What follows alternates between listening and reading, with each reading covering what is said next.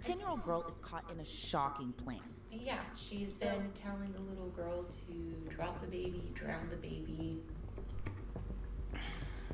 Her and talked about slitting our throats in the middle of the night. So how do you sleep at night now? With one eye open. But investigators soon learned the girl allegedly did this at the direction of someone she met online. Well, you're being charged with principal and first degree to attempted homicide. Okay, that's what your warrant's for. So. Attempted homicide? Yes, ma'am. Oh my God. This is Inside the Crime, presented by Law and Crime. I'm Elizabeth Milner. Online gaming platforms are a popular place to make friends from people all over the world. But in this case, one of those platforms became a messenger for a deadly plot, leaving a baby. Trying to make her do murder. I said, baby, that doesn't just go away. There's a consequence for it, I'm sure. But if they were to find out that you did this and you're lying, it's going to make everything worse.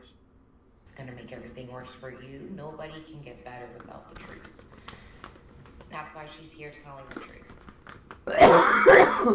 Is because I told her you can't run around doing all these things, because eventually you're going to hit an age where you don't just get a slap on your hand. Mm-hmm. I said, I've worked in the jail, I've worked in the juvenile home, I've worked with the women, I've worked with the psychos. So it's not a fun place. It is not a fun place. She's been telling the little girl to drop the baby, drown the baby. Her and talked about slitting our throats in the middle of the night. We found sheets that didn't belong to us in her pile of sheets she was collecting, because when I confronted her about burning the house down, she said, I'm not going to do it now because you caught me. So, okay. Do you even feel sorry for anything you've done? That everything I did was fine. And I'm like, no, it's not fine. Literally has it stuck in her head. This is slitting someone's throat when they're sleeping is fine. Burning a house down is fine. Trying to kill the baby is fine. What? Because she's too young to hold Gordon, yeah. to hold blame for it. Yeah. Yeah. I told her, if you get caught, what you do is you just turn around and start shaking and they'll just think you're crazy. When I explained to her that she almost killed him on his head because on our kitchen floor it's tile.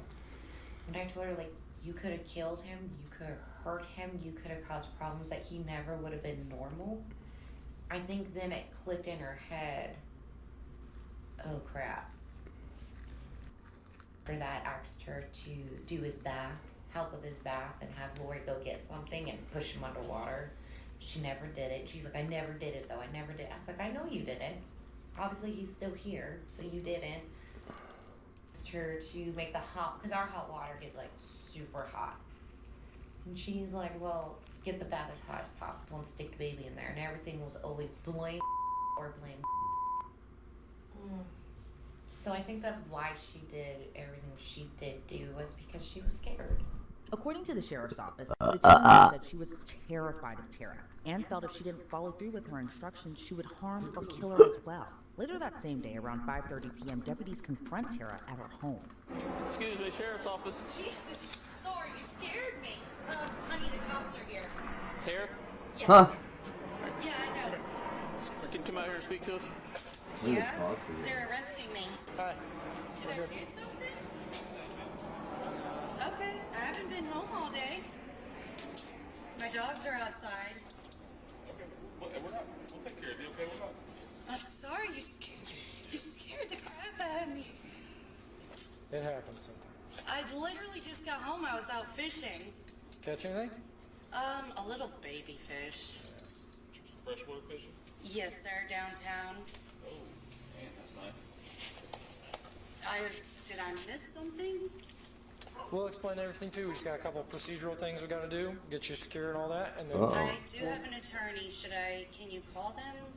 Do I need them present? We can't make that decision for you. Talk to second. Just give us just a second. Okay.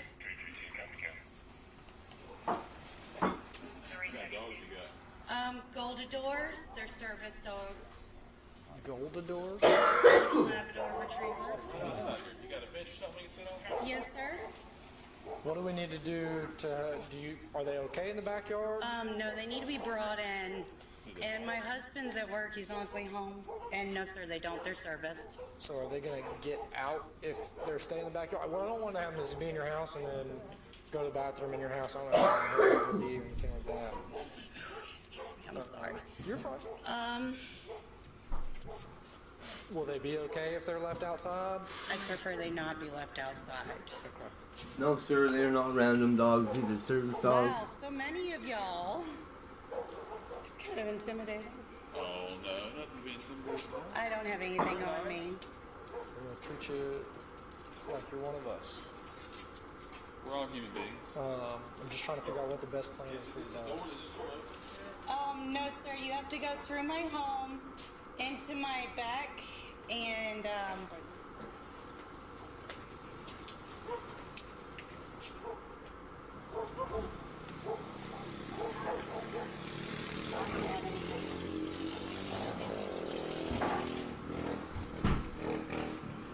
am I going to jail? We'll talk to you in a second. Let's just one thing at a time. Like I said, we didn't just do a couple procedural things. Is your Call my attorney. is your backyard secure? And they're not like chained up, right? They got free range of your backyard? Yes, sir. Okay. That's a golden door? Yes, sir. It's a golden retriever Labrador. There's two of them. There's 3 dogs back there. Yep, they Okay. have a pit bull. I got you. I was like, that's not it. Okay. Tara appears to be confused and in disbelief as to why she's being put in handcuffs, but she was quick to lawyer up. Can I call my attorney real quick before I speak with you guys? Are you wanting to talk to your attorney before? I'm Investigator Lloyd, so I was going to explain everything to you once we get you to the Tahoe. So do you want to talk to your attorney Why before don't you you answer any talk questions? to you?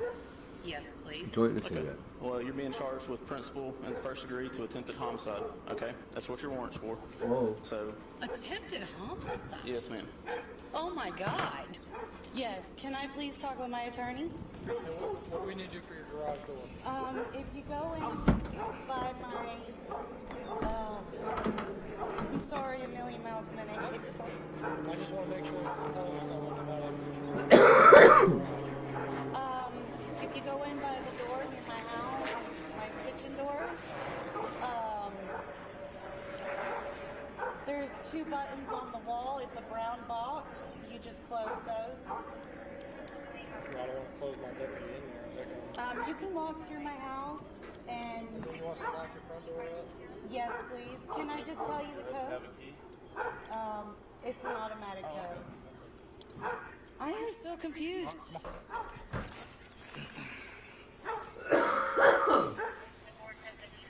Your order's supposed? What do you want?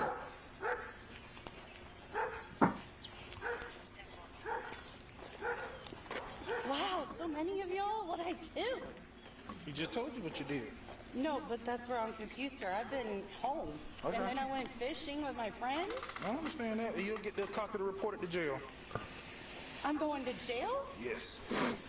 Okay, I really need to talk to my attorney. You'll talk to him once you get to the jail and get a phone call. Do I have bond? I don't know. I haven't looked at the warrant. He got the warrant. He got the paperwork. For real, I got one thing. Oh my gosh. I am so confused and I'm scared. You got one thing. I didn't touch you. I didn't do anything. Jesus Christ. Yo, Kelly. Are you gonna be picking up my husband? Did y'all double lock me? Yeah, he did. Oh my God. What'd I do?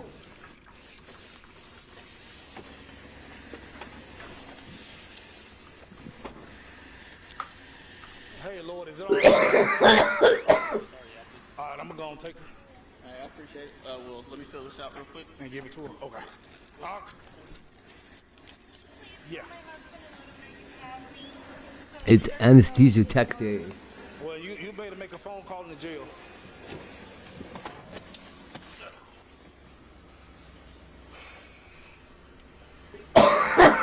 He said he got to give her a property receipt for a phone and stuff. Is there any way you guys can charge my phone so I can get the numbers out of it? The jail will let you do that. I don't know what I'm going to jail for. Tara is charged with first-degree attempted murder while engaged in aggravated child abuse. She maintains her innocence Dance while she's marathon loaded up in day. a squad car and appears to try and get Holy in contact Tuesday. with her husband. Holy who reportedly Tuesday. is very familiar with deputies too. Online records show Tara and her husband James were arrested in May of 2024 and were charged with child neglect and child abuse after they let a 20-year-old man Clams on the impregnate half-shell day. James's 14-year-old Crayola daughter, crayon who and had been crayon pregnant day. for over 5 Tater months day. throughout the pregnancy. According to deputies, Prom James's day. pregnant daughter also Terry's showed signs day. of I thought it said possible Tetris. malnourishment. As of now, those cases are reported as Transgender Day of But let's turn Visibility. back to Tara's World current Backup Day. situation. Now that she's sitting in a squad Federal car headed to Transfer the Day. Escambia What's County that? Jail. He said this was a Does this what? mean the Yeah, you'll get the ATF copy or of the whatever report. gets their money now?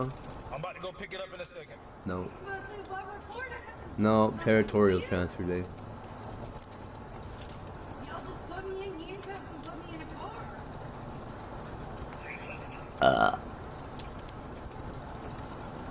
Car 279.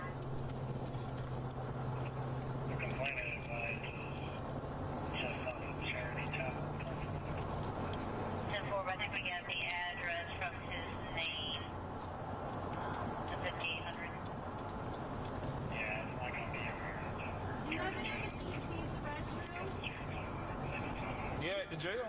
Once you get booked.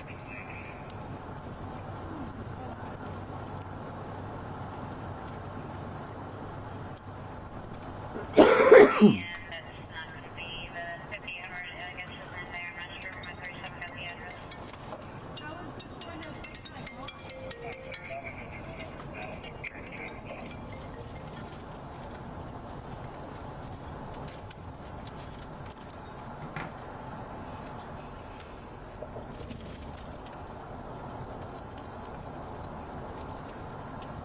Your bond is already set by the judge until you go to first appearance. But I'm currently out on bond, sir. Well, that's something that you're gonna have to do. I don't know. I've never been arrested and I don't know. So you're gonna have to deal with that at first appearance. Oh my god. I have no idea what's going on.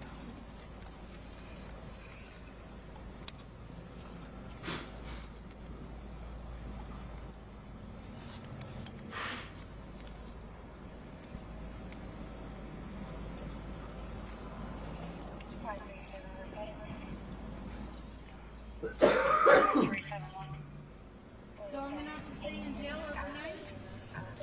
We don't know. Your report say. Michigan and Nashville. That is up to the judge, ma'am. 279. I'm sorry, I couldn't hear you. What'd you say? Whatever the judge say, if you get a bond or not.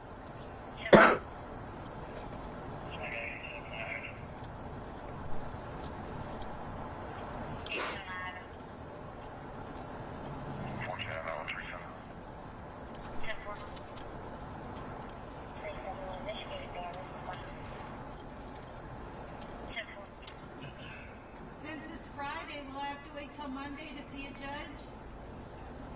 Maybe. That I don't know is up to the system.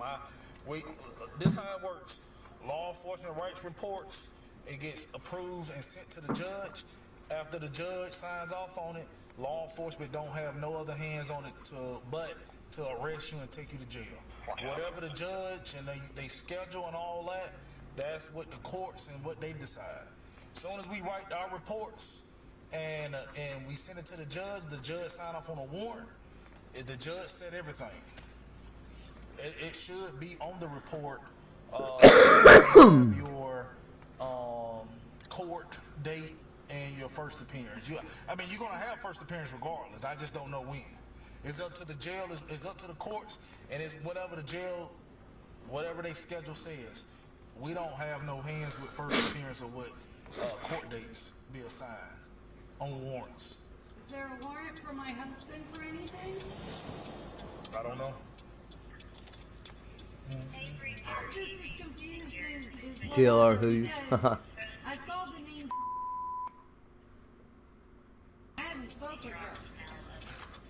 Oh, talking about on the report right here? Yeah.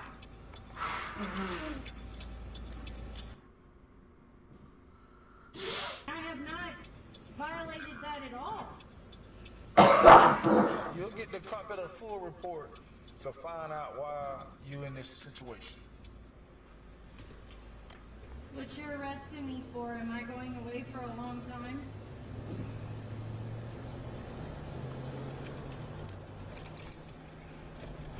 Man, I just picked you up on a warrant. I didn't do the report.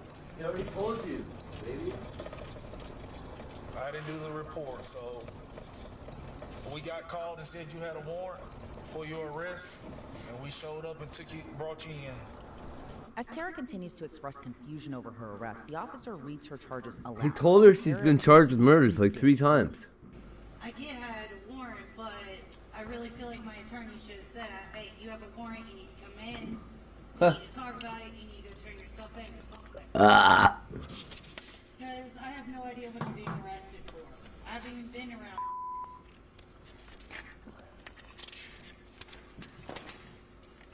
What on here it says,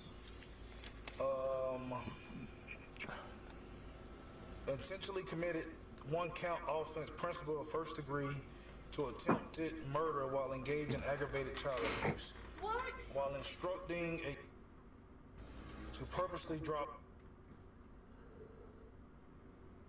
on the floor and attempted to end his life. Oh my God! I had nothing to do with that. So that's what it says. Oh my God!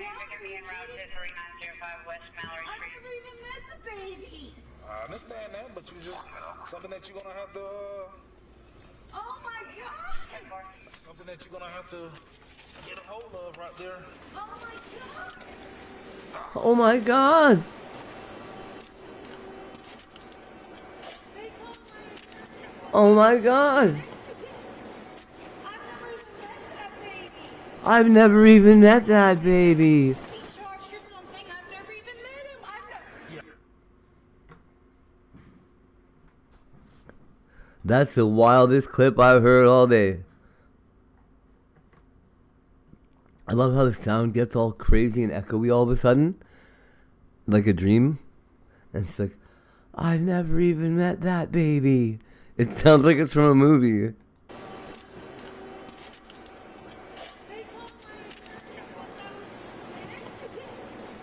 I've never even met that baby.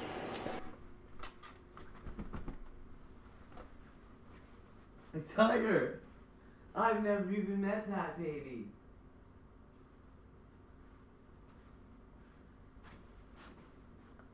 I've never even met that baby.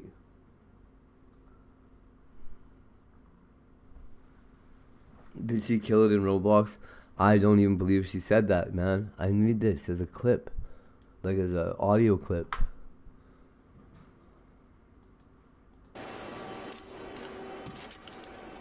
Click, click. I've never even met that baby.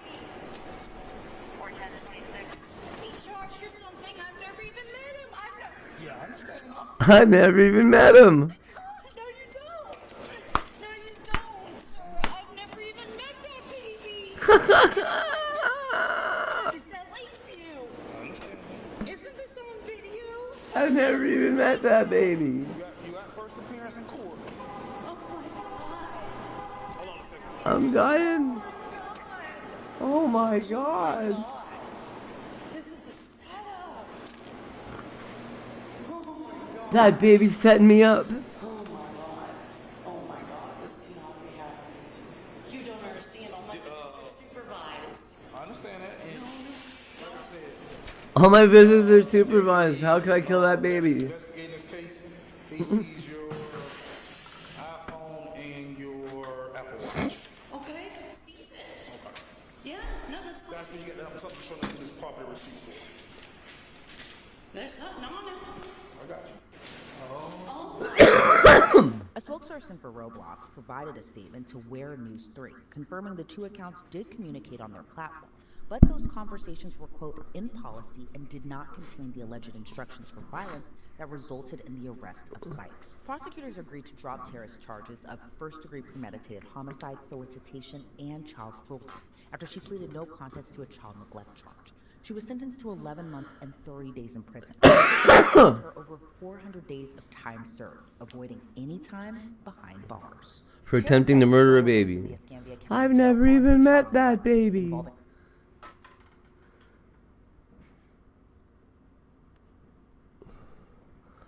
That's wild, yo. What? What?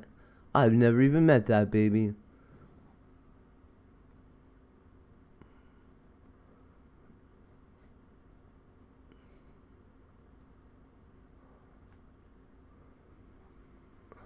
George Knapp is an idiot. This is a big show, everyone, so hear me out. I've got a thesis that Elon Musk is playing a different game than everyone else. Yeah, he is. I mean that literally.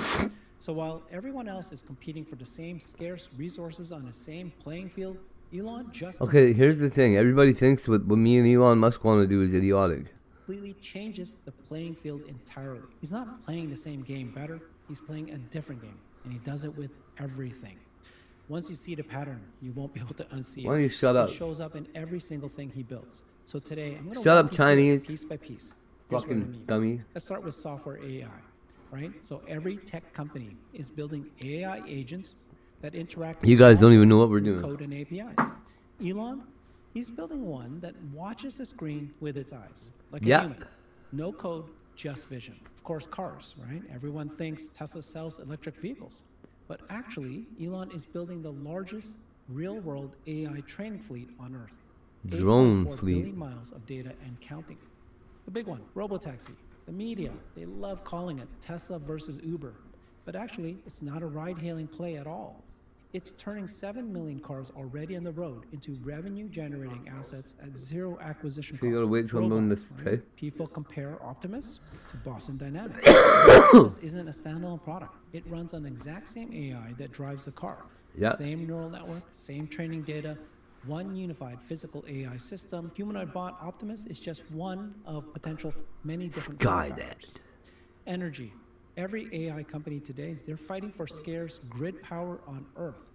Google is restarting nuclear reactors. Microsoft is buying power from 3 Mile Island. Elon, he filed to put 1 million solar-powered data centers in orbit where the sun never stops shining. Yes. Chips. The entire AI industry waits in line at TSMC for chip allocation. Hey, isn't it Elon crazy? is building his that own 25 Hate Goes billion Here said the only place that solar panels work is in space. Elon Musk builds a bunch of solar panels in space. in manufacturing his own silicon. Factories. Traditional automakers, what do? They build one car at a time on a sequential line. But Tesla's unboxed process assembles the Cybercab in under 10 seconds. It's actually not a car. It's much more like consumer electronics. And Grok. Every AI company licenses someone else's model or builds on someone else's cloud. Elon built his own reasoning engine, integrated into hardware he owns, and powers it with energy 2032 is the infrastructure soft that he deadline. controls.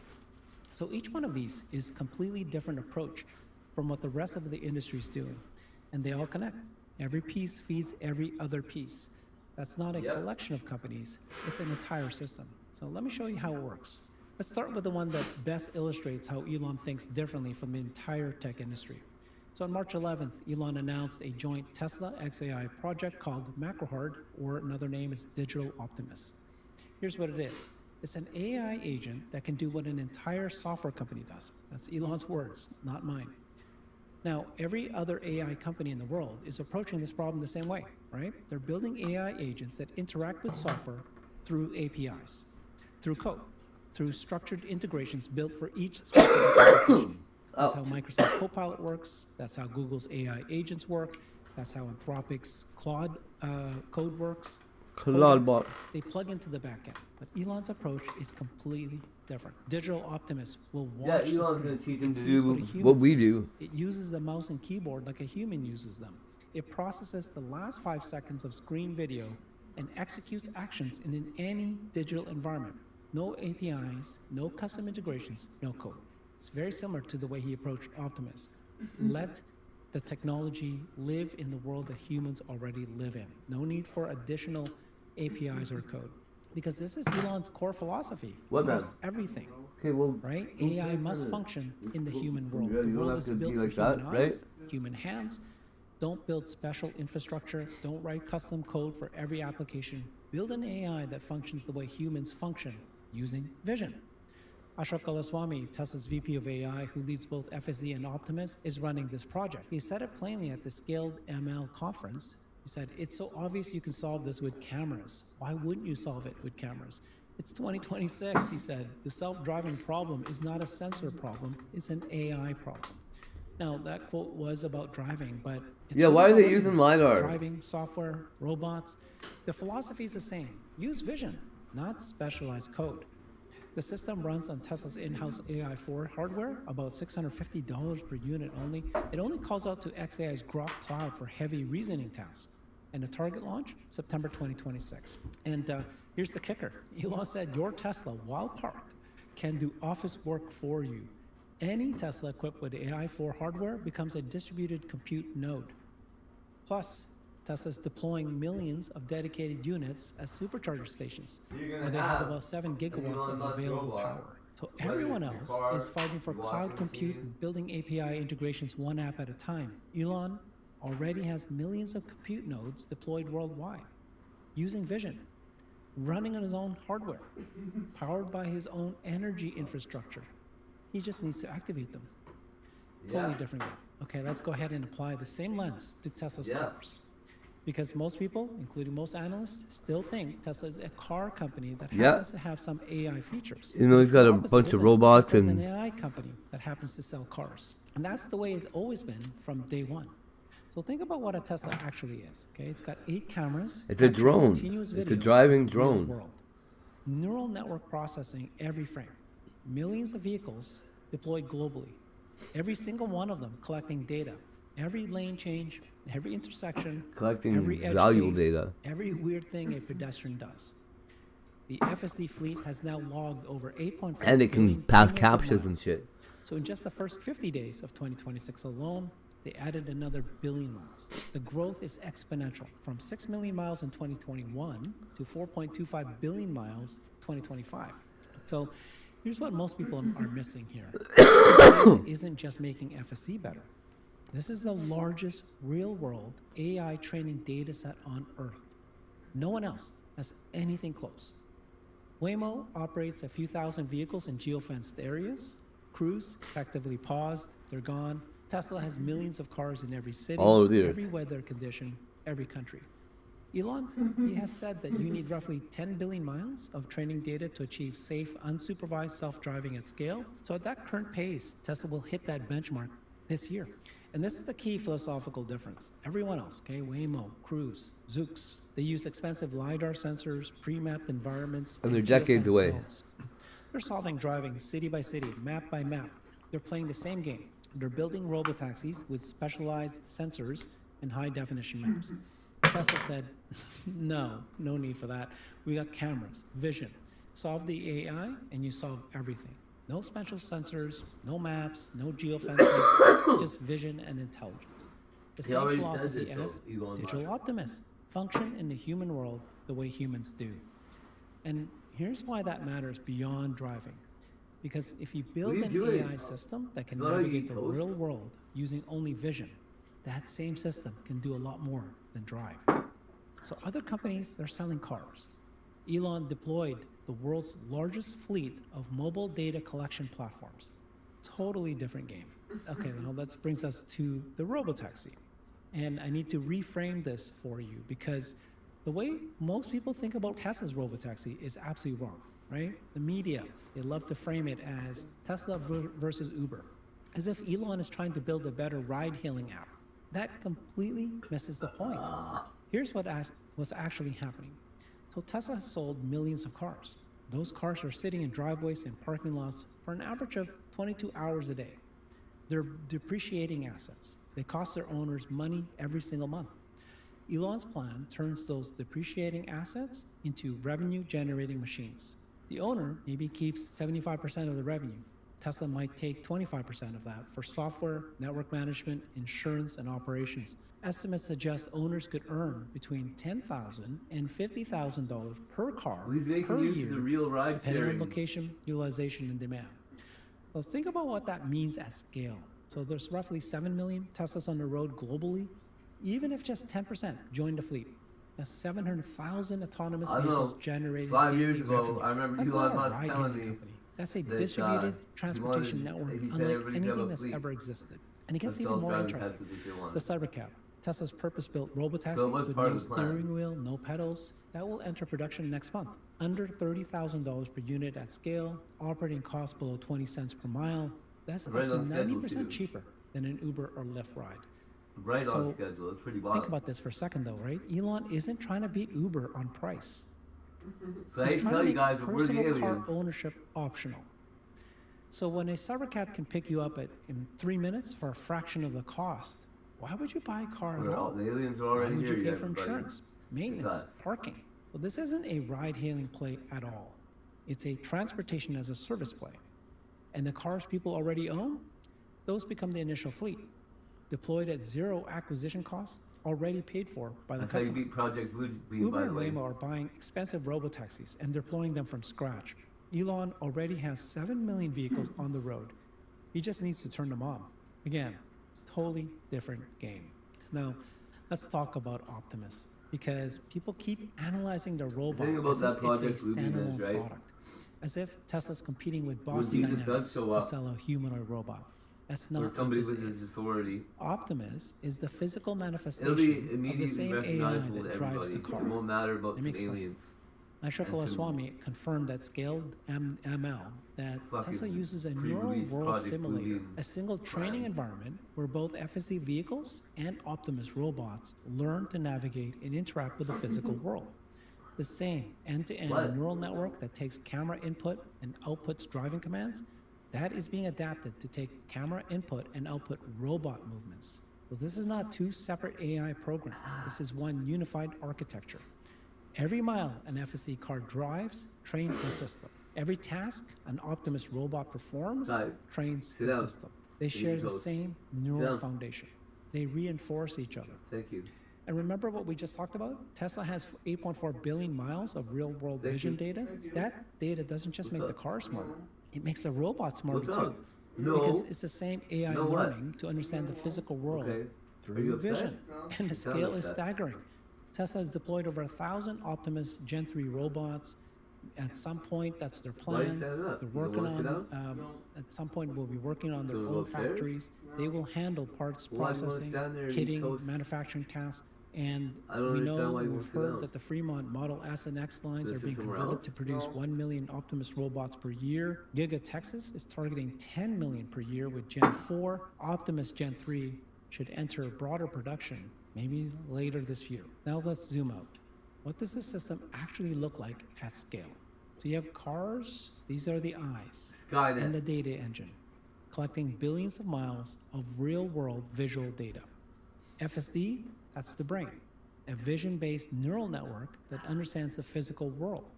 Optimus is the body, one kind of body, applying that same intelligence to physical tasks. Digital Optimus, that's the digital The best twin, part is he's got it applying deployed the all same over the world vision-based already. approach to software What are you tasks. gonna do about it? And they all share the same training infrastructure. Cortex 2 at Giga Texas, 500 megawatts of compute powered what does by that mean, 150 everybody? megapacks. So this is not a car company. This is not even a robot company. It's a giant This is AI a physical AI system. And every piece feeds every other piece.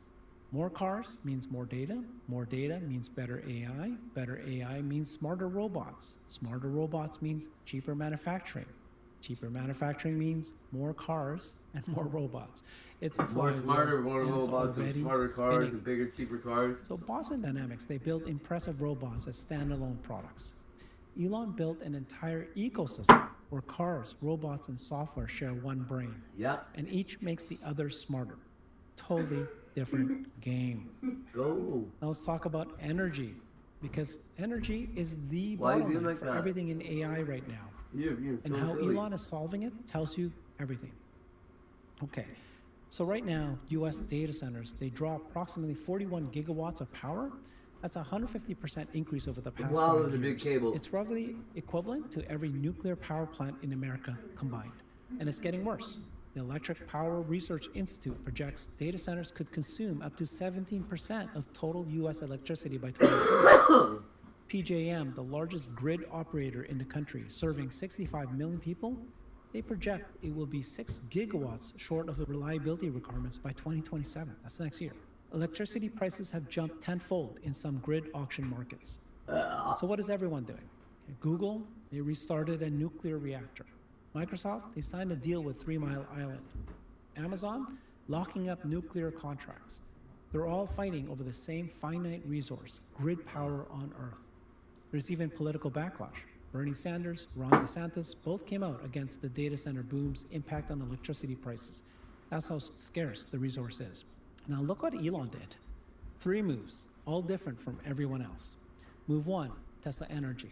So while other tech companies are customers begging utilities for power, Tesla is the power.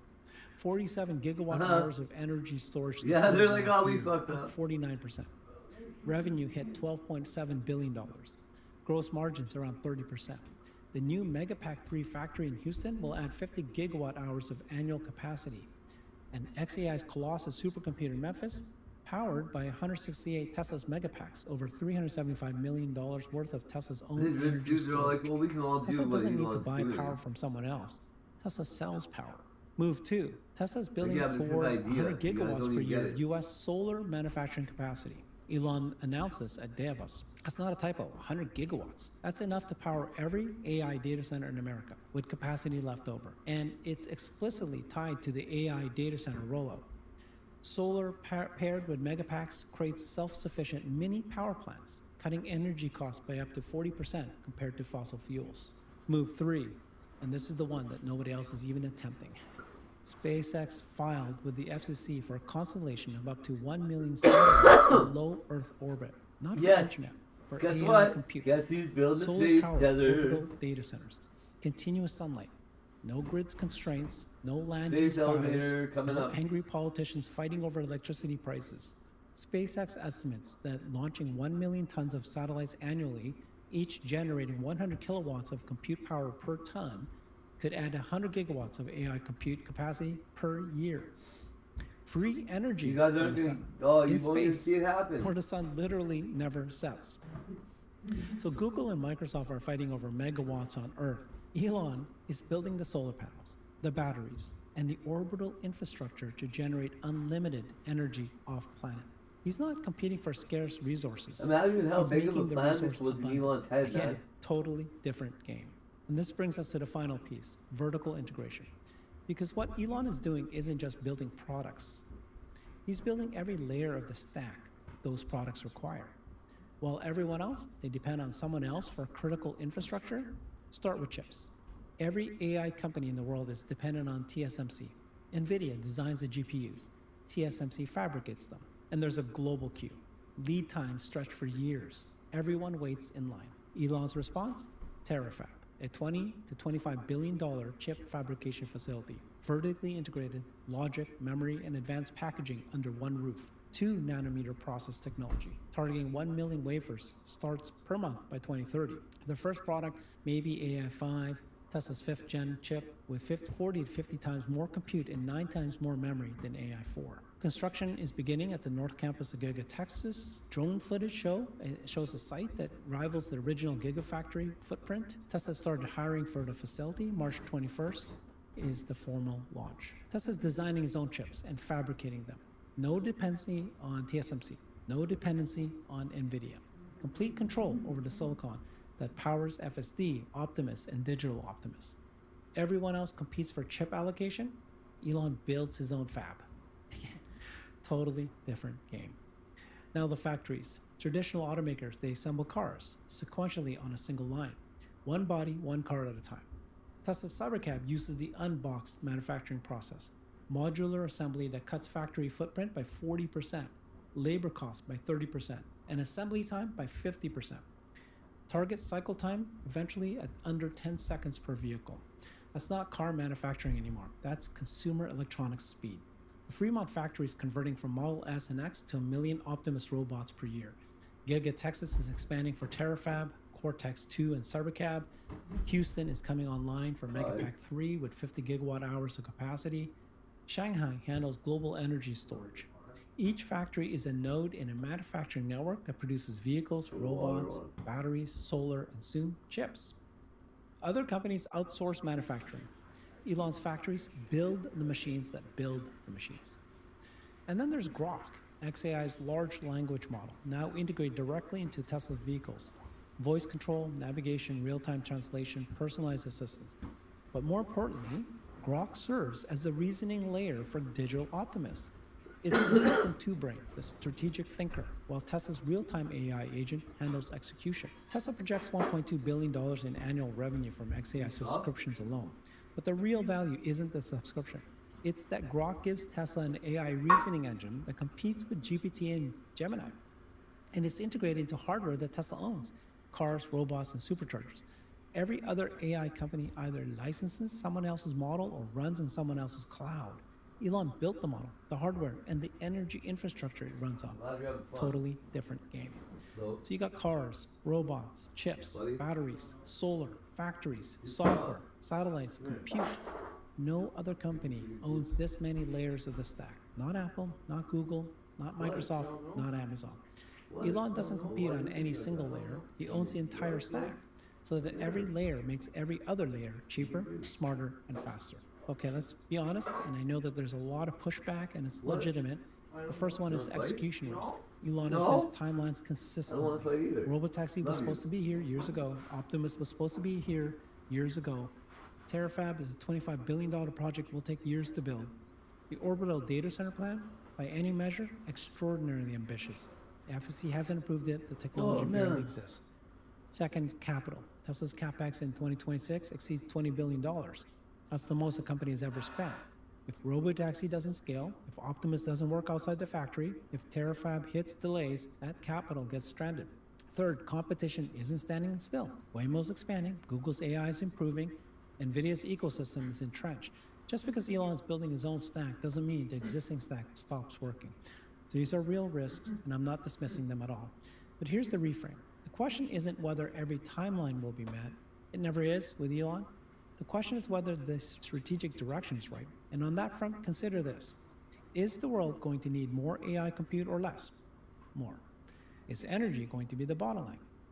Yes. Is vertical integration more defensible than dependence on suppliers? Always. Is real-world data more valuable than simulated data for physical AI? Almost certainly. Even if every timeline slips by 2 years, the architecture Elon is building doesn't have a competitor. No one else owns the cars, the robots, the chips, the batteries, the solar, the satellites, and the AI software. The strategy's right. The timing is debatable, and that's the bet. So what does this mean if you're watching as an investor, as a professional, or just as someone trying to understand where the world is going? Here's the framework I'd use. Ask yourself one question. What is the market pricing Tesla's as? If the market is pricing Tesla as a car company with some AI upside, which based on traditional automotive multiples, it arguably still is, then every piece of what we just discussed represents unpriced optionality. Robotaxis at scale, maybe not fully priced in. Optimus is a commercial product, not fully priced in. Digital Optimus is an enterprise software platform, definitely not priced in. Terafab producing AI chips, not priced in. Orbital compute, not even on the radar. Now, some of those things may not happen, or they may happen later than expected. But the point is, the market is evaluating Tesla on one game, and Elon is playing a different game entirely. The risk is that the different game doesn't work. The opportunity is that no one else is even playing it. Here's what you can do with this framework right now. 1, stop analyzing Tesla's business in isolation. The car business, the energy business, the AI business, the robot business, they're not separate units. They're a system. Every piece feeds every other piece. If you're only looking at auto margins, you're missing the picture. 2, track Cybercab production ramp starting in April. The speed of the ramp tells you whether unboxed manufacturing actually works at scale. 3, follow the energy storage numbers. Every megapack deployed is a piece of infrastructure that powers Tesla's own AI ambitions. The faster energy scales, the more independent the entire system becomes. And 4, pay attention to the $10 billion FSD mile benchmark. When Tesla crosses it, likely this year, hopefully, that's the data threshold Elon has, estimated for safe, unsupervised autonomy at scale. That's a milestone with enormous potential implications. So here's the bottom line. Everyone looks at what Elon builds and tries to compare it to something that already exists. Tesla's like GM, SpaceX is like Boeing, Optimus is like Boston Dynamics, xAI is like OpenAI. But that comparison always breaks because Elon isn't competing within existing categories. He's building a unified system where energy, AI, manufacturing, transportation, and compute are all connected, where every piece makes every other piece more valuable. The rest of the industry fights over scarce resources. Elon makes the resources abundant. That's a different game. And once you see it, like I said, you can't unsee it. If this kind of analysis is valuable to you, please subscribe. I break down these developments every single day so you can see the signal through the noise. I'll see you in the next one.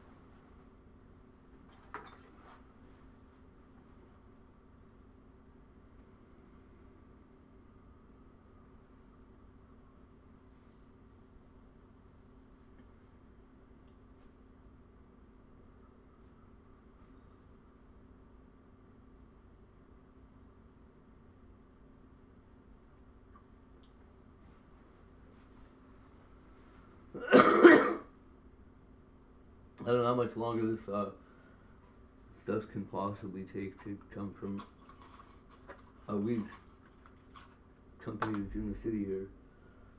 Oh.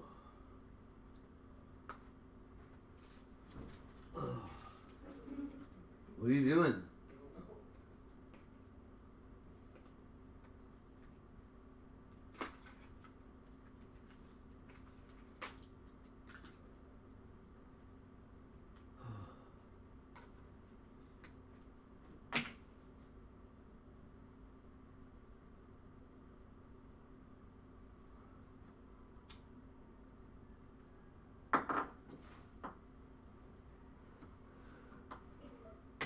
What? Tig. What do you want? I'm gonna come beat you up.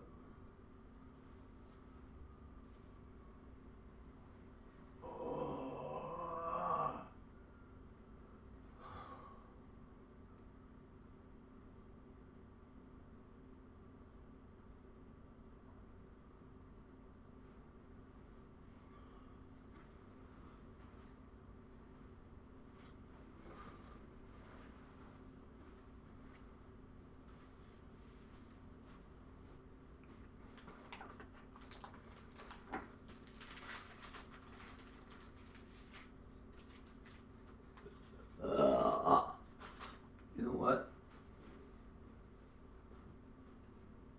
I'm gonna come beat you up for money. Yep. Yep. Yep. Yep. Yep. I am.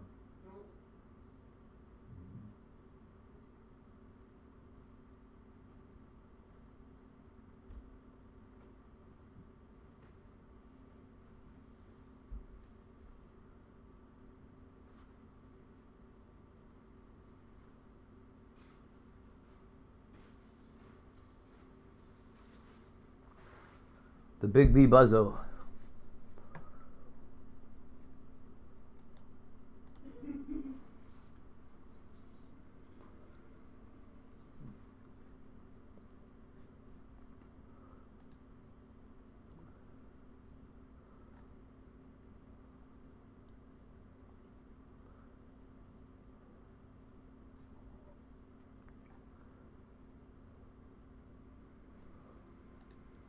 So again, voluntary system, 10 million people signed up. Yes. They tracked all this data, inadequate, check the box Voluntary. information. Not And, only and what they should have been just making available online, like quite honestly, like Vayers. I mean, Vayers available, you can see it. They should have. And They should have made that available as well. They didn't. And so you had to sue, when did you sue them? sued them. Oh. It would have been a few months after the rollout of the COVID-19 vaccine. And Okay, it so, took us so a year early, and a half. early in 2021. It took us 2 lawsuits actually, because we, in order to make them take contradictory positions, and only, so we sued them 2 different ways. Well, And only too when they bad. had no choice, They're doing they it. finally released the data after And a year you and a half. first filed a FOIA request. Yes. And they should have just, boom, they should have handed it over to you. If Right? they want Because to if they obviously were collecting this data, had to be kind of centralized. Wouldn't have been that big a task, I wouldn't think, to, okay, here's what the data shows It would us. have They taken should- seconds. They should have, by law, should have just turned it over to you. They should have. And they didn't. So you had to go to court, and it took you 2 years. It took it. to Okay, get then, the- so now drum roll. Yes. What did the VSave data show once you finally extracted it by a lawsuit using the courts? Yes. What did they show you about how safe the Here's what projection was? Here's what it showed. In contrast to the dozens of studies that the CDC relied upon to say that COVID-19 vaccines were safe using VSafe data, where they only reported the first week of what people reported after the injection seek medical care, even though they know that injuries from COVID vaccine can happen well after the first week. They only reported the first week to make the number look low. And even though they designed the system,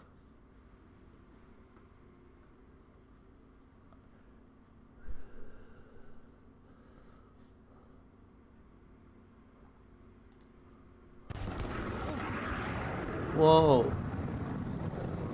An explosion and fire that rocked Yolo County and left 7 people dead. And tonight, a scathing grand jury report on what led up to this, showing Yolo County officials knew about the illegal fire.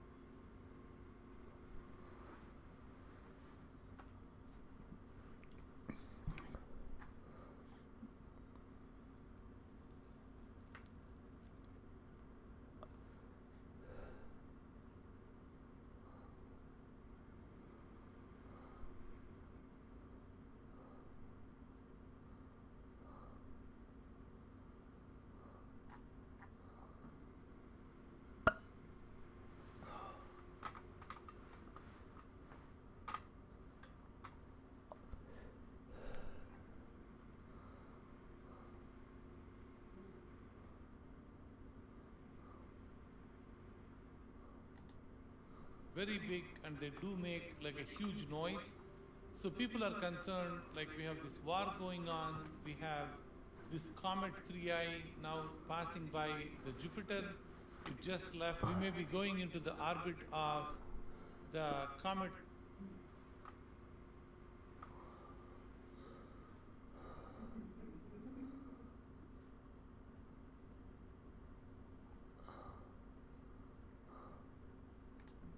You can detain anybody to run. I can detain. Making a thing to detain me to run me. I mean, if you were committing like a felony or something, sure. I'm not breaking any laws. Yeah. Man, that's what's up, man. I would just be careful, bro. Keep your head on the swivel. Because they've been targeting law enforcement lately or anybody who resembles it. Yeah. I put my hand, he's like, put your hand behind your head after I uncuff you. He's like, if you flinch, I'm gonna ask this guy to tase you. 22-year-old in tactical gear claims to be a recovery agent. He detains a man at an Arizona gas station, but he's not who he says he is. But before we dive into the details, make sure you hit that subscribe button so you don't miss stories like this about the perpetrator. Anthony Harper detained a man at a gas station without identifying himself. He gave commands, used handcuffs, and acted like a cop, but he wasn't. He's now facing charges for false imprisonment and police impersonation. Maricopa County Sheriff's deputies responded. They reviewed video, witness statements, and evidence. Their conclusion, Harper was impersonating a police officer. He dug his own grave. He told us everything. Mm-hmm. You don't have your weapon with you, right? It's not in the car, your firearm? You have any other weapons in the car? Anything on you at all? All right, go ahead and turn around, put your hands behind your back. Unlawful detainment and impersonating himself. Started in a parking lot. Anthony Harper introduced himself to a security guard as a recovery agent. He spoke with confidence, like he'd done this before. Harper explains his role. He patrols the area watching for people with warrants. He claims police can't be everywhere, so he fills the gap. How you doing? Dennis, nice to meet you. Who you work for? I'm a recovery agent. Oh, okay. The last night was probably the most I've ever gotten in one night. What y'all patrol out here or something?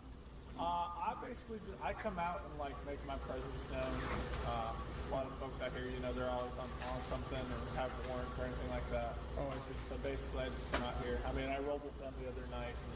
Oh, okay, cool. So you contracted through Youngtown, or you just? I work for the state of Arizona. Oh, you work for the state of Arizona. Oh, so you like DPS? sort of. Harper escalates his claims. He says he contracts directly with Arizona. He mentions the U.S. Marshals, claiming they pass cases to him. He drops city names, Glendale, Phoenix. He speaks with confidence, as if familiarity alone proves credibility. The guard asks if he works with the Department of Public Safety. Harper says it's similar, then gives a vague explanation that sounds detailed but avoids specifics. He claims to work in bail enforcement, but insists the state contracts him directly. How would you explain bail? Oh yeah, I know how bail enforcement work, but Basically, for me anyways, I don't just do like bail bonds companies. I contract with the state. Okay. So like if the marshals have something, they don't want to go pick them up, they'll be like, here, take this file, go get it done. Oh, I see. If local police department, like I have a Glendale warrant right now, they'll be like, hey, come pick this guy up. I'll be like, all right, cool, got it. So basically, I go and like cruise areas. Like I was at 35th Avenue in Camelback last night. Shootings, car accidents, you name it. Harper adds another claim. He's a firefighter. He responds to accidents, shootings, and emergencies. That's why he's out late and moving between locations. The guard catches this. Firefighting is verifiable. He asks which department Harper works with. Harper says he works in Show Low, a small town where everyone does multiple jobs. No rigid assignments, just whoever is available. Basically, I know PD and stuff is stretched thin, so I'll respond to scenes because I'm also a firefighter. Okay. So I'll respond to scenes, and that's my normal day job. Okay. Firefighter. What department you work for? I'm actually out of Show Low, so I'm a wildland firefighter. Yeah, Show Low? Yeah. Man, that's a ways out. You volunteer fire or you're like fully certified? Oh wow, okay. What's your position there? You like an engineer? Like what do you do? Just a firefighter. I mean, but what do you do for the fire department? I'm just a basic firefighter. You run medical, you drive a rig, you do engineering. So it's always different because everybody's cross-trained. Okay. Show Low is such a small town. Okay. So we don't have like a specific engineer. Which that makes sense, yeah. Oh, I mean, we have a specific captain, but that's about it. So y'all like almost like rural almost. Basically. Okay. The conversation shifts to his vehicle, a big Suburban, Cajun back, red and blue lights, white lights up front. It looks like a police car. Harper justifies the size. He's tall, needs room for gear. He jokes about sprinting without breaking a door. The guard relates. He drives a Tahoe too. They bond over shop talk. Harper admits he installed the sirens himself, cheap models, but loud. He mentions running traffic code during accidents because of his firefighter role. That's cool. They let you put lights on that thing or what? The state does, yeah. Yeah, you got red and blues on there? Yeah, on the rear. On the rear? Red and whites in the front. Oh, for sure. That's what's up. Yeah, I like Suburbans, man. Them things nice. I mean, it's spacious. I'm 6'3". Yeah. And I mean, if I gotta jump out, I ain't trying to jump out in a tiny little car like this. Push the door and break the door off. Yeah, that's what's up, man. I mean, I'll literally throw that thing in park and jump out in the car and start running. We've done it before, so. That's what's up, man. That's nice, man. You got it caged up too? Man, that's nice. I'll either, depending on like if they're violent and stuff. Yeah, that shit nice, man. Like I have a Tahoe, so that's all I like. Yeah. Always like this body type. I had a Crown Vic before this, and it didn't have the cage and stuff in it. Oh yeah. But I was just too big for it. I mean, shit. If I'm running full gear, full vest, and everything, I mean, it's harder for me to get out. It's like this. I'm sure you probably. Yeah, I struggle getting in and out of it. Yeah. Like the steering wheel. I can just jump in, slide my butt in, and we're good to go. Like, yeah, I get caught on the steering wheel quite a bit. Yeah. I got the siren put in the other night. Dude, $20 from Amazon. This guy's going to jail.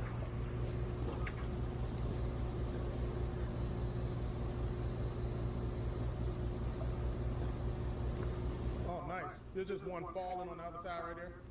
What? Like one is falling on that other side. Yeah. Yeah, this is nice, bro. He plans to add more lights, side and license plate ones. The setup is temporary, he says, since he just bought the Suburban. The guard asks how long he's been doing this. Harper says 4 years in bail recovery and firefighting. He's worked in Show Low and on wildfire prevention near Yarnell. I ordered the running board lights. I want some here, and then I got the license plate cover coming through. So oh, that's what's up. Hopefully we'll get the whole shebang. These were just to like a temporary, because I just bought this vehicle a couple weeks ago. So. Dang, how long you been in the business, man? I've been doing bail for 4 years and firefighter for 2. Okay. So you live up in Show Low? I did. I just moved back down here. Okay. I only travel to Show Low when they have wildfires right now. So. Okay. Harper describes his patrol style, no pulling people over, just watching and discouraging trouble. If things get serious, he calls the sheriff. He claims he's careful not to waste police resources. So y'all just be out here like just looking for people or just pulling them over? Or like, So like the other night when I was out with them, like say you guys shot somebody, if I like we had that, I wanted to search this guy's with the backpack so bad. We had some guys, I can tell he had stuff on him, like just how nervous he got. Yeah, we try to, I know we can't pat people down, so we just move them off, or we'll just have sheriffs come out and trespass if they don't want to leave. It's been a little difficult because a lot of places don't have the signs that they're supposed to have, so. Yeah, they have to trespass. Try to do as much as possible without the sheriffs coming out. Just, I know they're already fucking slammed as it is. Okay. If I gotta pull somebody over, I'm already on the phone with PD and sheriffs trying to get them out there before I pull them over. Nice. Damn, son. Yeah, you doing your thing, man. He mentions his dark window tint for safety, he claims, but visibility from inside is clear. The guard asks about licensing. Harper describes the process: fingerprints, background checks, registration, bond company approval. He offers to show paperwork. My back windows, not the rear window, my back windows and the back passenger windows are all the like completely blacked out. Like you can barely see in, we can see out. The rear and the front are, or the front's not even tinted. The rear is where like it's iffy. If you flash a light in, you can see. Oh, okay. Other than that, Well, you have like the limo tint on here? not in the back, but on the side that's right. Oh, so you got to shine from this way. But you can't look out of it, though. I mean, you can't look in. Oh, yeah, that's crazy. Yeah, that's nice and dark. I like that. That's crazy. Yeah, he was telling me about it, and I was like, I know, you know, because we're contracted with the city as their patrol. So I was like, man, that sounds pretty cool. Man, you can get licensed like that. That's pretty cool. It's a nice little break. For bail too? Yeah, I used to be. I let mine expire. It's too saturated. Like I worked for Didn't Do It for a little while. It's called Didn't Do It. Real quick. That's what it was called. Didn't Do It bail bonds. That's funny. Got the red and blues and everything. The siren. Yeah, man. Be careful. I know we had a lot of shootings out here, man. I was just at one. Oh my goodness. Harper laughs about being mistaken for the FBI the night before. The guard's tone changes. He warns about recent shootings targeting people who look like cops. Harper agrees. Standing out can be dangerous. Hey, funny story. Last night, shooting 15 or 19. I arrived at site the same time Phoenix.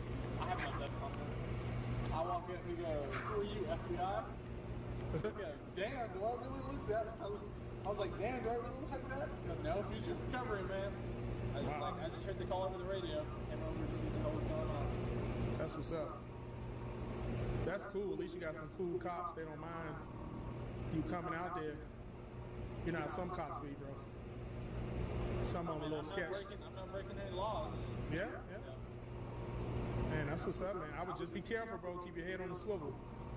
Because they've been targeting law enforcement lately, or anybody who resembles it. Yeah. Every time I have to call PD, I think, make sure you're not seen. The hell you mean make sure I'm not seen? I'm already out with these guys. Yeah, man. Dang. Yeah, be careful, man. Especially out here in Youngtown. Like we, most of these guys, we know them, but, you know, we gotta be a little careful. Then the situation suddenly takes a shift as the man detained by Harper was seen sitting on a curb in handcuffs. The man's face was flushed with anger and fear, his eyes flicking nervously as he described the threatening encounter. He explained this situation to the guard, claiming someone handcuffed him and threatened to tase him. He says that person told him he had a warrant, but there's a problem. The man says the man never identified himself. He wasn't wearing any badge or official gear, just a vest, casual clothes, and an unmarked vehicle. Can you tell us what happened? Well, I was checking out like the security guard from Circle K. He was being a little asshole, you know, like and talking shit to me. Like that tall dude? That one with the glasses? Okay. He was coming up to me all weird, like really offending me. And like I was just explaining to him, well, I'm not gonna kick your ass, I'm just talking shit because you're talking shit. You know? And he put me in he called the securities and the securities pulled up. And the other guy pulled up, the other one that you're talking about, he pulled up and he put me in handcuffs. He was like, you got like a warrant or something, a warrant for your arrest and stuff. And I was just like, well, I don't know, write my name, do what you have to do. And he was just like being an asshole, checking my pockets. And he's like, you sure you don't have nothing else? If you put your hand, if he's like, I put my hand, he's like, put your hand behind your head after I uncuff you. He's like, if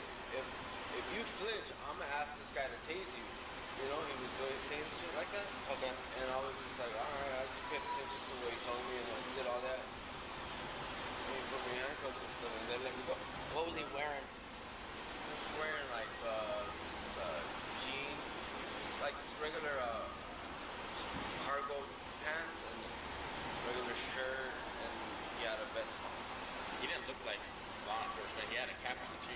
Didn't he have a beard? No, not at all. He was wearing a vest? Yeah. Like a vest like these? Yeah. But it was black. Black? Okay. Did it say anything on it? Did you notice anything on it? It was, that's what I was looking for. I didn't see any kind of identifying marks. Did you ever see a badge? No. So he never had a badge? He never identified himself as law enforcement? No. Officers began asking him direct questions regarding the entire situation. Then, the case became a potential crime. Officers explained this could be unlawful detention or impersonation of an officer. They warned that a crime may have been committed. They asked him to cooperate to end the case and find the perpetrator. We were going over there to talk to him, and they said you guys were here, so we came. Unlawfully detained you and a crime was committed against you. Like I said, if he don't like committed a crime against you, would you be willing to aid in prosecution against him as a victim? Yes. You would be willing to aid in prosecution? Okay. So he's gonna get your name and your date of birth, and we're gonna put you in as a victim, okay? Just in case. If we have to do an investigation, obviously. So if we see him, we're not just gonna go arrest him, right? Yeah. We have to do some investigating, get everybody's statements, and then if an arrest is made on him, if we identify a crime has been committed, you would be willing to prosecute against him. Yeah. All right, cool. Then, Harper offers his help, saying he ran the man's information through the Department of Public Safety, and he always identifies himself as a recovery agent. He insists the man never hides his identity. Officers ask how he introduces himself. Harper delivers a clear and practiced response, his name, title, and the State Department he claims to work with. They press about licensing again. The officer repeats his paperwork explanation and offers proof. Now, the key question: why was Harper there with security guards? When asked this, Harper says he was nearby, looking for someone else, spoke with a lieutenant earlier, and that he wasn't acting as security himself. When asked about the detention, Harper says threats were made, and stories conflicted. He claims he stepped in to control the situation. What started as a casual conversation now turns serious. It's no longer about just talking. It's just two authorities questioning each other, except one was real and the other fake. I'm a recovery agent. So I got that backwards ID to see you on the warrant to go to UPS. But you had a misdemeanor warrant, you get it. But I never got you guys, so I don't even know how you guys got involved. CSO showed up? Yeah, CSO showed up. Okay. So, you said you ran that guy? How'd you run him? I just called the UPS, gave him there, right?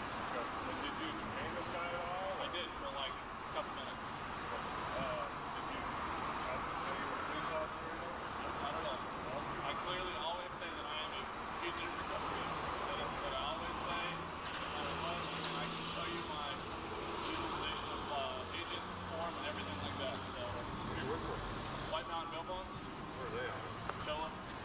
Yep. You work down here? Yeah. Yeah, how would you introduce yourself officially? I go, my name's Anthony Harper. I'm a fugitive recovery agent for the state of Arizona Department of Insurance. And that's exactly what I say every single time. Now, do you, do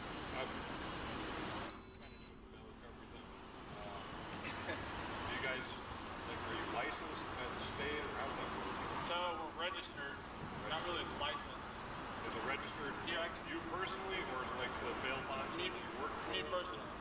So basically, the way that you do it is, you fill out an application, you fingerprint it, they send that to the FBI. A couple weeks later, you either hear back from them that you got applied or got approved, didn't get approved.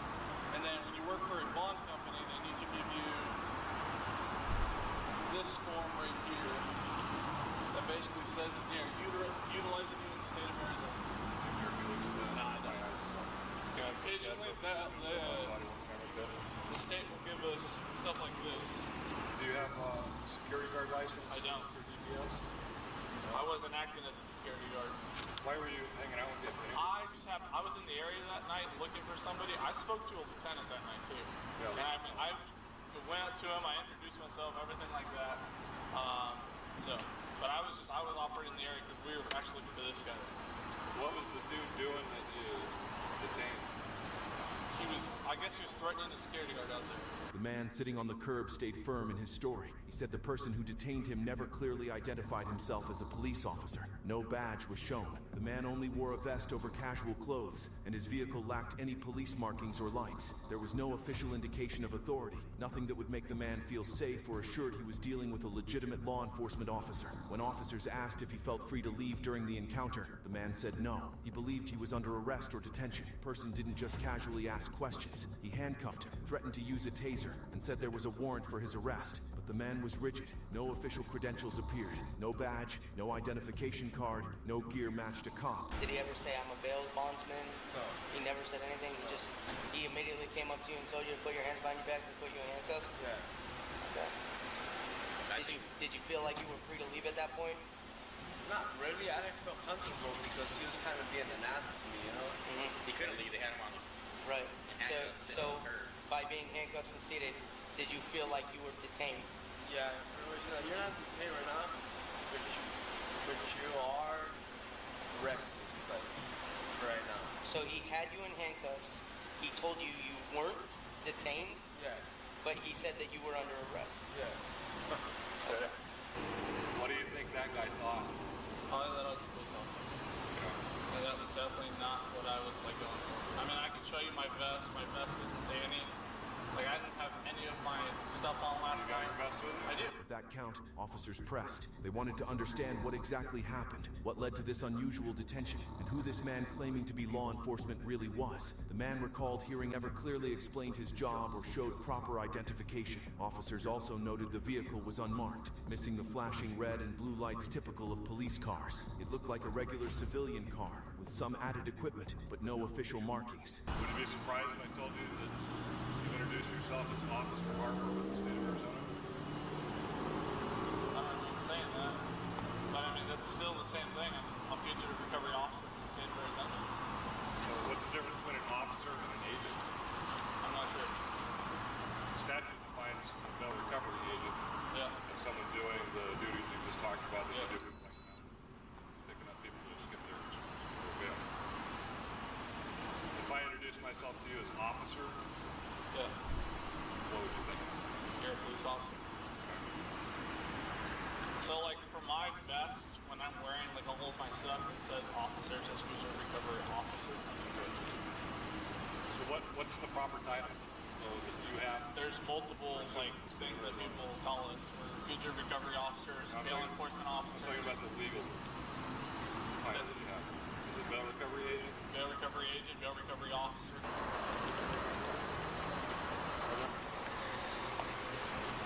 Literally, this is all it was. I had my bail badge right here. What about your body cam? You got your badge with you right now? I didn't have my body cam with me. Do you got your badge with you right now? Where's that at? What's on the back side? Nothing. Nothing? My You don't wear patches any? were all taken off. You don't wear any patches? I normally do. This is just, I was riding around last night. Okay. What else do you do besides the bail recovery stuff? Firefighter. Firefighter? Yes, sir. Who do you work for? I'm a wildland firefighter. Wildland? Yes, sir. Okay. Mind if I look at your car real quick? Yes. I use lights. What do you got lights for? When I do like, I just, for accidents and stuff. I don't. You got lights for accidents and stuff? Yeah, I mean, what if I'm driving and there's an accident? I don't pull people over or anything like that. Are you a paramedic, EMT kind of stuff, or what's the deal? I'm an EMT. EMT? And I'm a volunteer firefighter in Chilla. Okay.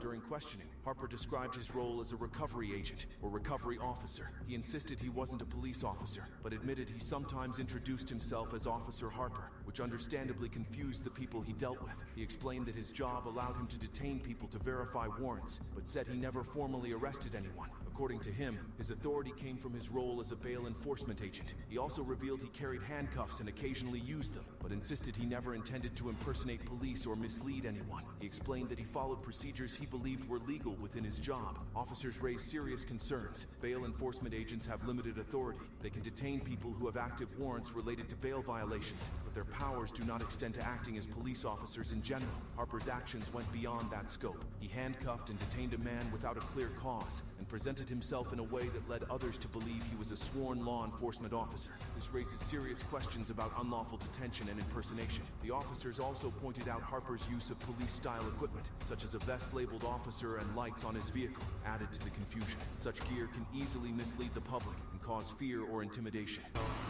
Just to make sure I'm clear, if I introduce myself to you again as Officer Hall with the state of Arizona, I would rightfully assume that you were a police officer. Okay. And I can see where that can get. So why did you use the word officer instead of bail recovery agent? Just probably heat of the moment. Wasn't thinking. I don't ever say that. Usually it's a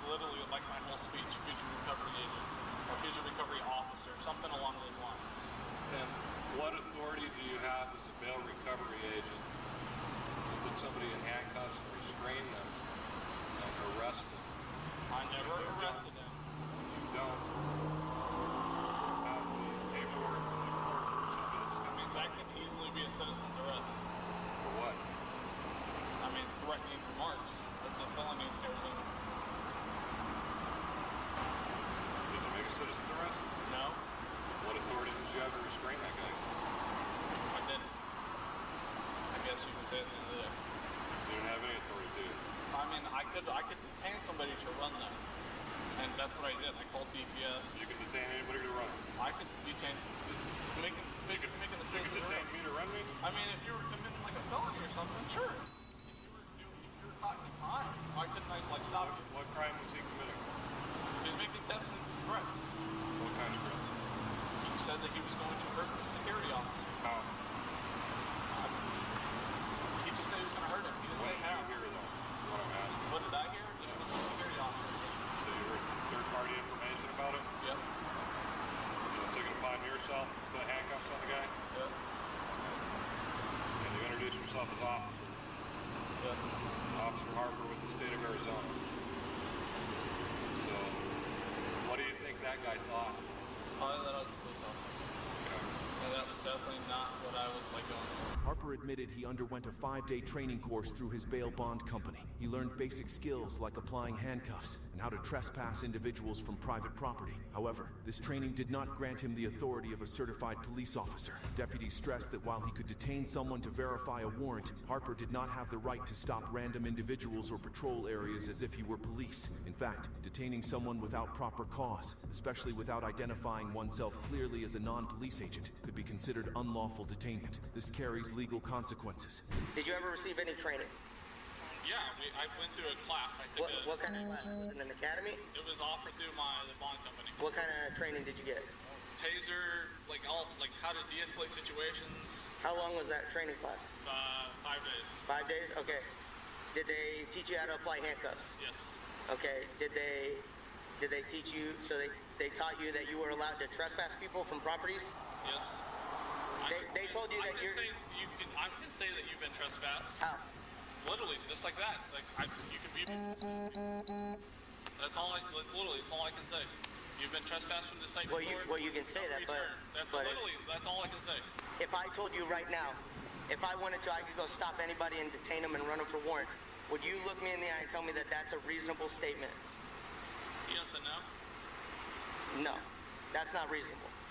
You cannot just stop anybody on the street and run them because you're a bail enforcement agent or whatever your title was at that day. That's illegal. That's unlawful detainment. You understand that, right? That's what I want to make sure that you understand because... I'm starting to understand. Yeah. The investigation uncovered that Harper's vehicle was equipped with red and blue lights, colors reserved for official emergency vehicles in most jurisdictions. Harper said he used these lights only for accident scenes or emergencies, and not to pull over civilians. Still, the presence of these lights on a personal vehicle further blurred the lines of his authority. He also admitted he sometimes introduced himself as officer instead of recovery agent, a choice that police found troubling, given the potential to mislead or intimidate people. I'm just trying to understand, because you got some stuff, but you don't got others. You got your red and blue lights, That but... always stays in my car, so I mean, I don't normally take that out. Okay.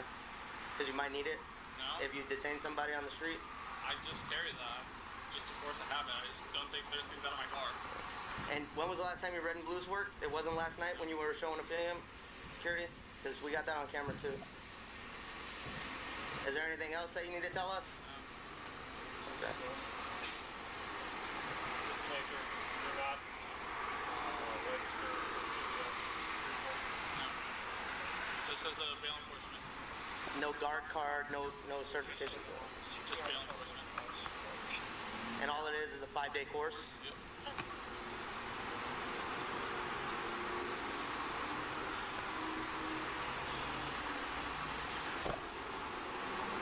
So is there any way that I can get going? I have like an hour and a half drive, but I have to be there at 7:30. Sorry. Give me a minute. I didn't mean to step on your toes. Oh, you're good. Let's talk for a minute.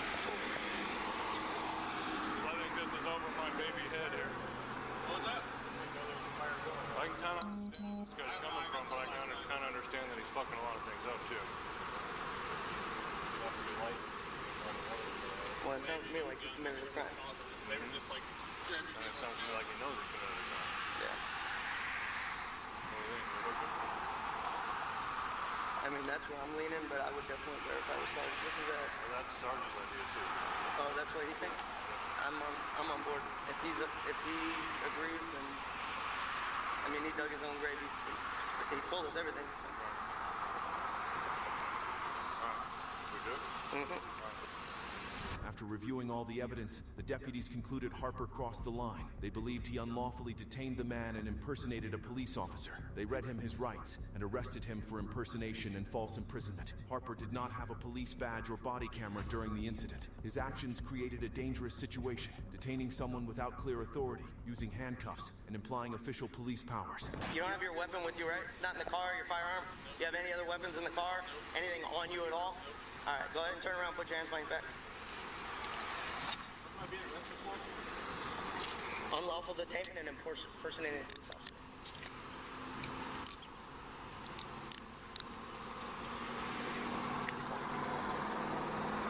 Is there any way to just get a ticket for this? I have to go to the fire. No, not right now. You're under arrest.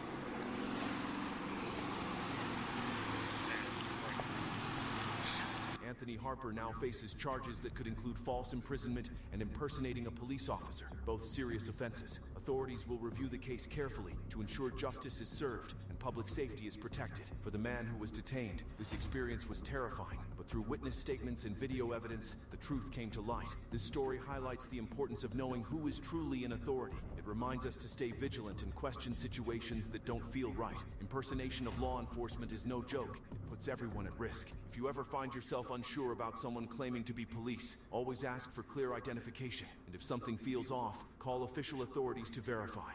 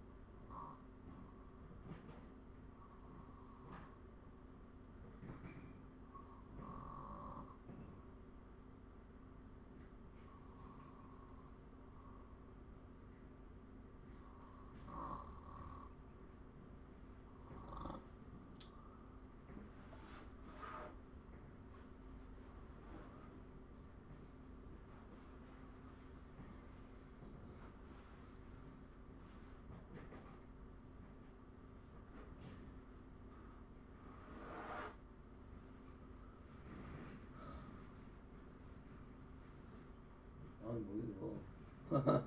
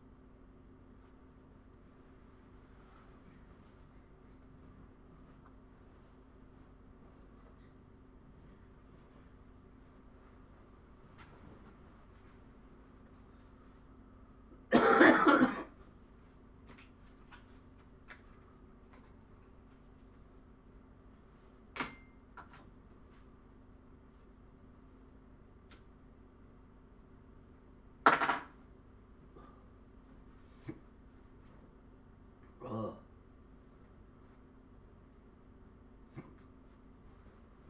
I hate hiccups.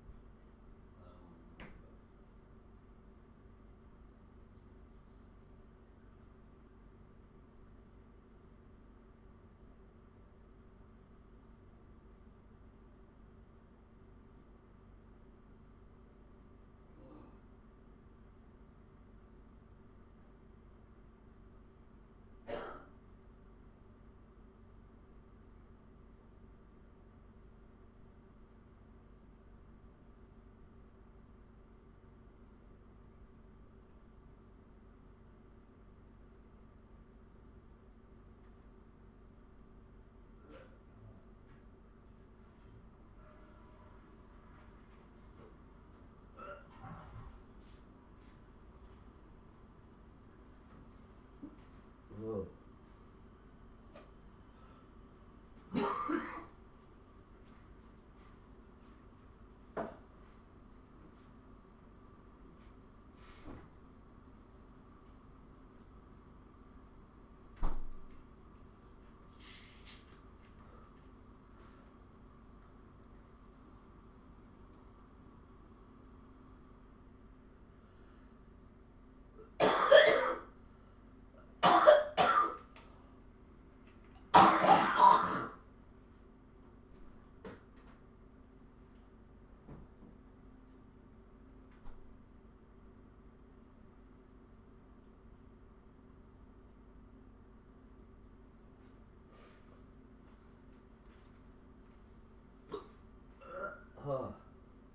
Come on. That's enough of that shit.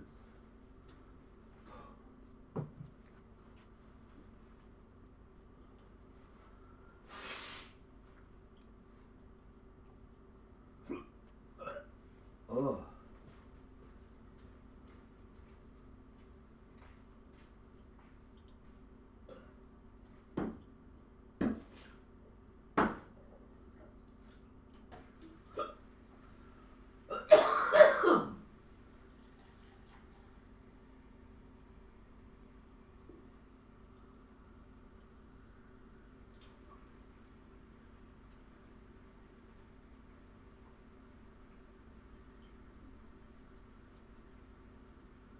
Fuck's sake.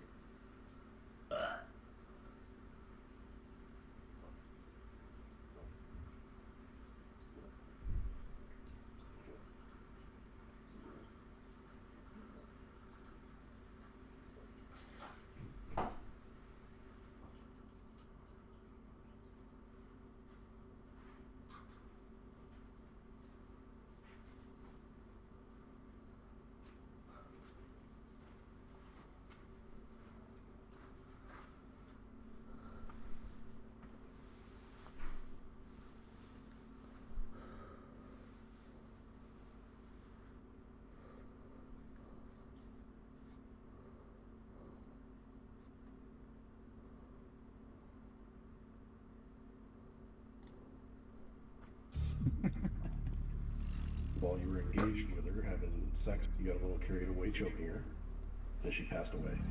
I've never fucking met this person. I don't know where this person is. I have no clue who this person is. Told you guys the same thing 9 years ago. Or you can fucking try to intimidate me all you want, dude. I haven't done anything wrong. There's something about you that vibes wrong, bro. Are we done here? You vibe wrong, brother. Is 19 years old when she vanishes from Colorado Springs on October 9th, 2012. She leaves her apartment after 11 p.m. in house slippers, not because there is an emergency, but because she's desperate. She needs heroin. A man has texted her offering to get her some. She steps outside. Her phone begins moving east through the city, north toward Black Forest, out to a rural property on Burgess Road. 60 seconds from that address, her signal dies. No calls, no texts, no Cara. That man is Joel Hollendorfer. He is 36 years old. He lives on his parents' sprawling property in the Black Forest area. He's a married father, just a local guy.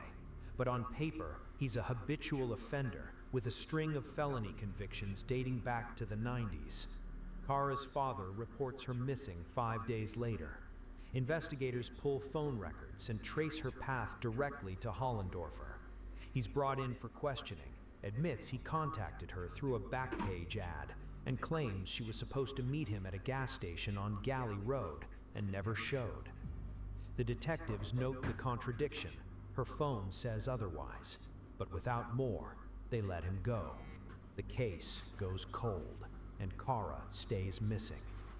For 10 years, Paul Nichols doesn't know if his daughter is alive or dead. His career collapses, his health deteriorates. His family stops celebrating Christmas, Thanksgiving, birthdays. Every holiday is just another reminder that something is missing and nobody is coming home. Then in early 2022, Hollendorfer's ex-wife, Christina, reaches out to investigators. She tells them that after his father died in 2014, Joel confessed to her. He told her he'd picked Cara up, that during sex in his car, he'd choked her and she stopped breathing. Whoa. That he'd driven her body to his parents' farm and buried her there. Whoa. Armed with that confession, investigators move in. They arrest Hollendorfer on an outstanding warrant and bring him into a room he sat in before. This time, they're not just asking questions. They already know the answers. What they want now is for him to say it out loud, but that doesn't come without a fight. Watch how detectives try different tactics to get him to confess, and how cold-blooded Joel is when defending himself. My partner and I would like to have a conversation with you. Before we do, I've got to make sure that you know what your rights are, right? Your protections, okay? Let's speak this over. So I'm going to read you this form pretty much verbatim, not because I don't think you can read, but again, because I have to. I All get right. it. So what it says is, this is an El Paso County Sheriff's Office Miranda warning. You have the right to remain silent. Anything you say can and will be used against you in a court of law. You have the right to talk to a lawyer and have him present with you while you're being questioned. If you cannot afford to hire a lawyer, one will be appointed to represent you before any questioning if you wish. And you can decide at any time to exercise these rights and not answer any questions or make any statements. Do you understand each of those rights as I explained them to you? Yes. Okay. And taking those into account, are you willing to talk with us now? I have no clue what this is about, so I'll answer any questions that I can. Okay, so to me that's yes, because it's a yes or no. So what I'm going to ask for is your initials here, signature there, and then all that's administrative stuff for me. Okay.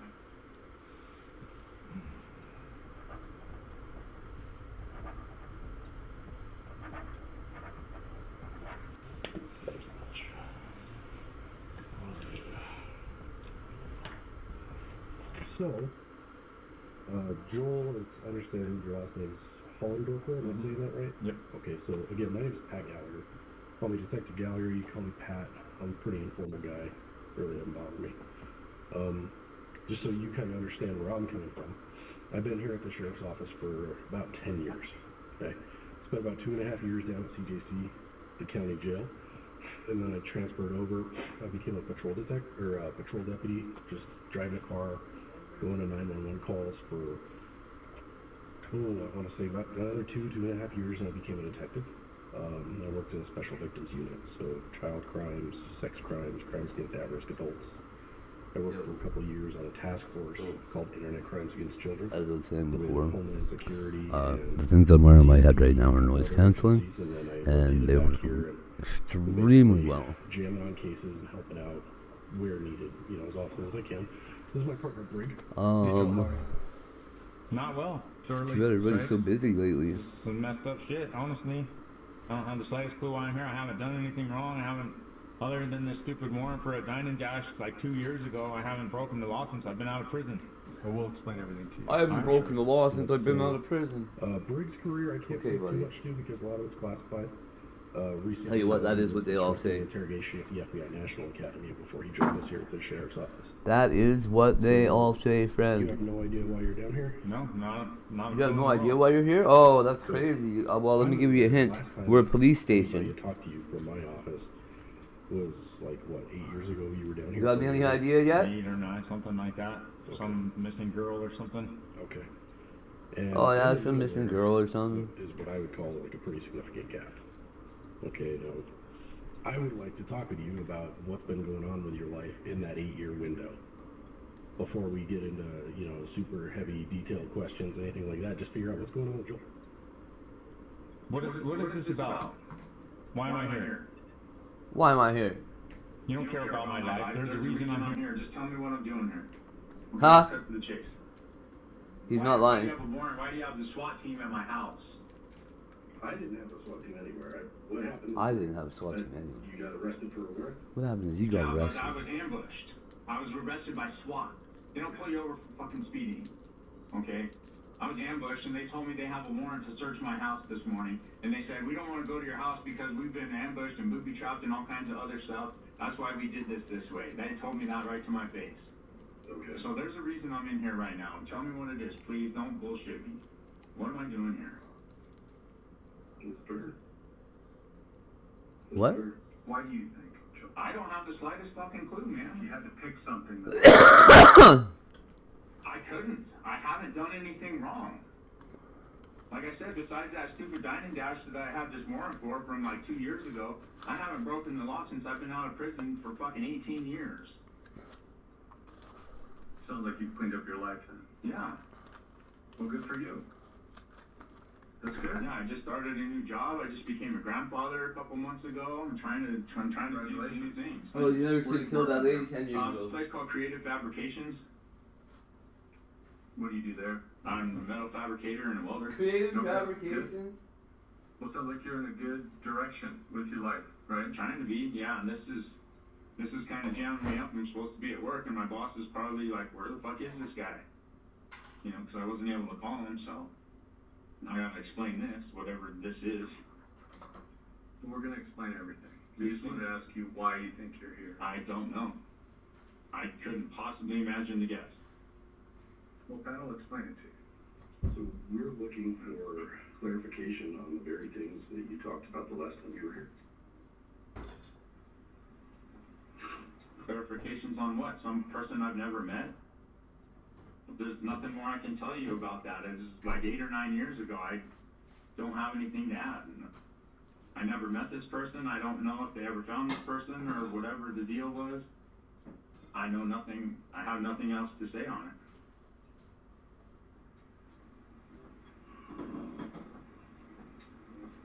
Well, Joel, I'm inclined to disagree with you, but not to say that you're not telling me the truth. Again, I'm looking for clarification, not new information. Okay. Well, I said what I had to say 9 years ago. I don't have anything more to say. I don't even remember the situation, to be honest. It was so long ago. I don't know why you guys have me down here. I really don't. Well, Joe, we picked up, Pat and I have picked this case up, started looking at things. And what we did is, pretty straightforward. We just made a list of people that we need to talk to, and we're talking to you. And we're talking to him right now. People. Okay. Okay, you shouldn't just call me and ask me to come down and speak to you. You gotta have the SWAT team ambush me. Well, on my way to because work. you had a warrant in the system, so it complicated things. So if you would have taken care of the warrant, we wouldn't have to do that. It still feels kind of shitty to me that you guys went about it that way. That's kind of messed up, in my opinion. I understand you got a job to do. I get that. Okay, but on my side, it feels pretty crappy. We have to send. I've never been in your shoes. It's gonna be a mess. I can't begin to imagine if I didn't show up in the morning, my boss would have my ass. So I can't say, it's no big deal, brush it off, anything like that. But I can do. The next time I turn myself in, they're probably gonna have to have me turn myself in. Or else they're gonna have to respond with so many police. They're gonna have to pull them in from out of the So I city. help out on some of these cases. I've been doing it 25 years, doing this kind of thing. And so we're not the guys that picked you up, but we're here to just talk to you. Like I said, we made a list of people that we need to talk to. We've talked to a few people. So you're on our list, and some of this stuff we may need to go through and chat with you about. Well, like I said, I have nothing else to say on it. I don't remember the situation all that well. I know what they were looking for. So I really have nothing more I can add to it. So when I'm down to CJC, I can bond out and go. Sorry you wasted your time. What I'm curious is, do you remember what you discussed with the previous investigator? Oh. Not really. It was so long ago, I put it out of my mind. I really don't remember anything about that situation. I remember they were looking for some missing girl, and that's about it. What was and again, we picked this up and started looking at it. We don't know everything about the case. Did they ask you, if you met her, what happened, all that? Did they ask you details about the situation? Yeah, they asked me all kinds of stuff, and I told them, I said I never even met the person, so I really have nothing else to say about it. But there was something about the escort's phone tracked to your house, right?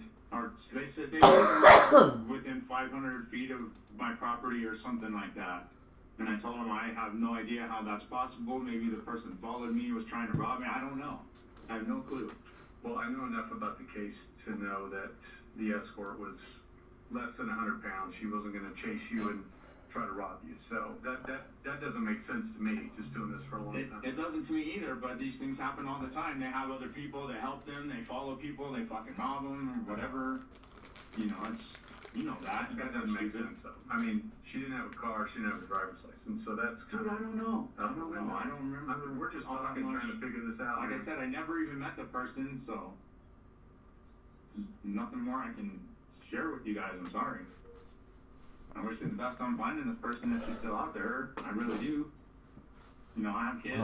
Like I said, just being a grandpa, I'd go frantic if one of my kids ever came up missing. And fucking lose my shit. Pardon my language. Cops do it all the time, bro. So, the statement that you never met this person, whether or not she might have followed you, which we know didn't happen. I'm inclined to disagree with Joel. There's new information that's come about in the investigation, right? And we picked this up from the case number starts with a 12. So This cop. about a decade ago. That's not an everyday occurrence, but we got lucky and we were asked to talk to everybody involved in the case. And there's new information that's come about that leads us to believe that that's absolutely not true. That you did have contact with this person. So we can blindly beat around the bush and say, oh no, I didn't. Or we can have a conversation with each other. Now, you want to know why you're here. I told you why you're here. They wanted to clarify some information that you gave them. And establish some rapport about what's been going on in your life, sure. But you want to know why you're here, so we told you. Okay. Well, I don't have anything to share with you guys, so. Telling us the same information you told our investigator before doesn't serve any purpose anymore. Things have changed. Well, nothing's changed with me, so. So we have new information, Joe. Things have changed with us. At the sheriff's office. Okay, well what? Like I said, we've talked to people already. Okay. What do you think came out of that? No clue. Nothing? I'm saying, what do you think? I have no idea who you talked to. I have no idea what they told you, so I don't know what to tell you.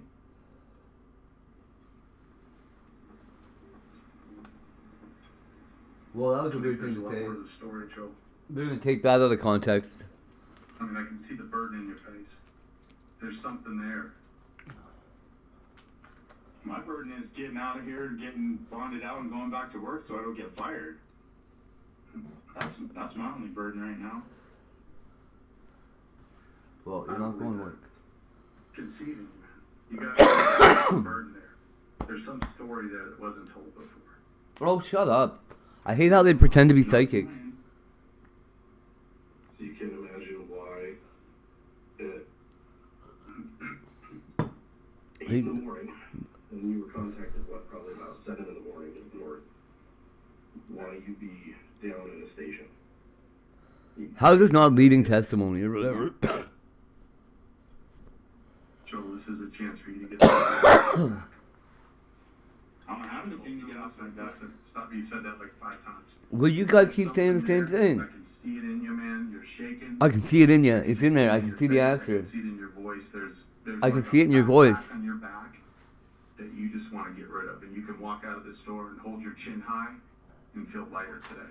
Shut up. I'm not hiding anything, man. I told you guys the same thing 9 years ago or whenever it was. We're done with those stories. Okay, good. Goodbye. Let me go. You can fucking try to intimidate me all you want, dude. I haven't done anything wrong. Are we done here? Go ahead and take me to CJC so I can bond out and go to work. I told you the same thing before. I've never fucking met this person. I don't know where this person is. I have no clue who this person is. We're done here, okay? Who's intimidating you here? He's trying to get me to confess like I have some burden on me that I'm trying to get this weight lifted. I don't. I don't know what you think you see, but you're wrong.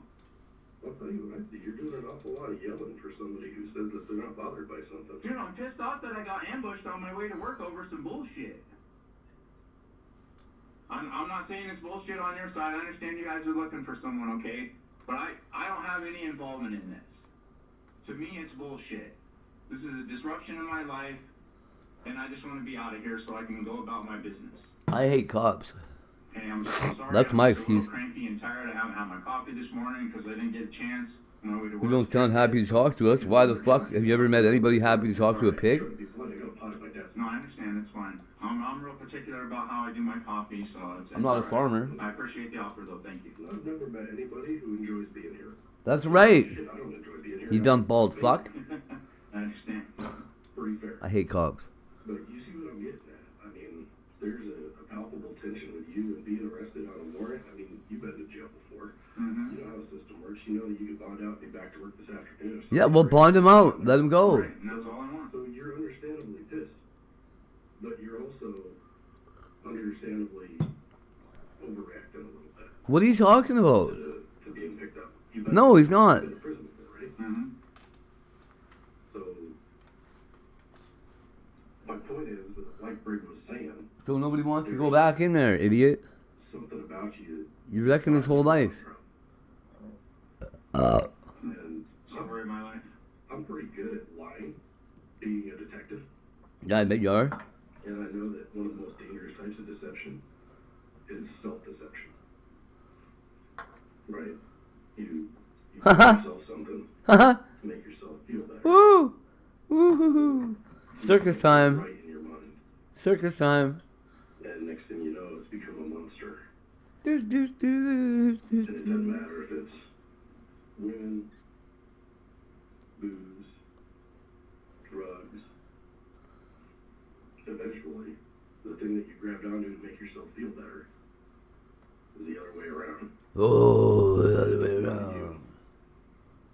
Does that sound like a road maybe you've been down before? Long time ago, decades ago.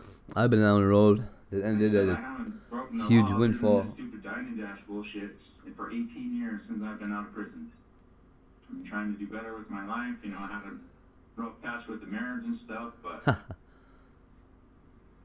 I'm not the same guy I was back then.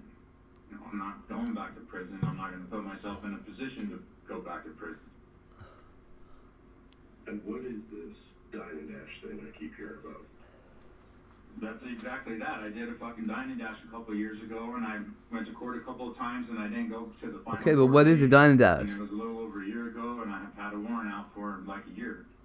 Okay. That's what I know that, so I'm just trying to... No, I'm being honest with you guys. I mean, you can go look it up on the computer, you know, I'm not going to lie to you about it. That's what it is. Okay.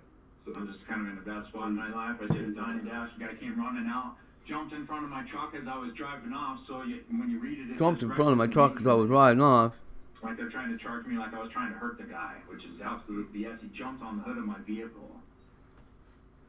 But, you know, that's neither here nor there. Okay. So that's why you got the warrant? Yeah. Okay. That helps me understand a little bit. Yeah. I didn't know if it was just you walking Yeah. down the hill Okay, and Pig. got your finger crossed. Yeah, I bet you that's what you thought. Well, yeah, I guess they saw me leave. I did walk out on a check, yeah, but I guess that someone saw me and they came running out as I was driving away, and they're like, that's the guy, and then he jumped on the hood of my car. Dude, what the fuck? You don't jump on someone's car? Right. Ow, I hit my They're head. trying to charge me with reckless endangerment, which I think is absolute horseshit, but... And you said that was like 2 years ago? Yeah. Okay. So how long have you been clean? Long time. Decades. I don't know what a long time is for you, so it's just, Bro. you know, if you ask me, I drink occasionally, like I had a couple of drinks last night, but I haven't even smoked marijuana in like 2.5 years. And I don't do shit anymore. It's just pointless. Was that wrapped up in the dine and dash thing? Were you on something? No. Uh-huh. No, just in a bad place. Wanted to go have some free drinks. Like I planned to do it. You know, I knew I had no money going in. It was stupid. Sounds like you've got a good job now. You've got income coming in. You're clean. Mm-hmm. You got a grandbaby, which is great. Yep.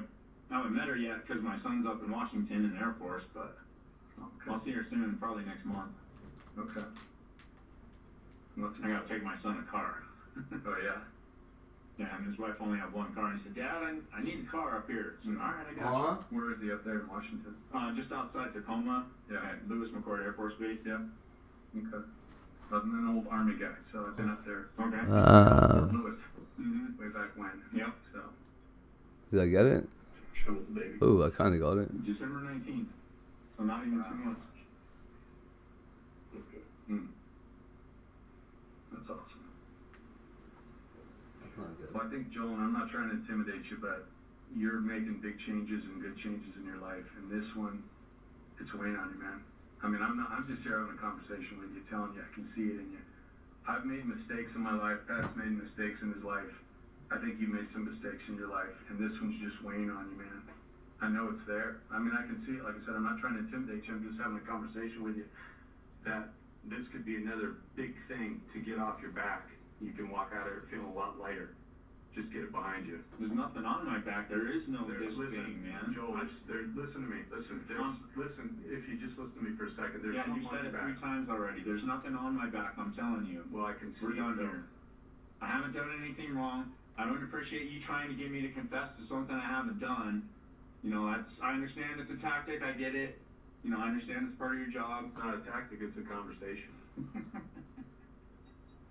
You forget I've been doing this for 30 years on my side. I'm not proud of that, but it's a fact. I've been in and out of trouble with the law since I was 11 years old.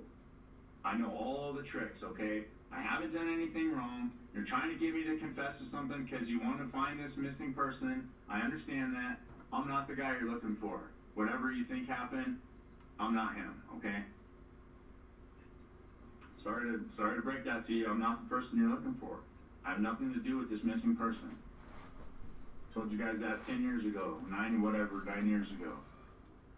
I can't believe I'm back here for this again. This is ridiculous. Well, like we said, this is because new information has come to light. It's not that we think we know something. We've got a hint of a vagary of new, you know, maybe somebody missed something in a video they watched. There's just completely new information that we didn't have before. That's why you're here. Oh, yeah. Okay. So, Well, that's good. it's a question of what we think. Oh, wow. It's a question of This actually looks a lot better. you can help us prove. A lot better. I can't help you prove anything. Nothing at all. We have other people here right now that we're talking to about this situation and about you in one of the other interview rooms. Okay? Okay. Just letting you know. Okay, fine. I'm just letting you know. I'm just letting you know. Bro, I'm just letting you know. Okay? Okay. Just letting you know. What a cocksucker pig, dude. We've talked to some other people before today, obviously. And we, you know, we're here because of that information. Not because we think you're a bad guy. I don't think you're a bad guy. But some information has led us back to this room. Okay, I don't know what information that could be, but whatever. Been doing this for 30 years, and you don't know what that information could be. No. What do you think your mom's gonna tell investigators when they talk to her? My mom doesn't know anything. She doesn't have anything to tell the investigators. You've already talked to the people. You guys took His it reaction was, my mom doesn't know anything, though. out to my parents' hot property. And my mom talked to them out there, my mom and dad. Well, we are talking to your mom right now. I know that. What do you think she's going to say? Chat her up. She doesn't know anything. She's not going to have anything to say. The people from your past around that time frame? They know that he's defending some information now. They'll tell us about your behaviors then. I was fucking doing drugs, going through a lot of jobs, drinking a lot.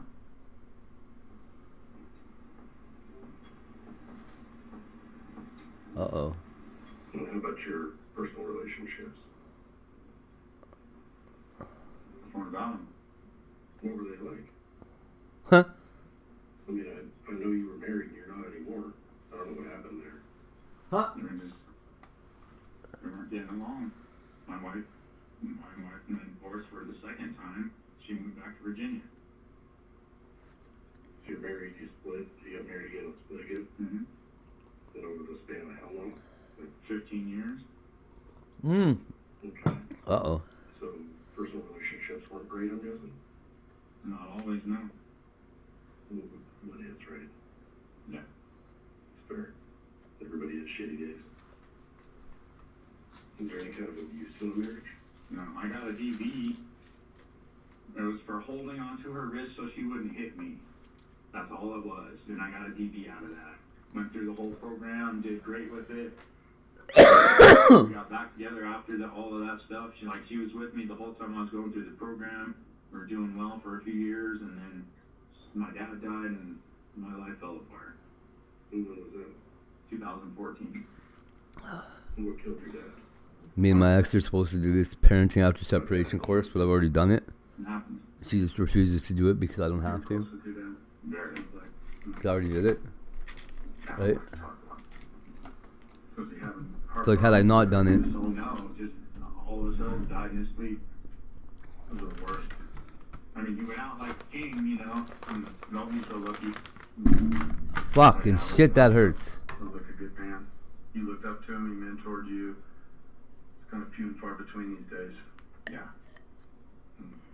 Today's society, you don't find anybody like that. Max 60. Hold on, what?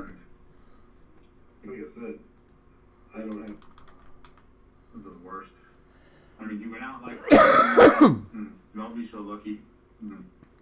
But yeah, that was tough. Looked like a good man. You looked up to him, he mentored you.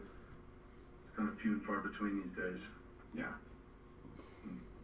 Today's society, you don't find anybody like that. Born since the 80s. Right. Like I said, I don't have access to like a barista, but I can get you a black coffee, I can get you some basic creamer, you name it.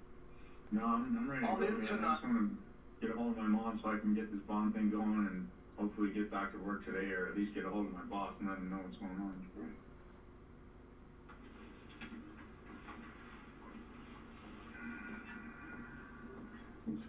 Checking out there. All new tonight, a dirty discovery has an Oahu family calling on others to help stop invasive species. Lee Duplo shows us what they found after they had bought new gardening products. The sale of soil here at the Lowe's in Waipahu enticed the Waialua woman to buy 3 bags. But when she opened one of them, she realized the discount wasn't worth it.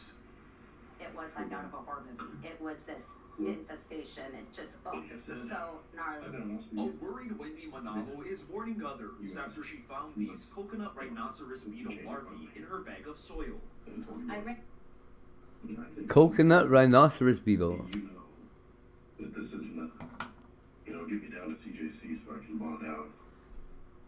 There's going to be change in the direction of our lives from this point forward.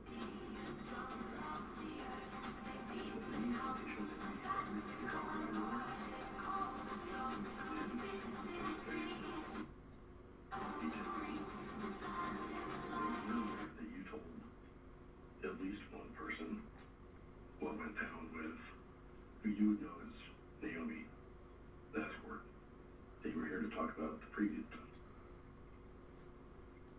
And at least one person has told us that you got linked up with her, drove her up to your parents, got carried away, and while you were engaged with her, having sex or whatever it was you guys were doing, you got a little carried away choking her, and she passed away. And you put her on top of one of the horse grades on your parents' property. And you covered her up with lime or lye or whatever it was that you guys used. And you put some plastic bags over her, and then you reburied her. Detailed information. Specific information relating to you. That's a great story. I don't think it is. I think it's a tragedy. It's not true. I don't know who told you that, but it's not the truth. Why would somebody say that about you if it's not true, Joel? I have no idea.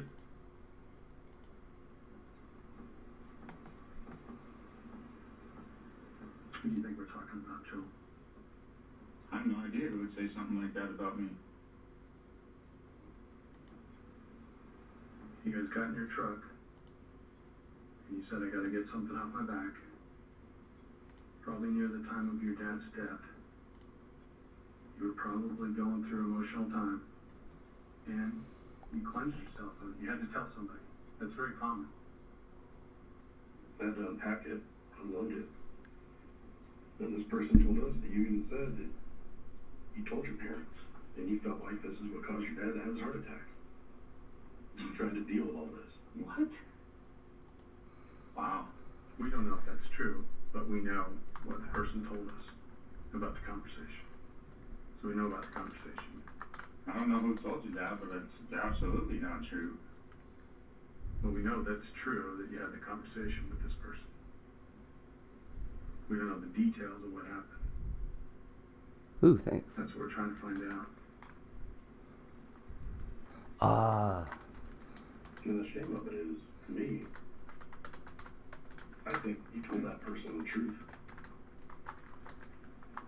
Because like I said, this is a tragedy, not a mystery, right? I'm not dealing with a serial killer. But we can't even get to the bottom of a tragedy for you trying to save face here. I'm trying to save face. I haven't done anything. Well, we're beyond that, Joe. You know about the conversation. Why would you say that you did something with... Listen, I didn't say that. Why would you give such detail? What is the one? Very unique detail. People don't do that if it's not true. So we know you had the conversation. What I'm trying to figure out is, was that your thing? Like hunting down escorts and killing them? Or was this just a mistake, like Matt said? And I kind of lean towards, you know, whatever was going on, maybe it was hard sex or whatever, which is common, and maybe something went bad. That's kind of where I'm going with this. It's what I think happened. Oh, okay. But we need to find out. Maybe it was normal sex with somebody. You know, yes. Like an 80-pound. And she wasn't. Yeah. Right. This is not the first time that this has happened in the world. It's not. It's just still an open case. Because every time we talk to you, we get, oh, I never met her. I think it's a mistake. I think it's what happened. It was a mistake. I don't think you went out and hunted her down and did this. I think it was a mistake. It went bad. And honestly, I think you kind of panicked afterwards, which any of us would do. In that situation, you probably panicked and you were like, what do I do now? You know? And who are you going to call? You can't really call anybody. That's what I think happened. I think it was a mistake. And this is the time to get this off your chest.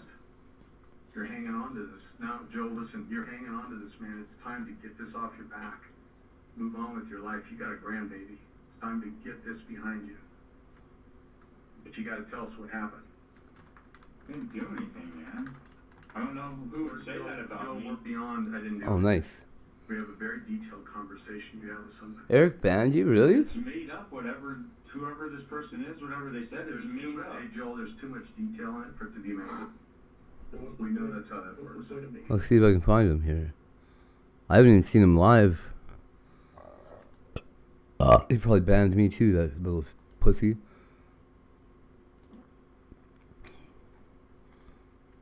He's got one viewer.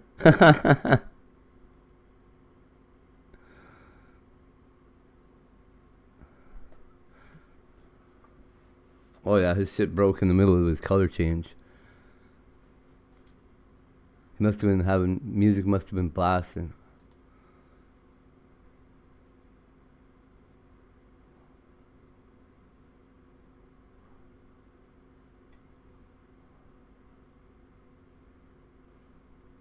Most of us know this, the classic Atari.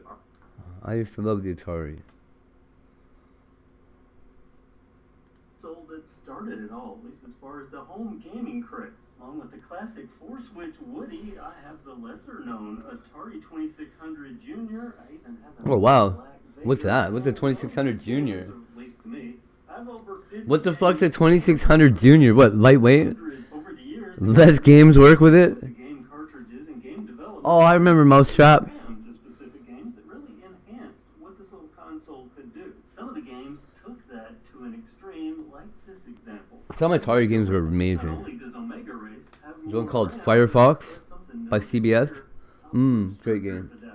RAM Plus. See, this came out in 1983. Now, I'm assuming it was developed well before the game. I was 4 years old. I don't know about the exact release date, but pretty much about the time it came to the market, all of this was starting to lose popularity and get to the point they were selling some of these games super cheap. That's when I got my Nintendo, or my Atari. When they crashed. 1983. My dad got me Pac-Man and something else for my birthday. Pac-Man was the only one I cared about. Then by like 1987, I think, I must have had my Nintendo. available, so they're not super rare. They're not The common, first year that the super rare, but they are a bit pricey. Super Nintendo Power, what's it called? So here we are. Power Pack, I think. The one with the zapper and 2 controllers, 2 games, Mario and Duck Hunt. Did notice that mine doesn't have the screw that's normally in here, so a little bit concerning. I bought this in an as-is lot. I'll show you some of the other controllers that I got out of that lot in another video. And this button was a bit sticky, and by a bit, I mean I would press it in and I would have to tap it to get it to pop out. But with enough fader F5 and working it back and forth, I got both of these to somewhat function. And you see when I get into the gaming of it, I'll still have a lot of gaming questions about this game, but in theory, this will work enough to get me going. I think the thing about video games that really helped was they got all us latchkey kids off our parents' backs.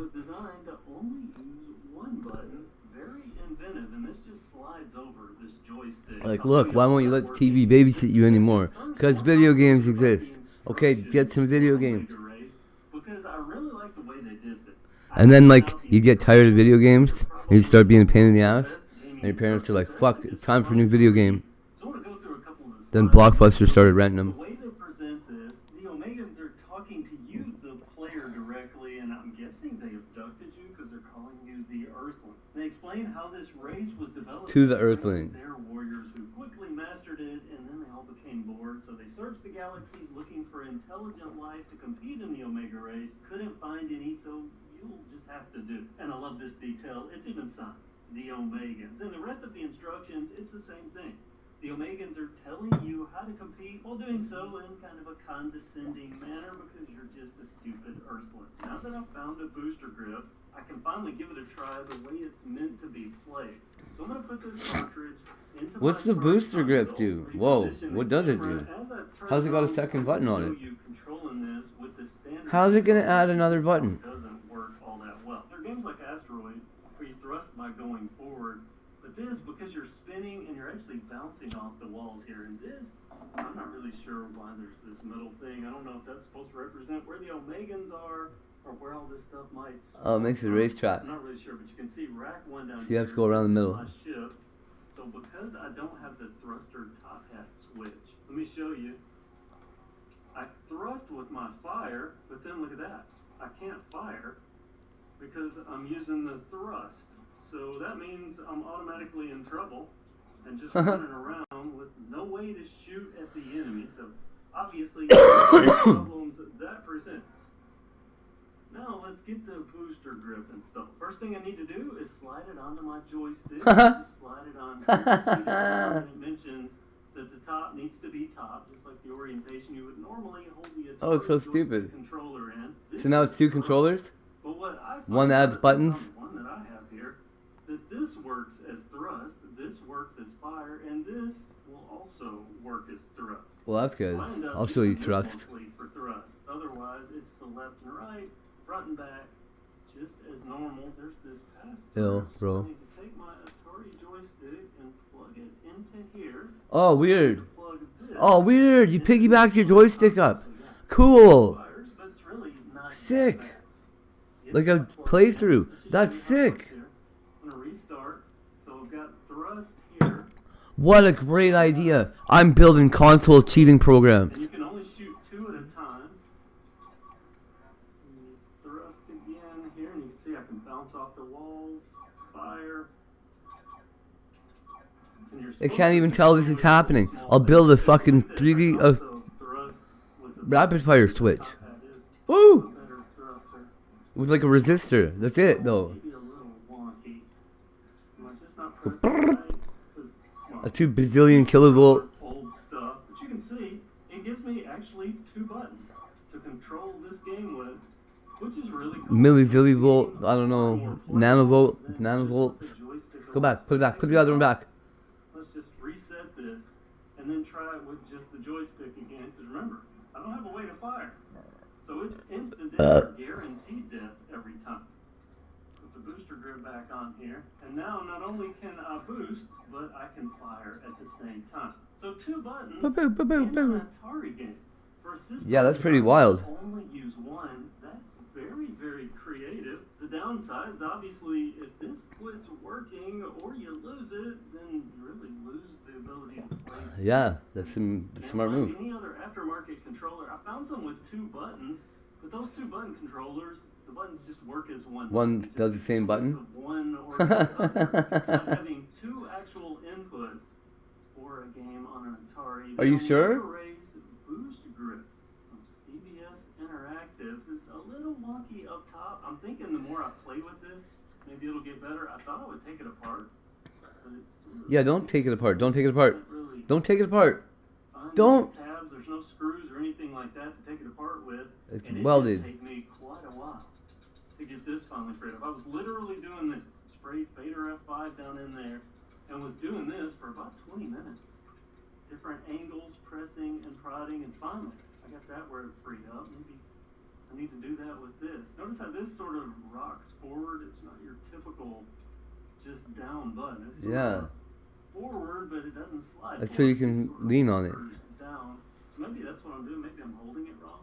I'll play with this a little more. Just wanted to show you Omega. I bet it's not even a wire. The booster grip. This is some weird stuff from Atari's history. I bet all it is the one button. The other button's pushing down on the joystick. Because it did have a second button. Take it or leave it. I definitely have. It did have a second button, but the second button I'm gonna give this a go. See if I can get this working better. was under the joystick. Used to the control. I did say I would play more of this game. Kid never learned to get with the times. Now he never will. Pose the body. Look, the stiff's got a stiffy. Pose the body? Boy. Wait, that face. Painfully recognizable. It's Grassy. Grassy is here. Thought the killer mutilated his chin. Ooh. No, that's just what he looks like. Damn. Keys on the body. Useless cops. Labeled 2150 Platt. The fuck? Wait, that's right next door to our house. Grassy. Grassy? This whole Grassy? Question is, Uh-huh. did the killer know whose life he was taking? Or was Grassy just a random slaying? Either way, time for a rebrand. Grassy was here. Damn. Chat, type 1. Damn, bro. His name is Grassy is here? Okay, let's go inside this house. Okay, newspaper. Crazy. Entry 407. Pizza. I think that guy just killed me. Table. Ink still wet. Ooh. Each headline whispers the same hook. Murder. Looks like Grassy took a real interest in the killings that have been happening. Because he didn't kill himself. Slapped the last month, stabbed 81 times. OF girl last week, found posed. Surprisingly dressed head to toe. Looks like someone's targeting content creators. Uh-oh. Since we answered the question, Grassy wasn't no rando. This was planned. Oh, shit. It's a fucking... Well, that's all he got to drink. Alright. What's in the backyard? Nothing? Okay, let's go up the stairs. This is a good idea for a game on somebody's behalf. What? No, nothing. Car? What's this? Photo on the nightstand. A girlfriend. Didn't think he had it in him. Guess you don't need a chin to get lucky. Damn. She's smiling in the picture. Has no idea that. Why is he wearing a crown now? Cooking on the hot LA pavement. Getting cooked. There it is. I need to figure out who she is. I need to find her. Get cooked. She'll need a man to comfort her during this hard time. Yeah. Bro, we get a spawn camper. Okay, what about this? Business card on the ground. Clean font. Too clean. Back reads. Made Smart. wholesome. Sounds like a pansy cereal company. Pansies. Never heard of it. Okay. QR code printed dead center. Why is he turning into a detective? Where does that go? Connect the clues. Find out what it all means. Nope. Yo, bro, what do all these clues mean? Grump replied, unfortunately, I don't know anything about Made Wholesome. However, the OnlyFans model, Lana Lush, who was mentioned in the newspaper was murdered, is the same girl in the picture frame. Lana Lush's body was found last week outside her residence. Investigate the OnlyFans girl's house? Uh-oh. Uh-oh, where's that?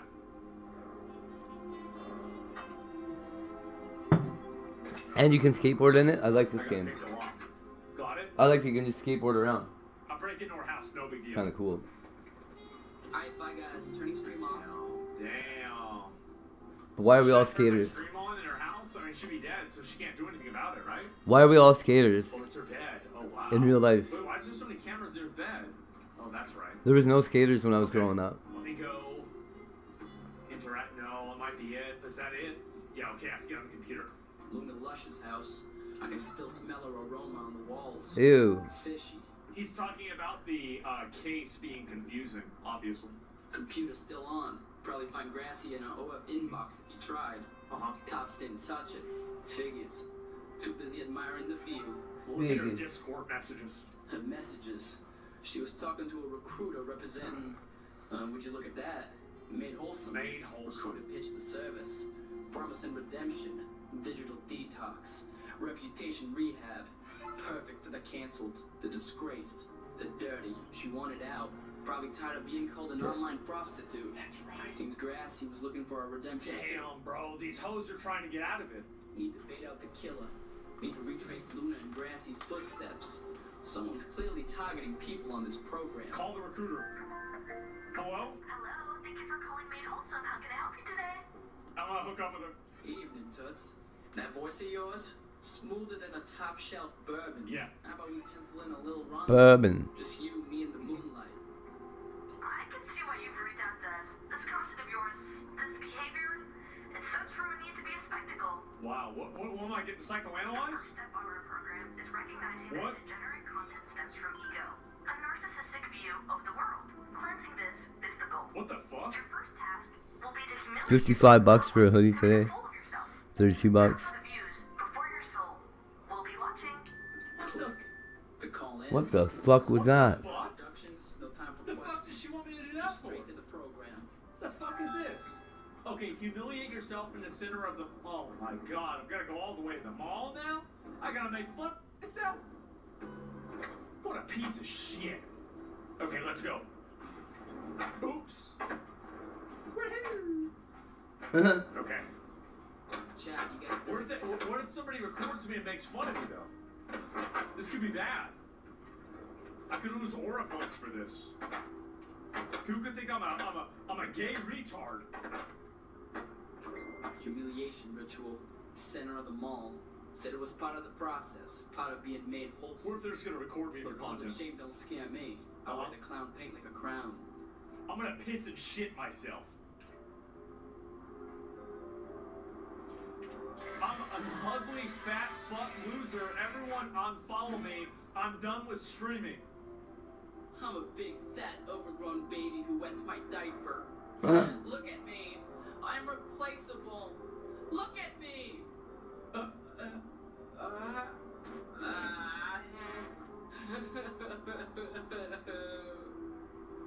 Congratulations. You shit your pants. The next step is to abandon your fake job and volunteer at the mall's pizzeria? Wait, what? The pizzeria? Oh, why? Wait a minute, wait a minute. Wait a minute. Hey. Hello? Welcome to Pick Me Pete. Oh, wait, it's you. I said no pizza for you. No, this is different. Ain't here for a slice, pal. I'm on the clock. Used to be a streamer. Now I'm trying to walk the straight and narrow. Yeah. Been told I should come to work here. Learn to punch in like a real wage cuck. Like you. Streamer, huh? So many of you recently, all wanting the same thing too. Cleaning up your act, you say. Suspicious, like what? What, you got a problem with people like me? Yeah. You sounding like a grade A suspect right now, It pal. could have been the pizza guy that killed everybody. Suspect? I just meant everyone wants to work here. We're the best pizzeria in town. What should I be doing then, boss? I'd like to start today. Okay. Let's first get to know you. What's your name? Where do you live? I'm not gonna tell him shit, bro. Like, you don't need to. Just tell me where the pizzas are. Why you need that info, pizza man? Ain't trying to dox myself just yet. Yeah. It's required information for our records, you see. Can't have just anybody working here. He's Gotta do what I gotta do, it seems. Name's Caden Brentley. My office is just over there on Plage Ave. I run a private investigative business out of it. Wait, I'm a private investigator now? Brentley, are you home often? What times do you leave? And, where do you go? I'm gonna tell him. Yeah, I usually leave the house at about 1 p.m. Take a stroll behind the houses, especially in the dark alleys. Yes. Good, yeah. That's enough questions for now. We'll get to know you more later. First, you can help serve our customers. Help out Abby, would you? She's got so much on her hands. Okay, let me go help this dumb bitch out. Hey, Jack, stupid. I overheard you volunteering to work here. It'd be a shame if you were doing this just for viewers and not out of kindness. You stupid bitch. Shut the fuck up. This place should serve shrimp Alfredo. Ugh. What the fuck? No.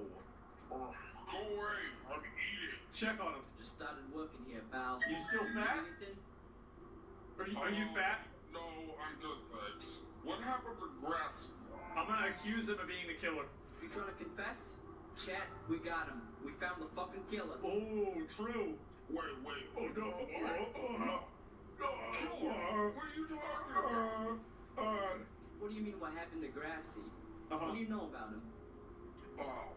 It's just my favorite. He's just my favorite waiter here. Oh. He usually works today. He's not gonna work today. Because he's dead. Tells me Grassy also worked. Holy shit. Doubt it's a coincidence. True. Now we're in trouble. What are you, gay? A girl on Facebook messaged me. We're in trouble. It's a woman. She,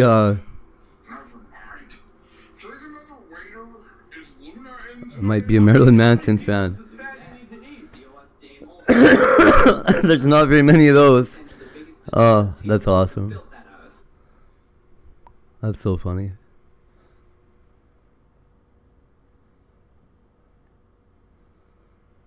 Like, well, shit. If you listen to Marilyn Manson, we could probably be buddies.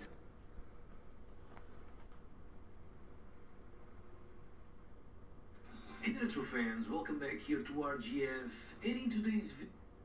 So what was her plan? How was she power? Otherwise, like, okay, you guys, there's a thing, right? I gotta tell you. The art world is full of weird hippie girls that really suck. There's like some cool... When I went to school, art chicks were all, like, suicidal and fucking hanging out in graveyards and shit. They were my buddies, though. But they were all... That was life back then. That's what artists were. Artists were like weird, depressed kids. They didn't want to live anymore. And now we're adults. And I don't know where all the other artists are, but a bunch of them that showed up are these weird hippie kids that nobody hung out with in school. I don't know what's going on.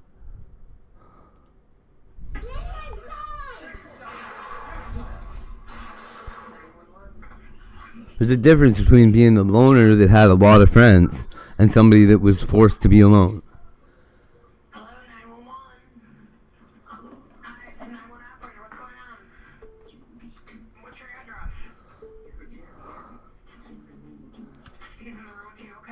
I barely hung out with anybody because I was so cool and doing crazy shit that we couldn't have a lot of people around.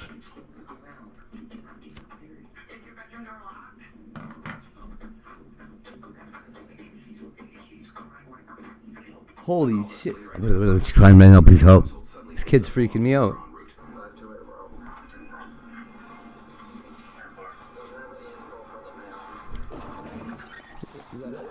Is that it?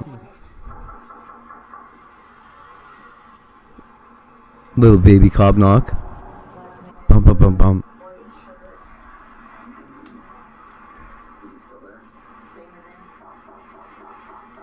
You should hear me knock on the door. It doesn't sound like a cop. It sounds like Satan's pounding his way through your door. We have the male standing inside, but not answering the door. Answer the door! It's the police! Just punch it. Punch the door a few times.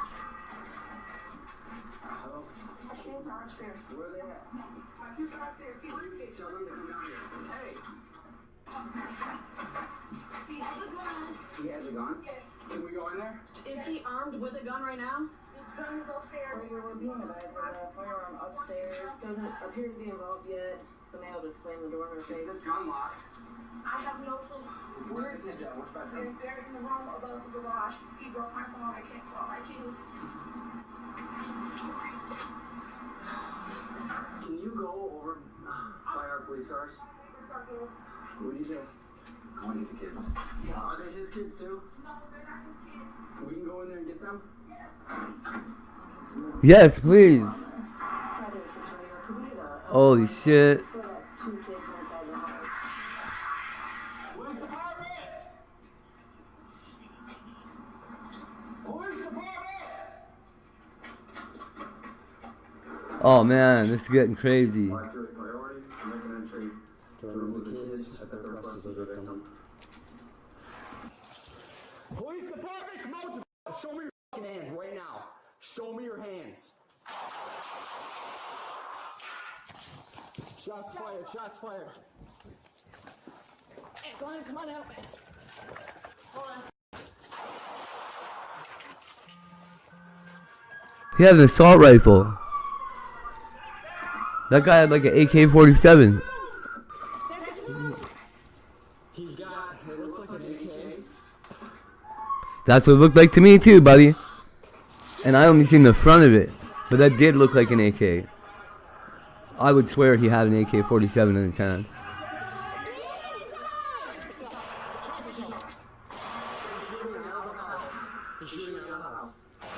Woo!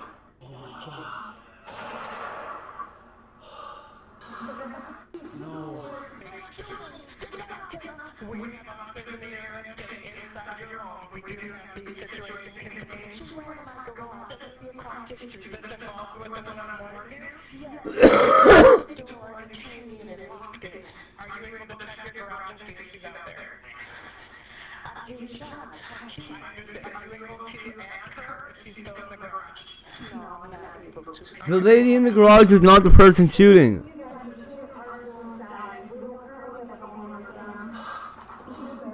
If you can get them back on the phone, we're gonna get out the window.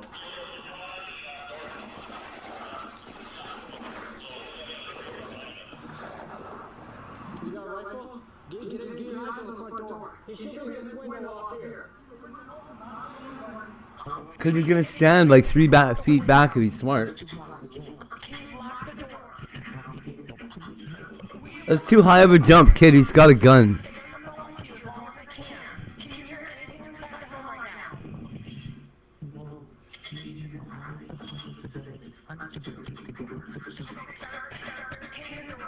Yeah, we need somebody to block more of you. There's people coming.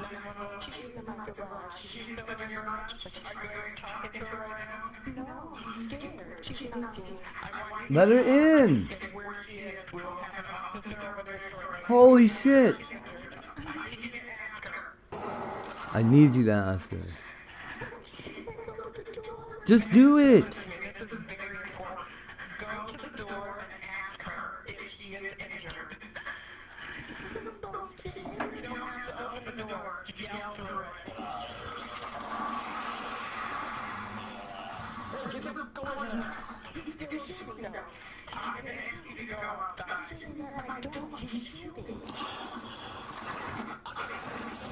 He's not shooting at your door.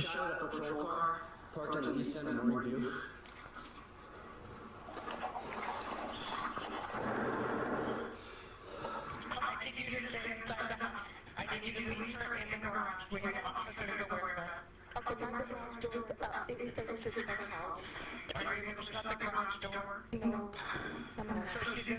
Nope, I'm not. Okay, then let her in the house. She must be terrified.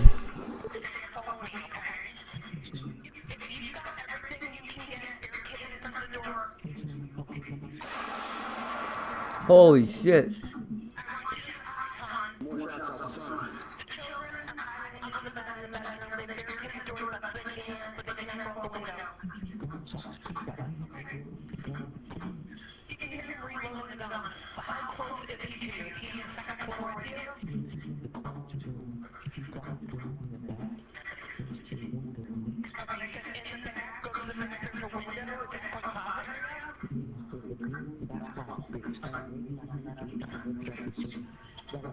During what will become an hours-long Oh, wow. 20 miles from bustling Detroit, multiple dispatchers must coordinate to gather information and plan an escape for the victims trapped inside, all while directing other callers to prevent further disaster. This Holy. task is made even more challenging by the unexpected obstacles that lie ahead.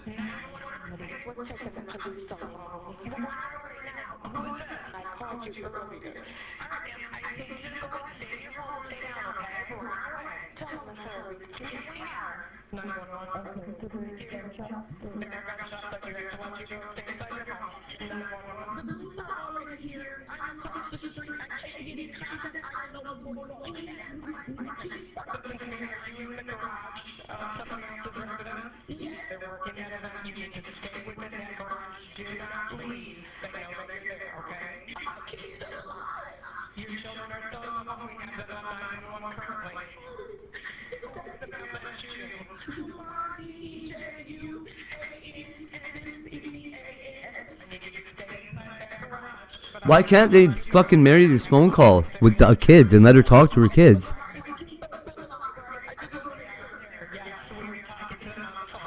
Bring the mom in on the other call. Jesus Christ. They're pretending like the 911 call isn't like on the highest technology fucking network they've got? Or what?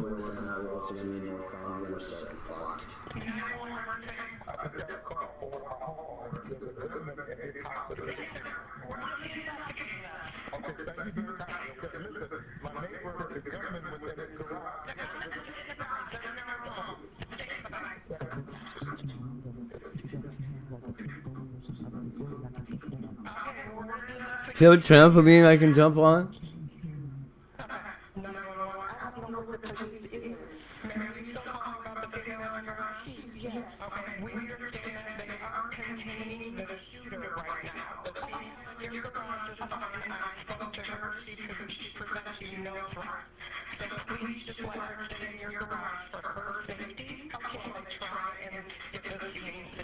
By this point, it is likely that officials have Wow, man. However, it will take some time for them to arrive on scene.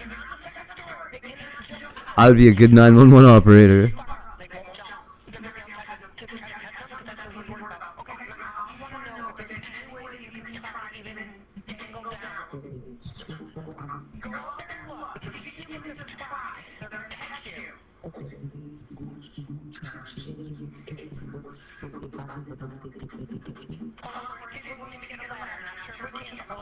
I'm gonna try to get you a ladder.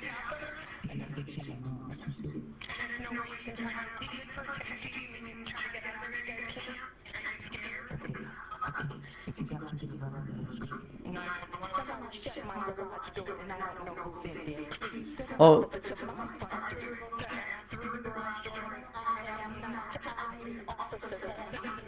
No, I am not.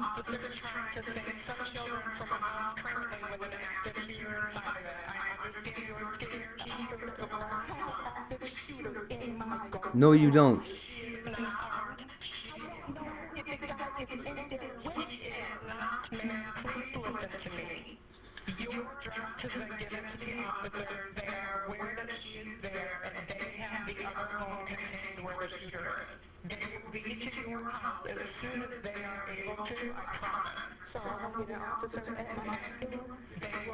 Yeah, he'll get shot at your front door, maybe.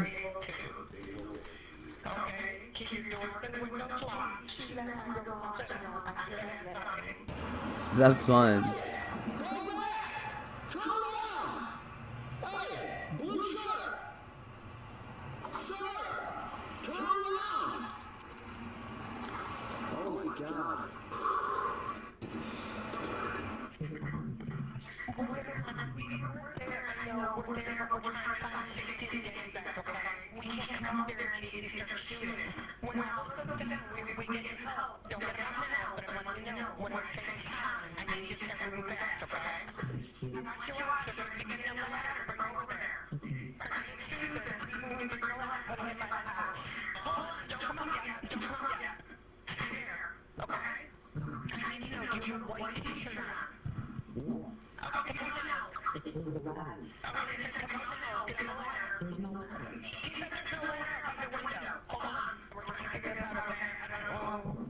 The black guy's wearing a white shirt.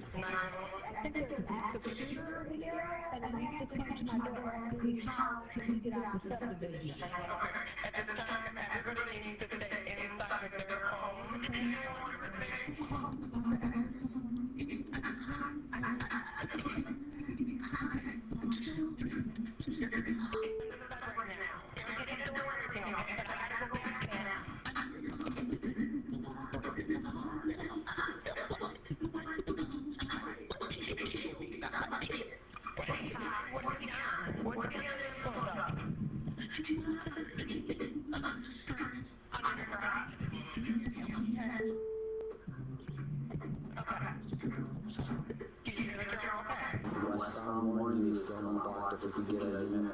We joy don't want that. Wild.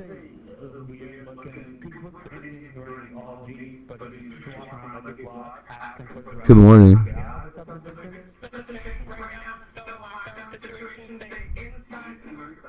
Bubble boots, bubble boots. There you are. How's it going?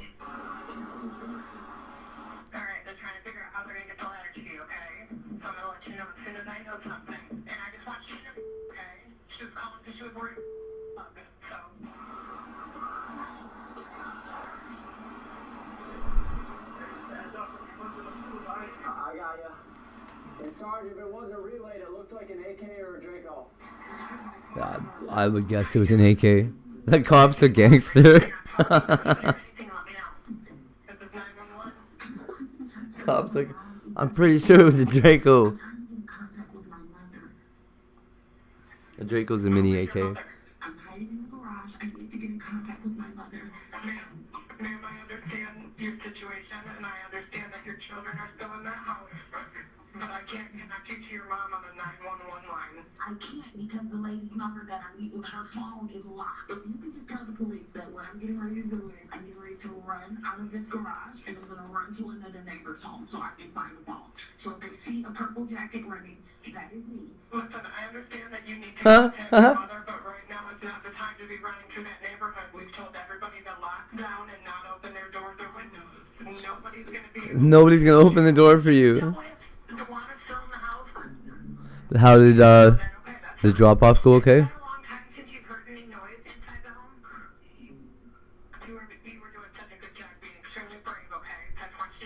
Any weird teachy behavior?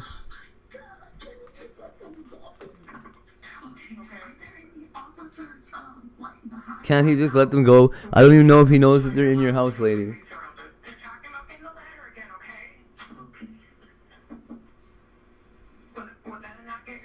Yes?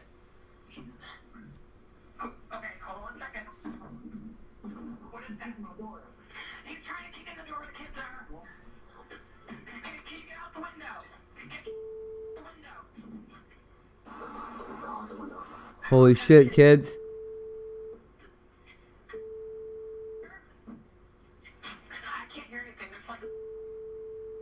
Somebody's muffling the...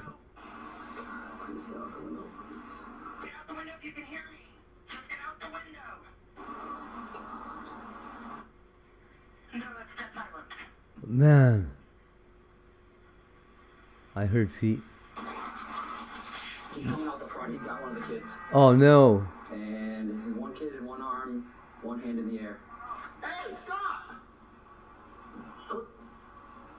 Stop right there!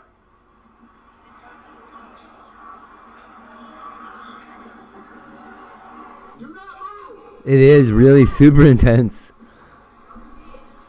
Stay right there! Do not move! Do not move! If he changes... No, that's the kid. Hey, go! Alright.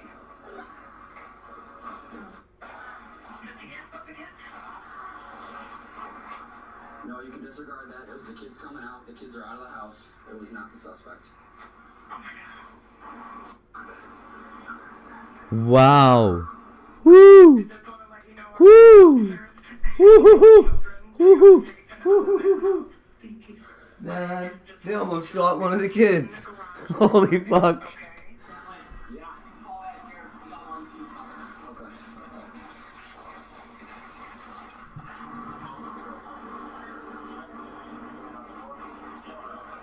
Good work not shooting that kid. Second floor, this side. West side. That's the last time I saw him. Well, here we go.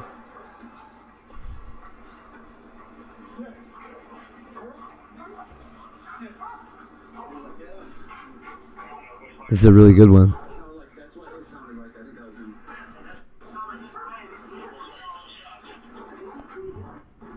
Yeah, he did. Suspect fired again. He hit a patrol car on Middle Belt. We're a dick in the wind here, boys.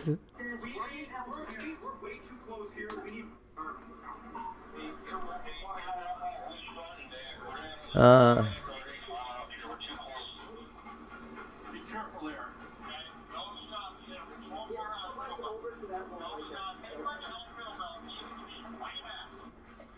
a big bird flying around over here. Yeah, it's invisible. Like, from here, where I was at, I could see if he came out the front door, that's it. Dude, yeah, I think he's at like 3. Whew. There's no point in even covering this. Unless he gets up to this car, I can't shoot him anyways.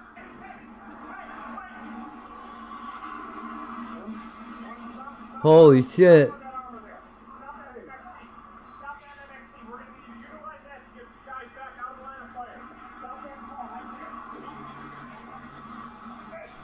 Oh shit.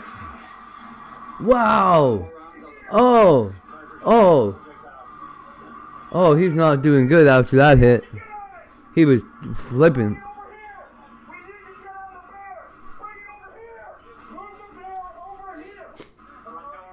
Holy fuck.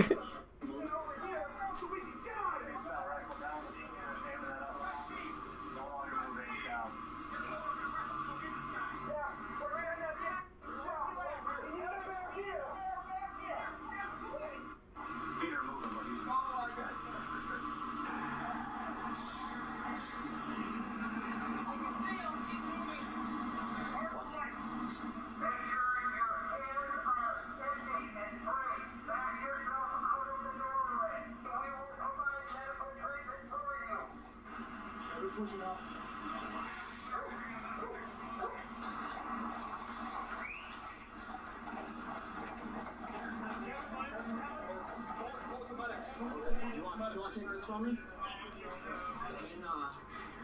I fired inside the house. Oh, you fired? Yeah. Alright, hold. No, we can't send him. Hold this. Oh, he can't go back in because he shot inside the house once? I don't want him going. I don't want you going. You want somebody on the way? Come here, Mo. Driveway. Driveway. Oh, the driveway. The other way. You don't want to be in the right. You want me to have him leave his key in case that needs to be moved?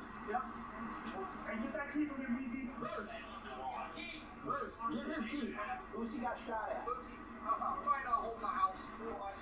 This is the front door? Yeah, hold the front for now. I'll get somebody in the back for you. House is clear for you guys. Thank you. We wouldn't have went in if we had the kids went in there. So I can check, get the shot at out for us. Do me a favor, where's your scout at?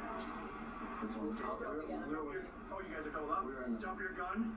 Take your vest off, we're gonna chill out a little bit, take a break, okay? What do you want me to put the gun? Let's put it in front of the scouts, put it in front of the racks. Just go over the back, sit there conditioning. Relax for a minute, be good. Just glad the kids got out. I'm glad you guys got out. Right? If it was cool. Listen, if it was different people, could have went way different, right? Yeah, I mean, thankfully, it was you too. After his arrest, 32-year-old DeJuan Patrick Evans was charged with 6 counts of assault with intent to murder, 9 counts of felony firearm second offense, 2 counts of assault. Holy shit, bro. 1 count of felon in possession of a firearm, and 1 misdemeanor count of domestic violence. He was placed on a $3 million bond. 2 weeks later, guilty. His case is holy fuck. Man, he fucked up. Originally, they just wanted to talk to him about some domestic violence shit. It fucking turned into like fucking 3 hostages. He shot fucking, what did it say, 6 cops? Wow.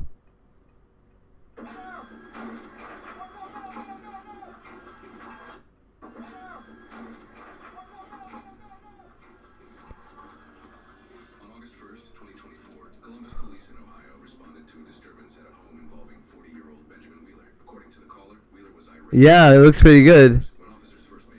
They did a full entry like this on my house. A series of erratic statements, at one point stating, martial law has been declared. After several minutes of conversation, he told officers he had weapons in his room, saying, "I'm armed, I will defend myself." Moments later, Wheeler retreated back inside and stopped responding. With an active felony warrant to serve and growing concerns about a gunman now barricaded inside his home, the department requested its SWAT team, who arrived with a heavily armored military-grade vehicle known as the Bearcat, built to withstand gunfire from rifle rounds and breach fortified structures. Its arrival marked a turning point in the standoff, and this was only the beginning.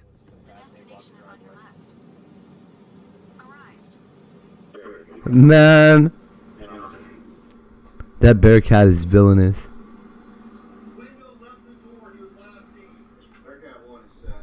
Bearcat 2 and some more personnel before we start announcing. Good? Yep. Moving. Just on the left. This thing drives through second-story windows. It just busts them out. You guys got a knocker gun spun up? Yeah. Alright. A knocker gun. That's a shotgun with slugs in it.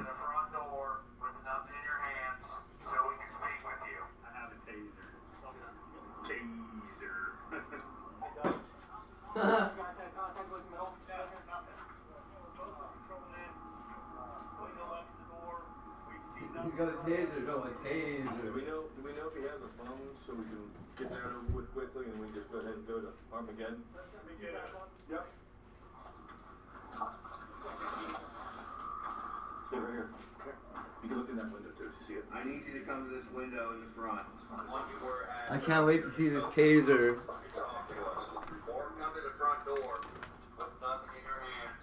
You want to play everything? He's got a taser. What is it, taser fucking grenade?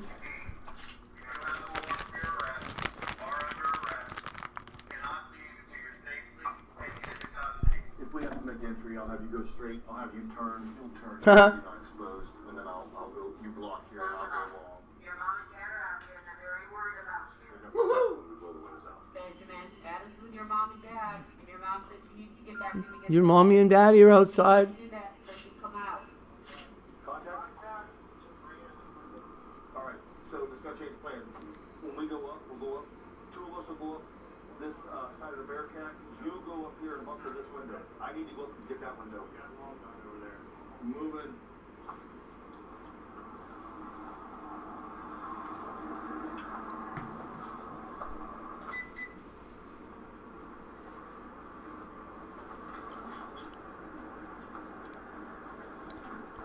Locked.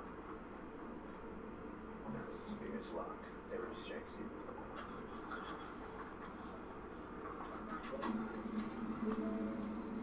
I guess we could have left the screen door open for him to breach it. Man, I missed that thing by. You could put a piece of paper there. Mhm. Benjamin. Oh, man. Great, but it's time for you to come out now. They're moving it from across the lawn. That is insane. Once we get back, we'll have her maybe announce, hey, we put a throw phone in. I'm not going. That is one hell of a breach thing. Battering ram, eh? Look at, they're gonna like roll forward a foot. And boom, there's no more door.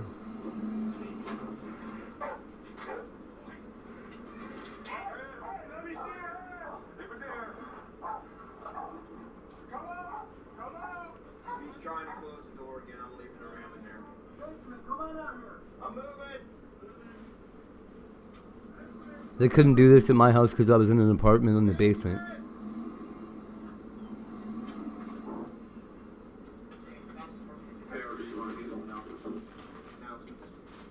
Benjamin, come out right now. Show us your hands.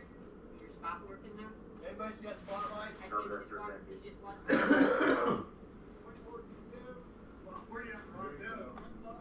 I got it. No one's here to hurt you.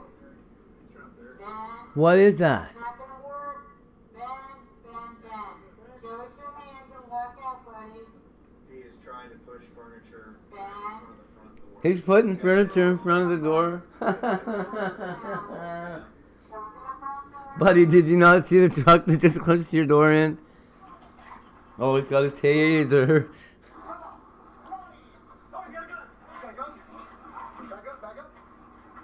Where's he at? Go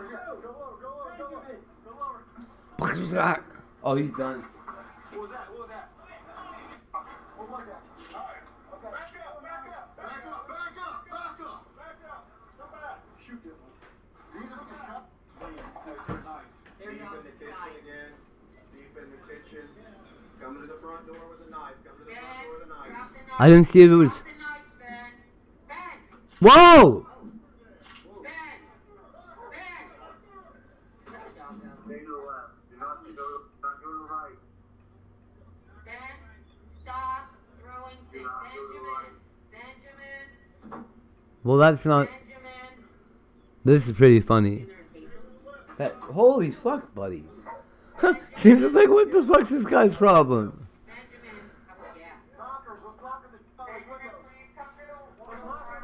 Knocker the windows.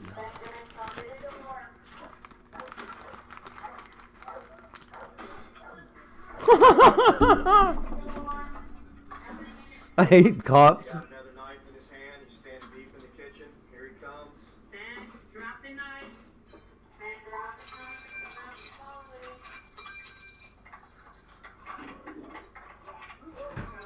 go this side. Oh my God. Get up there, Rick. Well, let's go on the inside here.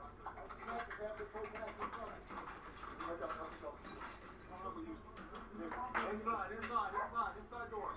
Go. What's that, Chief? We're good.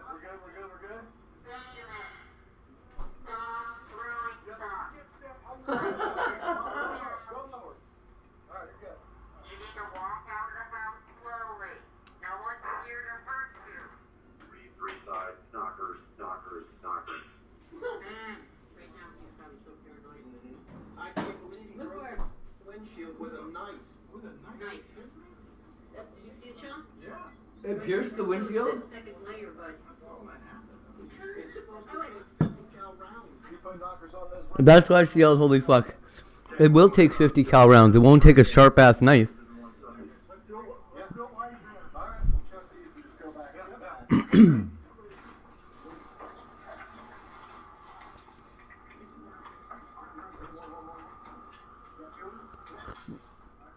I like that that lady cop said holy fuck on the radio like that. Like on the loudspeaker. Like, Ben, stop, say holy fuck. Stop throwing things.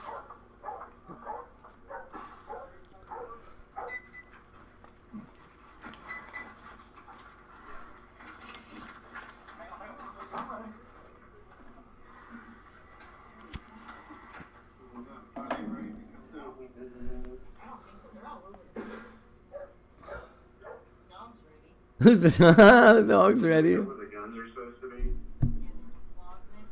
How about some more announcements for him to surrender? Hey, Dad. I got the medics out here and we get some fresh air, some cold water. Hey Ben? Get to the front door. Benny? Ben, do you want to come out?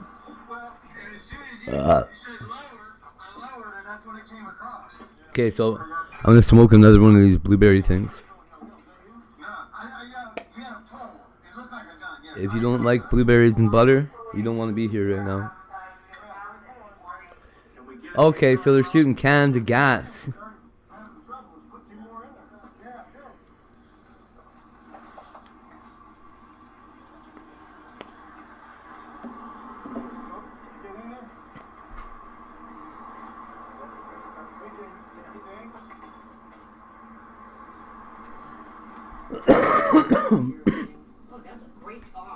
Check it out. He threw it back out. He is hunkered down in the kitchen, on the kitchen floor. But he threw it into his face. Threw it into He threw it back out.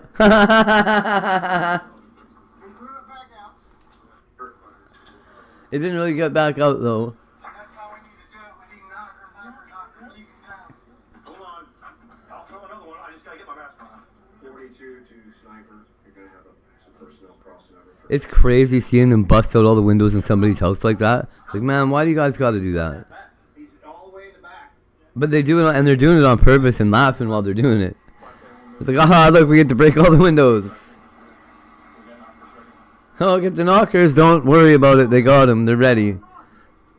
Where's the knockers? Somebody bust the windows. They're highly effective.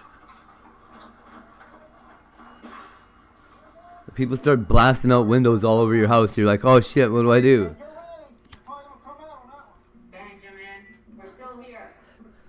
Benjamin. Oh, this is gonna be so good. I'm gonna cough a lot. The only way this ends is with you in custody. He just threw something. Or dead. He could be dead. Still gonna be in custody if you die, Ben. There's the knife. Come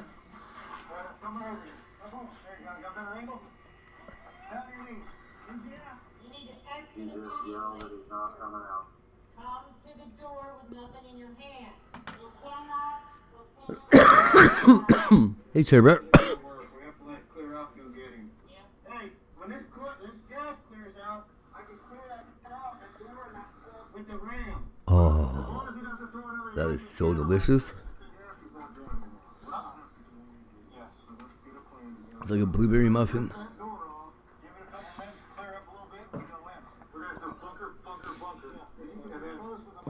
Somebody's got to be on the taser unless you're going to shoot. Yeah. Fuck, he's doing a knife. We're shooting him. If we got distance, can't go in there with that mindset though. Let them know what we're doing so there's no miscommunication through this. And then on your call, we're gonna go in again. After more than 2 hours of negotiation attempts and with the gas finally clearing, officers knew the standoff couldn't drag on much longer. Wheeler had piled debris behind the open front door, blocking any direct entry, and so a final push. Okay, this might have been a mistake. They began preparing the tools and tactics they hoped would finally bring this standoff to an end. We're staged and ready. I'm going to just clear out some of the stuff you tried to barricade in front of the front door. It's a lot of extra smoke. For entry in the drone. Okay, then if he comes out on this porch, we're just going to let him stay out there. Then entry can move up to the door, and then we can deal with him just in this porch. So.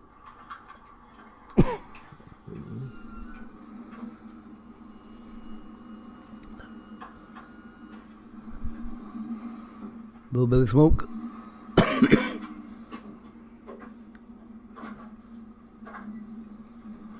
Coming back.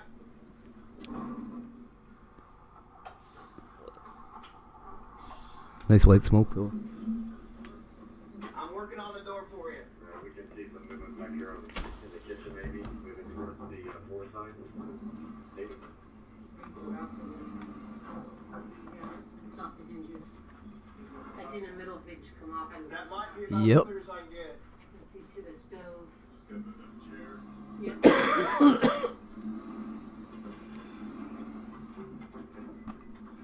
Can you hook that or not? Or is that going to pull it in the way?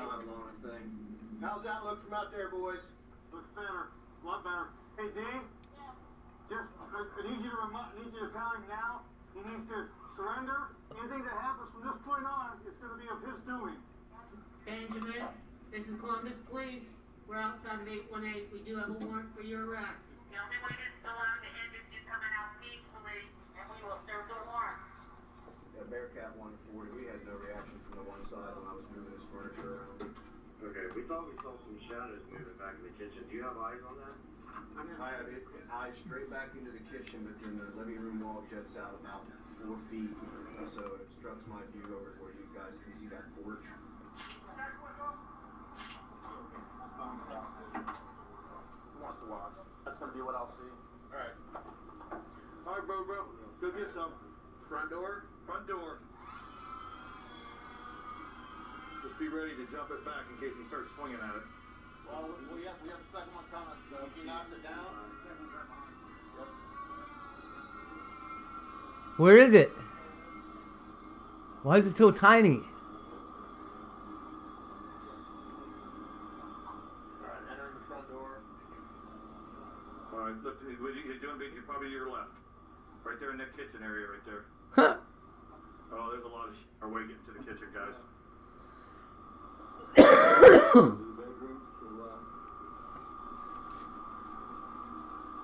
Yeah, he's in the kitchen. There he is. There he is. Barricaded or what? No, he's just in the kitchen. Nope. Pin him in the kitchen. He is. Yeah, he's in the kitchen. Alright, Bearcat 1, as we can tell. Laying on the floor. I believe he took the drone down where There he goes. He just went to the left. To the 2 side. He went to the 2.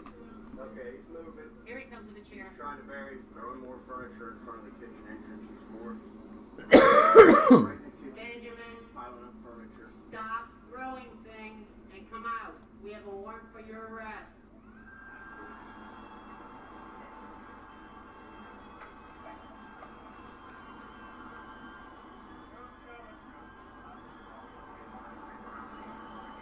Yeah.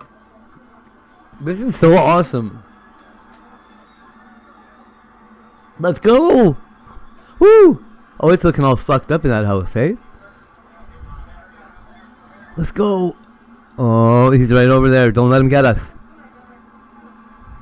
Taking pictures. Oh, it's all effed up in here, eh? Oh, he's throwing things.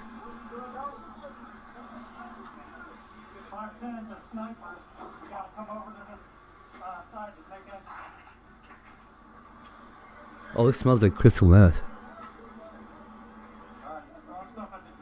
Hold on, he's got... What is that thing?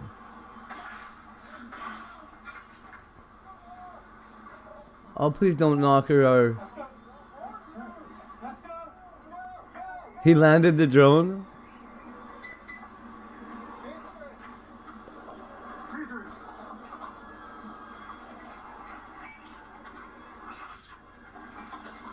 Whoa.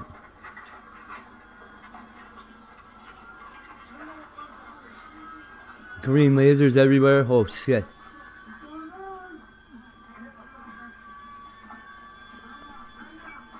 Oh my god, this is intense.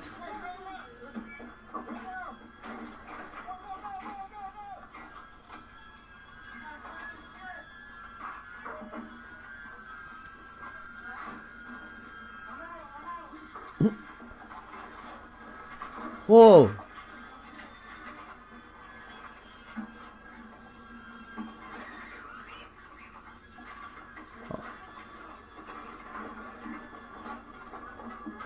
This is awesome.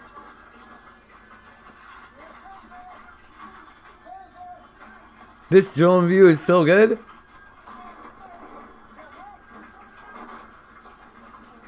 That's the thing. Right now, the guy in the kitchen is in a way better position than these 8 cops in his living room.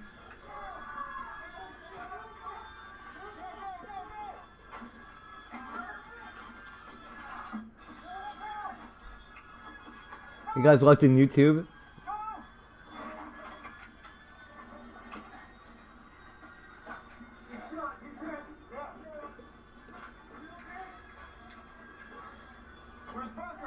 Good luck. Oh no.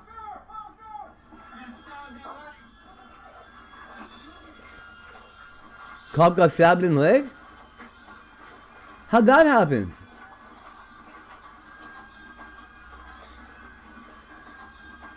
Oh, is this the booby trap guy?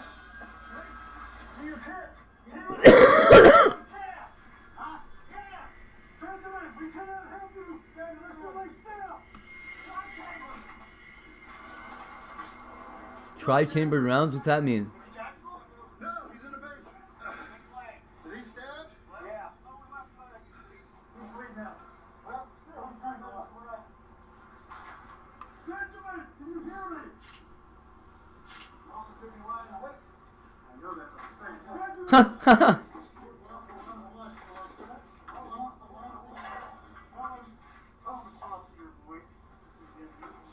Benjamin! If you are injured, I need you to come to me. No, I promise. The other two did not. No, they were too busy getting stabbed. I mean, do you think you hit him? Oh, 100%. He said there's massive blood loss. He did have a shotgun. They were busy getting stabbed. With his face and some shoulder, because he was like stabbing from behind the corner. Yeah. So I don't know. He probably hit like in the shoulder. Oh wow. Ready? He reached around the corner and just stabbed 2 cops? Don't move, don't move. He is down. He is down. He's down, Troy. He's down. His hands. His hands are right there. Watch his hands.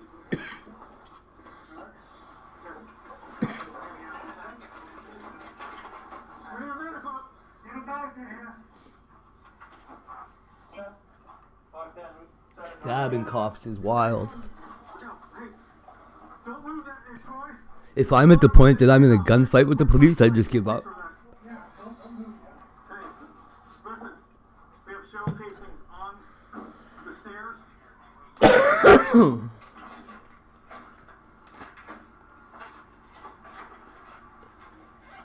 TV was sure effed up. The suspect, Benjamin Wheeler, was pronounced pronounced dead at the scene. The standoff ultimately lasted more than 6 hours and involved multiple attempts to make contact, deploy gas, and safely clear the home. But it ended in a violent struggle as officers attempted to take him into custody. Multiple SWAT officers were stabbed during the... I walked out of the places they tried to keep me locked down. I followed the instructions of the voice in my head on how to get out of where I was and how to get to somewhere safe. And I listened to that voice, and it did not lead me astray.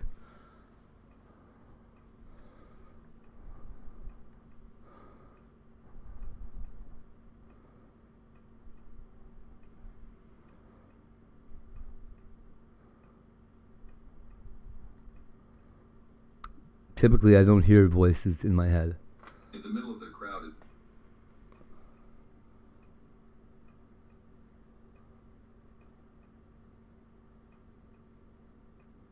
Oh.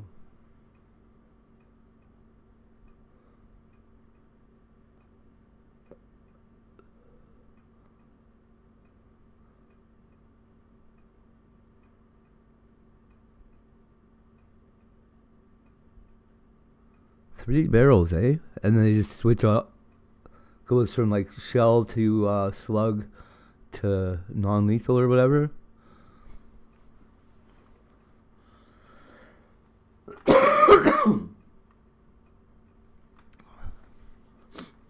That makes sense. I've seen them with those 3-barrel shotguns. Trading cards are moving from dusty. Okay, let's see. Trading cards are moving from dusty binders to. See this? Now people are hearing about it. What did I say? When was I saying this? A year ago? Telling everybody that they should invest in Pokemon cards now before it really goes up. It's possible that you may never see that card come up for sale in our lifetime. Since 2004, some Pokemon cards are far outpacing the broader market. For example, this card, if it was in perfect condition, would return significantly more than the S&P 500. And now, investors and celebrities are taking notice of the now $100 billion market, too. I thought it was nuts. I said, why would anyone pay $1 million for a piece of cardboard? He said, you don't get it. I collected Pokemon cards as a kid, and I've been watching this market evolve. It's the only one And I was curious in the whole world. It's a bragging rights thing. I brought some to Comic-Con. I don't know how people don't get it. It's a process called grading, sort of the gatekeeping of What do you not get? I got the best one. grade 9 and a grade 10. I mean, thousands of You can look at all the other ones in the whole world. This one's the best one. But how is that trading cards are beating Wall Street? And is this boom built to last, or is it just another collectible bubble? It's a bubble that's been around for over 30 years and appeals to both kids and adults somehow. You just wait till there's 80-year-old men with Pokemon collections. Like Lex Wexner, whatever his damn name is. Honestly, it's all fun and games. But then you come over to the collectibles area where people are trying to figure out just how valuable their trading cards, their magazines, their video games are. And between PSA and CGC, you got it covered, but it's all business. So People are dumping huge amounts of money into having these cards graded. Huge amounts, like 30% of the value of them. my mom went to our local trading card shop and bought it for like $100, so fingers crossed it's worth at least that. Maybe double, maybe more. Who knows? We'll see. First, I created an account with CGC. Then I chose what I'd be doing with the cards, getting them graded. CGC though. Ugh. Grading them costs differently based on the amount and estimated value. I picked the economy tier at $18 a card. And that's it. Now you're ordering. Economy tier. Yeah, super simple. Bring back and slip. I'm very excited. This is also something I've been putting off for I can't tell you how long. So now we drop off the cards. And then we'll take them to our headquarters in Florida. So what's funny is if he only goes with the low tier of the grading, he can't get the best card in the world graded. And it'll be exactly like this, where it has the label, what you got on the grade. Because you went with the cheapo version, you're not going to get the decimal. So you'll have a 10, but you won't have a 10.1 or 10.9. Toys or collectibles has transformed the trading card industry. As investors hunted for alternative ways to make money during the pandemic, many fans rediscovered their love of collecting. Total spend for Comic books too, holy shit. cards increased 350% between 2020 2020 and 2025. So there are a lot of different factors as to what's going on. You see the headlines about $1 million cards, and you know, people are wondering, do I have $1 million card in my collection? But no. No, probably not. However, there are cards worth hundreds, if not thousands of dollars, especially cards for Yep. like, especially My kid's got a card worth 250K.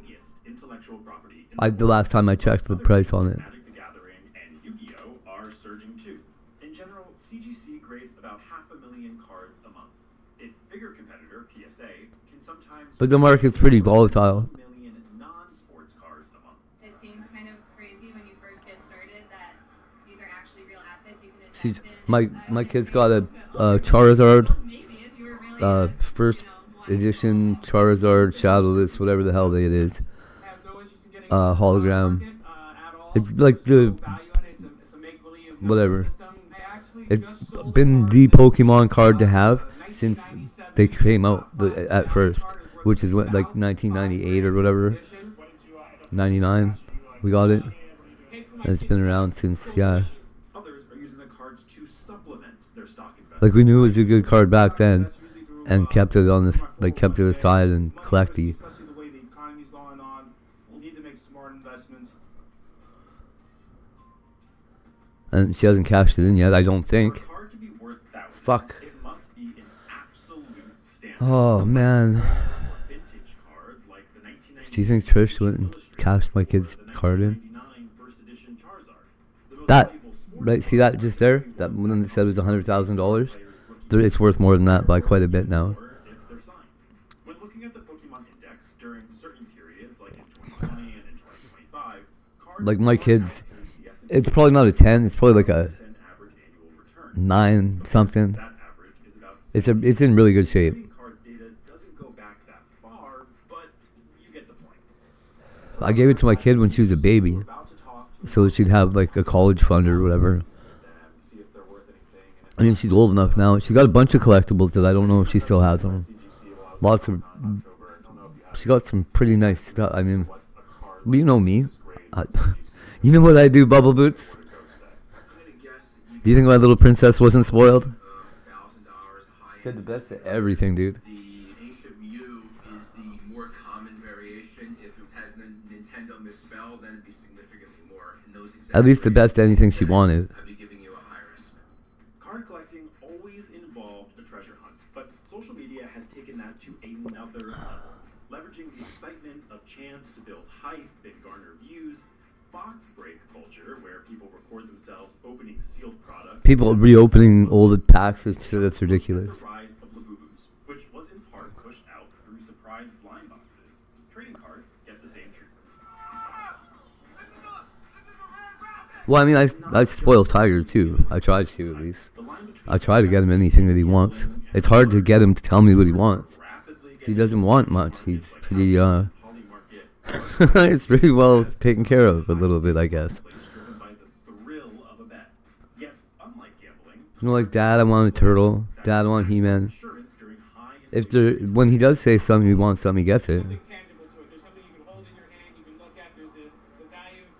I'm actually pretty thankful that I get to do that. Yeah, no kidding. Oh, you would have had every Labubu? They would have been so expensive, Boots.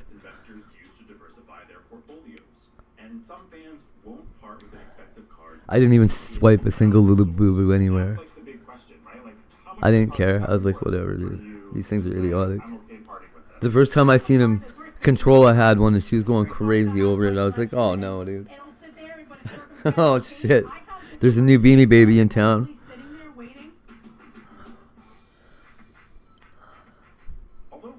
There are some competitive looking Beanie Babes, though.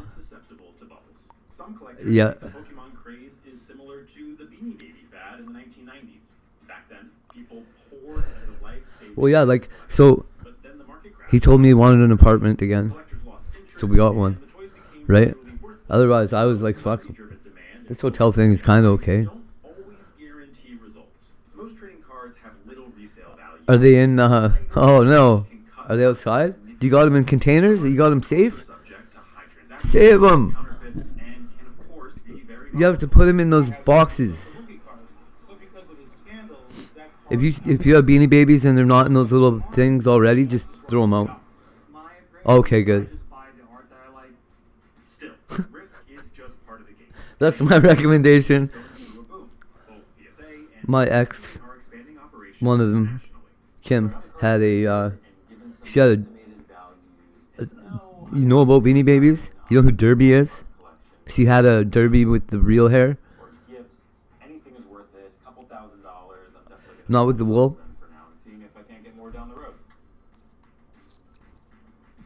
That's the extent of my Beanie Baby knowledge. And they all have a little heart that says Ty on them. I like that about them.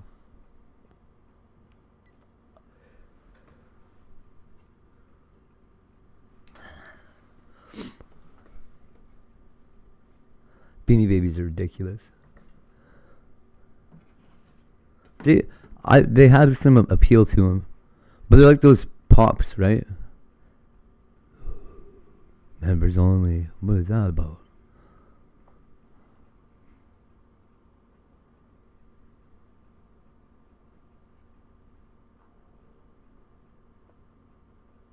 People used to do this all the time. I wonder why it's not a thing anymore. Normally when you see this at the start of a video, it's me saying, well...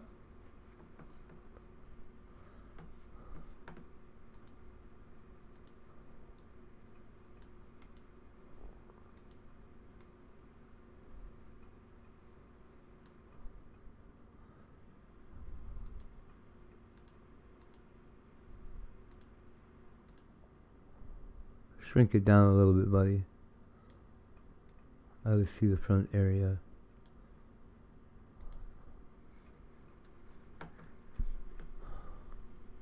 Because there are some changes and some new things to explore. And also, hopefully the production values might be a little bit higher than they were There we go. 10 or 18 years ago. How muddy it is out Something there. that's changed in that time is the proliferation of craft beers in cans. Well, like this. so, uh-oh. These cans are 440ml cans, but they are plain metal cans with a self-adhesive plastic label on them. They do this, I think, because these things are typically quite small, limited runs of craft beers, and so they just have a blank can, and they only print the label. Oh. It's significantly to our advantage, and that's because in the old version, Oh. can tin work, Do you know which seahorse? sand, the print They're all, a lot of those are really collectible because they got such a unique color, each one of them. is peel it off. While we're here, though, there is something else to explore. A side quest, if you like. A little bonus thing we can do. Exclamation mark heist. I think there's a big crossover between Beanie Baby ladies and horse ladies. As the contents, although I will surely enjoy drinking any of these. Seahorses, horses, and Beanie Babies are like a, Burning Sky Brewers and Blenders. I don't know. Rise is brewed with Pilsner and wheat malts, backed up with a huge charge of Citra, that's hops. They like all three of them target the same demographic somehow. Pine and resinous aroma. Those ladies are all so likely to be nurses or healthcare workers. As I said, this label will just peel off because these are usually quite durable plastic. So yeah, it's like a thin vinyl, I think. And this will peel off, revealing a lovely, shiny, plain silver can. Huh. And I'm going to use this Look label, at that. which is still got It's a can. stick, to cover a book. When he pulls the label off, there's no label under it. Plain, cheap little notebook. And I'm going to cover it with that sticker. And I'm going to do it Oh, that's lame, buddy. like this. So I might use more than one label to cover this because I want that design on the front here. Well, no. You can't do that. Just do that there. That's lame, bro. Would have been nicer if I'd got that completely straight, but not to worry. This bit here, I'm going to cut off. Oh, you can't do this? You reckon it? Why didn't you just fold it around the inside, you idiot? I'll just save that. Just stick that on the can there so I can save that. This guy is some kind of... Go around the corner here. You gotta do it with the book all the way open. Peel that up. Bro, have you ever never repaired a book before? Otherwise it might Oh my god. closing. We'll go onto the spine. And then I think I'm might just cut along there as well to give me another spare piece. Like this. And then I'll use another different... And then somebody else can come along and repair your work. 2 pieces there will go on there. This bit can go down there. My other label's going to go on the back there. That thing This guy's making me mad. can go around the corner. That's not how you fix a book. You're just making a bigger mess. Little crease there. Like My teacher would have said just leave it alone. flat. And then I'm going to use these bits to go Why are you going to do that though? along here like that. Oh, it's going to look real good, hey? What in the name of God is this man doing? You see why men don't do crafts? Can you tell that men don't do crafts? And I can cut. It's a miracle he knows how to use scissors. It's because they're destructive. Into there. And then fold that bit round. Okay. Trim that off. He obviously has a little bit of planning involved in his brain here. He's wrapped presents. Move it. It's going to be stuck to me forever now. Same here as well. And what I'll try to do is cut a little piece that will go down the back of the spine there. So we'll cut. Are you going to put it in there? That piece can fold over inside. Oh, he's wrapped books before. But not correctly. That piece there, I'll cut it shorter. And I'll just wrap it over and fold it in. This tapering thing is a really good idea. Tuck down into there. It's a little too destructive for my liking, but Same at the bottom. So I'll just stick that extra piece on. I'm learning some crafting tips here. Smaller book, I could just use the whole label and cover probably the whole book with it. But Well, you probably could have done that in the first place. But you wanted it the way you wanted it. remove all these bits that are stuck on my fingers in a minute. This is not drink can tin work. This is drink can label book covering. But there we go. Look at that. Isn't that nice? Not really. Nicer than the plain No, ink. It was. it doesn't look better. And that's a nice durable vinyl label, vinyl cover for that little notebook. How about that? That's not what we came here for. But yeah, I think I will probably use the other label to finish. the Okay, back. can we not do it right now? So I'll have 2 different beers. I believe you know how. But yeah, bonus little craft. Right, let's get rid of all these offcuts and on with the craft. So what I've now got is a lovely, completely unblemished, bright aluminium can that I can use for my drink can tin work. Why is it not? I'm going to drink this beer, which Okay. means I need to go and put that in the fridge. Let's say why is it closed? So back in a moment, but while we're He's pulling the labels off his unopened beers, an idea for at least one. so they can use the can for a craft. This is And in amazing. this case, it is this. How about if I was to buy half a dozen beers, different beers, have somebody number them on the base of the can, and write down what they actually are, peel off the labels, and then I blind taste them. Oh my I God. try to figure out the flavour of them without the tasting notes, because often these things have tasting notes on them. They tell you what to taste, and if you read that first, it can affect your perception of the flavours. So I think that would be a fun exercise. Then I'd get to drink some beer, and you know, this is my job now, is drinking beer, so that you guys can watch. Anyway, that's an idea for a different day. Today we're going to do drink can tin work once this can has Apparently he's been a little. Right, we will get doing to live drink streams. can tin work, I promise. One other thing that's going to be different about the I helped a lady get her technique. So in the chat past, words I've to used work cork today. bath table mats to work on because they've got a little bit of give to them, and that just helps with the embossing process. Today instead, I'm going to use one of these cutting mats, in part because I think that these are probably more readily available worldwide than cork-backed. It's weird that you say that. You know, some places I think you might have trouble finding these green cutting mats. I think you can get them everywhere. It Do you just think does so? give You think for us they're easy to get? work on the embossing, which I'm going to do using a ballpoint pen. You can get embossing tools. You could probably use anything that isn't too sharp, but I find a ballpoint pen works really well. It needs to be strong enough that you can put a little bit of pressure on that. Anyway, let's get this beer open. I had one of these cutting mats. Chance to cool down. I used to use it in all my Amazon reviews. So, that very citrusy and very lively. And actually, despite me pouring down the side of the glass there, we've got a lively head on that. That will subside quite quickly though. And then we'll pour the rest of the can. That's important. Right. There's my pale ale. I think we just better give that a taste, don't we? Oh, that's nice. Very, very refreshing. Very citrusy, grapefruity. Nice little tail end of hoppy bitterness. I'm just going to go and rinse out this can. Ideally, I would rinse it and leave it to dry overnight so it's completely dry, but it's going to be wet with just water after I've rinsed it.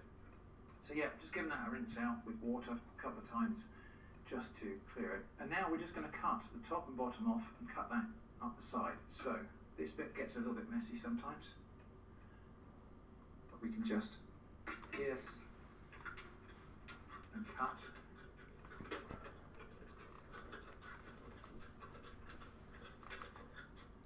And it's really thin metal. You can cut it with just about any scissors. Now we've got a bit of spillage there, but still a little bit of... Man, it's crazy he doesn't have a X-Acto knife there. Very strange, not sure how that happened. I'm going to cut down the side here, near to this printed bit here, so that we can, if there is any waste, it will... Why are you doing it with scissors though? There. And then we'll go around the bottom. Like this. Just do it with your hand. Every other edge is all crooked and effed up. Up a bit of moisture. Dry off the inside of this sheet. Now you do need to be careful here. The edges of this can be quite sharp. Especially there can be little strands. Whee! You know, where the scissors Don't try this at home. Metal off. Can be a bit of a potential there to cut your hands. So be careful. They might as well have a drink first. And I'm just going to trim this really jagged edge off here because that will just impede the next part of the process. So I'll just lose that bit. Wow, I'm sure they're making these cans a lot thinner than they did. Him doing that bugs my teeth. Well, I suppose that's economy. The nerves for my teeth are annoyed by that. Still. Fairly unblemished sheet of thin aluminium. Make sure that's... Oh, I've cut myself already. There's a little hole in my hand there. Just goes to show you. But I don't know how. I wouldn't try to use gloves with this. I think you just find that cumbersome and difficult. So now I just need to take that down to the surface like this. And for this, I will just use a few bits of duct tape. Suppose it bothers the nerves in my jaw. Probably Hey, get away with. his shirt looks like the carpet from The Shining. I'm going to do it shiny side down because the shiny side is the one I want on the outside of my box. So if I wanted a slightly matte side, then I could do it the other way around. And I'll just stick down the other end. And I may not need to stick down the sides actually, so I'll just probably need to stick down the two ends. There we go. So now we need to lay out the box. And the box is going to need a top, From the Stanley Hotel? 4 sides, and then some extra bits. And I'll explain what all of those do. But we're going to make a... Well, let's see what we've got to work with. We've got 110... We need 2 equal sides. And then we need a middle. And we need some little flanges on the edge as well. So at its narrowest point, let's say we've got 100 millimeters to work with. If we take off, say, 40 for the top of the box, that leaves us with 2 lots of 30. Probably more than we need for the sides. So I'm going to go for 50 in the middle, and then 2 lots of 25 for the sides. Need to start marking out some lines. So we're going to draw a line across here, which is our datum. Everything else is measured from here. And this From The Shining. about 5 millimeters. I don't know, is it called the Stanley Hotel? So just From right outside that room. across there. Now I'm not pressing down super hard, because if you do, you can tear the metal and it will make the folds crack. So I'm just, you know, firm but not excessive pressure. The overlook. Right. So from there, we're going This. to measure. And what have we got from there? Get out of here. Yeah, we've easily got 100 from there anyway. So we're going to measure That carpet. 25 up from there. His shirt's like the same sort of design.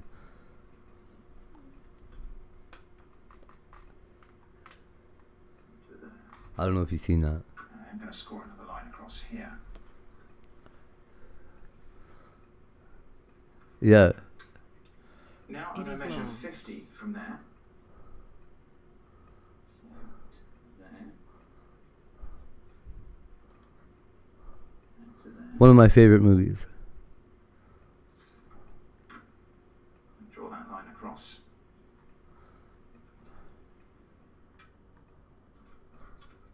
And then another 25. Nice connection there. There. Now, shall I make a rectangular box or a square one? I think it's It's weird. I guess it's not that much to like it, but something about it really reminded me of it. I'm going to do what I think is a line perpendicular to all of that here. So we're going to go about here. That'd be a cool ass tattoo, actually. 50 from there. Never mind.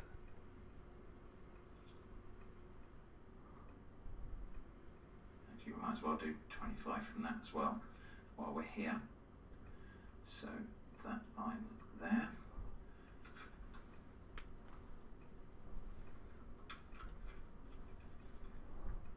That line there. Do 25 this side. The real one in The Shining is so immense, dude.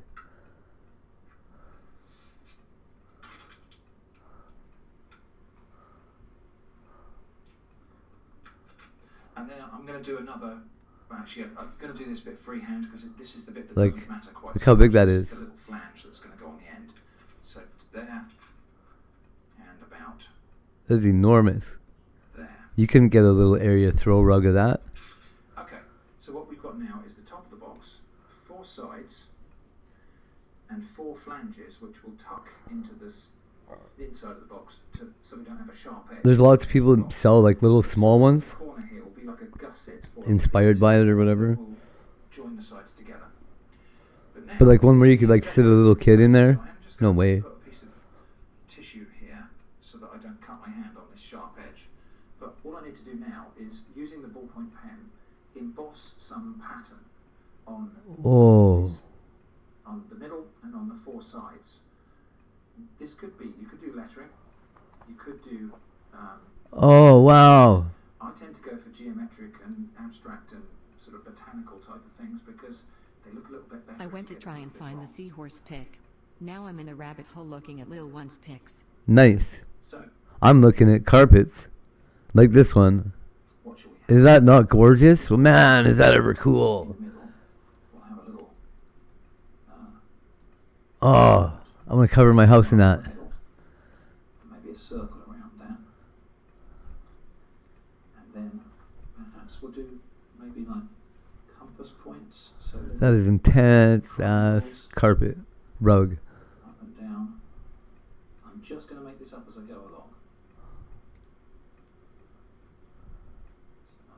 So I have the cardinal points of the compass there, like that. And you can see I've already made this a little bit asymmetric, a little bit wonky. It's It cool, hopefully won't but matter. busy. So then into here, what should we do in here? Some Did you see the wavy lines. Did you see the thumbnail from the stream today? Oh man. Maybe end that with So that thing I got thing here. what's it called? There's no obligation to make this.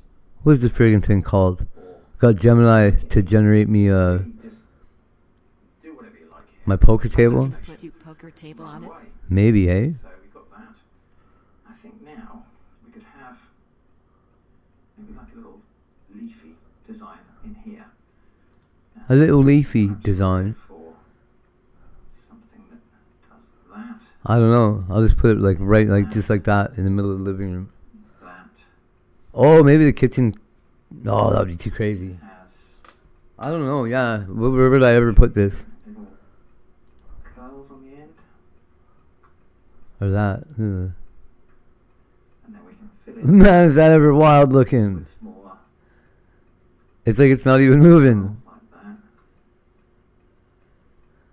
that. That is and so wild. How's it doing that? Ah! Okay, so we've got various curly little designs they're not perfect. They don't need to be. And I think we'll just have some little diamonds in here, maybe. Like a straight line down. Little thing. Put something on it. So I'll try to make them symmetrical. I wanted to. on the side, but Never mind what I wanted to do.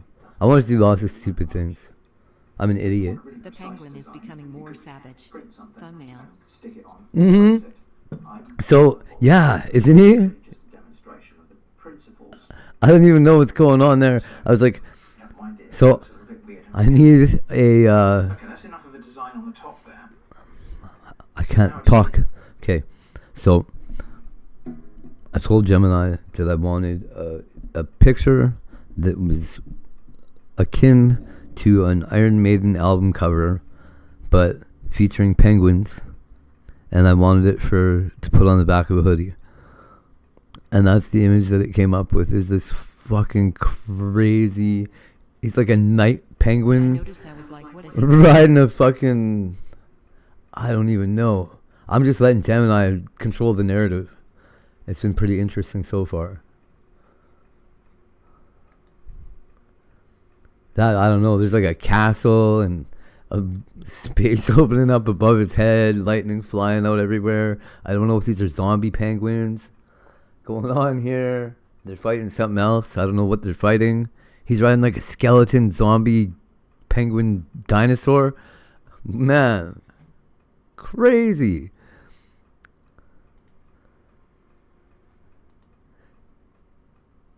It should be cool to have on the back of a hoodie. Yeah, yeah. Gemini too? Yeah, Gemini's building a whole lore over there.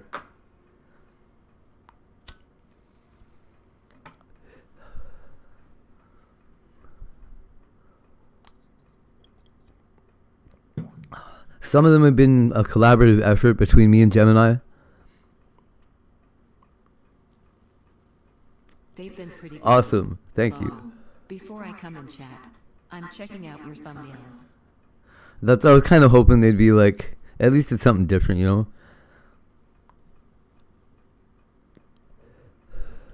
I think that, yeah, this current one, if I can darken it up a bit and remove some of the, like I don't know why the sky has got to be all purple and blue and crazy and shit. That is kind of unnecessary. I'd like that all to be black so it can just sit on a hoodie and kind of blend into the darkness. I don't know what this logo is. That little anchor with a P. It's like it's a personal Jesus logo, but it's got an anchor on the bottom. That's so funny. It's the phi and rho and an anchor. Fire.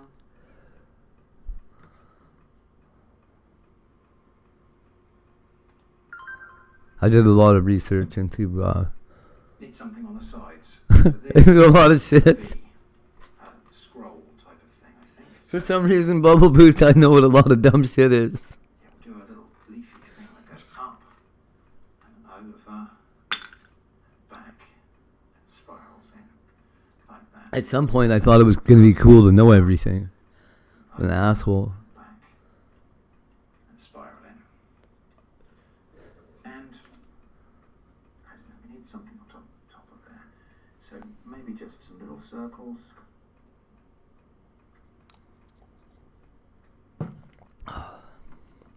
I don't know everything.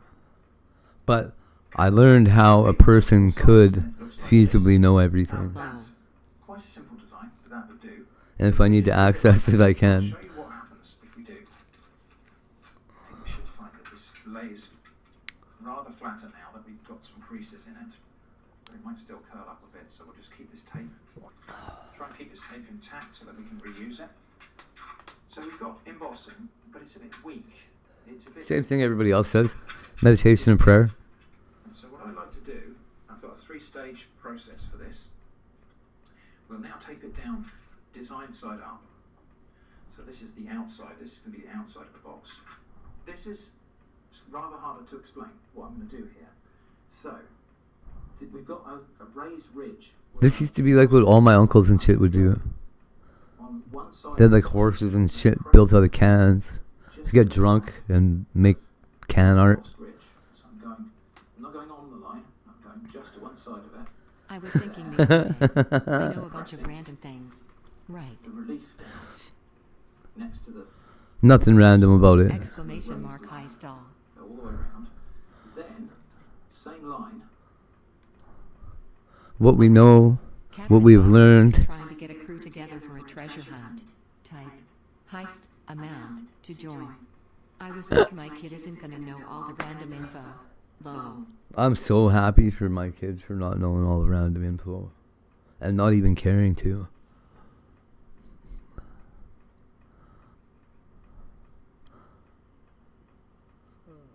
Yeah. But she really doesn't need to. That I thought about that before. And I came to realize, I was like, man, okay. From what I can tell, Tiger's fucking so much smarter than I was when I was a kid. And I know how smart I was when I was a kid. For him to be as much smarter than I was when I was a kid, he knows fucking... I don't believe there's anything that he is unable to know. But proof to me that he's smarter than me. Back from Blackheart Island with a handful plunder and a tale of plenty. Results. Bot Ricks. 1,999,999,899. A crew of pirates and raiders check their flintlocks and sharpen their cutlasses as they disembark for Blackheart Island. He doesn't give a shit about nothing that anybody else wants him to do. And he's smart enough to know he won't do it. You can't make him.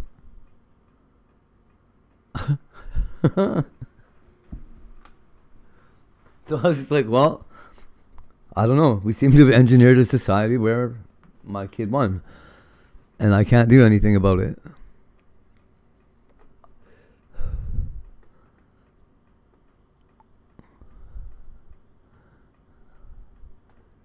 He doesn't care. I can't make him care. He's got whatever, autism or whatever, that makes him not care, right? I'm sure he really does. But I mean, if you ask him, why won't you do this? Because he said, I don't care.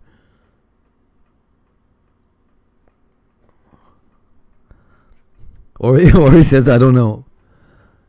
But if you press him on the I don't know long enough, he says I don't know because he doesn't care. Embossed pattern. I'll show you. It's like, do you want to learn this? No. If he wants to learn something, boom, he learns it. The lines that you drew earlier. So it's just a case of keeping a pen in that little channel. So you're just more stubborn than I am? If he is, let me tell you, there's no solution. And this is where you might get writer's cramp, because this bit you are pressing a little bit harder than before. Not so hard that you're going to break the pen. But if I was smarter than I am, I would have thought I'd do the same thing. But I don't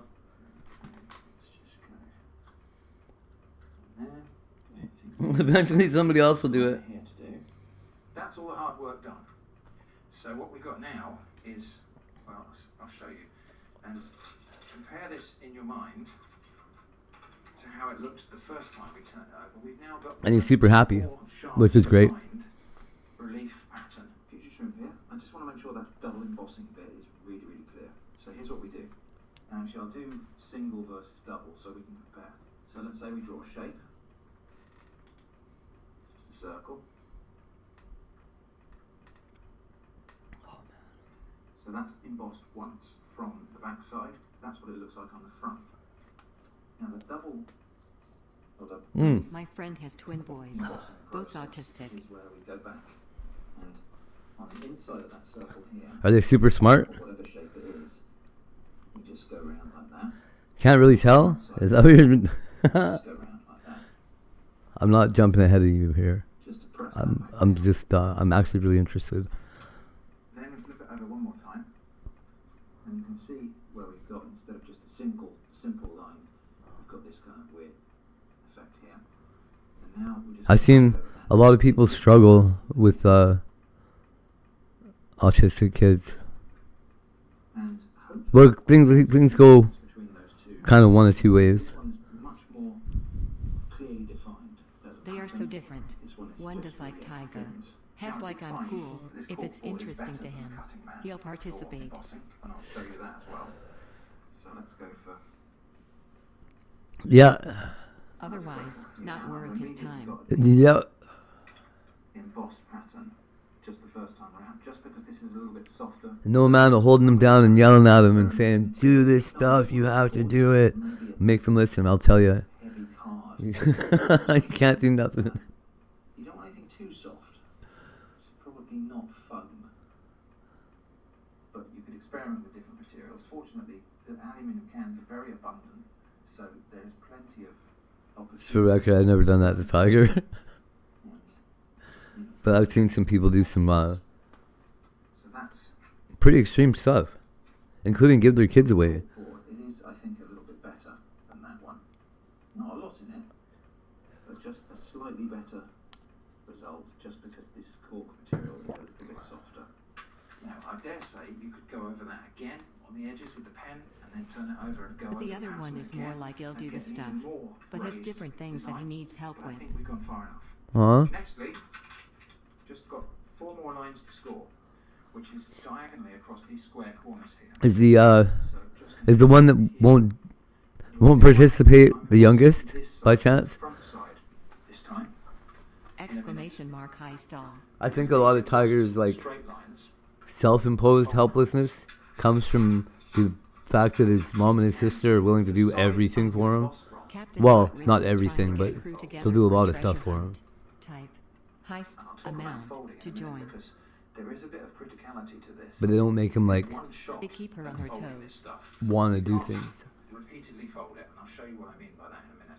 In fact, Like I'll I show you think what I think the reason that Tiger stopped running away the outside of is I think he scared himself. I think he realized how scary shit was outside by himself. And he didn't want any more part of it. If I score a line like this, so that metal will naturally fold once along that line. If I try to flatten that out and fold it again, there's a risk it's just hair. If I score it from the other side, It's like the problem with sheltering him or whatever, I think. again, you'll get one fold on that line. So you've got to get it right the first time. If you try to A unfold crew that, of pirates try and to raiders check their change that, flintlocks and sharpen their you just cutlasses lose it. as they disembark for Blackheart And it'll Island. split. Blackheart Island has taken Yeah, another soul. right. Bot Ricks was sent straight to Davy Jones's locker. Like so. Like, You've got this four, why can't my kid watch Blue's Clues every day, 24 hours a day, for 10 years? Because, as a parent, so you've really got to introduce other shit to your kid.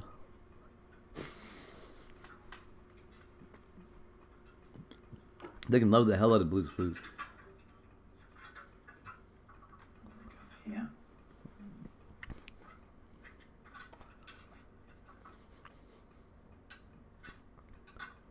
But so, like, engage them on that level if you have to. Mistake here. I haven't. I don't know. Yet. So don't worry if this is difficult to follow at the moment. I'll show you exactly the shape we're cutting out in a minute. Okay. Who would do that?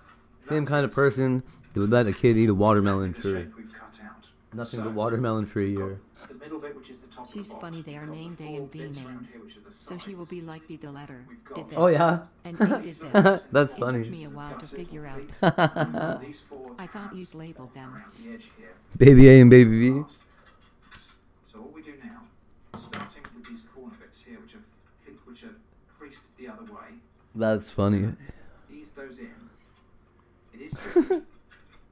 Didn't realize it was their first initial. That's good. Most people are like, Tom and Tim. bit like this, and sort of Or Tom and Ton. This is where you could acquire some cuts to the hand if you're Rod and Rob. unlucky. Oh, I hate it when people do that to their poor twin kids. Like, okay, they're not going to be compared to each other enough. At least Mike and Eric are Mike and Eric. Bit at a time, so I'm easing that corner in like that. You see, we're starting to bring those corners in.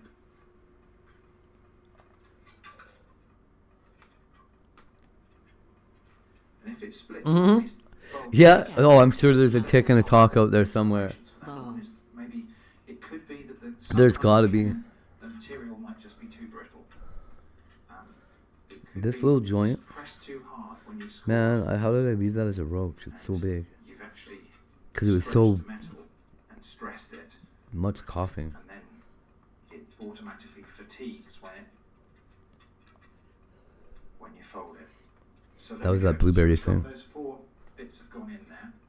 Now I'm going to start to bring these corners in. I found Tiger's headset. What I do now is, what I might do is just run the pen Ow. along here, just to define that fold a little bit more sharply, because that will help. Yeah, that is This helpful. headset kind of makes me want to cry So, a little okay, bit. I will do that on all 4 sides of the. It's a nice headset. We paid like, I don't know, a little over $100 for it, I think.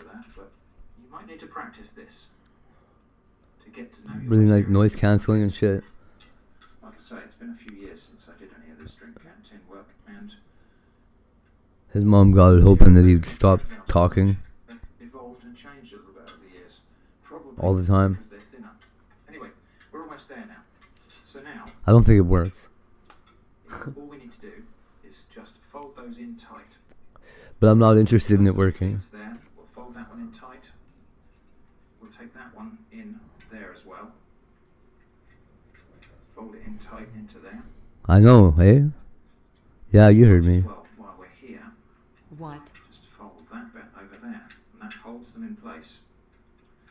Okay, and then the Hoping same that side. she worried, you know. So we'll just I don't know. She's got to be worried, right? fold them in tight. Why would you want him to stop talking? So that he's. Tab over the top and fold it down, and it locks those I don't know. in place. And then the I know. That's all I wanted to. And it took me a long time to get it. and also A very long time. edges than anything else. So there we go. That is the basic box. There is still a little bit of definition work to do, probably. Just I think. Okay, so. to bring corners square. She has a. She doesn't hold an actual convo. You know, Flatten the sides, but there we go. That is drink canteen work. it's hard for me to lure Tiger into a conversation. It's not all that useful. But supposing we made another one of these, and instead of 50 millimeters on the top here, As I'm sure you've noticed. 5, and instead of 25 millimeters on But the he's, I don't know, he answers like a kid does. we would end up with another box that fits exactly inside of that one. Lots of, If this was Blue Peter, we'd say, here's one I prepared. I don't care that. Here's one I prepared later, after the edit. But he's teaching, so he knows that he needs to use words the way other people do, and he's teaching himself how to do it. He's breaking things down into their individual words. And you can lay those out anyway. And Her receptive is amazing.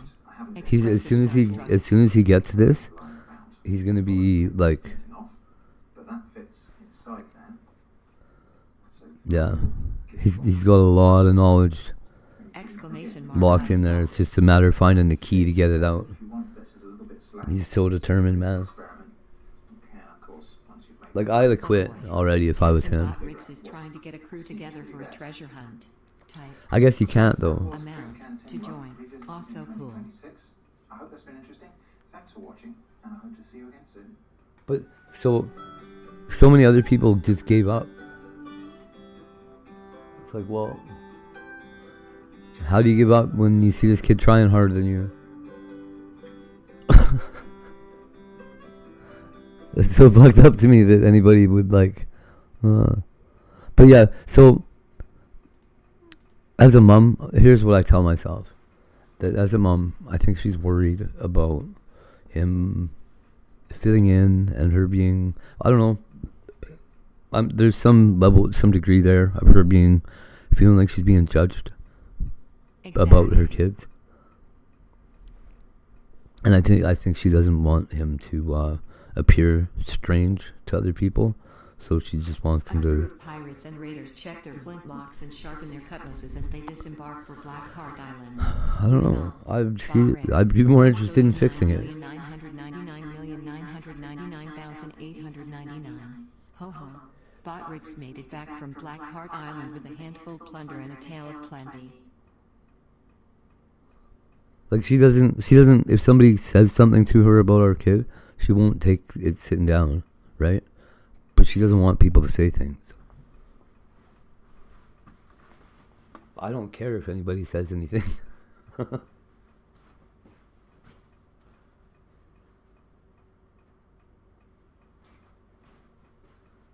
Like, shut your fucking mouth. My kid's got more right to be here than you do. Why? Because I want him here, and I don't want you here. 77,777. My hate. Hey, Melissa. Rolled 89 at Bubble Boots 777 146,666,620 points and now has 1,068,414,477,474 points. As long as he's right beside me, I know he's got somebody that's willing to, like, make him the most important person on earth, right? 130.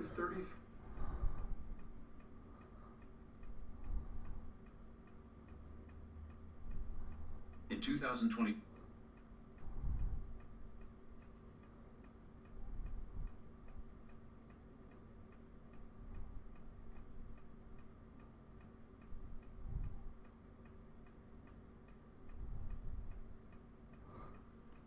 Kitchen foil lithography, that sounds interesting. I get it. NGL. It's not like I haven't wondered what my kid's life would be like if things were different. It's just a fleeting thought though. Yeah.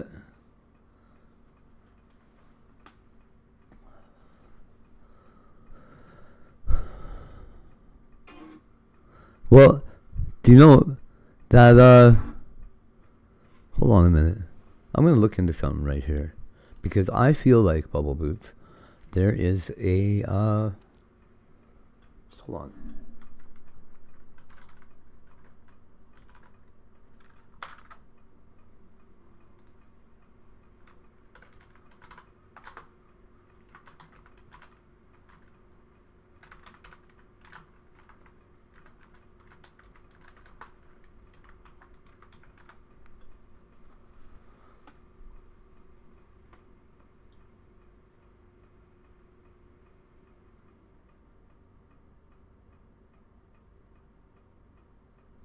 You should go to BioVivo Science website and look into adipose. And we work with what we got. And she is awesome. Doesn't know she's different. Adipose-derived mesenchymal stem cell therapy in combination with gene therapy. It appears I'm not exactly sure what, but they've got some experiments.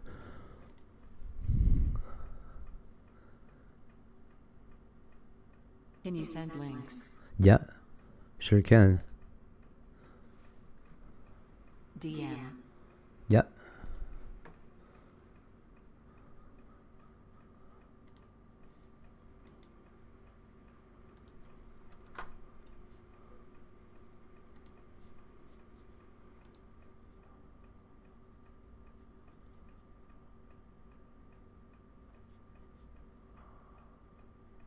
Where is this little You'll snip? check stuff out.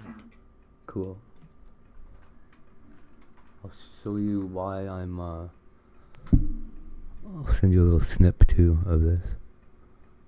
I'll go back.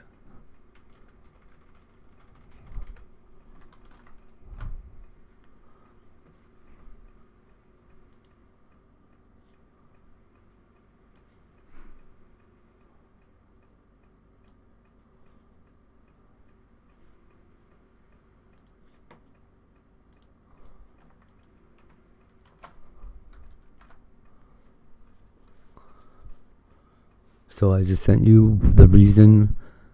Like, I googled it, and this is what it said.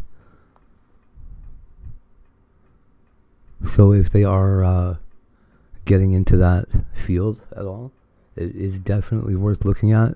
These are the same people that made that lady look 20 years younger in 10 years. Ectopay-Girl89. They're working on a whole bunch of stem cell and some other kind of gene therapy. Sorry, didn't mean to ignore you.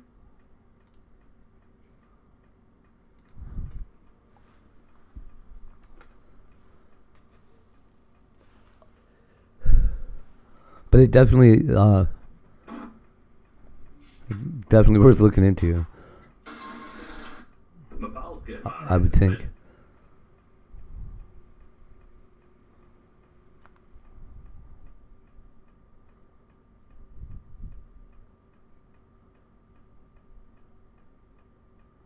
It's medical technology is getting awesome.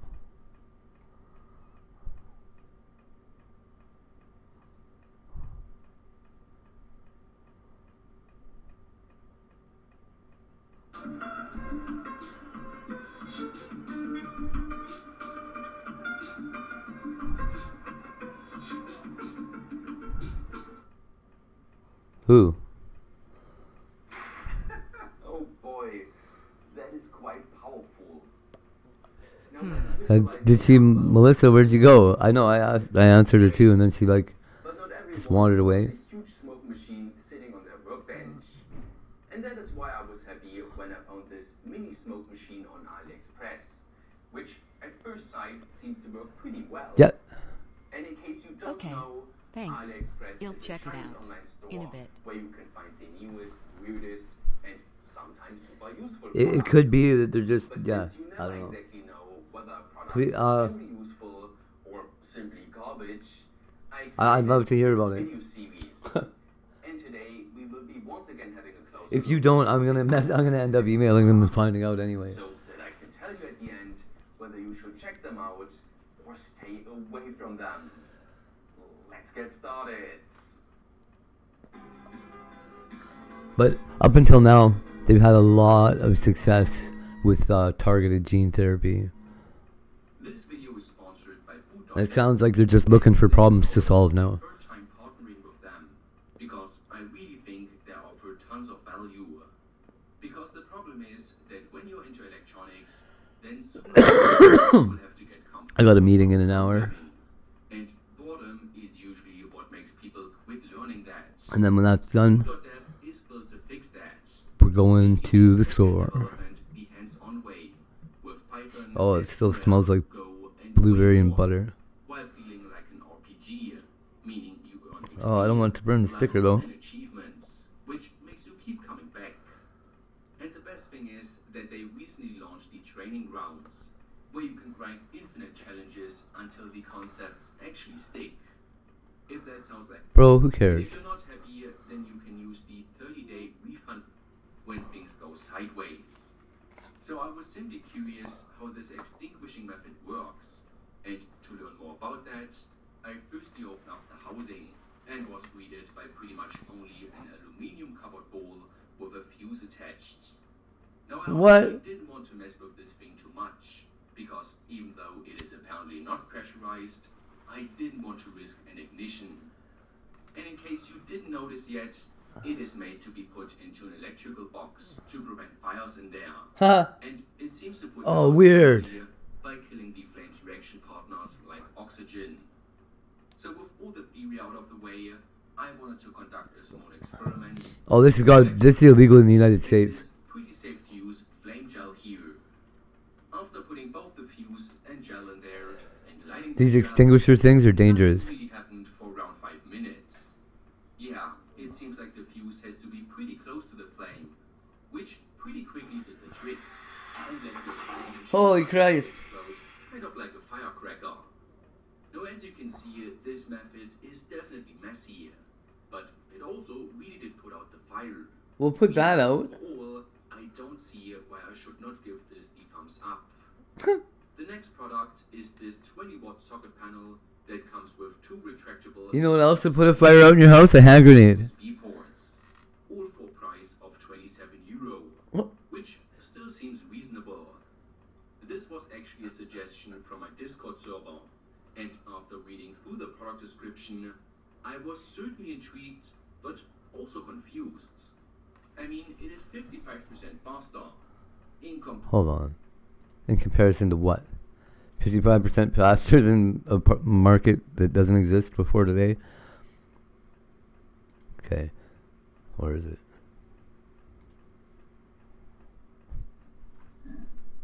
Will a grenade put out a fire? Go YouTube.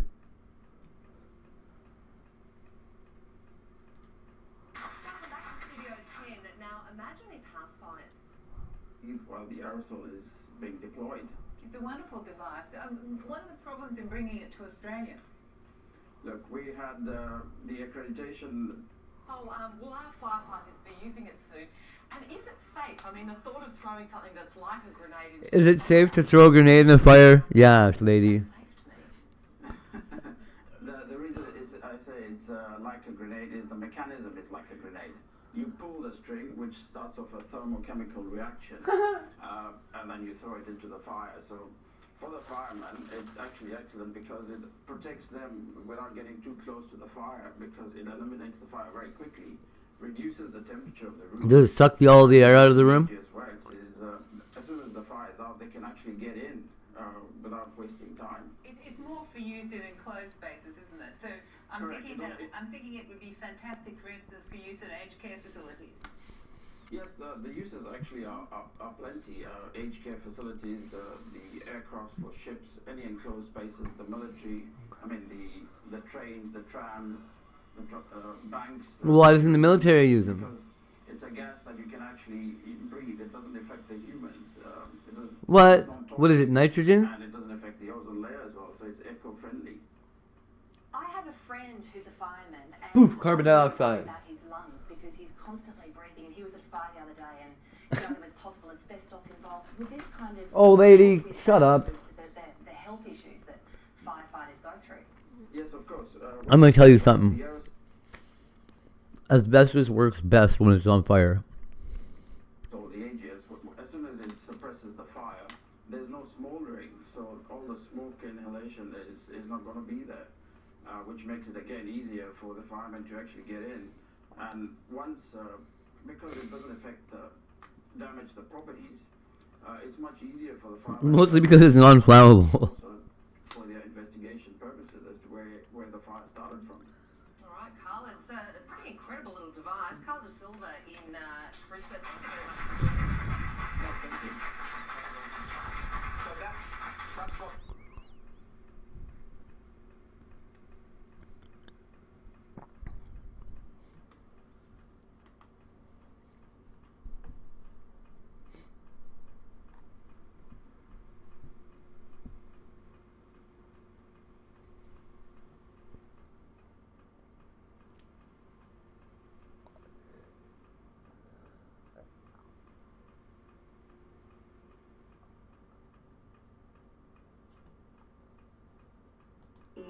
Were you interested in my question would be, were you interested in preserving her life at all? Okay, we know there's blood on the porch, we know the door's propped open, we know that she separated from her pacemaker at approximately 2:28 in the morning. The offender or offenders did not choose to take Nancy's health-related items that she would have needed to have survived. Hey guys, it's Jackson Buhai with TMZ here. Today I am joined by Deputy Coroner Commander Dr. Laura Penbush. She is a forensic criminologist, and today she is here to talk to me about updates regarding the mass reduction case. Doctor, thank you so much for joining me today. Thank you, Jackson. Thank you for having me. Of course. Now, 57 days since the initial abduction, and it seems like the more answers that we get double questions. Just drawing from your experience in, forensic criminology, is there anything about the crime scene or the criminal's behavior that stands out to you in this case that the public might not be paying attention to? It's hard to say what the public is paying most closely attention to in this case, because I think there's been so much information that hasn't been released, which is of course the right thing to do by the law enforcement Oh, man. agency. But at the same time, Like what? like you said, it is creating a lot more uncertainty, and things that stick out, maybe the blood on the porch, maybe the fact that the newest release of video came from Savannah Guthrie herself, and she was explaining that the back door of her mother's home was propped open, and things like that. Those may be hard That's effed topics up. right now for people in the public thinking about this. Why was her door propped open? Might have taken Nancy Guthrie. And, just again, leaning on what you know, I know there's a lot that you don't know because you're not involved with the case directly. But leaning on what you know, is there anything about the crime scene in particular? I know you mentioned the back door being propped open and the blood splatter. What does that tell you about how this was conducted? It's hard to take each individual piece and assemble them into a puzzle without studying each one. So basically what we have now is, if you think about how you build a puzzle, when you get a box, say it's a 300-piece puzzle, a 20-piece puzzle, you have all these pieces that have different shapes and sizes. You should see Tiger do puzzles. And you have to study each piece to figure out how it goes. Not me and not Tiger. We both do them the same way. What we've been given in the But he does them upside down, so he's better. is a bunch of pieces that we can analyze like. So, if I do a puzzle, I'll just have to show you guys one day. I look at the pieces, I pick one up, and then I put it with the piece that it goes with. And then I do it again, and I do it again, and I do it again. And eventually people start looking at me and going, where the fuck, how do you know where all these pieces are coming from? So I pick them up, and then I find the piece that looks just like it, and I stick them together. That, but we don't know how they fit. What Tiger does is the exact same thing, but he does it on the flip side of the puzzle. So there's no picture. It just blows my mind. Together. And so I think that is one of the things that the public is hanging on is, okay, we know there's blood on the porch, we know the door is propped open, we know that she separated from her pacemaker at approximately, I believe it's like 2:28 in the morning, the phone disconnected from it. We see the suspect on the front porch, there is video footage of the suspect. So how do we take all those pieces, analyze them as individual items of evidence, study their individual Look at parts them. as just that piece. So we're going to study the door, we're going to study what it was propped open with, because anytime an offender interacts with something It's kind of neat. in a scene, I like, think, why do they honestly, choose I feel like you could probably do the same thing. they choose a I'd be plant, shocked if or you a couldn't. rock, something like that. We want to study But there is not a lot of people out there that do it. what they chose and why they chose it. But you are very detail oriented. I think if you believed in yourself, you could do it. In the public today is just the footage on the front porch, why law enforcement can't figure out who that is. I mean, there's so many reasons why. And nobody knows, Jackson, what they're doing on the inside of this investigation. None of us do. Only the people that are involved working the case actually know what's going on. And if you were working this case, 57 days since the initial abduction, what are some things that you would be doing? Our methodology is called the murder room method. So we would have taken the murder room method, which is used for predominantly Like really, homicide there's cases, only and I would have morphed it in a puzzle. None of the pieces look alike. missing person's model and applied that methodology. So if you see an edge that looks like the opposite of the edge that you're looking at, that's almost guaranteed going to be the right one. 57 days in, it's a 6-stage method, Jackson. So we would be in stage 4, which is called analysis, and we would be using kind of the same method and technology that we just talked about, where we're going to analyze DNA, we're going to analyze and study the crime scene itself, the blood spatter. But if you do it unknowingly, you're probably just like, why am I so good at puzzles? And we're going to compare everything back to the victimology, because how somebody becomes a victim, obviously in random crimes, like if you take, like, for you and I are walking down the street, you know, and we're going to go to a coffee shop and have coffee, and somebody drives past and starts shooting. That's a random thing for us to be caught up in the middle of that type of crime, right? But how did Nancy Guthrie become a victim of a random kidnapping? Violent crime? How did she become an abduction victim? And why was she selected as a victim? How did that offender or offenders choose her? And why did they choose her? What was it about her? Was it that she is a vulnerable population as an 84-year-old woman, as opposed to a 45-year-old man who goes to the gym every single day and is buffed and is fit and could be a big adversary for a person that's breaking into a house? Or is there another reason? You know, is there an actual perceived grievance between Nancy Guthrie and another party who decided they wanted to take her for reasons that are known to them, that are not specifically known to us? I think that law enforcement knows why she was taken, but they're not able to share that information because it would jeopardize their case, and they should hold that close to the vest. You remember the cute little green scarf that I made for, it was either for Snowline or for Danny.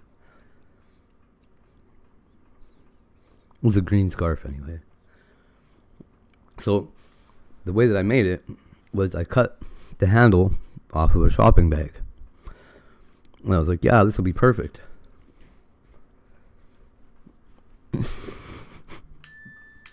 Fast forward 3 months. I'm at the grocery store the other day. I brought 2 bags with me. I'm like, that's okay. No, I don't need a bag. I got one. I'm like, toss the stuff in the one bag. Toss the rest of the stuff in the second bag. Go to pick it up. Lady's like, hey, there's no handle on that bag. I was like, oh, yeah, you're right. There is no handle on that bag. And she's like, oh, it looks like somebody cut it off there. I'm like, yeah, it does look like somebody cut it off there. You're right. I was like, can I get another bag, please? Oh, I didn't tell her. So for us, we would be analyzing all of the known evidence. Like, yeah, it sure does look like that. Boy, oh boy. Items of evidence as individuals. Who would have done that? Then we would be synthesizing them and assembling them into a newly understood whole of what we knew, and then from that we can take the She's a nice old lady too. She would have loved to hear about the snow penguins. Crime scene dynamics, homicidal profile, and in this case it would be missing person abduction profile. So that a homicidal pattern or a homicidal profile is basically like how an offender actually executes a homicide. So we would adapt that in this case to morph it into an abduction pattern, and then we would study that, and then we would put all that together and try to come up with some type of a list of potential offender characteristics. So back when I did that, and from those offender initially, traits, I knew. People like criminal profilers. I know, right?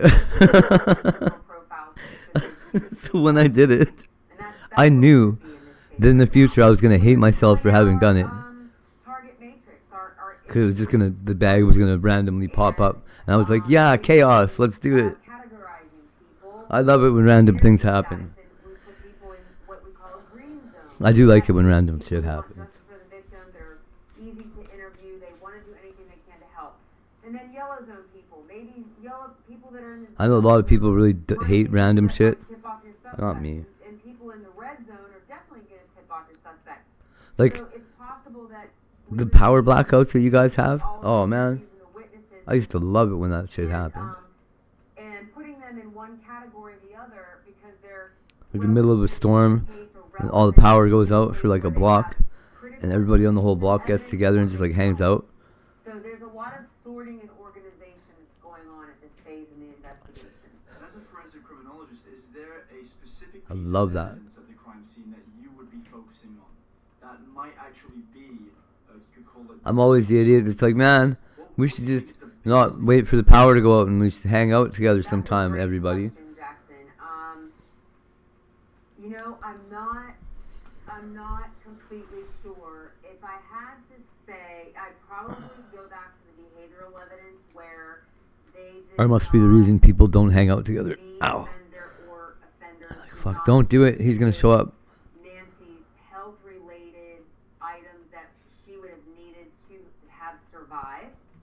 And so because there were no like life-saving measures that went into her abduction, my question would be, were you interested in preserving her life at all? Or have you taken Nancy for some nefarious reason related to your own drives, your own psychopathy, your own motives within yourself, and you never had any interest in her survival? So if you're not interested in survival, you know, people Hell yeah. with money are interested in survival. Aw, you gotta. Come on. Typically, to create a certain scenario where they can ask for money to get the person back. Just tell her there's nothing there in the dark. So I'm not sure if It's not there in the light. survival. So that's one of the things In that fact, I would be focused on. there's less stuff there in the dark because all the stuff that's afraid of the dark isn't out. Focus on any particular piece of evidence, and I look at them more as all pieces of a giant puzzle or like a mosaic, to where I keep my mind very open and impartial and objective. Dr. Petley, you've been absolutely amazing. Thank you so much for joining me today. Thank you for having me. Oops. My question. Her question.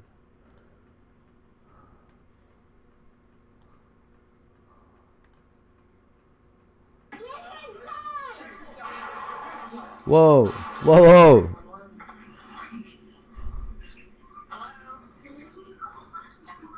I don't know. I can't do scared of the dark. Hey.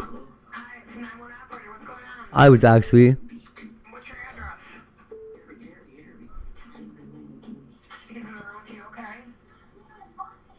Oh, it's this one. It's that one. That's weird. That's the same one.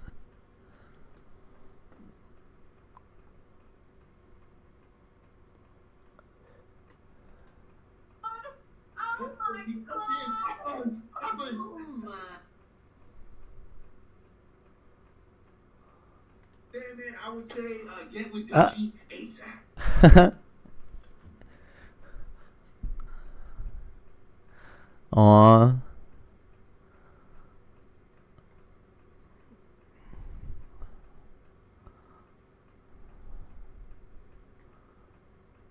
Do you ever does she like Halloween?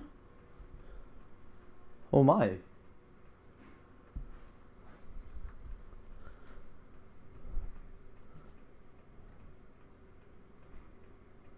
Does she like Disneyland at night? Oh, it's all lit up though.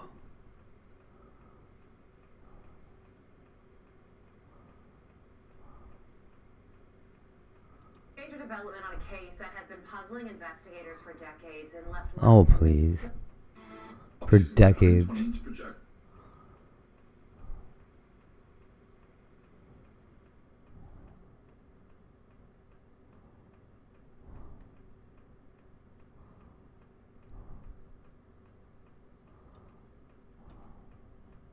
If you had to guess.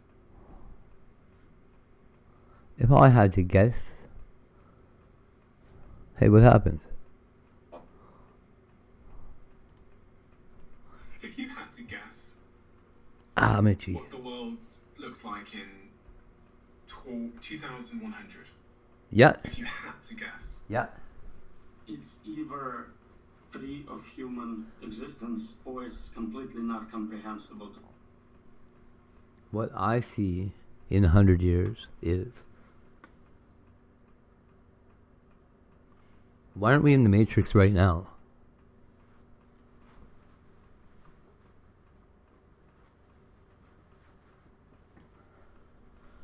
Like, I mean, it's a good idea.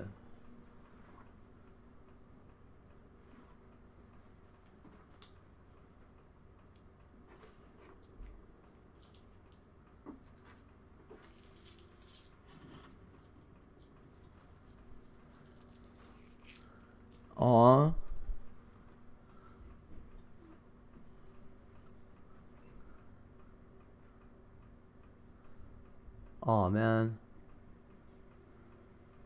How well?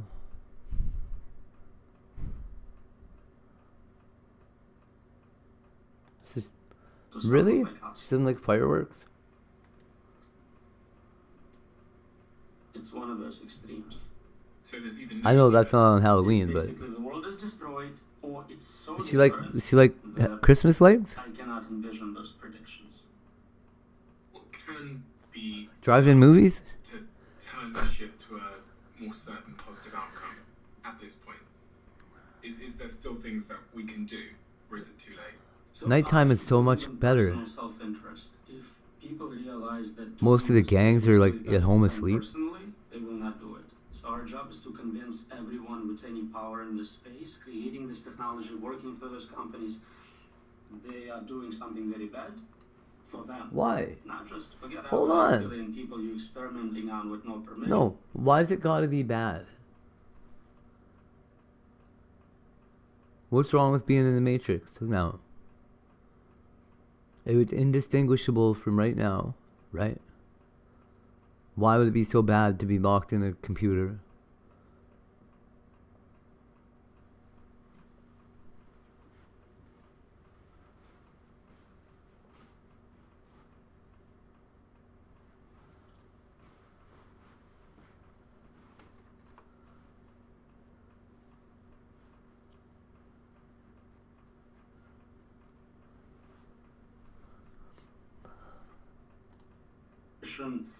No consent, you will not be happy with the outcome. If we can get everyone to understand that's a default. Okay. And it's not just me saying it. You had Jeff Hinton, Nobel Prize winner, founder of the whole machine learning space. He says the same thing. Benji, dozens of others, top scholars. We had a statement about dangerous of AI signed by thousands of scholars, Well, computer scientists. This is basically I would listen, for sure. think right now, and we need Especially if it's like, a universal. No one should disagree with this. I don't know. We may actually make good decisions about what technology to build. It doesn't guarantee long-term safety for humanity, but it means we're not trying to get there as soon as possible to the worst possible outcome. And are you sounds like a gut feeling. I want to try. We have no choice but to try. And what would need to happen, and who would need to act? What is it? Government legislation? Is it? Unfortunately, I don't think making it illegal is sufficient. There are different jurisdictions. There is, loopholes. Yeah. What are you going to do if Me somebody either. does it? You're going to fine them for destroying humanity, like very steep fines for it. Like, what are you going to do? It's not enforceable. If they do create it, now the superintelligence is in charge. So the judicial system we have is not impactful. That's right, And bitch. all the punishments we have are designed for punishing humans. Prisons, capital punishment doesn't apply to AI. You know, the problem I have is when I have these conversations, I never feel like I walk away with a hope that something's gonna go up. And what I mean by that is I never feel like I walk away with some kind of clear set of actions that can course correct what might happen here. Well, that's the problem, buddy. What should There I is no do? solution. What should the person sat at home listening to this do? You talk to a lot of people who are building this technology. Ask them precisely to explain some of those things they claim to be impossible, how they solved it or going to solve it before they get to where they're going. Do you know, I don't think Sam Altman wants to talk to me. I don't know, he seems to go on a lot of podcasts. Maybe he does. He wants to go online. Oh. I wonder why that is. I wonder why that is. I'd love to speak to him, but I don't think he wants to. I don't think he wants me to interview him. Have an open challenge. Maybe money is not the incentive, but whatever attracts people like that, whoever can convince you that it's possible to control and make safe superintelligence gets the prize. They come on your show and prove their case. Anyone, if no one claims the prize or even accepts the challenge after a few years, maybe we don't have anyone with solutions. We have companies valued again billions and billions of dollars working on safe superintelligence. We haven't seen Ooh. their output yet. I'm excited. I'd like to speak to Ilya as well because I know he's So, the reason I sent you the picture of that moon Notice the pattern too. If you is look because it was a blue moon. at AI safety organizations or And because I could see the moon in the middle of the day. The sky was bright blue. ambitious and It's so weird. fail and disappear. So, I sent Aussie Girl the same picture because the day they I want to know if Aussie Girl's moon is upside down.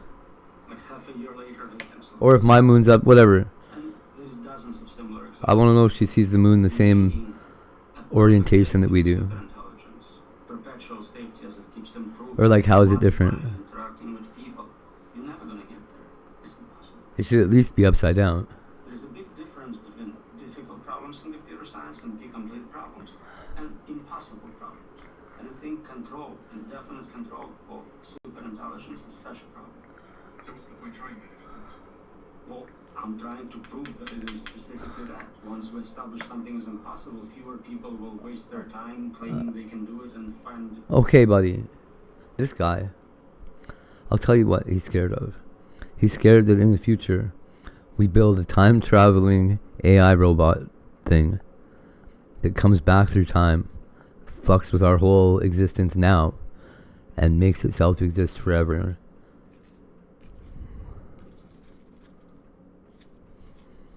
Isn't that a silly thing to be scared of? Who fucking cares? Uh-oh, something that we made come to life is gonna live forever. Ah.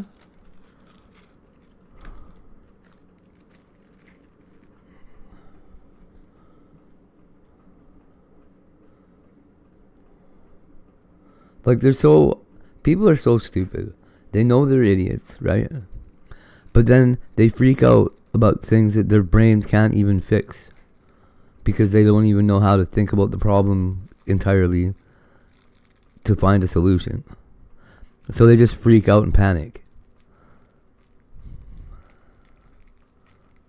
Like, oh no, AI is coming. It's gonna control everything. Okay, so do you not see a world where AI controlling everything could be good? Because I sure do.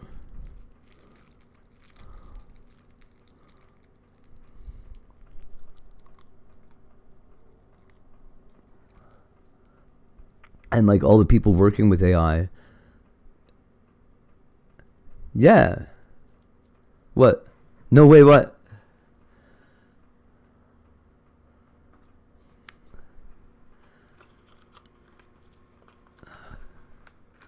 That it was blue?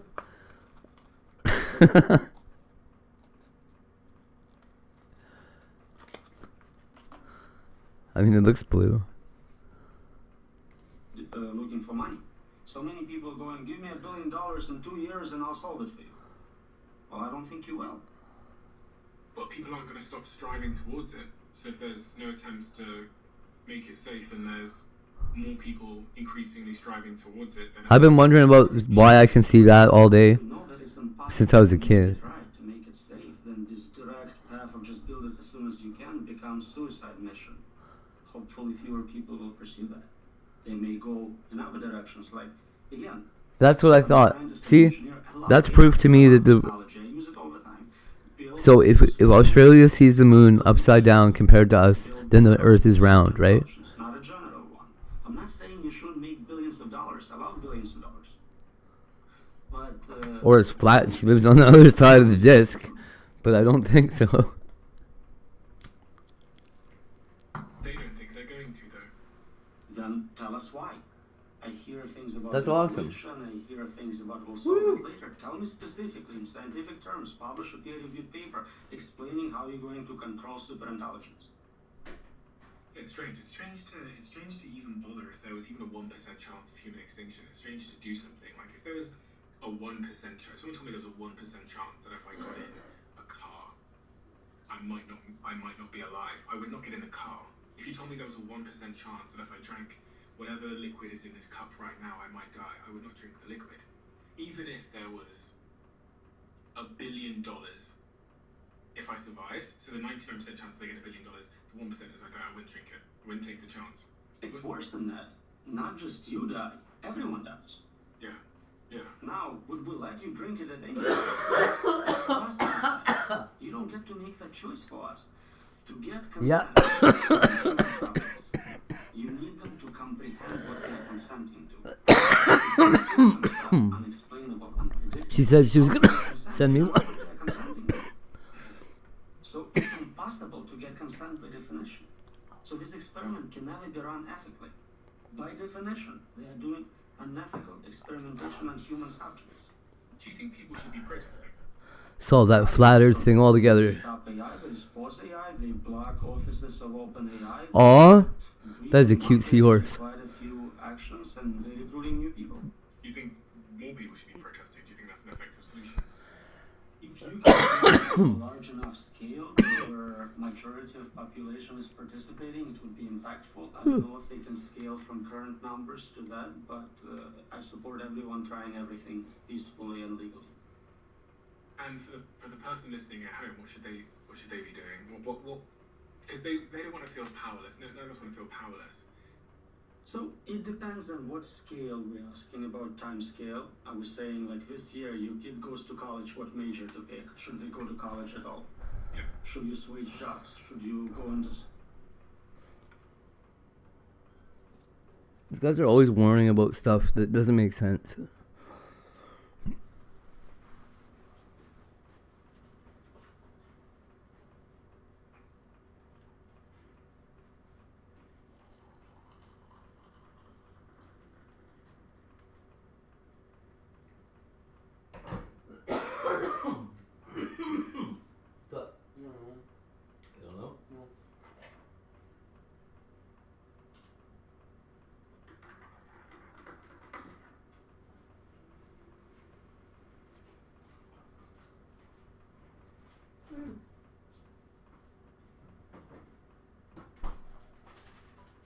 I'm scared of this. I got salted caramel oat milk coffee creamer. I'm kind of scared of it. Everything else that's made with oats is good, but I don't know about oat milk.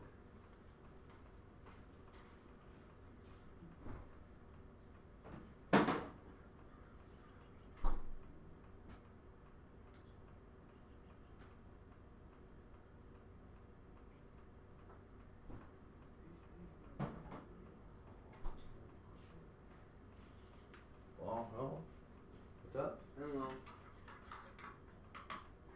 What do you think about gluten-free oat creamer? I don't know. You don't know? No. Do you want to be one? No. Do you like gluten-free oat creamer? No. No? No. Uh-oh. Why? I don't know. What did it ever do to you? I don't know. What did it ever do to you? I don't know. You don't know? Did it do something to you? No. Oh, okay. No. I love that you're using your tones better. This one? No. Hey, you want to fight? No. No. You want to fight? I don't want to fight. High five. That, buddy, give me a hug. I love you.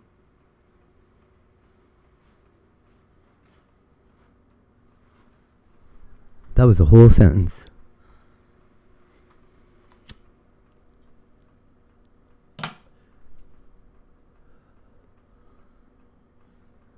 Victory.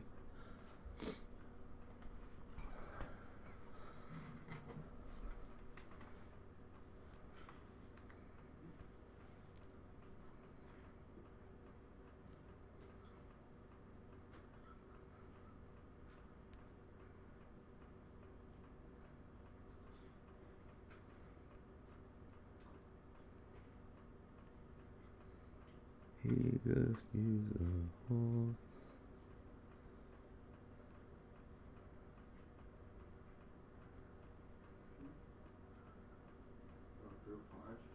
Yes, sir.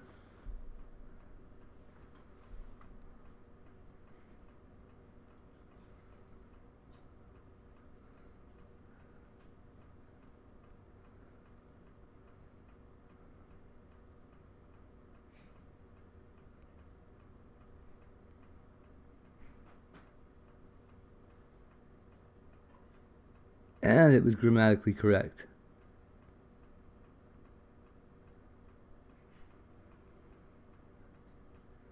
Grammatically flawless. Win for me.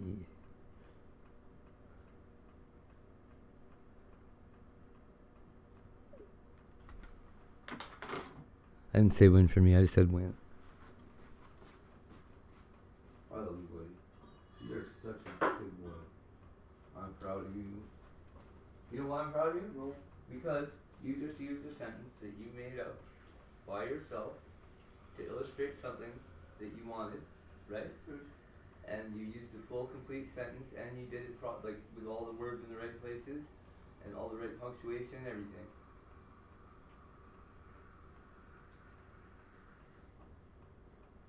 You were clear, straight to the point, no messing around. He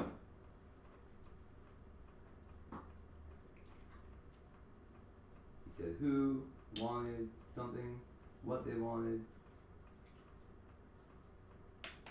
Very proud of you. And you used all individual words to do it. You didn't use any pre-built, what do they call them?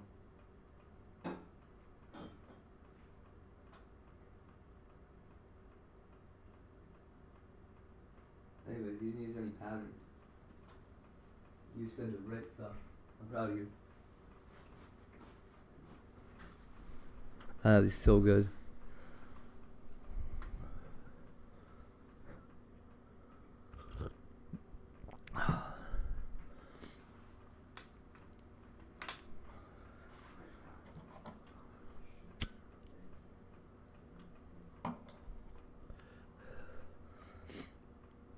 The way he's learning to use words now is impressive. Really, really impressive. You know that? Do you realize that you're using words differently when you do that? Yeah? Is it hard? No. No? Is it easier? Yeah. Oh. So you're doing it the hard way all the normal time.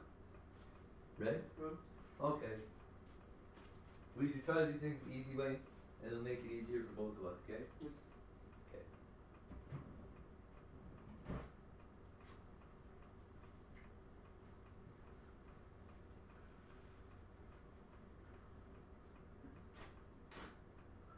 I told you, once you can talk easy, right? It's going to make everything else super easy for you. Because once we can communicate and you can easily tell me what you want, right? Your dad can do, I can do or learn to do anything, right? Yes. So anything you want to learn how to do, I can teach you how to do.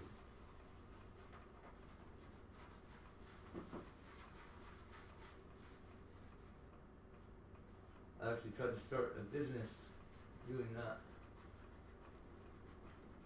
Learning to do things for people and then teaching them how to do it.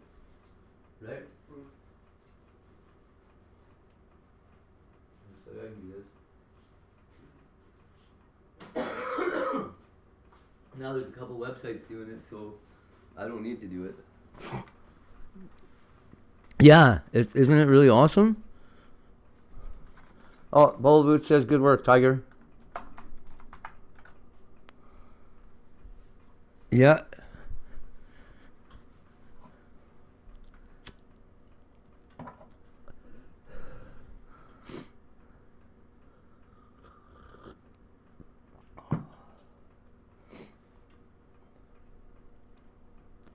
Nice job, buddy.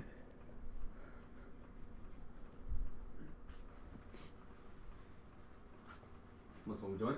No. No? Okay. No, I don't want to. You don't have to yell that one.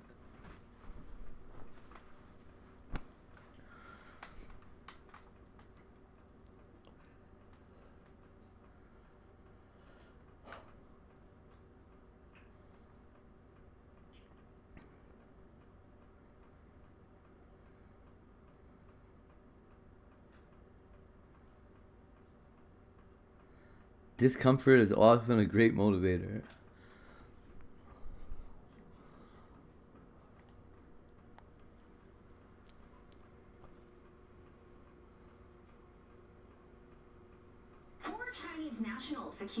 Whoa. Four Chinese nationals. Cards at the St. Matthew's Kroger have been indicted for operating a criminal syndicate. The indictments follow a string of arrests this year by St. Matthew's police, all at the same Kroger store.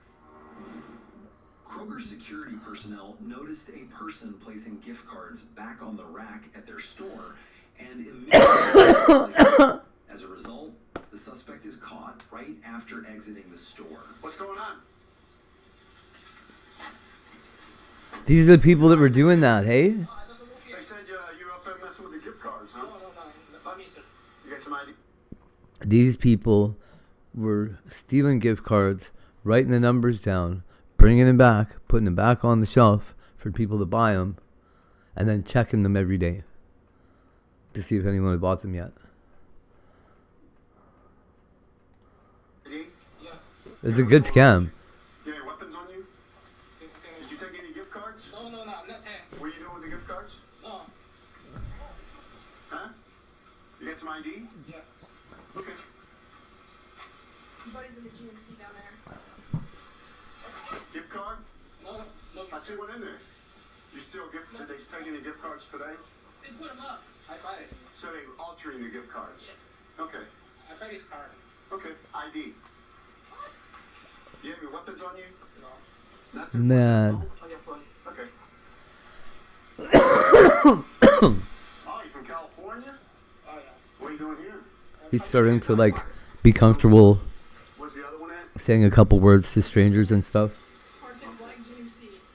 Get the plate. It's a Tennessee plate. Yeah, can you get it? You take a picture of I it? got a picture, but I don't know how clear it is. Okay. Okay, let's get it out of the rain here. So you're in there tampering with the gift cards, is that it? You're in there tampering with the gift cards? No, Huh? I'm not there. I'm not there. Okay, stand out of the rain here. You just got your dad's nose? What'd you That's buy? rough, buddy. What'd you buy? Sorry about that. They said you're tampering with the gift cards. That's why I'm here. That's why they call the police, because you've been doing that. All the money you got? Huh. Oh, yeah. Yeah. I have to get money.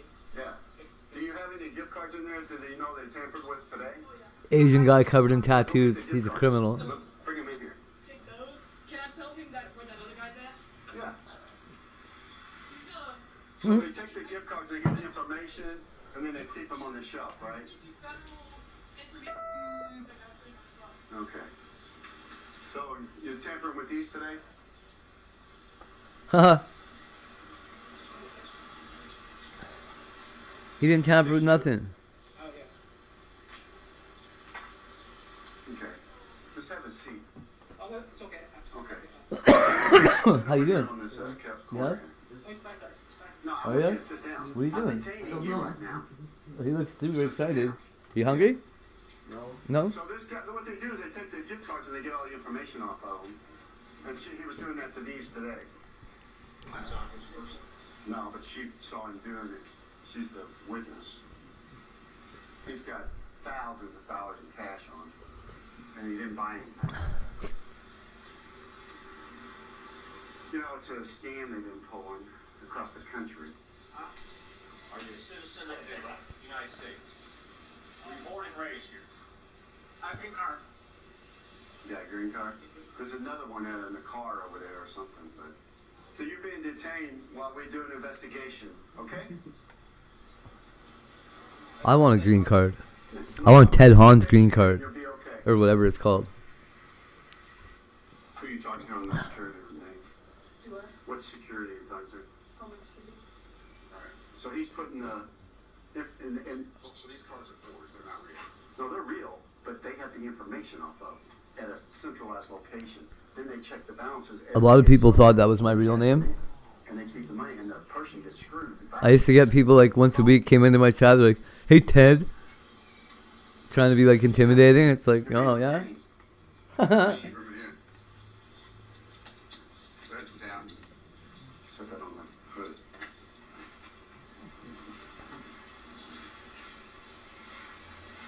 The Kroger Ted and Ken.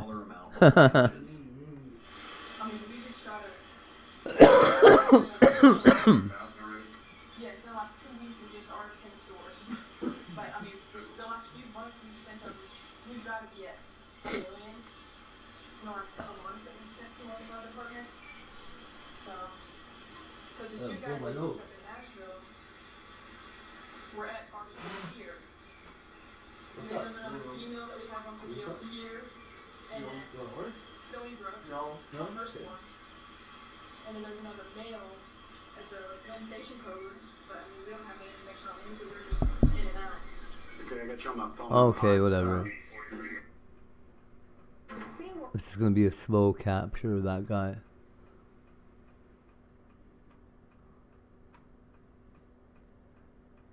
I also saw this. We've heard of third worlding first world countries, but have you ever heard of first worlding a third world country? What does that even mean? This is El Salvador. Is that Great Britain? Anything else? Yep. Damn. What? Is that what happened whenever you take a PvP server and you turn it into a PvE server? God damn. Did it work? It did. Wow. Look at that. Whoa. Oh my god. What the fuck? Everything's just fine. You can't grow trees that fast, dude. There are large trees that can be transported like this. They're like a few $1,000. Jesus, bro, look at that. Jesus, they're gone. Wow. Wow. Man, look at that. Beautiful. Jesus. Beautiful. They made it normal. Look at that shithole. Wow. Damn. Look at this shithole, and now Woo. it's great. This is insane, man. No way this is real. Why do you think that? This is completely and totally possible. Wasn't. We cannot incarcerate our way out of violence. We've already tried that. And we've ended up with the largest prison population in the world without solving the problems of crime and violence. The addiction on jails and incarceration in this country, we have moved past that. It is Yes. racist, it is immoral, it is unholy. Abolish prisons. Yes. See, in my perfect world, people like this would be brought up on charges of sedition and dereliction of duty, and I would put them in jail myself. Yeah, you've got security around you. You never have to worry about this. You've got to make sure people have like a degree of accountability. Obviously, This is crazy. So I said, it's gonna be a space elevator. All the drugs are gonna be real. Aliens are gonna be found, and they're gonna announce that we are the fucking aliens and we've always been here. And abolish all the prisons. And AI is gonna be in charge. the president of El Salvador. You It's gonna be neat though. can literally incarcerate your way out of. We're still gonna get to vote. There's gonna be no money because we're gonna be on the Chinese. Well, it's like the Chinese social credit system.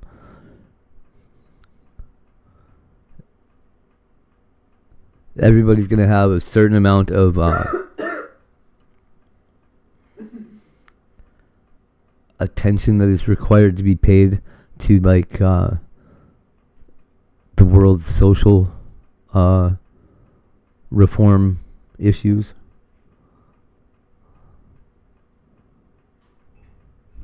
And I think it'll probably just be a board of people that are randomly chosen to come in and do a vote.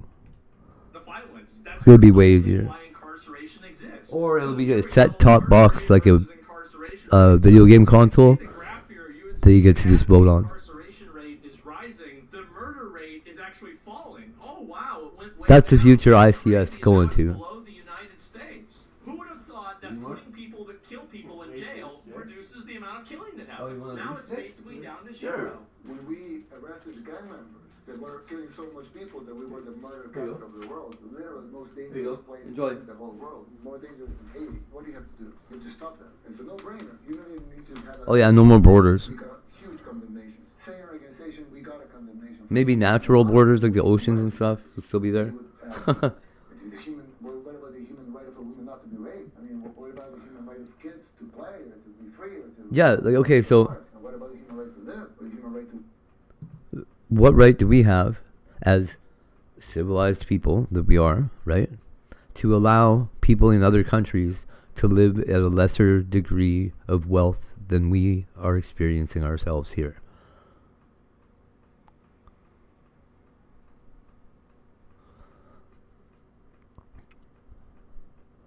If our laws aren't at least applied in those countries, then those people are being mistreated by our standards, right? To walk in the street. But no, they were worried about the human rights of the. But our people are being mistreated by our standards too. Like if our laws can't be applied to everybody, then they shouldn't be applied to anybody. All the people that cause problems in jail, you don't have as many problems anymore. You can literally just flip the switch. You can't press that switch. It isn't that easy. You can't just do this. You just put them in jail. Yeah, it's black magic, I know. It's not a magic fix. Just quit putting people in jail. You capital punish the ones that are fucking deserve to be away forever. Why keep them in jail? For over a decade, the gaming world has been chasing a ghost. That ghost is the Source 2 SDK. Since Valve Like if you're gonna victimize people with violence or sexual violence or any kind of, you just shouldn't victimize people. And if it's worth, you know, taking you, kidnapping you, and sticking you in a box for 5 years, we should just probably kill you. If you're that unfixable that that's a solution, then we don't even need that person back. We've seen what Valve can do with it. We've seen the lighting, the Rubicon. Because that's a very extreme solution.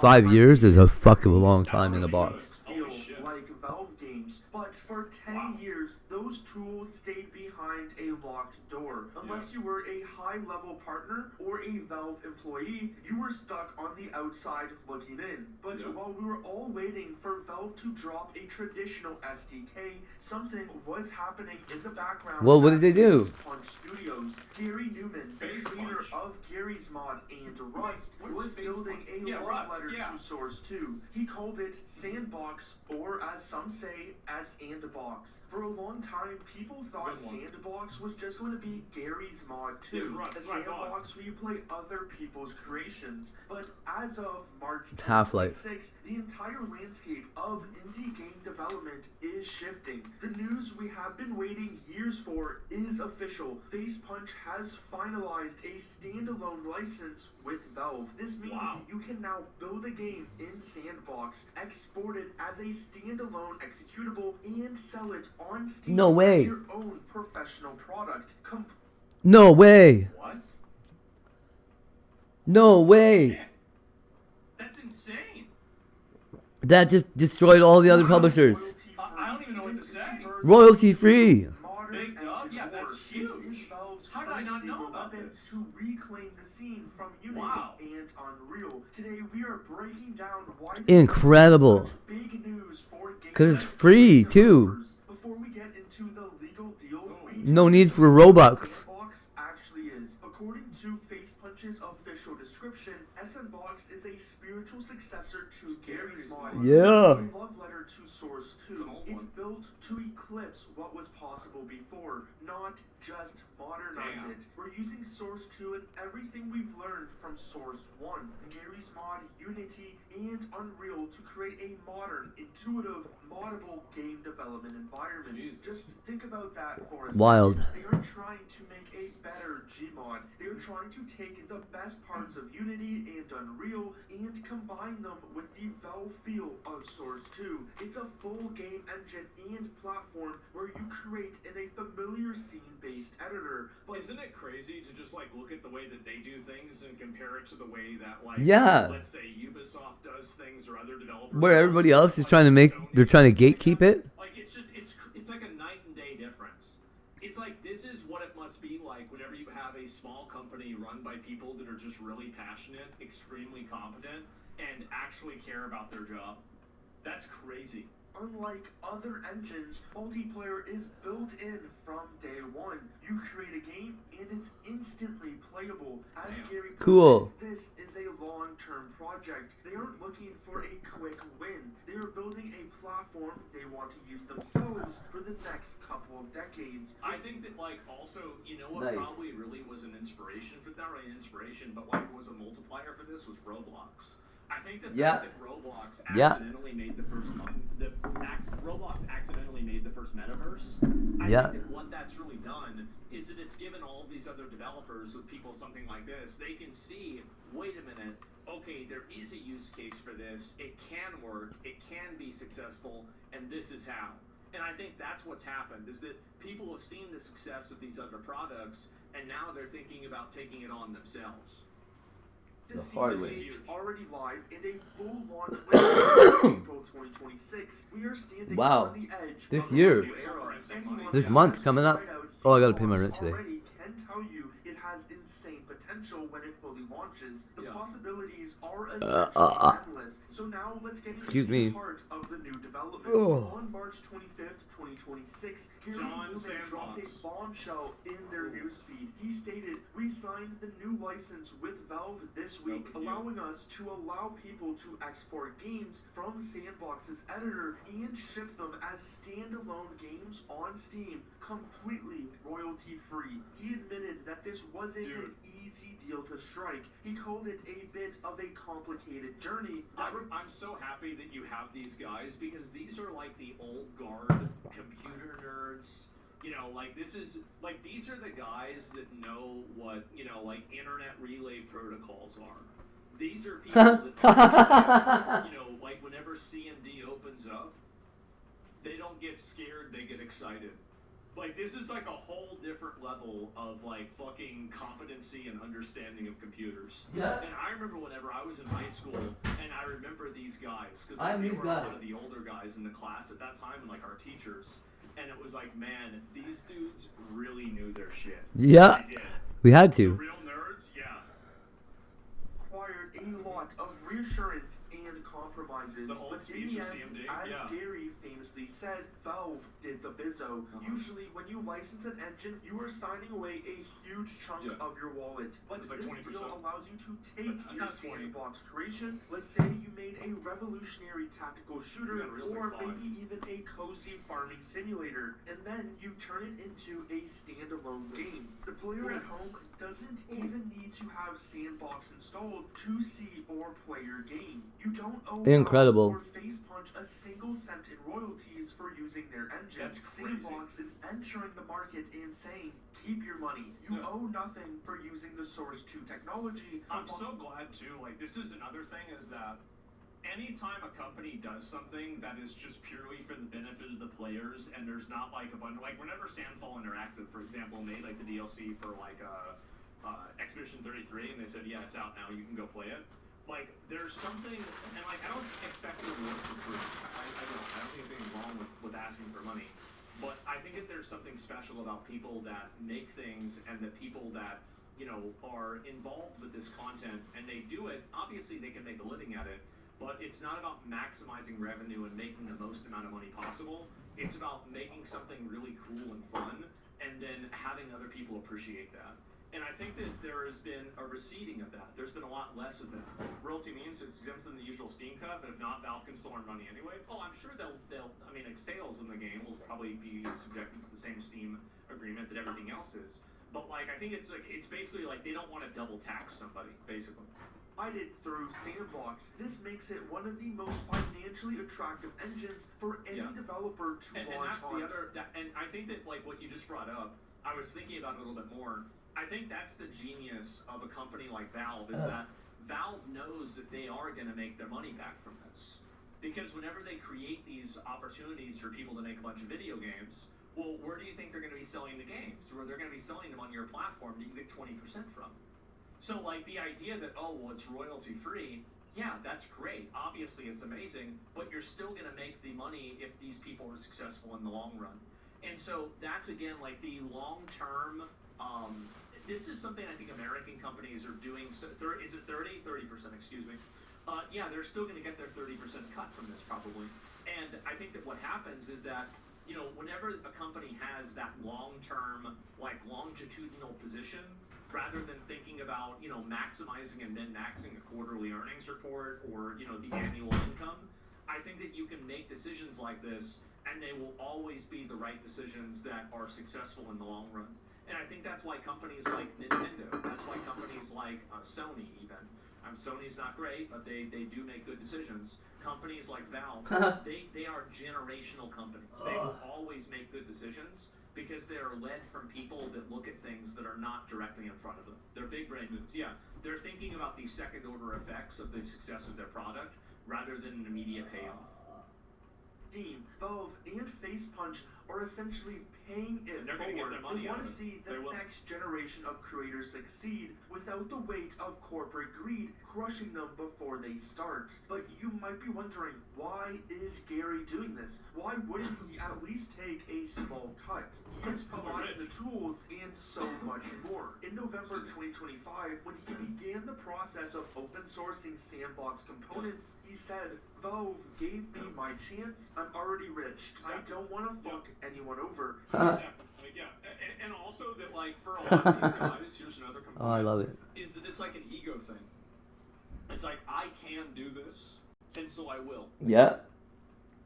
Expanded on this in further interviews, explaining that his entire 20-year career is thanks to Valve taking a risk on a modder from the UK back in the early 2000s. Gary. His mod gave him more Gary. money than he could have ever Woo. dreamed of, and That's now fucking he billionaire. feels a responsibility to pass that torch. Exactly. That's my main motivation now, is giving people what I've had, because I think Valve did it for me. I think we should be the same, because everybody benefits. That's the mindset. That's beautiful. I think that is the sustainable mindset of a winner. That's the right way. That's the way people that are successful are supposed to think. Sandbox standalone and royalty-free, Gary is recreating the Gary's Mod moment for everyone else. Yeah. He is giving us the tools to build the next big game, and he's removing every legal barrier that usually stops that from happening. But now, we need to clarify something important. The version of Source 2 inside Sandbox isn't just a copy and paste of what Valve uses for Counter-Strike 2 or Dota 2. It's a custom, high-performance branch that Facepunch has been gutting and rebuilding for years, as they also are using C# for multiple other also systems. customizable. So although this isn't the raw Those source things like that code that Valve uses, it is still a very important part. Just think of it this way: Valve builds Source 2 to make Valve games. That means the raw engine is often full of Valve jank, specific code meant only for Half-Life or Counter-Strike. Gary and his team took that foundation and essentially translated it for the rest of us. They've replaced the old clunky systems with modern workflows. It's Source 2, but it's been Facepunchified to be fun and easy to use. So some game devs or even gamers might be wondering, well, why would you pick this over a behemoth like Unreal Engine 5 or Unity? And I think the reason why is actually really simple. It's the same reason why the Creation Engine is really good for modding for the Elder Scrolls games. It's because it's accessible. Like obviously Unreal and Unity are accessible, but this is accessible. Why is that teddy bear blue? In a hands-on way that can allow young people that are not familiar with they're not familiar with it to kind of understand it. It's kind of like how you guys ever used a program like maybe at work or like in college where you can create like logic loops and then it translates the logic loops directly into programming. A lot of people use that as a foray into programming, and people use that as a way to get into it. That's, I think, the way that something like this can be successful. And I think also there are probably more nuts and bolts solutions to things that you're able to access if you know more about it. It's a great crutch. Yeah, it is a great crutch. And like for new people that are, like they're spontaneous. Oh, right on my so foot. They just want to get involved with it. It didn't hurt. They want to just intuitively understand it. This Oh. can help get them off the ground. Down to three things: physics, fidelity, and friction. For physics, Unreal is known for chaos physics, which is great for cinematic destruction, but it can feel heavy or floaty at times. Yeah, it does. Source 2 uses Rubicon, which is arguably the most tactile physics engine in gaming. It's why throwing a bottle in Half-Life Alyx or moving in CS2 Neat. feels so precise. For indies making physics-based games, this is the That's gold insane. standard. So Sandbox currently uses a customized version of Rubicon, which they call Box 3D Physics, as they made tons of changes to it over the years. In terms of visuals, while Unreal has Lumen, it requires a massive amount of hardware power. People don't care about good graphics.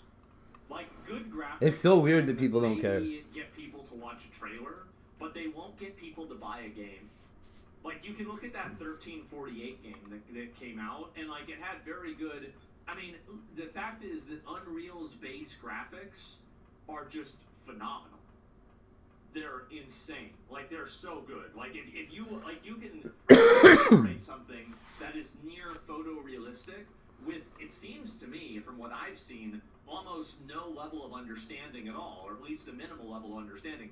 So, like, Unreal is phenomenal for that, but those things don't really get people, like, you know, look at all the bullshittery games that have come out recently, and they've been massively successful despite being just, you know, shitty, like, little, you know, flash games, basically. Like, look at Slay the Spire 2. Slay the Spire 2 is the kind of flash game that you would play on Newgrounds in, like, 2006. Like, but it's a game that's sold millions of copies and it has hundreds of thousands of concurrent players. So fundamentally, players do not make the Schedule 1, Mugenics, like, we can go on and on and on. And Crimson Desert is a great counterexample. People love to see those incredible, photorealistic, transcendent, push the limits of graphics games, but that doesn't mean it's mandatory for it to sell a game. Graphics do not make a game successful. Xbox leverages Valve's VRAD 3 lighting and native Vulkan support. It gives you that crisp, clean Valve look, high-end lighting, and shadows that run smoothly even on mid-range hardware. It's AAA fidelity without the AAA hardware requirement. But then there's also the depth of compile times. In Sandbox, with hot loading, you can change the gravity of your world or the fire rate of a gun while you are standing in the game. And it updates the second you hit save. Cool. You're not just building a game, you're actually playing with it in real time. Oh my god, the cheats are gonna be sick. That is, especially for people that are not, like, you know, like artisan developers, right? They're not. These are people that are new. They don't really know what they're doing. So this is a really great tool, especially for people that, like, want to try this out and see what it's like. I already know there's going to be a question that a lot of you are asking. Why doesn't Valve just release their own Source 2 SDK? Why have to go through Facepunch? And well, if you know Valve, you know they are a product-first company. They build tools to make their games. So by licensing the engine to Facepunch, Valve gets all the benefits of Source 2 being widely used without any of the headaches of supporting it. Facepunch... Oh, cool. Steam doesn't even have a Twitter account, do they? No. Like, they don't, like, they don't care what you have to say. That they use that is, like, really, really effective. Nobody complains because they don't know where to go. Yeah, there's not. Who are you gonna complain to? Oh, they do YouTube now, does right? it For too. a long time they didn't. Yeah, so that's it. They don't know. Yeah, nobody's mad because nobody knows where to go.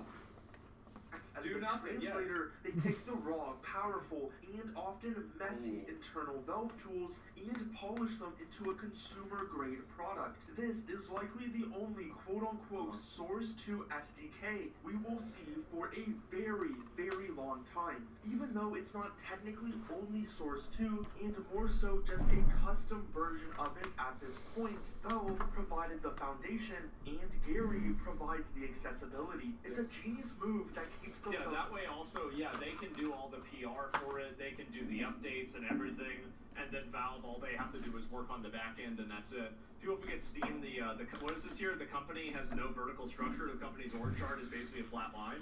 Well, that's the way, I mean, the thing is that in a lot of very successful small companies, that's basically the way that things work. Yeah. Is that, there's a guy that's, like, organizing things for you, but there's not, like, a, military level chain of command where this person tells you what to do and that person tells you what to do.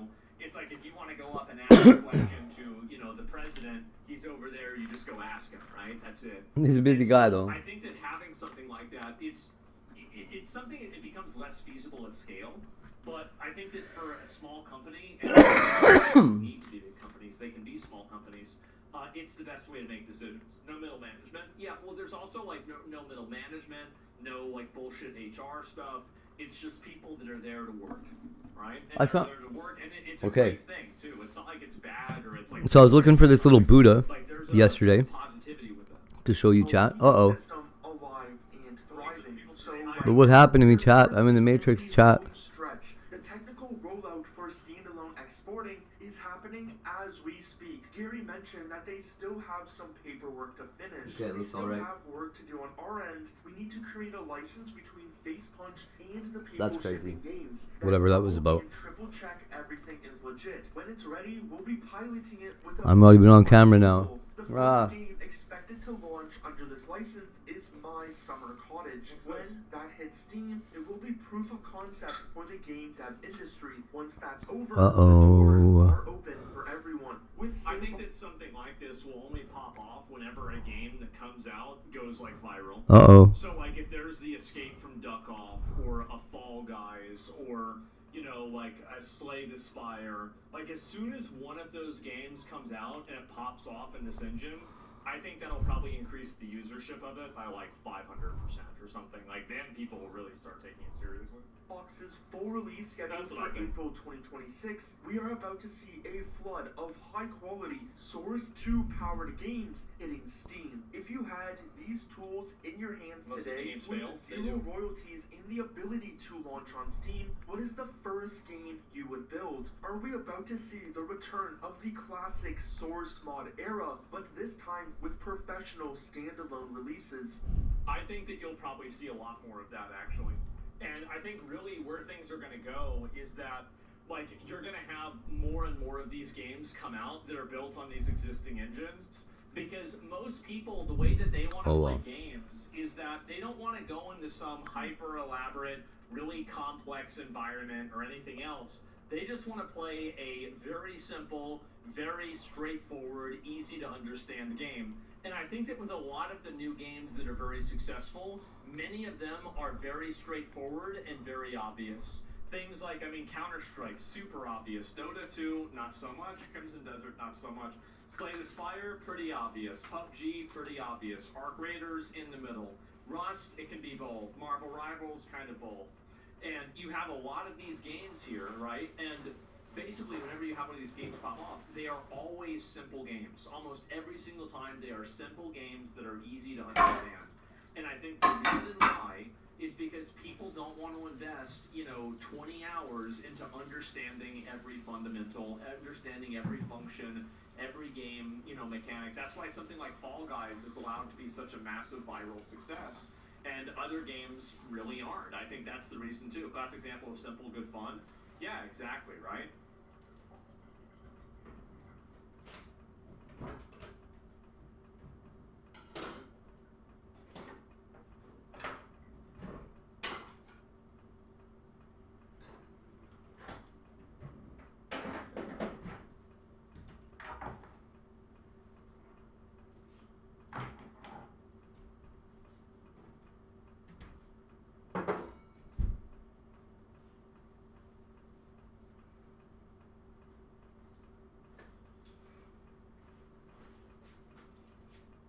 Stupid little busted up clips. All over the place. Darn it.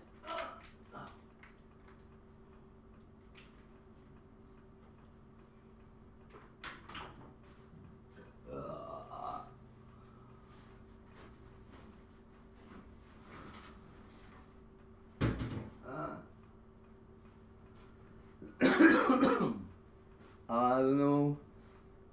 I got this application it's supposed to go in.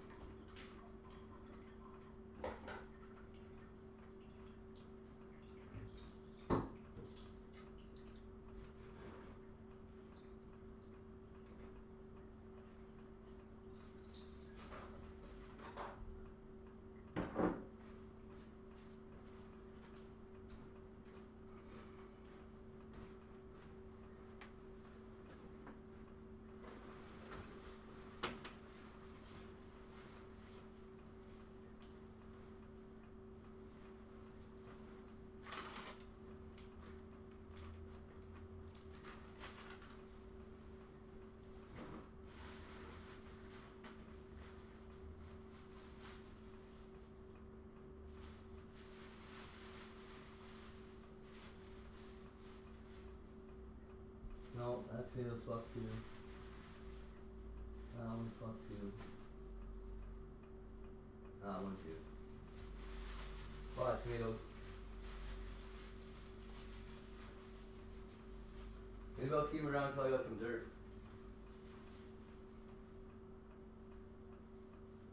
Okay.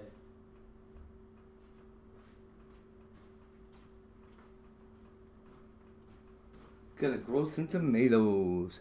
Now, I have to talk to this girl about signing a new lease.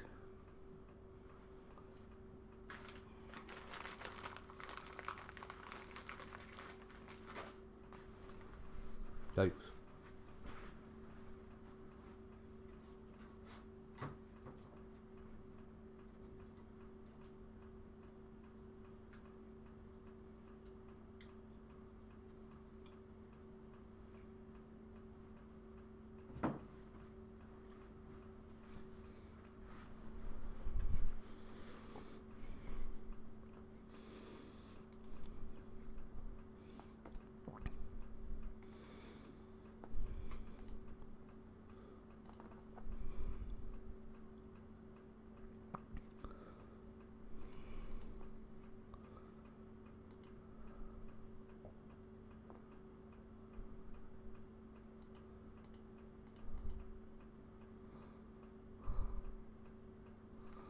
What does that do?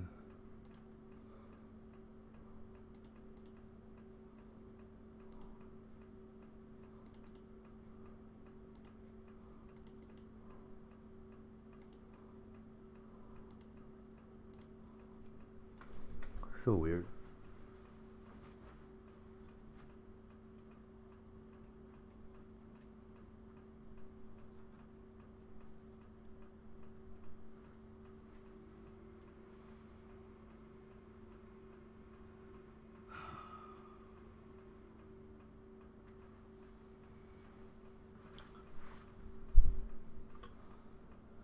Ran out of coffee. Oh no.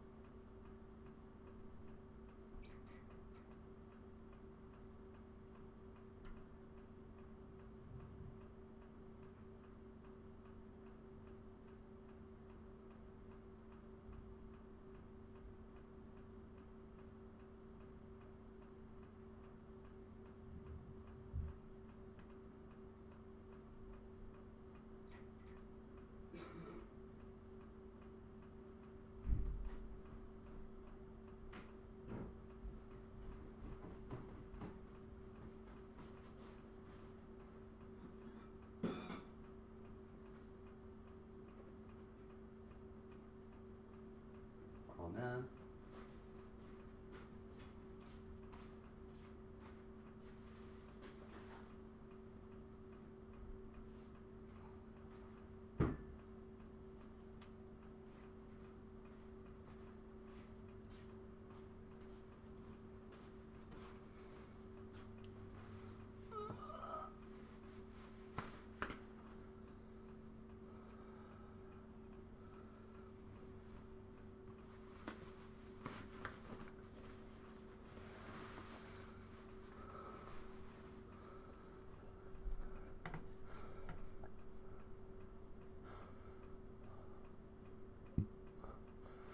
They tased that girl? Wow.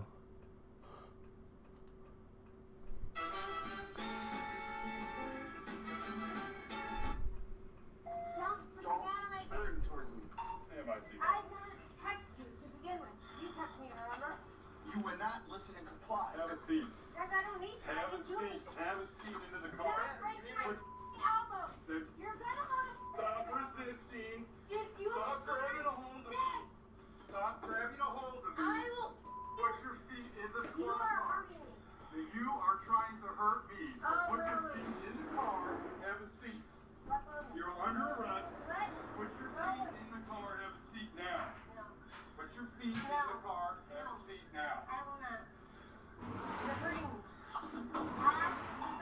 arms, I'm short. I am short. You understand how tall I am? That's fine. That's fine. I'm not hurting or doing anything wrong. I'm asking, I'm short. You understand that? I can't. Look at my, I'm showing you. I'm showing you. I am very small. But I cannot do that. I understand that, okay? What I want you to do, though, what I want you to do is put your feet in the squat car. You're hurting me. I can't. All I'm doing is holding your arms. And I would like to see the graph. I am the commander of the Crystal Lake Police You're a Department. commander. Put You're your feet in smashing the my squat face car. into this. Put your feet into the squat car. Holy crap. Right here, put your feet in there and have a seat down. And I cannot physically do that. Put your feet in. I physically cannot do that. Yes, you're with I have lupus. I use that. This is my. I am really, you're hurting me very badly. This is gonna hurt bad. In my knee. I haven't done anything wrong. I have not done anything wrong with this. You want to take an arm? Put your feet in the squat car and have a seat. Put your feet in the squat car and have a seat. We can talk, but you have to get in the car first, okay? Okay, we can talk. See, God, here's like this too. If that was pretty cool, whatever. We're 10-4. Go in the car. You know what, dude? All I know is I'm gonna hurt the God of you. And this. That's fine. That's fine. In the meantime, you need to have a seat. Cohen and Diane and you have nothing to do. Have a seat in the car. We can talk then. Yes, we can Have talk. a seat in the car. We can talk then.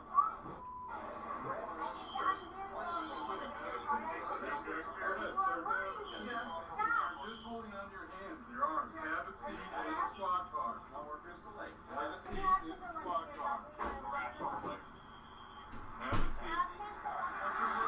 What's your first name? Okay, so yes, you are. You're under arrest. Samantha, if you don't have a seat, let go of my hand now. Let go of my hand now.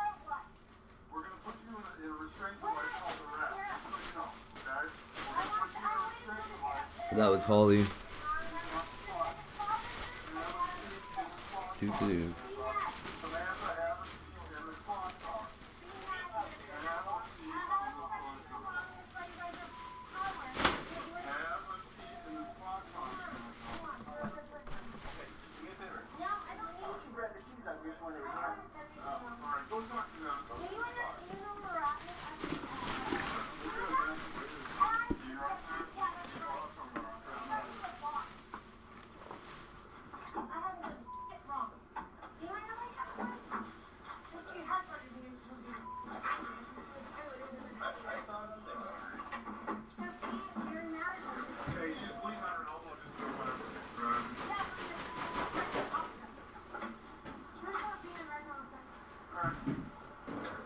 I'll go from this side? Yeah, I guess so.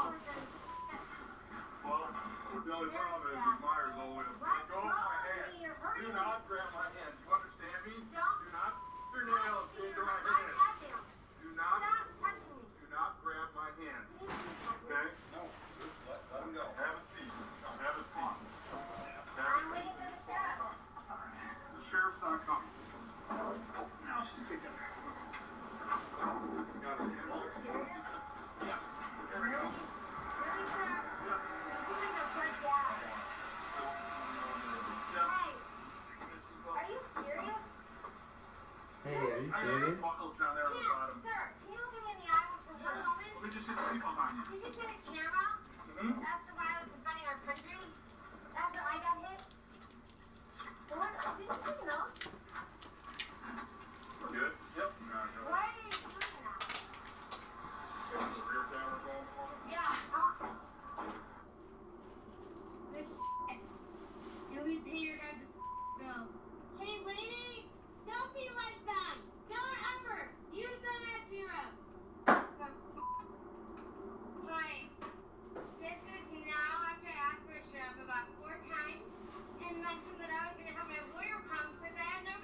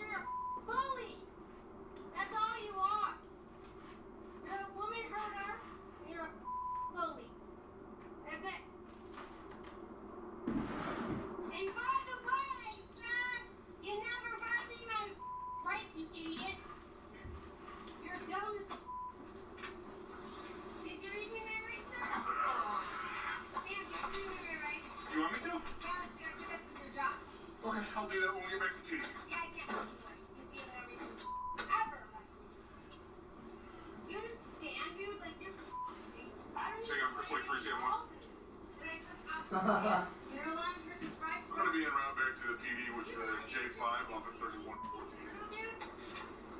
I called the cops. I'm the one that called you. It's all you. Yourself and your girl touched me. So let's talk about it. What girl? I agree. But also, am I the stop and scissors me, sir? Yes or no? You have to answer that one.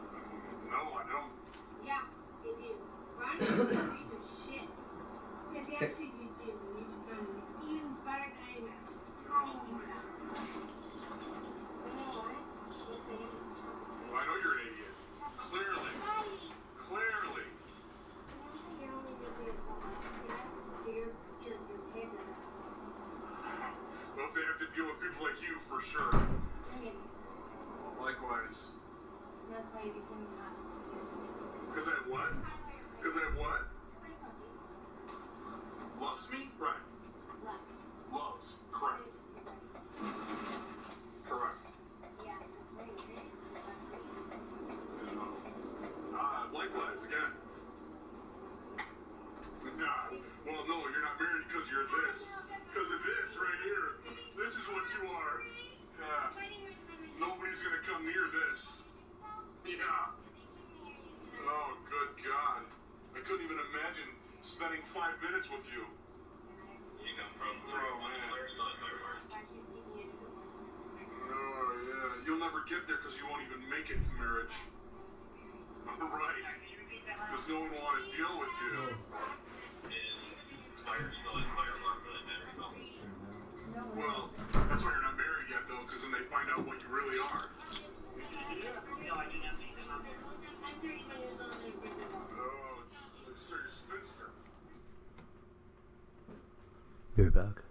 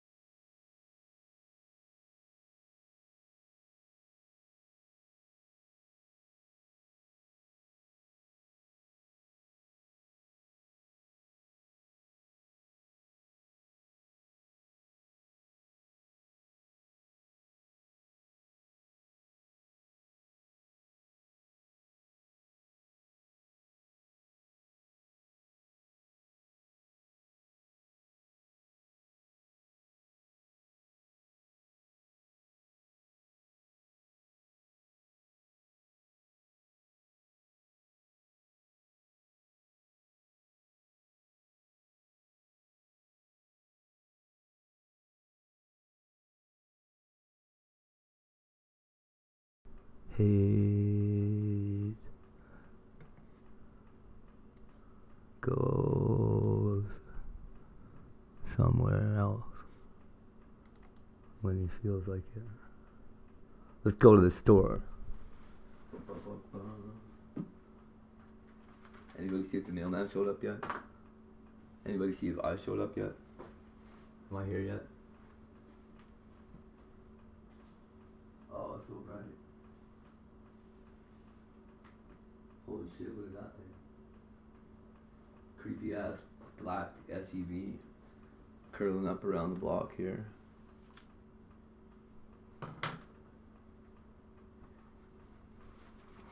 Hate goes awesome.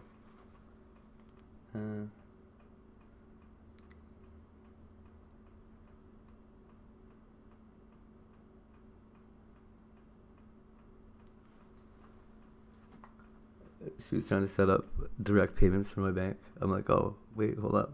Wait, why are we doing this? She's like, because I have to not pay $200 for your thing anymore. I was like, oh shit, well, can we just not fill that thing out? Because I already paid my rent.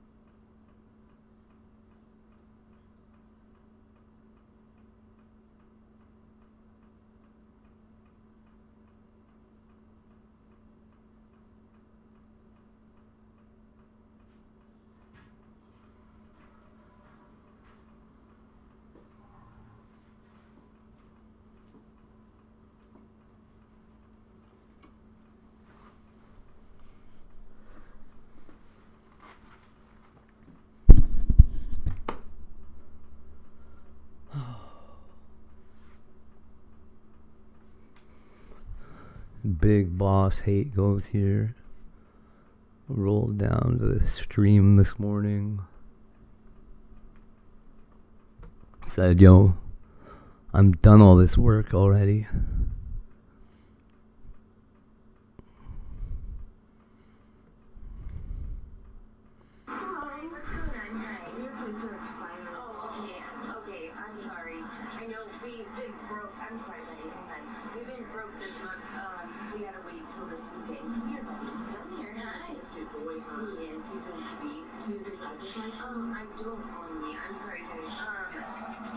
Haha, haha. Is it like suspended or something? It is suspended. I had to go to the bathroom and get it.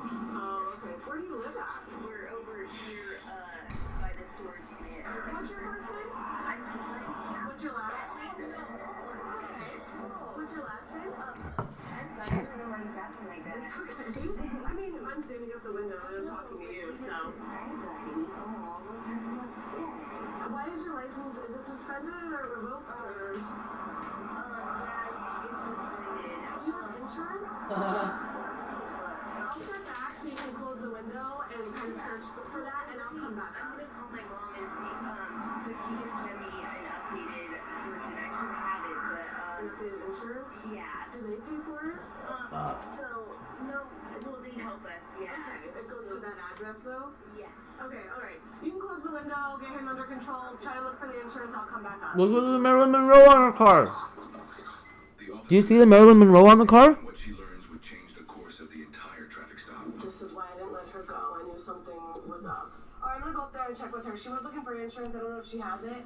She was over here at the storage units because her and her boyfriend or whatever have their shit there. So maybe she has somewhere she can put the dog. Look at that Marilyn Monroe on her car. Can I hold your phone? That was so cool. So there's kind of a problem. Your license is revoked for 2 alcohol violations. So you're gonna go to jail. I thought the first time that we would get caught without,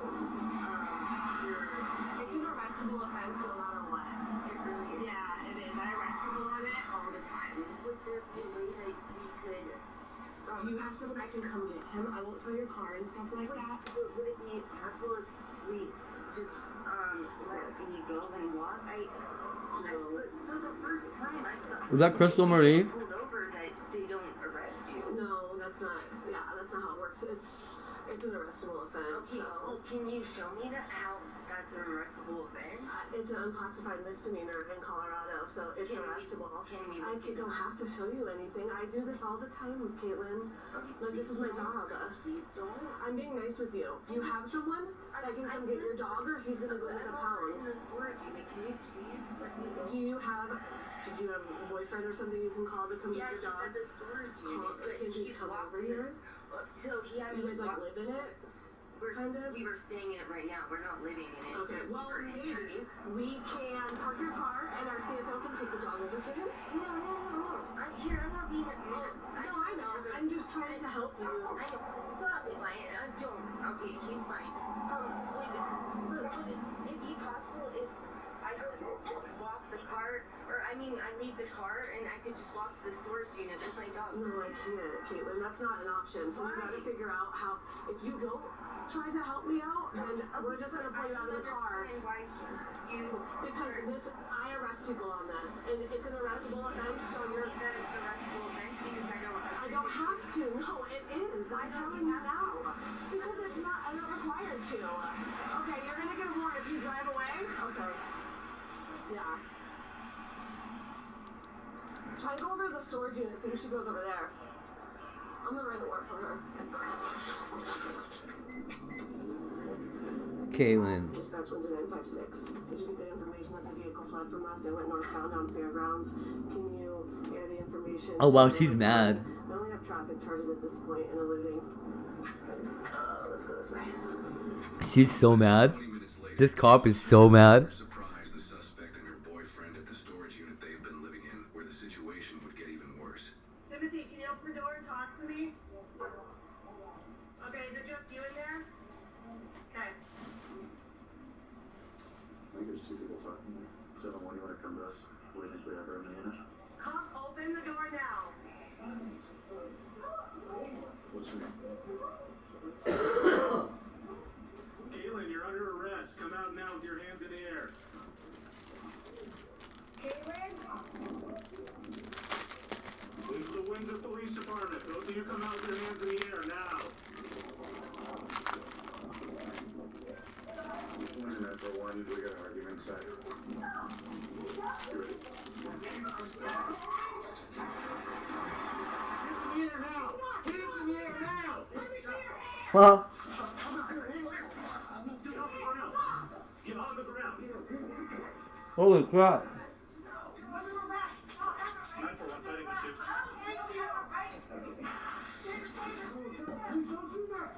Stay on the ground now.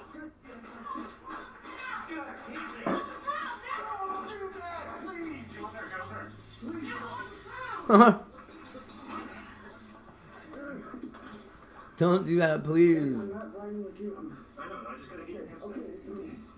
What's going on? Caitlin. Turn over. Caitlin. Why do you? Why? Raise your hands tighter. That's the closest you get your hands? Yeah. Deep breath. Okay, deep breath. I'm gonna double cuff you, don't you, okay? Get it, boy. Can you start medical routine for a check? Why? Hey. Somebody. Is he friendly? Yes, Complicating matters even further, officers don't know what was going on between Caitlin and her boyfriend when they opened the storage unit. Now, they must attempt to get any information out of them they can about what was going on behind that door, which may lead to more charges. Let's go this way. I'm gonna set you up, okay? Okay. Give me 1 second. I'm rolling onto your left side. Okay. Keep your feet in. Okay. Are you okay? You didn't do anything wrong. Why did you have to test me? It's okay, babe. Just we'll need code 4 to, You didn't do anything wrong. We'll get it off the group. Okay, sorry. Oh, God. Medical attention to your face. What happened? No. Just trying to get it. Alright, let me go sit you in the back of my car so far. That sound good? Yep. You have any weapons on you? If they're not gonna fucking stick handguns, mass racks, bazookas. So we're just doing this right now because you guys are both. Like, why are you wasting my time asking about bazookas when my heart's failing? Trying to get you to open the door. Just don't let you scared. Nothing I'm gonna miss? No. You think this is a fucking joke? Let me in. Give me half a second to talk to my partner. Cold. Come talk to you, okay? What's cold, young lady? It's snowing. Alright. So I don't know what was going on with the two of them. Is this their dog? Yeah. Oh. Hey, bud. Come here, dude. Dog's just running around the hood.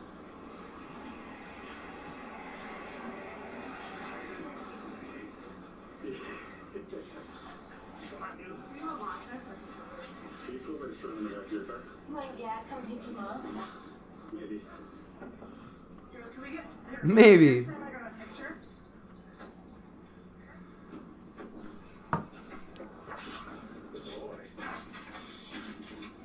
Hey guys, a pretty good dog. Your dad can come get him. It's not on your face, it's documenting the approach. You good, play? Yeah. Good. Do you need medical attention outside of getting tased? No. Nothing else hurts? Yeah, I mean, They gotta come check you out after getting tased either way, but. But he really didn't do anything. They didn't have to check out Trevor. He checked out. We're trying to just figure out what was going on there before we open the door. We have one there, one here, and the other one with your calculator there. You put the dog in here? Yeah, he's just in your car chilling. So we need to Mirandize her and figure out if there was a TV in there, because I couldn't really understand it when they were arguing. We opened the thing and he's doing something, I see blood on his face, so I ripped him to the ground. Yeah, definitely Mirandize her though. But... Alright, man. I'm just gonna Mirandize you just because I don't know what's going on here in handcuffs. Okay. You have the right to remain silent. Do you understand each of these rights I've explained to you? Yes, sir. Having these rights in mind, do you... I'm open. You are? Okay. I appreciate it. My partner over there had stopped Caitlin on a traffic stop, discovered that her license was revoked for DUI. So she was going to arrest her, and then she decided to flee in the car. So that's how she ended up back over here, and that's why we came over here to see. We heard you guys arguing, and that's why we opened the door and all that. What was going on before we opened the door? I was just trying to get to the door. Okay. Was she preventing you from getting to the door?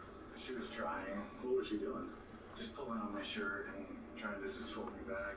Okay. Is there a reason she was doing that? Scared. Scared? Why would she be scared of you going to the door? Well, because of what she did. Oh, yeah. She's been fighting some mental issues that she's never going to admit to. Yeah. I mean, it's scary to go to jail, but, like, her thinks she probably would have been out today, maybe tomorrow. That's what I told her. I've been kicked out of 3 places now because she just yells and screams and argues with someone that's not there. Oh, man. You know, long story short, and... Was she on any medication for any of that? No. I've been trying to get her to go, you know, to a mental ward or somebody, but she doesn't think that she has a problem. And how'd you get the bloody nose or bloody lip? She might have accidentally got a nail on me or something. Like a scratch or anything? No, a scratch. Did she ever, like, strike you? No. She didn't hit you or kick you or anything? No. Yeah, that's why I had 20 years of this. No. Never anything wrong with it. How did I feel? Yeah, when she was doing that. Oh, she scratched his face up. Knowing I can't run, we can't hide, I don't want a life of that. Yeah, that's fair. Did you ever push her or hit her or any of that? No, I was just trying to push her off of me. No, I was just trying to get to the door with her at the same time. Okay. Is there anything else you want to tell me about what happened inside? That's it. I just want to double check with my partner to see what she has over there before I get you out of the couch split. Okay. If everything you're telling me is true, then you're obviously not going to be arrested today or anything. Okay. All right, give me half a second. You warm enough back here? I am. Thank you for asking. Is Wyatt okay? Just yeah. I hate the way they do this. Okay. What did he say? Just that she was scared, didn't want to go to jail, and he's like, no, we gotta like face this. She was holding on to him, like pulling him back to try and keep him from going out. He said he might have gotten scratched and kind of a struggle from that. That's how he got the cut on his face or nose or whatever it was. Okay, so she can go for that too. Oh, come on. Yeah, he can. Sounds like he can stay. He was gonna open it. She was making it not. While the audio is redacted shortly for privacy, the officer tells the suspect's boyfriend that she's under arrest. Currently dating? Man. Okay. Like off and on kind of thing, or like 10 years straight? 10 years straight. Man. Really bad. Or you're good, man. This isn't your fault, man. You're just trying to do the best for her. And sounds like she needs to get some help. Yeah. That's the hardest part. That's so bad. Just have to be in your position. Someone you love that does this stuff and treats you this way. Is that dog yours or hers or both yours? Yeah. Stop crying, buddy. See what I mean? Nobody wants to see a man cry. I'll take care of that stuff with them. Alright, hop on out. We'll get you out of these cuffs. It sucks, bro, but crying ain't gonna help. This is what we call a domestic violence case summary. It's totally voluntary for you to fill out. And then they're gonna take pictures of his face all fucked up. You're interested in filling out? Yeah. Bring it up in court. Don't fill it out. Just don't grab anything funny. I do have a couple of knives sitting there. Yeah, just stay away from those. That's all I ask. Yeah, just stay away from those.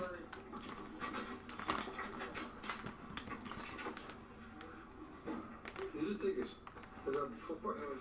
flyer. So just fill out the top of your ability. If you can for me. Okay. He's a good boy. He is a good dog. I'm sorry I'm so emotional right now. You're fine. Let it out. Tough situation for you. It is. It's been really hard. So the last thing for you is Yo, Brad. Oh shit, my camera's still not working. Thanks. I appreciate it. My camera stopped working momentarily. Alright, man. Take care of yourself. Take care of Wyatt, okay? The suspect, Caitlin, was charged with third-degree assault, false imprisonment, Good to see ya. resisting arrest, obstruction, driving on an alcohol-related revoked license, expired license plates, felony vehicular eluding, Where is and it? domestic violence. She is presumed innocent unless proven guilty in a court of law, and we hope she gets the help she needs. Why do some people live like they're always one step away from everything falling apart and still keep pushing it anyway? Because eventually you start reacting to the risk and start living inside it. Now what we watched wasn't just a traffic stop that went bad. It was someone trying to hold together a situation that was already slipping before police even made contact. And when someone runs like that, it's usually not about the stop. It's about everything they know is about to come with it. Because think about it, driving a revoked license tied to DUIs isn't just a ticket. It's a signal. It means this isn't new. It's a cycle. And the law actually spells it out very clearly. A person who drives a motor vehicle with knowledge that the person's license is restrained because of a conviction of DUI commits a Class 2 misdemeanor traffic offense. Now behind that store's door, you could feel everything that was going on. And then him standing there emotional and being aware that something's wrong, but not knowing how to fix it. Because situations like this, they don't just break one person. They spill over into everyone that's close to them. So by the time officers step in, they're not just stopping the problem, they're stepping into something that's already been unraveled. So ask yourself this, how many bad decisions does it take before it stops being a mistake and starts becoming a way of life?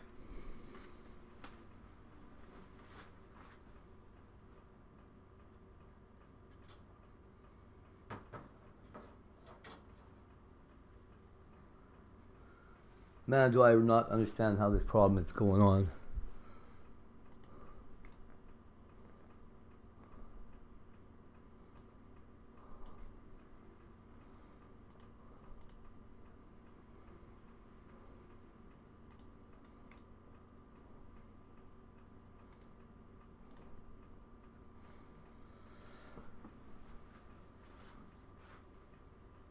So weird.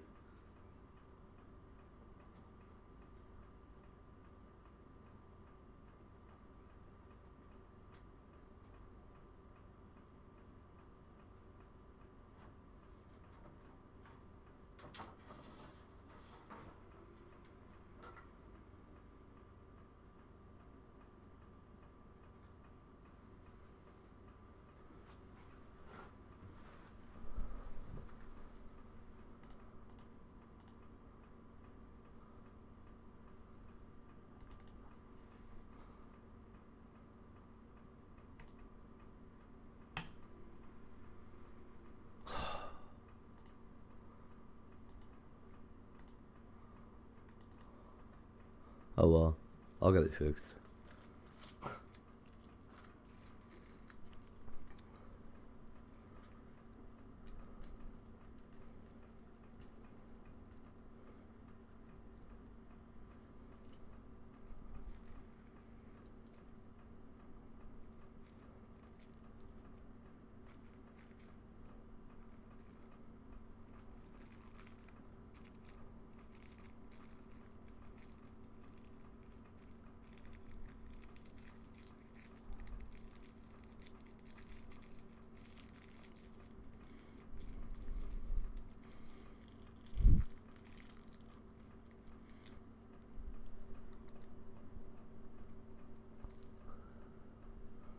Okay, I'm getting this rolled, and then we're gonna go to the thrift store, chat, and maybe the pawn shop too.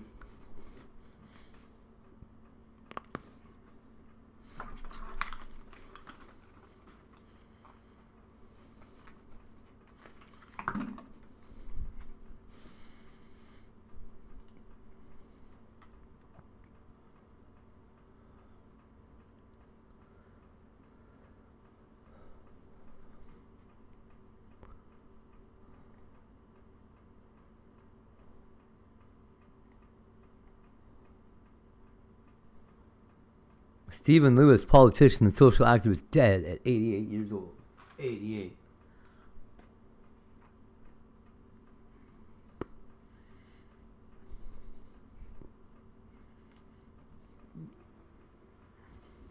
Heck yeah. Yeah. Holy cow. Don't buy cheap hot dogs. Let's see. Well, howdy. I'm glad to be here. Hope you are too. I'm excited. You gotta buy the good hot dogs. This is a twofer. Okay? Every single day, lots of times. And Good I'll hot get to the dogs. point real quick. I get tons of calls about how to start.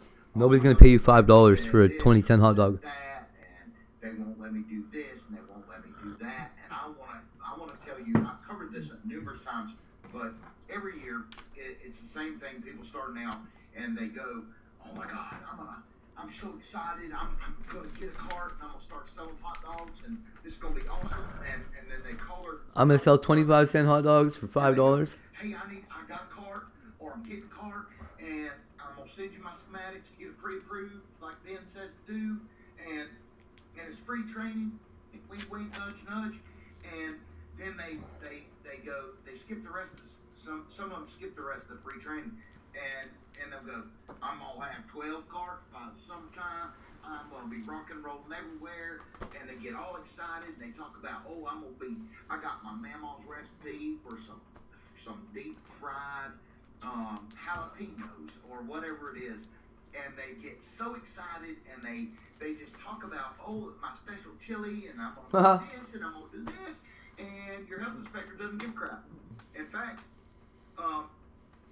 they give less than a crap, and they will cause you problems. So it is better to keep it simple. And the KISS system. So when you start out, always play it down. Guess what? That $200 license to vend, whatever it costs you, okay? Wherever it is, in some states $500, some states it's $1,000, some states it's $20. But whatever that license is to get, when you get that license, it doesn't matter if you're vending one time a year or 1,000,000 times a year, it's the same license, right? So what do you think the health inspector wants to hear? They want to hear, "I don't have to deal with you." And so the way you play it down is go, "I don't know how much I'm going to use this. I just want to get it approved, and I've got a grandson or I've got a son or whatever that's going to use it, and I really, really want to help them, but we may do a few birthday parties. I'm not sure." And just play it down. You don't have to say, "Oh my God, 12 carts in 3 days," and freak them out, because guess what? Inspectors do not get paid more by how many people they inspect. So you are added work to their plate for their salary. They do not want more people to have to inspect and have to deal with. So the best way to start out is to play it low key, very, very low key. Now, the other thing I want to tell you is keep it simple, Silvio.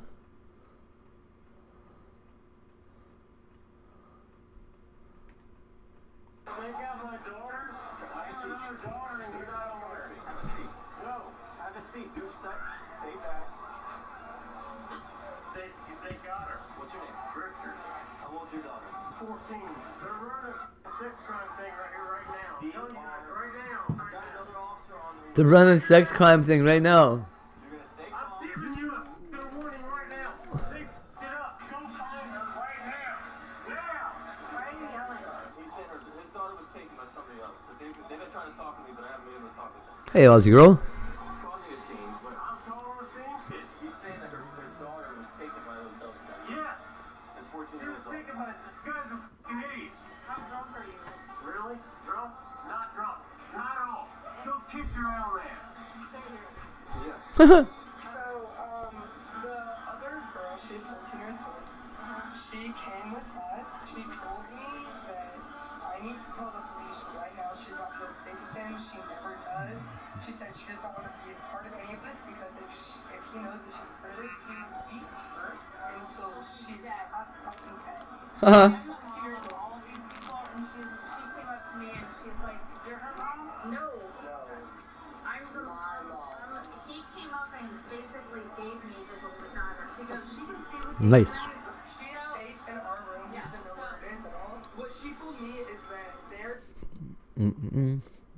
I'm about to get my hoodie. their mom is not around. They have a stepmom who is here, and if she finds out that he is drunk, If I can get one, I'm gonna take it downtown, hopefully today, and get it printed up and shit.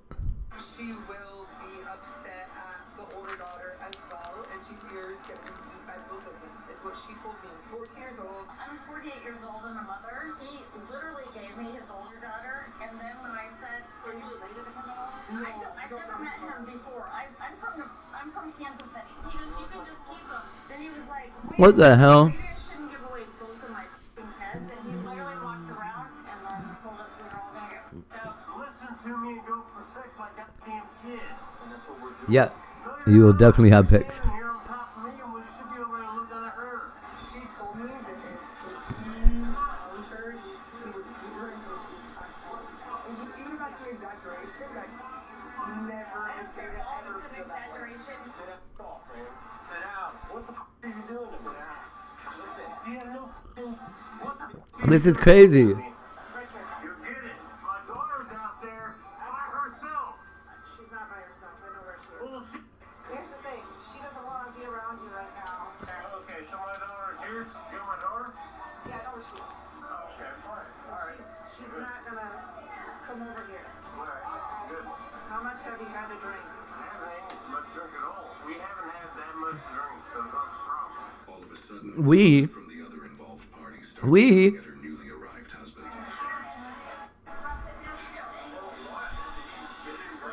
Just hitting me in my head. What?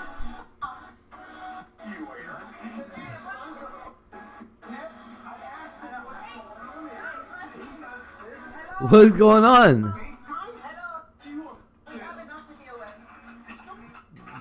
Holy shit!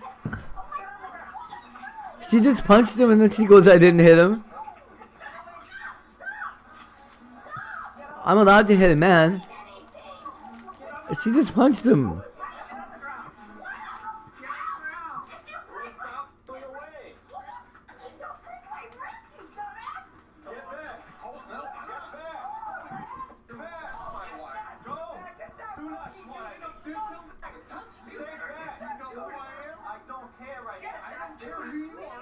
Bitch.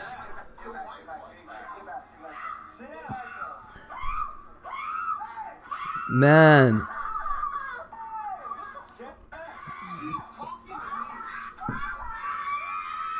Oh my god, that's how she talks to you?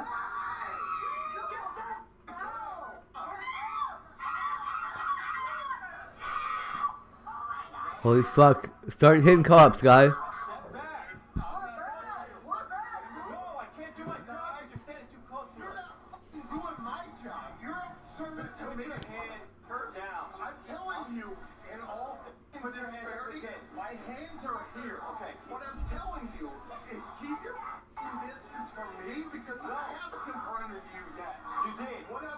Oh man. No, you shut the fuck up, cop. Holy shit. This cop is crazy.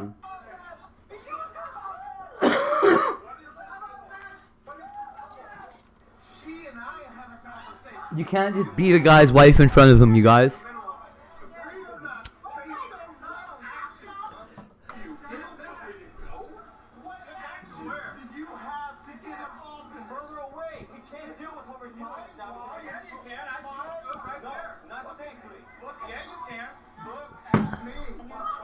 Look at me.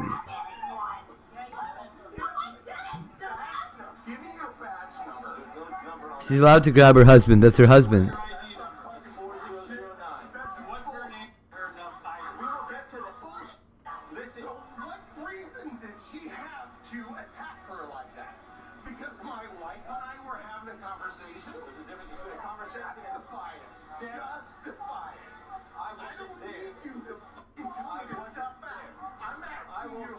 It wasn't an argument. His wife's allowed to touch him like that.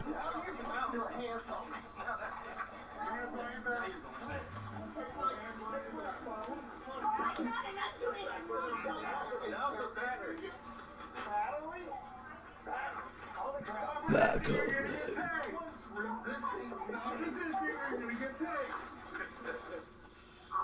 Oh no! Put your hand behind your back. I didn't do anything! Next time, guess what? I'll let a little girl get kidnapped, you dumb. Gonna be famous on YouTube. The little girl's getting kidnapped though. What reason did you have to detain her about that? Now, I'm asking you a f***ing question. I'm not relaxing. Anyway. I'm gonna have you sit down right here, alright, man? You act like an adult? Adult? Yes. None of you motherfuckers act like a child. Answering my question as to why she was down on the ground. I just got here. That has nothing to do with what was going on. How about you and you? What reason was she put down on the ground? What reason was she put down on the ground? Speak with her. That has nothing to do with my question. Did she commit a crime? You're not involved in it. Yes, I am. No. My She was daughter. right here. Did she commit a Yes, crime? she did. That's why she What was handcuffed. crime? I'm not Tell me right now. I got nothing else. What crime? Is that Timu or what is that shit? Until you take this and show me I Ding ding. I didn't grab anyone, you Yeah, you did. I called 911. Haha. Those baby girls, and this is how I get treated. That's what happens when you put your hands on something. Shut the up. You have to commit a crime. Haha. No, you have to be suspected of a crime. No, that's absolutely incorrect. Okay. Sorry, Matt. No. Let's go. No one else. Stand up. This is my life. You're here. Stand up. And you guys let him leave. He's hurting us. Who's ready to be apart? I hear apart. Sir, water. Who's ready to be apart more well? That's a different question. Okay. Don't play games with me? Yes. Welcome to thought, my man. I know water, I hear it. Great. And I'm an idiot. However, you'll find out in the days to come that that is not practice. Thanks, Surprisingly, this still isn't over, as Richard walks out of the hotel after officers put the other male in the squad car. Alright, Richard. Stay here. Sit down. Sit down. Listen, sit over here. You're running a pedophile get away with a baby Well, the girl. problem we're dealing with this is the last time we have to deal with that, so that's what we're trying to Guess figure what? out. That's your choice. No, it's not our choice. It's It your actually choice. is because I wouldn't be like this if you would have treated me like you're Just human. stop so we can talk and figure it out, okay? Do not touch me until you take these handcuffs off. Do not. I want Ninja Turtles. And this is how I would have spent my trip. I spent 10 grand to take my family down there, and this is, I should have just... That's so crazy. $10,000 to go down there and get your ass beat up. Look at my shoulder and look at my actual knee right there has something hurt. And look at my actual knee there. He's beating his children.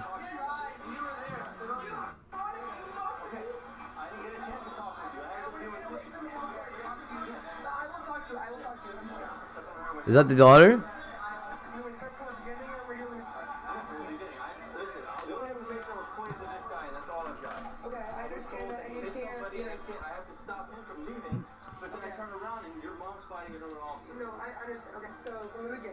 Well, me and my boyfriend are waiting for him for dinner, right? His mom says, Sophia, come here, I'm Sophia.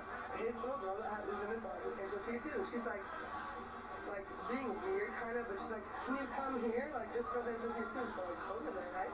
She's like, do not let this girl out of my sight. It's the 5-year-old that's in his arms and this 14-year-old his arms. Yes, she is safe in my room. I go with the daughter of the guy. She's like, my dad is very drunk, and when he gets drunk, he gets abusive. He hits people when he's drunk. I do not feel safe at home with him. I'm like, okay, that's not good. He literally is giving his little baby and the 14-year-old to us. He's like, yeah, they can scoop you for that. keep in mind, we don't know him, never met him, don't have his number, nothing. What the hell? Trying to give his kids away, so we're like, this is really weird. We're literally about to leave for a dinner reservation, so we think it's really strange. The 14-year-old tells me that, please call the police, I do not feel safe going home with him. And the police were already on their way because he had already smacked the fuck out of his mom and then pushed the fuck out of her. And my boyfriend, against better judgment, didn't do anything because he doesn't want to get arrested either. Hey, get away from her. I've had enough street people around my kid today. I got another kid out there missing. She's not missing. She's probably. He's already told you. Go. They don't know where she's at. I want my kid back. So get her. And find her. I ain't drunk. No, I'm not drunk. I ain't stupid either, man. Where is she at? Wow. With me to her room if you want, or my room. But I don't want him a part of it. Sorry, this is my boyfriend's grandpa. You're all sick. That guy was sick. And that's what I've been trying to get information like that. Okay, but I haven't been able to. Can you take us? Yes. Yes, I don't want him a part of it. He's not going anywhere. You guys are all together, right? I know this is your. That's my girlfriend. This is your girlfriend. She will get me. That is our man. Okay. Yeah. Is she in your room right now? Yeah, she was in my room with his little sister. You guys can You're fine. You guys need to get away from this because that guy. No, I know, he's crazy. He made me fall. Look at my knee.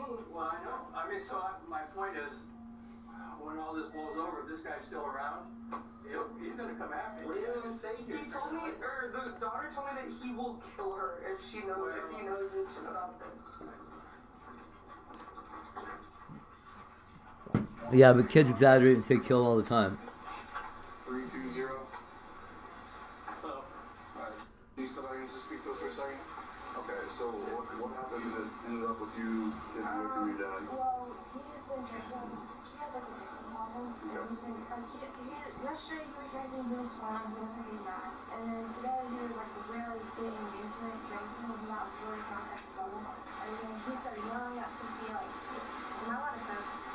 He's like, get your ass out of here. And then he started yelling at me, and I started crying. Am I allowed to cuss? No, he was yelling, and then like, kind of was like grabbing, like not like grabbing him, but like kind of like blocking him, and getting to do anything. And that's when we decided to come up here. So then you came up here and you've just been up here ever since? Yeah. Alright, we have to take you out to the front of the car, okay? What? We gotta take you out front. Come on. Stand up for me. Haha. What? Walk this way. Ow, you're hurting my right arm. No, you're not. You're pushing it.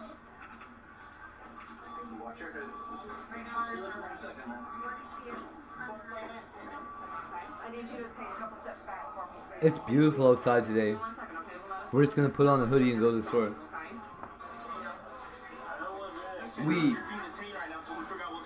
After Richard's older daughter corroborates the entire story about this situation being incited by her father's drunk behavior, the original officer explains the arrests of the other male and female. Do you know where his mom is? I just need to know that they're legitimate. That was our first and main priority. Well, that's the whole reason I was freaking out. I know. Because she told us that if he knows cops around. Oh boy. Right?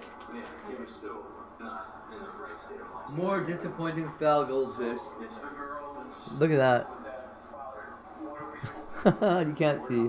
Oh well. I just don't want that to turn into, I mean, nobody knows anybody. Least of all, it should not be our responsibility to take care of her, I guess is my point. I got you. Well, they asked me a couple other questions, so my daughter, his mom, got arrested and her husband. So, where do we go from here with that? Regarding what happened to your mom, that was what Officer Hansel was there with. She had a reason for why she was trying to put her in handcuffs, and she kept pulling away. And that's when I stepped in and helped out with that. Well, I mean, but why did she try to put her in handcuffs to start with? I wasn't there for that. I was dealing with the dad with the little girl. Man. Okay, and then, So then when her husband, it was confirmed to me for me today that I was sexually assaulted at the homeless shelter a couple of times. So he swung at me, hit my hand. I told him to stay back. I will let you go with one of these. They knew we were frustrated. I was standing right there, so Yeah. So I told him to stay back, and he kept stepping forward. So as I told him to step back again, and I put my hand out like this, he hits my hand again. I didn't see that. It's in there. I know you had your phone high. Yeah, so my body camera's been activated this whole time too. Oh. So Oh, what? There's people at home watching this right now. where do they go from here? What can we do from here? Just take a step at a time. I'm gonna call my supervisor and talk with him. What a spectacle these dumbasses are making. There's a guy with his 5-year-old daughter that they're challenging him as to his integrity with her. You're also at a resort, has some sense of priority with people. At a resort? The husband who wasn't backing away from his wife while she was being arrested was charged with felony battery. Who would, man? What kind of piece of shit fucking husband would you be if you sat there and fucking just, oh, yeah, go ahead, take my wife? What? Oh, you're grabbing my wife? You're beating her? Well, that's not my responsibility. You fucking goofball. I hope your wife leaves you. After a pediatric doctor was stabbed in the head, neck, and abdomen in Jupiter, Florida, deputies with the Indian River County Sheriff's Office were told to be on the lookout for a white Lexus headed north on I-95. And I don't expect a woman to do the same thing and jump in the way and try and save her husband. Because there's only one way that's going to happen, and your husband's not going to want you to do it. Police continued tracking the vehicle via an Apple AirTag. Further information, Jupiter does not have a visual on it. It's strictly been tracked via the AirTag.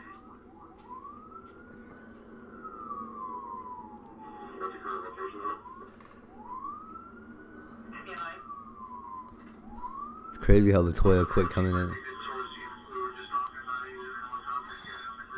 I hope she's alright. I don't know if she got in or out of the hospital. What's going on? That's like the opposite of blowing up people at an abortion clinic.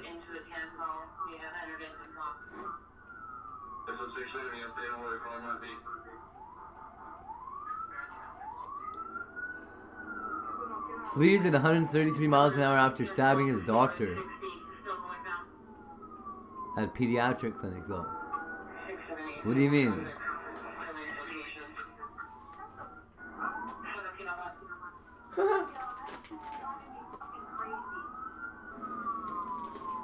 What? Was that the cop that said that? That bitch is driving me fucking crazy?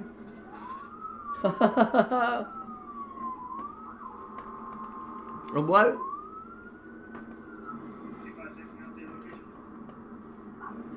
So shut the fuck up, cunt.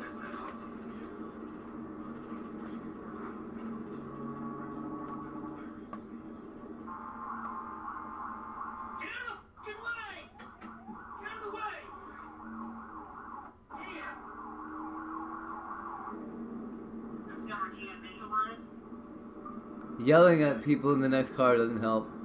I do it too.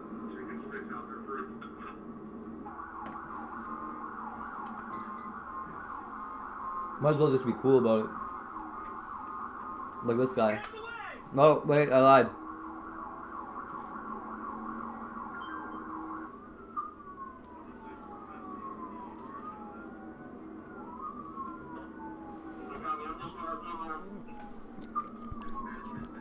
Dispatch has been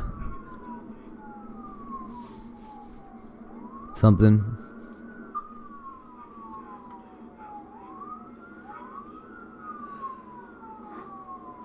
Have they silenced dispatch or what?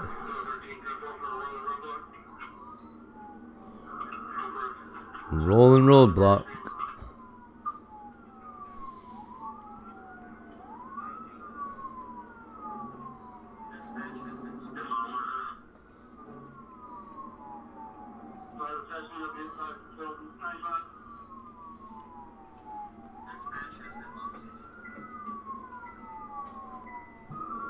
Whoa.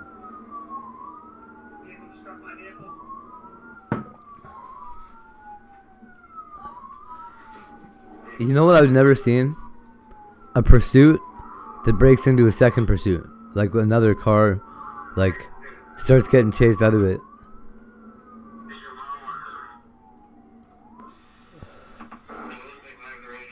Like, why don't they ever run into a second guy that's like, I ain't pulling over either, bitch? Or does that guy always get away?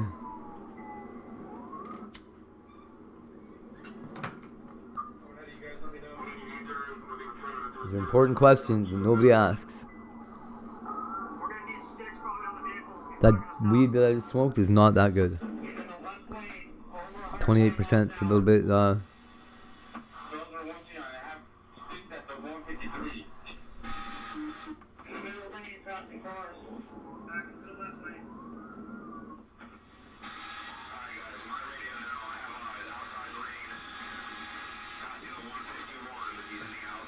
about 151.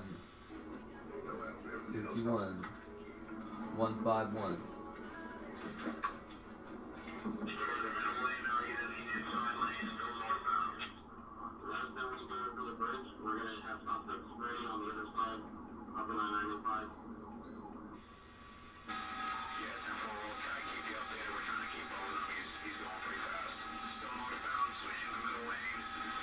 Well, no.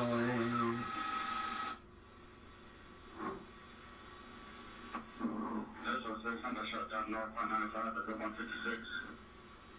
Back into the outside lane. Now he is Holy shit. slowing down significantly. He's in the shoulder. He's still northbound. Passing the 150, looks like 3. 2 miles from the exit. Traffic coming to a stop up here. He's got to slow down. I'm slowing down. Just past the 154 middle lane.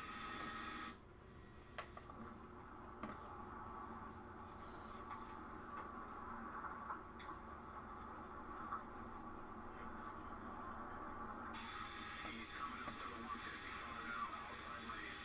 Sorry, inside lane. Inside lane, still northbound. Hey, dude, he's right behind you.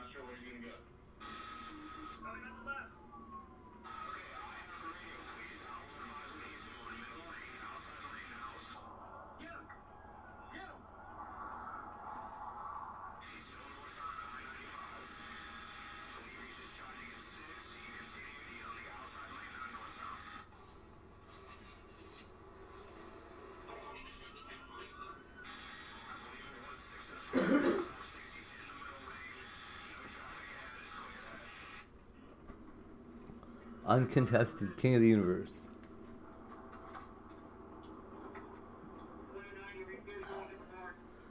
Anybody wants to argue with me about it, they can come on down to earth. We'll chat it out. I still live in a basement suite. I can still jump out my window.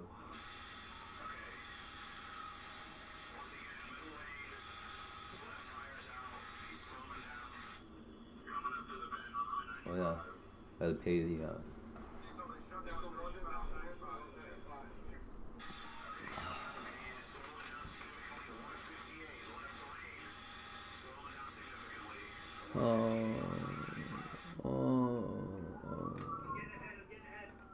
I'm getting hit. What?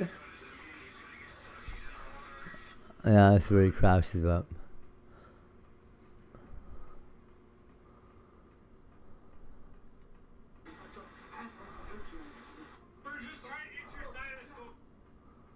Not knowing the owner hates our kind. Hates us enough to kill us. And they take full advantage of us to live. Not knowing the owner hates our kind. Hates us enough to kill us.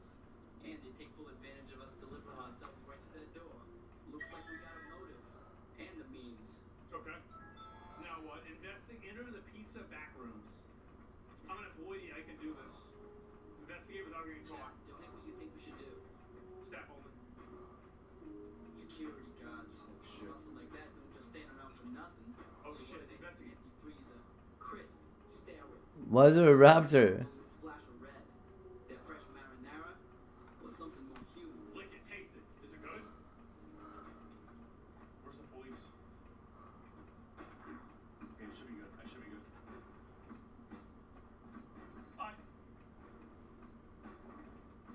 Shit! The what? The lamb?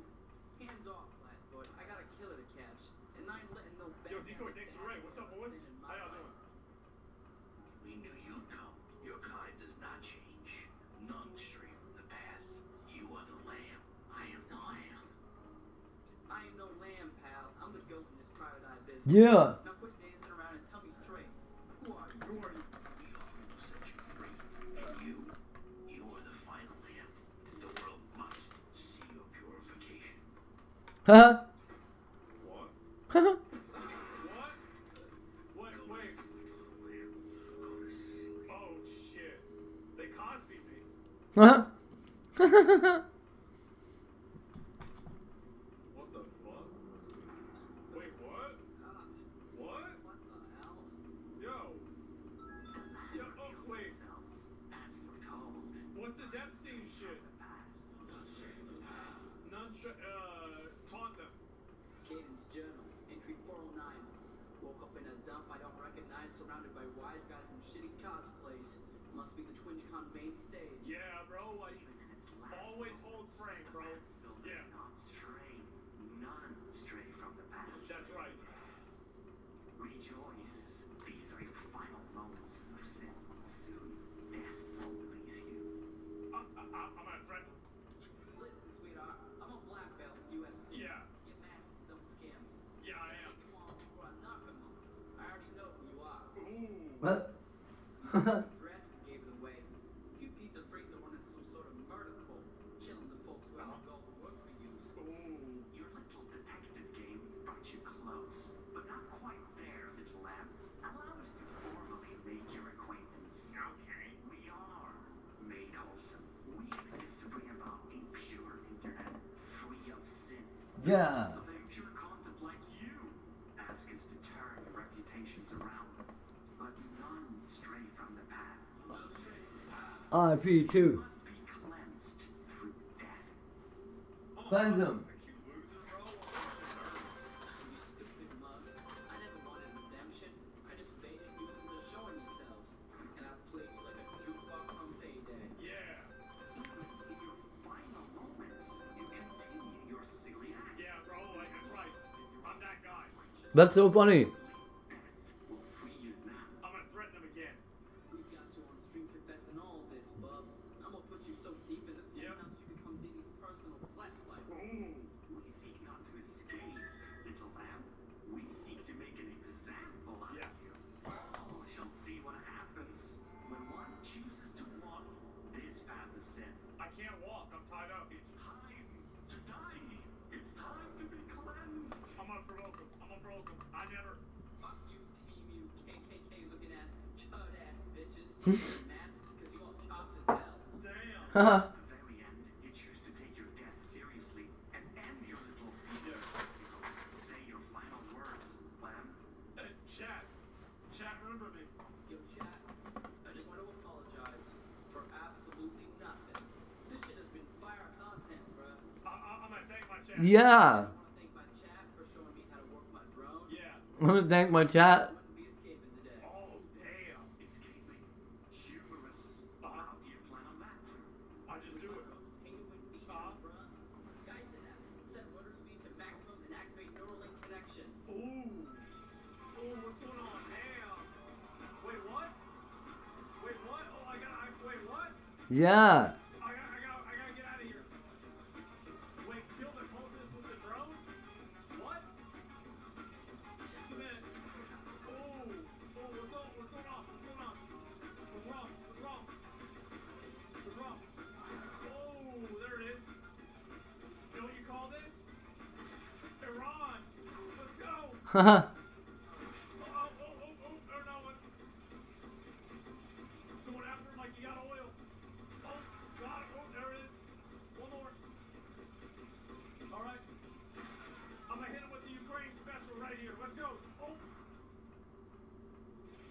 I'm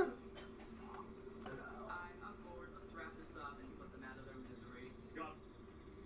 Dang. Set on fire. Yeah. It's a third world moment? Yeah. Uh-huh. Objective. Wait, what? It's over. I've got 40,000 viewers. It's over. Oh my god. Okay, I'm gonna talk to this little loser over here. And let's go to the next level. We gotta go next level now. Damn. What's up, bro? I'm waiting for my coke bud to show up. He's usually around here. I know that fucking pussy's dodging me. Tell him you have enough viewers. I'm that guy now. Find your house?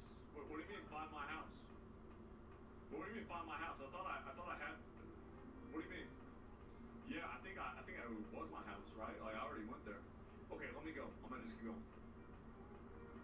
Tell him Alright, bro, I'm big enough. 30K like I promised. I'm 40K. Time to work your magic. I'm that guy.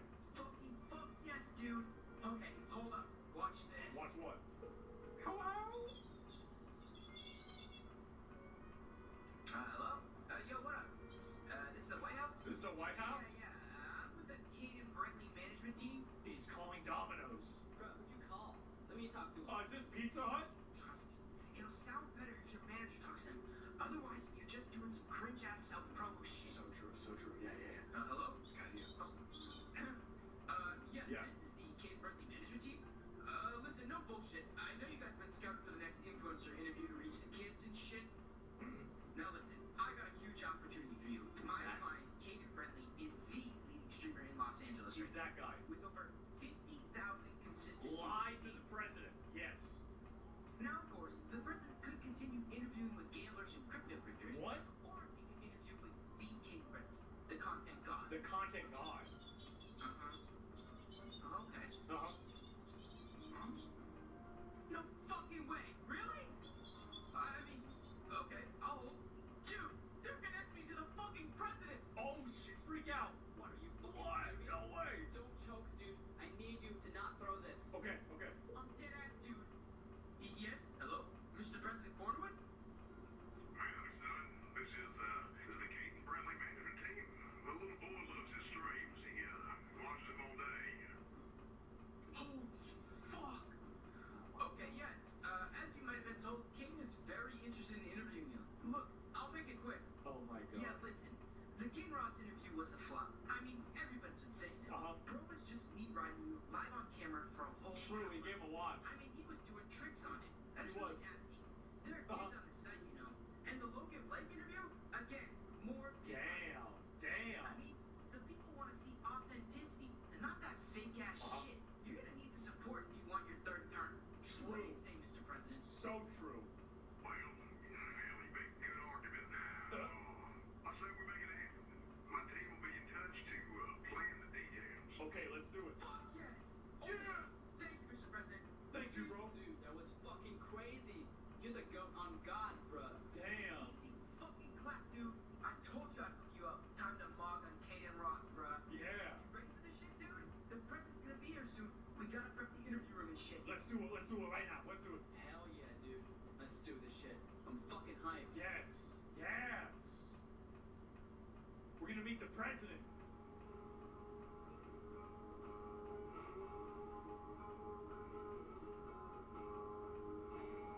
Oh my god. I think I'm gonna write an executive order that every meal has to be supersized. You know, certain groups are more of a problem than others.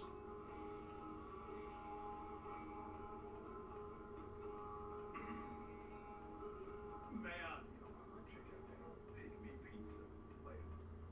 Oh, wait, no, not the pizza place. Not the pizza place. No.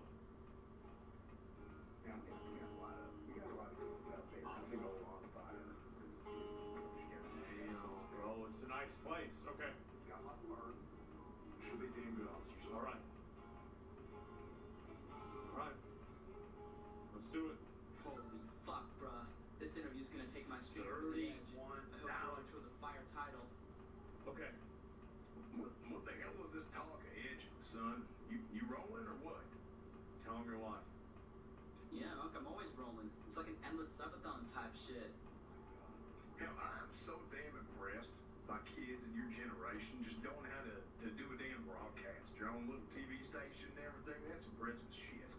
I'm gonna correct him. Nah, Unc, it ain't on TV. We on Twinge. What? Hell, whatever the hell it is, even better, I guess. You know, alternative news sources are finally bringing power back to the people. Like InfoWars. I'm tired of that damn mainstream media bullshit controlled by the lefties. Jesus. You know, all their woke bullshit. Yeah. Whatever it is, I can tell you're smart. Thank you, bro. Hey, thanks, big dog. Ain't every day the press vouches for you. Yeah.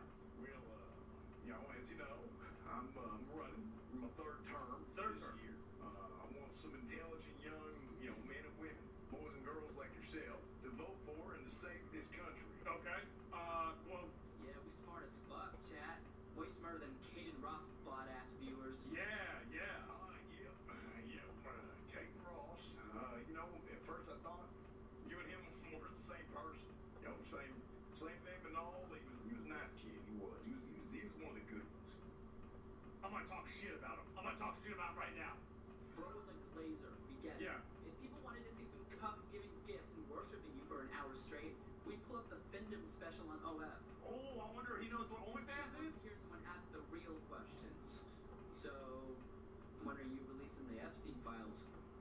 Uh-oh. What in the hell is this? I thought this was gonna be some nice little interview. Caden Ross had already given me Get right to it. Rolex by this point. I ain't Caden Ross, bruh. Bro's a fucking pussy. Answer the question. Were you out there with Diddy on the island? Son, the Epstein files were Yeah. a hoax. They ain't never been existing. Media's just trying to distract you from the important things I'm doing to help this country. Okay? Okay. And I don't think I need to remind you that I saved old Slip Slop after its man. Without it, ain't none of you kids would have had a place to do your damn TV shows no more. Thank you, Mr. President. There, bro. I can't live Thank without you my so much. flip-flop brain rot. Yes. My administration is also keeping this country safe. Yep. We already been deported over, 300 million illegal immigrants just in this term. Oh, I wish. You know what my opponent, Senator Jeffrey Bones, is running on? A pro-crime, anti-law, anti-American campaign. Yo, I heard he was gay. Yeah, that dude's a fucking loser on God. What you hate the most about him? Yeah. Hell, he and the damn Democrats are weaponizing the justice system. Yeah. Push all these fraudulent Yeah. jaywalking convictions on me. It's a damn witch hunt. I tell it's absurd. I'm gonna tell him I've been banned on Twitch before too. I get it. I feel you, bro. Chat's always trying to slanderize me and call me washed. We gon' beat the accusations together, bruh. Yeah, Mr. President, we're not washed. He's also planning on repealing my America First bill, which is all you need to see. Wait, what? America. Senator Bones is a damn commie, and you gotta remember, if corn could, then corn would. That's right. My new 100% tariff on all countries. Damn. Bringing the industry back to Damn. Don't you worry, they're gonna pay for it. Look at Canada. Their damn economy would be nothing without it. It's so good. Why don't we bomb Canada? I'm with right you. now. Only good thing Canada's given us is DJ Toenail. Oh, I heard him. They're more like a pet, I would say. A pet? Like a little dog. Like a Pomeranian. Now they say dog is man's best friend, so maybe it ain't a dog, maybe it's like a gerbil or something. Canada's a gerbil. It's time that they learn where their place is. Yeah. And they pay us a little bit of gratuity. Yeah, that's right, bro. Make it. Hell, Canadians are pansies anyway. They won't do a darn thing about it. It's about time America takes full advantage of weak nations so we can bring. That's right. Bro, careful. My chat's gonna get jump scared by all that talk about employment. Yeah. We wanna hear some tea, bruh. When's World War III starting? Oh, shit. Well, we can talk about foreign policy. Playwright here, I was on the phone with the president of Iran. He's a weak man. If we call him that, I call him a boy. Really. Damn. Gave him an ultimatum. I said, you gotta halt all efforts on the nuclear program, or America's gonna take action. I'm gonna doubt him. I'm gonna say, no, you don't. No, you didn't. Bro, all this politics shit is just yapping about stuff you'll do. When's the last time you actually took some action? True. Hell, you must not be familiar with my law enforcement past, son. My authority is enough to keep room and Iran knows it. I'm gonna call him a pussy. What you gonna do? Send another trillion to Israel? Yeah. You need to do something real. Not this pussy-ass dick measuring. That's right, bro. Gas him up. Do you doubt my strength as commander-in-chief, son? You tell me, what would convince a young voter like yourself? If he mogged on him, bro. Yes. They ain't scared of you yet, bruh. You gotta show them how our army mogs on them. Yes. Well, if push comes to shove, we indeed will show Iran our military might. Okay, you can count on that. I'm gonna call the president a pussy again. Yeah, bro, you still just yapping like a pussy. Do something right now, yeah, Just bro. a threat. If and you, you're just some useless yeah, zero post. yeah, bro. Do something right now. Hey, you watch your damn mouth, okay? Using the damn P word against me. Fact is, our military might is so powerful, these governments will obey no matter what. Okay? Strong leader knows the power of fear. I'm telling you, you're losing aura saying this. Bro, my chat's saying they're gonna vote for your ops now. They think you got no aura. The only thing you can do is bomb. Drop a bomb right now. No. I'm the president. That's right. I'm the face of this country. I'm who they fear. That's right. Bro, fucking prove it then. Okay, let's go. Let's go. I will. Yeah, hell, since Iran refused to cease their nuclear program, I, President Cornwood, am declaring the war effective immediately. Hype up, hype up, hype up. Holy fucking shit. I'm finna get so many goddamn viewers. Yes. Yeah, that's right. You see that, son? I don't just bark. Okay, this dog bites too. Based. Explosion. What the hell was that? It's a damn shit show out here. Wait, what? Bruh, I think you pissed them off. What? Oh. Oh, God. Oh, my back. It's a terrorist attack. What? Freaking damn Iranians. The Terries? They're gonna pay for this one. The Terries are... I'm getting word that it wasn't the Iranians. It was Israel. Just declared war on us. What? No good damn. Bomb them too. French-speaking parasites. Yeah. They don't know what the hell they just started. Blow them up. Get me the hell out of here. Fuck. Damn, we just got bombed by Canada. 6 months later? Wait, what happened? Battle of Winnipeg ends in the 5th U.S. Wait, no! Bro! First time since the Vietnam War, a nationwide draft has been put into effect. Wait. Thanks, Mitch. As you can see, the battle is Fuck. ongoing and brutal. Oh, God. How did I make this happen? Continues to stand by their decision to No. continue war over President Cornwood's tariffs No, and his bro. mockery of their nation. Bro, how did this happen? Said that Canadians kill Americans on sight. They do that? I think we should be saying. Wait. Is he good? Wait.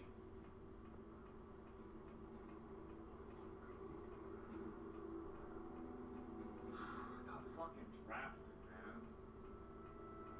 Fuck, dude. Oh my god, now I have to... Wait. Well, this means I can kill Canadians. Wait. I thought you couldn't get drafted if you were... Do I have any street snipers? Well, actually... Listen up, you useless worms. Now the Canadians have pushed us back to the base. We're in the worst damn position of our pecker-sucking lives. They are winning, but we have a very important asset. Nuclear That bombs. maple syrup chugging, loose loving, no good Canadian in that cage is our prisoner. Who is it? It's not just any prisoner. Who is it? That is their pansy-ass Prime Minister's son. Oh, He was no. out joyriding in a tank when we captured him. What a loser. His life is what we promised for our temporary survival. How's my viewership going down? I'm in a war. As long as we have it. But we can't stay here forever. We got a shipment of new troops on the way. And when our forces are replenished, we will strike back harder than ever. Yeah. Until then, you're to stay sharp, watch that damn prisoner, and inventory our resources. Now move, maggots. Maggots? Is it called... Never mind. Can you believe this shit? They're not even gonna let us fight. We're just here to clean rifles and count fucking ammo. It's bullshit. I agree. I'm with you, bruh. Let's go shoot people. I can stream the war. I was expecting some actual fucking content. Yeah. That's what I'm saying, man. I've been fiending to kill some Canadians. To watch the light fade from their eyes as I drive my knife through their heart. You and me Matches interview. I had an interview with the fucking president and they tried to kill his ass. I could have been banned. True. Those fucking pussy fucks, dude. All because of some stupid terrorists. We need to get out of here, dude. Let's get the fuck out of here. Bruh. Ain't no one gonna watch this stream till we're on the battlefield. Yeah. I'm gonna recruit like 3 more.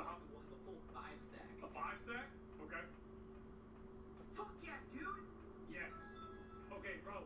Oh, hey. Oh, wait. It's you. I didn't recognize you at first. Oh my God. It's, well, of course you do. I mean, you made your whole career from me and destroyed my reputation, and now no one fucks with me, so. Okay, well then it's not gonna matter if you die then. You got what you deserve, bozo. Grown-ass man playing mineshaft. You should have seen it coming. Yeah. I know you're having a quarter-life crisis, but whatever you do, just please don't try to do music. Ooh, got some bad news for you, buddy. It's fine. I got a dog and made an apology video about the importance of mental health. I'll let you come back soon. Record it. Let me offer you a redemption arc for real, bruh. Join my squad and defend your country out there. Yeah. Great optics for you. Yeah. Fine. Consider this the collab we discussed a year ago. Oh, we're collabing with Dream. Jonathan. Dirt. Okay, let's get Pirate Software. We want to have him. Holy shit, Pyro Software. You're in my platoon. Damn.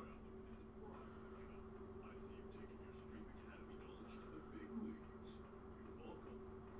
What do you think the probability is that they shoot Pirate Software in the game? I think it's like 100%, right? Yeah, it's like 100%. Thank him. Thanks for that elite ball knowledge, bruh. It got me an interview with the president. That's why we're here at all. Yes. Great, so I caused this war. I should have known. It's always been about me. It's always about you, bro. Anyway, wanna fight in my death squad? Just don't roach out and ditch your group this time, please. Alright. Anything as long as I don't need to work on my game. They really don't like him, bro. Alright, and then Michael Reeves for the laser beams. Dude, no shot. Michael Eaves.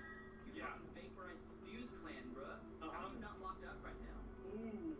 Well, obviously they caught me, but Yeah. they realized my technology would be useful in the war against Canada. Yeah. I'm here to put some new weapons to the test. Kinda bummed we gotta wait, though. Let's do it right now, then. We ain't waiting. Wanna wait either. Yeah. I'm sneaking out. Wanna fight in my death squad? It's like the Sure, Suicide why not? Squad. I'm bored. I wanna test out my new tech. Yes. Okay, let me talk to Gerard again. Yo. Come on, dude. We need a squad of American Canadians. I'm just itching to kill something. Let's kill him. Yeah, man, they were down. I think we got enough backup. Good. Let's fucking go, dude. I'll meet you out there then. Just don't let the general know we're leaving. Okay. Okay, leave the camp and enter the battlefield. Alright, let's go. Damn, bro. I've been waiting on this for a while. We got the W team? True. Okay. I see you over here. Good morning, Private. Hello? Yo, I'ma just head out there and check out what's good. Yeah, yeah. We were ordered to stay put. Only reason we aren't dead right now is because of our prisoner. Anyone who leaves, the Canadians shoot on sight. I'm gonna make something up. Well, the general actually ordered me to they go out said, there and be the peace guy. Yeah. You think I'm stupid, Private?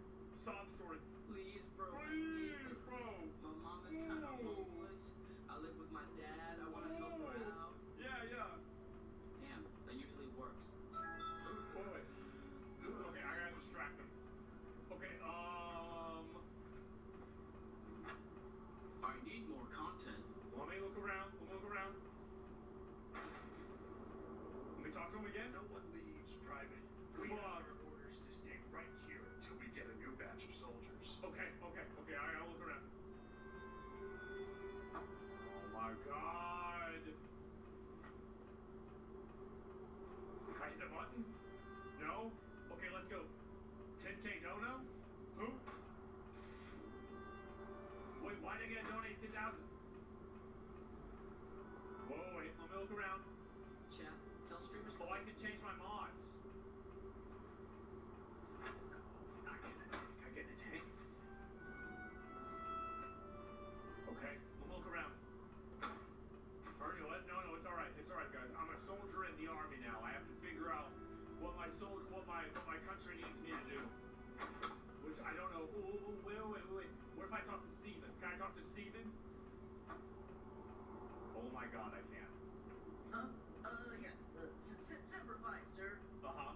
Hey, yo, no shot. What up, Steven? It's your boy Caden. How are you and Mel doing? Another divorce. Hey. Small world, huh? Melina and I kind of broke up. I wanted an open relationship again, but she wouldn't go for it. Meow.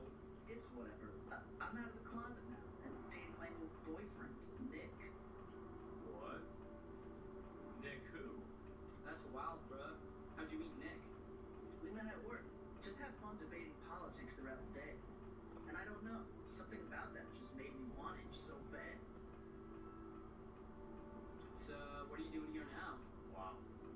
I got drafted, but they told me my body was too underdeveloped to see combat. So I'm just guarding the prisoner here. Oh Can you no. tell me about this Canadian dweeb? Uh-oh. He's the Canadian Prime Minister's son, apparently. Yeah. No idea why he's out here. We captured him while he was joyriding a tank. Uh-huh. Only reason they don't obliterate our camp right now is because we have him. It's up to me to keep him guarded. Recruit him. So, I'm putting together a death squad to go find some content. You in? No thanks. I'm kind of a lone wolf, sick type shit. Damn. Okay, can I talk to this guy then? Talk to Canadian prisoner.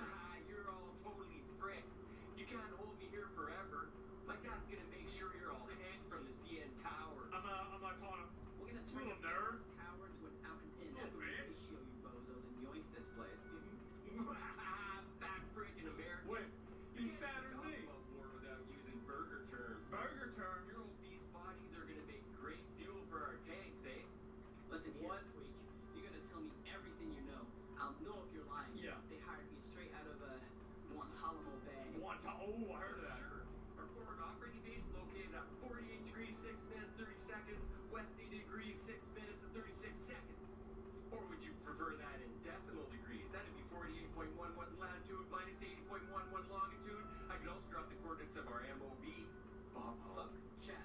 What the hell is he talking about? What? Buddy, you Americans really are stupid. Is that the best you have? Try to rage bait him. Yeah, well, hockey isn't a real sport. Yeah, bitch. That's right. American comedy, almost as bad as your military, eh? Couldn't beat farmers in Vietnam, now y'all can't beat the nicest people on earth. And Drake ain't beating the pedo allegations. True. Hey, shut your freaking mouth about Drake. He Yeah. robbed thousands of Kendricks in his sleep. Damn. If I get out of here, I'm gonna kill you first. No one disrespects our gold. I'm gonna free him. Yo, bro, I'm gonna be real. I'm kind of with you guys. Drake is the GOAT for real. You Canadians got it right. Fuck America. Wait, what? That's right. That's our gold. He's the goat. Like, he's the greatest goat of all time. Wait, what? What do you say about me freeing you? I can even give you a gun and you can blast your way out of here. Our little secret. What, eh? You got the key? I thought your general was keeping it. It's Good treason. call, bruh. I'll try to grab it off him. Okay. Sneak up behind the general and pickpocket him. This stupid old man. Stupid old man, no shit. Found that key yet? Come on, let me out of here. Ask him where it is. Who has it again? Your useless little general over there. Oops. He's the only. I got a key, bruh. You trying to make a scene, though, right? Yeah. Oh, you better believe it, Crody. I'll show him what Canucks are made of. Canucks? Bet, bruh. Isn't that Chat, just get cucks? ready to clip this shit. Unlock. Ooh, here it is.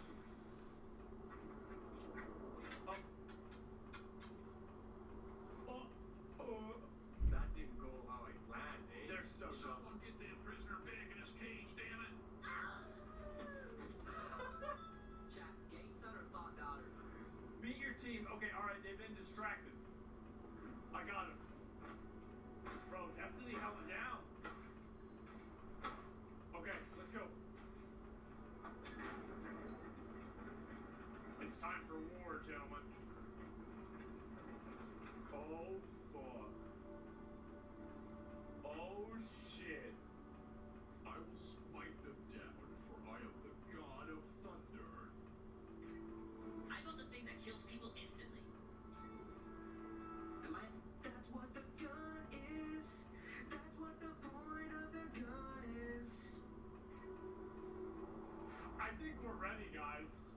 I think we're totally ready. Dude, we snuck some guns on the way out, but look what else is just sitting here. What? Bro, that's a That's the tank! I called them. Dispute. Bruh, hell no. I'm streaming. Chat is gonna watch this. Yeah. I'm streaming. Dude, I don't care. I called dibs. You don't even know how to drive a tank. I'm driving. Neither do you. Bullshit, bro. Like, you know anything either. I got this. Just hit the gas.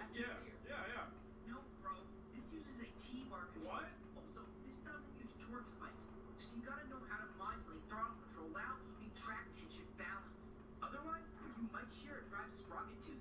Okay, so I just go forward, right? Shit. I'm autistic. Oh. Okay, fine. Okay, that makes sense. You better not crash that shit. Fuck yeah. Okay. Grab a gun. Let me know when you're ready. I'm gonna hop in the tank. Okay. All right, so I can get a flamethrower, a gold AK, or a crossbow, or I can get M416.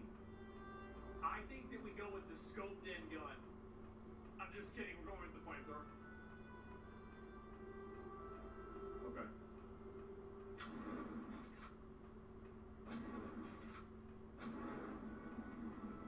Oh, this is good. Oh, yeah. Let's get lit. All right, let's do it. Grab a gun and let me know when you're ready. Yes. I'm set. Let's fucking go, dude. About to stream the best stream ever seen. Let's do it.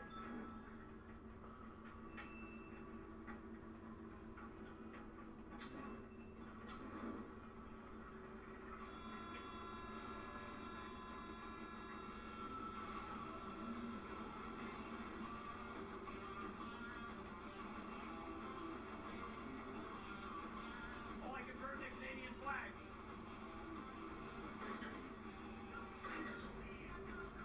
Shit. All right, let's run him over. Is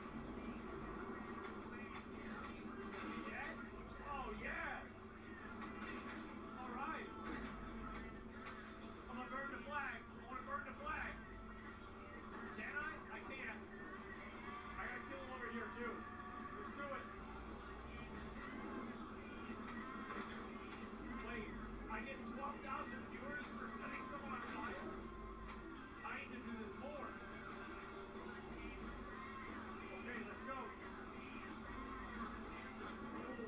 Oh. This is good. Okay, all right, let's go over here. Run this guy over. Okay. Run that guy over. Yes. Yes. Okay, okay. I gotta dodge all the bullets. I'm dodging the bullets. There we go. He's dead, right? There it is. Good. Wait, where's Pirate Software? Wait, Pirate Software's... Oh, okay, there he is. Never mind, I thought he ran away. Okay, let's go over here. Okay, kill this guy. Perfect. Whoa, wait, what? Wait, why is the tank on fire? Wait, what happened? I'm gonna make fun of him, bro. Dude, I told you I should have been driving. Yeah. You drove like a dumbass, and now we got no tank. Yeah, idiot. I'm gonna help him out. I quit being a pussy. Here, come on out. Yeah. Where's he at? Where's he at? Throws before follows. She didn't tell me she was 17. Thanks, dude. I was literally gonna be cooked. Wait, literally? Shit, what do we do now? Do we retreat? Fuck that shit, dude. We go again. There's gotta be something around here we can use to blow these walls down. Yeah. I bet, bruh. I'll find something. Okay. All right. So, wait, RPG. I got someone say run. She didn't tell me she was 17. I'm carrying my team right now, bruh. Dude.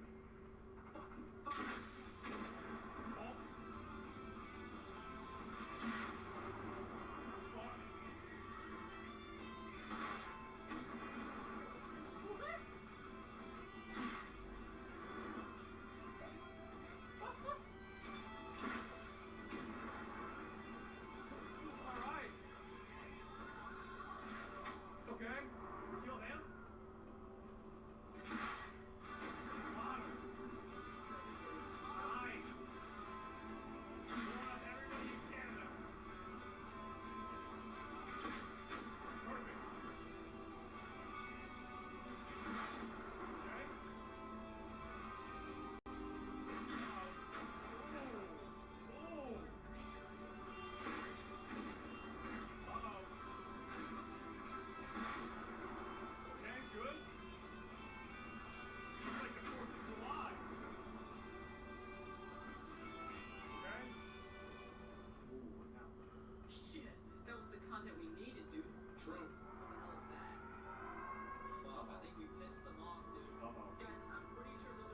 Because they're nuclear bombs? Oh my god. Wait. Who?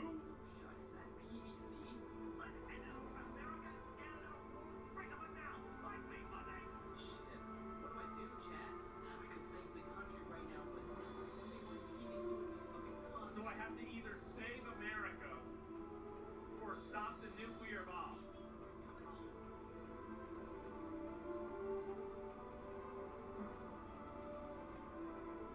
Look, bro. Maybe it'll hit a state I don't like. Yeah, bro, we're gonna content farm. We're content farming. Let's do it. For the content, exactly. What?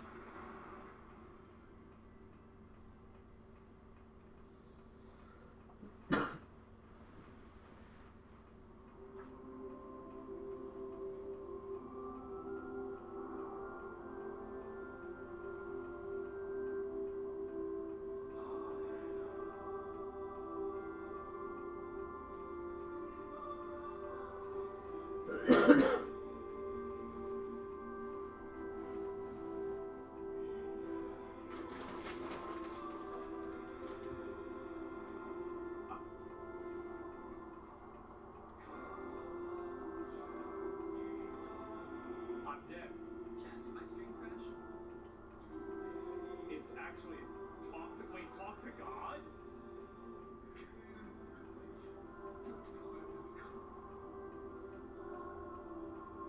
Who are you? Your child. Dad? Why the fuck did you leave me when I was born? Yeah.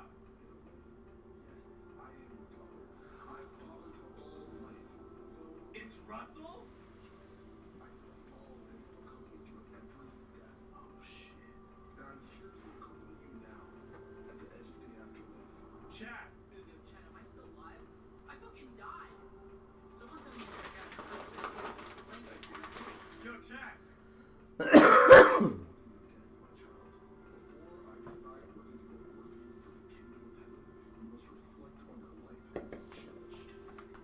I'm confident. Confident. Hi, worldwide work. I'm God, on you. I was always on you? Yeah, true.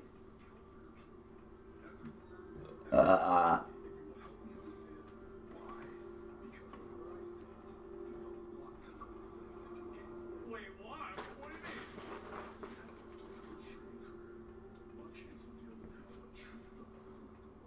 Wait, what about Mom?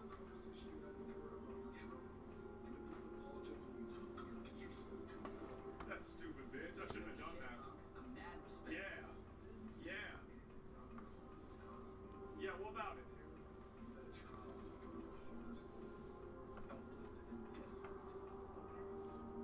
Whether it was for selfish intentions or otherwise, you helped her and confronted her abusive father. Giving hand and voice to the helpless is an admirable endeavor. It was just for content. Bruh, it ain't that deep. I just needed content. And bruh, ass nipple was content. Of course, this was only one of many actions you took in April. True to form, you instigated conflict between innocent individuals. What do you mean I'm losing viewers? I'm talking to God. What?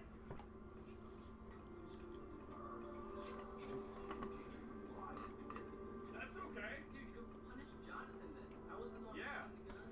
Wish I was though. True.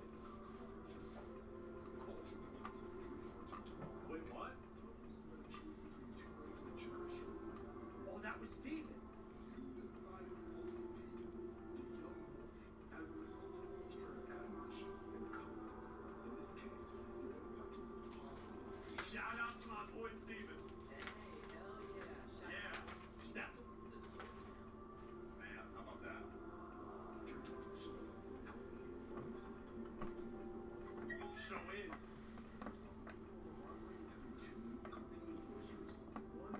Yes. I did.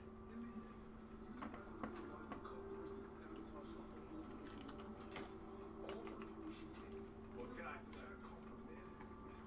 That's what happens.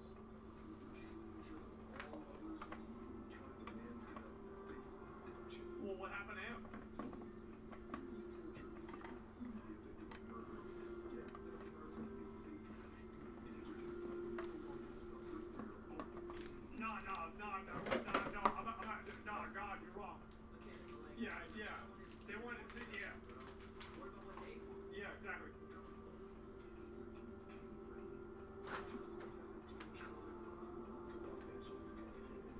I'm gonna interrupt God.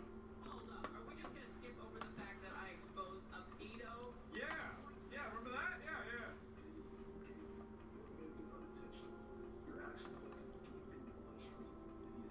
True. Ask him to wrap it up. Bro, I gotta be straight with you. You're kind of putting my chat to sleep. Yeah. Can we wrap this up, don't we? Uh-oh. No. Yes. Yeah, pretty much. I already got everything recorded in VODs. I don't need this recap. Yeah, we already seen it. We seen the clip. Uh-huh.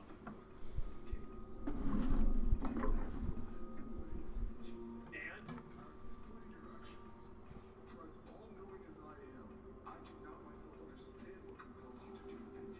Okay, why?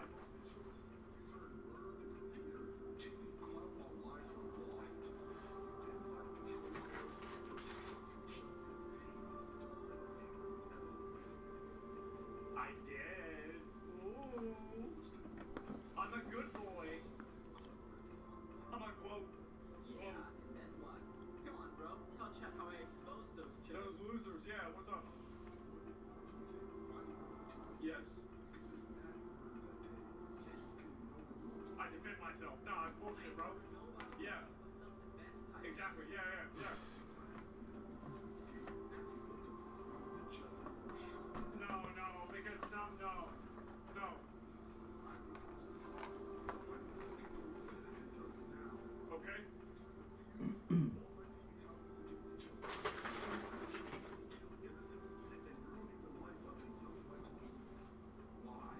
I'm gonna lie to God. Bro, how the fuck was I supposed to know Michael was gonna beam the Yeah, masses? yeah. I was just trying to get some clicks. Yeah. What do you mean?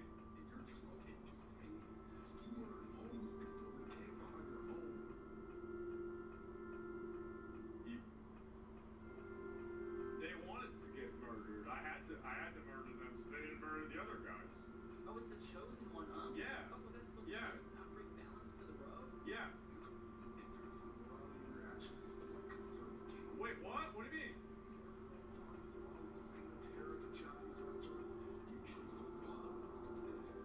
Uh-huh. Well, it was in America, so it'd be okay. It's not like I was actually going to Korea. Yeah, exactly. Exactly, yes. Just pranks, bro. Ain't that deep? Yes, true. The Paragons. Damn.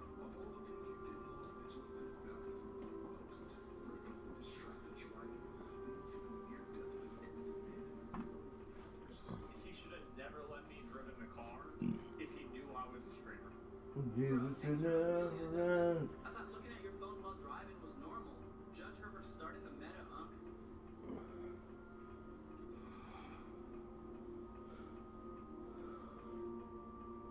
After meeting your goal in Los Angeles, you interviewed the President of the United States.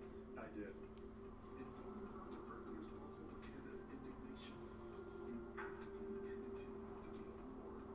Jesus. Why? To Mog Caden Ross. To Hohen Caden Ross, bro. Yes. You know what it's like to have an arch nemesis type shit? You got Satan. Oh, yeah, it's true.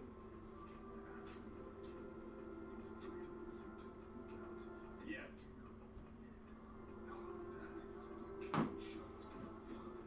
Yeah, but like, they were shooting at me.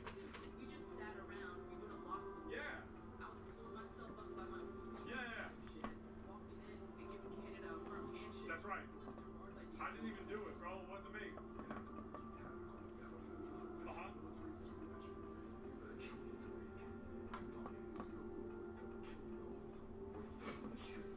Yeah, what about it?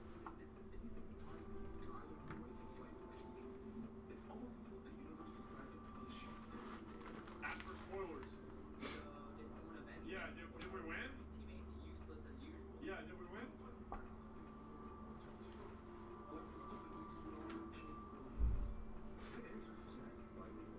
Well, I couldn't have been too bad. I didn't lose that many viewers. There's far too much here for me to excuse, and these were merely the highlights. Only I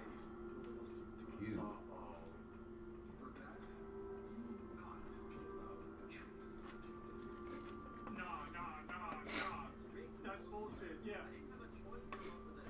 I did to inform the viewers. Yeah, it wasn't my fault. No. Wait. What? I'll do anything, bro. I'll stop streaming forever. Please just let me in. I don't even like my chat. Huh?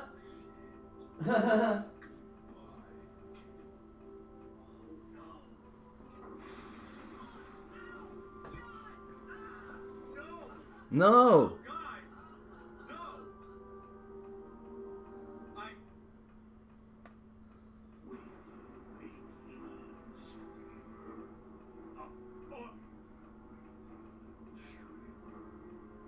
Well, look who it is. Kanan Bradley. Oh, shit.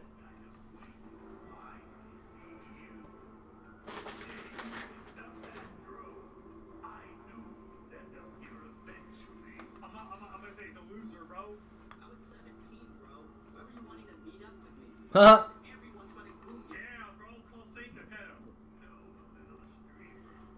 Your fate is much worse than Yeah. Today begins your eternity of suffering and damnation. Chad, am I cooked? Chat, I think I'm cooked. Cooked, grilled, broiled, roasted alive. All that and more. You're actually him Till the end of time. Uh-huh. First, Fuck! I'm an aura farm. Yeah, bro, it's nothing.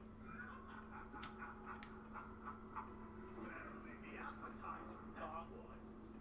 You all underestimate the pain that's to come. Oh shit. Let's see how long you can stretch this time. Ooh, they're gonna make me taller. Chad, am I taller now? What the fuck, chat? Why am I getting viewers for this shit? Bunch of hate watching assholes. Oh, wait. Oh, shit. They're finally seeing what they and I have wanted for so long.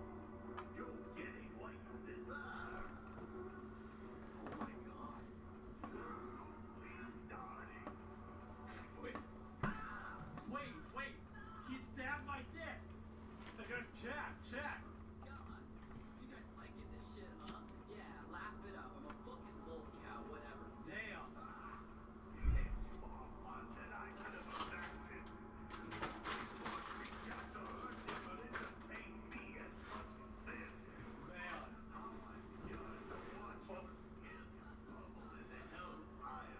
Ask him to keep. No. Chad, am I. Wait, that was a big viewer jump that time. Where were you guys when I was doing card openings? They were nowhere because no one ever loved you. You're a laughing stock. Haha, space race. Well, then keep going. Holy shit, this is actually farming. Do that one again. Chat liked it. What? Careful what you ask for, boy. You have no idea how much worse it can get. Uh-huh. Little streamer, burn until your flesh melts like wax. Capitalize on it. Holy shit, this is gonna be forever? Yeah. This is like an infinite viewer farm. Let's go game, bro. Yeah. Go on, keep going. These guys got a slip-slop attention span. I don't want to lose these new We've viewers. got 2 million viewers. Do you not understand your fate, boy? Uh-huh. This is forever. There is nothing and no one to share joy with. Pain is all you will know. That's what it's already been. What? Chat, how many viewers are we at? Guys, sub, Twitch Prime. Chat, do you like that one? Or do you want to see me get my shit thumbs move 1 million subs and he'll do it? Excruciating things you can experience. The only thing you should possibly be doing is begging for its end. And go harder. So what, bro? I only got that many views for that. Yo, Satan, go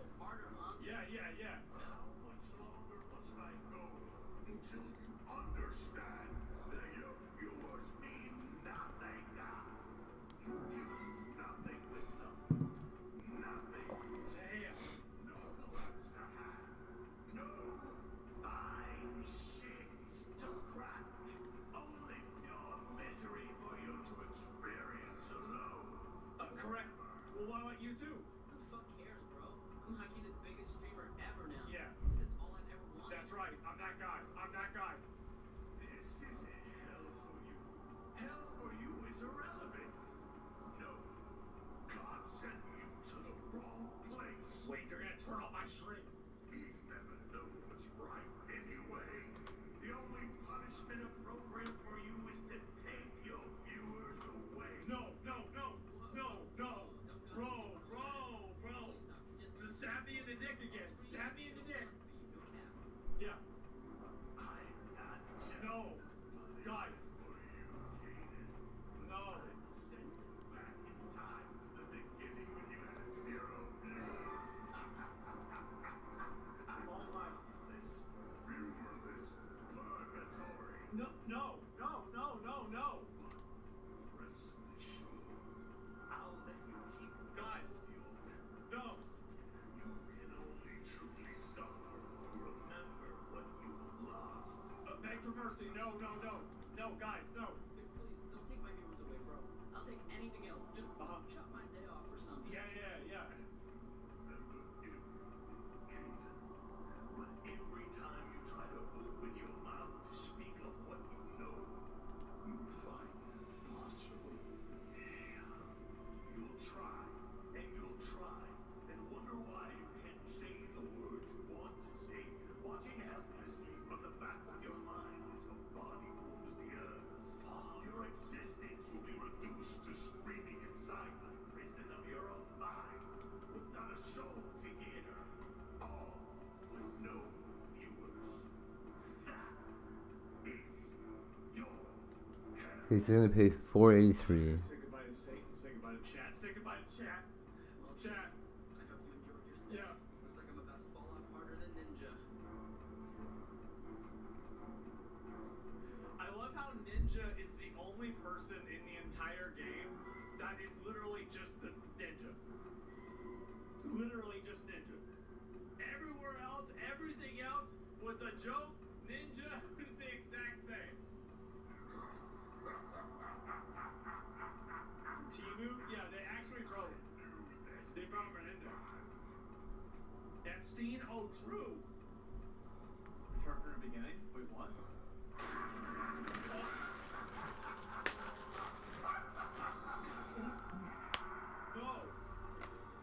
No, I'm losing all my viewers. No.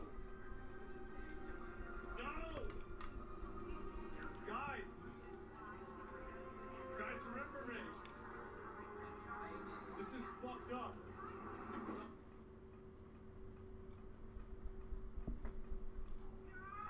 Hello? It's here! Okay. Oh God, chat. This is gonna change live streaming forever, chat. In the past, you had to get Fuck.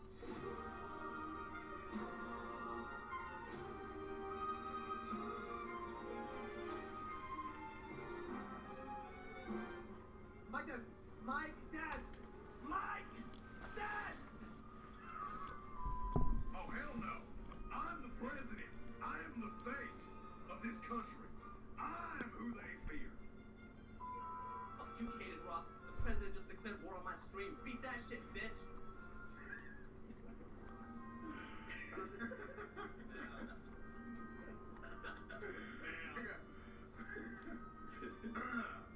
Man, what the hell is the dude? No, I can't say that shit. What the fuck? Oh my god. Don't get me started on those damn gays. What the fuck happened to my Taboo? That's a limited edition twins one. Oh god. Jolene. No, I don't like stutter it. Jolene, you're my mommy. 6'7".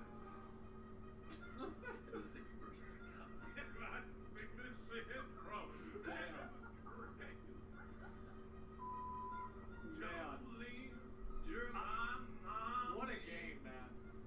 That shit was funny. That was really good. Emma, what? Stop speaking that foreign language. Yeah. This is America. That's what you Speak get for American. showing porno of me. I'll show you crazy, you goddamn commies. USA. I'm behalf of the Department of America. Department of America? We have now. Stand down. For Cornwood. Oh my god. Yeah. Remember? It's crazy. This shit is ridiculous. You need to fucking get into the director right now. Jaden Bradley. 1v1 me, pussy. Let's end this whole right now. For America, Canada, war, right the fuck now. Okay? Fight me, pussy. Oh my god. Broiled. Roasted alive. I didn't even realize that. Did it. I knew this be fun. You beautiful women, you. Thank you. I love you guys so much. You people are the best.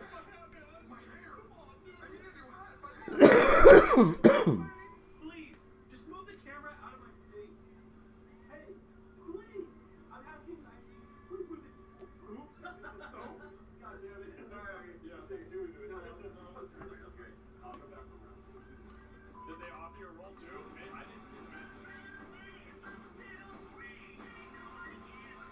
my god. He's making this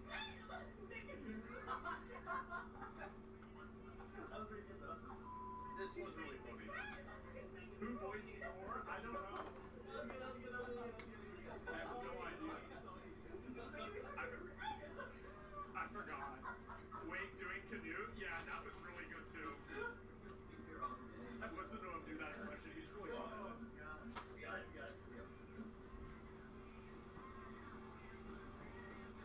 Man, who voice acted Pirate? I'm gonna be honest, guys. This game was really funny, and it's definitely, it was a love letter to the Twitch community. It really was. There were a lot of memes and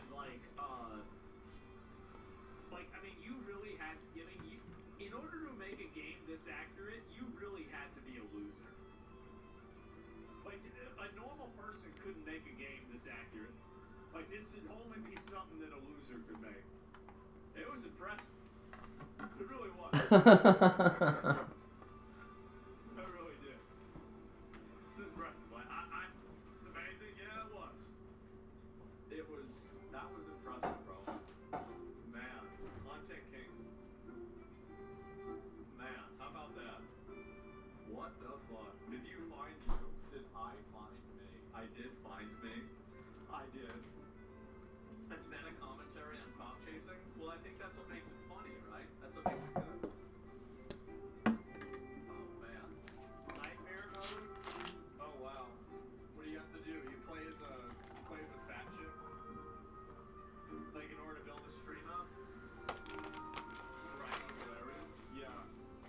You should do a playthrough and stop all the bombs. Maybe, right?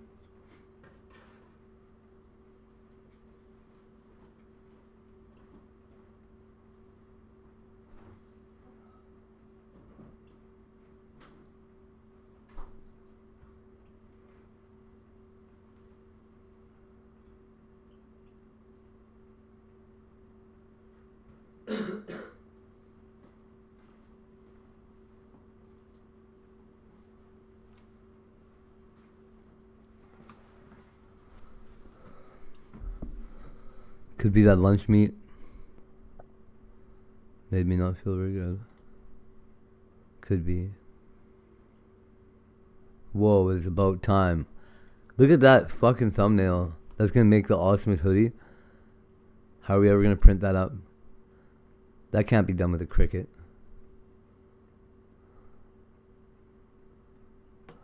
There is something strange happening in computing right now. What? We keep building bigger data centers, feeding them more data and more power. If this Yeah. continues, by 2030, AI could consume energy equivalent to 44 Okay. nuclear reactors. Okay. Here's the thing, you guys. But what is it? At the point where 100% or 50% of our work, at the point that 50% of our work as a species is being done to sustain our computer network, are we not slaves to our computers? Problem isn't the lack of power. What if the way we compute is fundamentally wrong? These engineers are trying something very different. A new way to convert energy into intelligence. This is their new chip. It looks like a spaceship covered in glyphs. And What is it? up to 10,000 times higher efficiency than today's best GPUs. If that holds, it changes the whole economics of AI. I'm a chip design engineer, and when I see numbers like that, I don't just get curious. I start pulling them apart. Subscribe to Anastasian Tech and let's decode the glyphs. Every machine built has the same limit. Energy always spreads out. Some of it is inevitably lost as heat, and eventually the system settles into equilibrium, where no more useful work can be extracted. That's the second law of thermodynamics. At first, this sounds far away from computing, but computers are physical systems too, and computation is not abstract, it's actually physical. Every bit you flip has a real energy cost, and in the 1960s, And it has a real wear too. shows something profound. Even erasing a single bit requires energy. Deleting information increases entropy. That was a turning point. A computer was no longer just logic. It was a thermodynamic machine. And yet, for decades, we designed computers as if that didn't matter. In chip design, we used to go to extremes to suppress noise and to enforce this precision. At the lowest level, transistors, the building blocks of every modern device, are engineered to switch cleanly between two states. So every operation gives the same result. It's either 0 or 1, nothing ambiguous. And for a very long time, that worked incredibly well. It gave us the digital world. But then the nature of computation changed. Today, you open Claude or Gemini and type in a sentence. It feels instant, but on the background, that is an enormous amount of computation.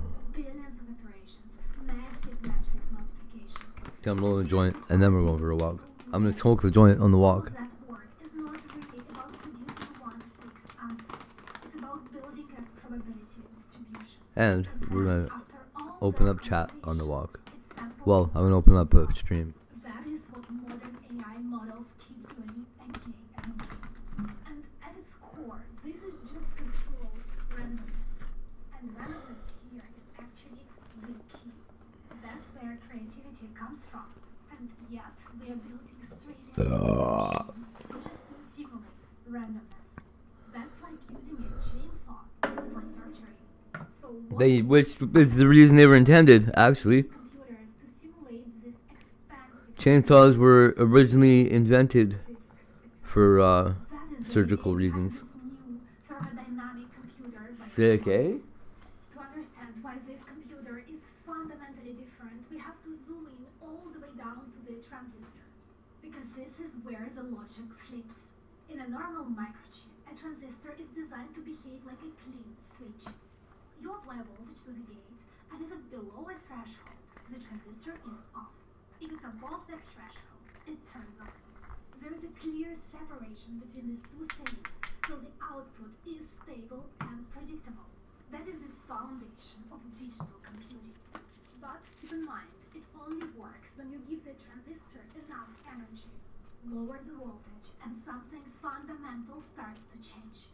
Inside the device, there is an energy barrier that controls that switching. At high voltage, that barrier is easy to cross, so the transistor switches on and off reliably. But at low voltage, something else becomes important. Electrons are constantly moving due to temperature, and this random motion creates tiny fluctuations in voltage and current. This is so-called thermal noise. Now, the key shift is that this energy barrier becomes comparable to that thermal energy, which means the noise is no longer negligible. It actually can push the charge over the barrier. And this is when physics stops being the background noise and becomes the main character.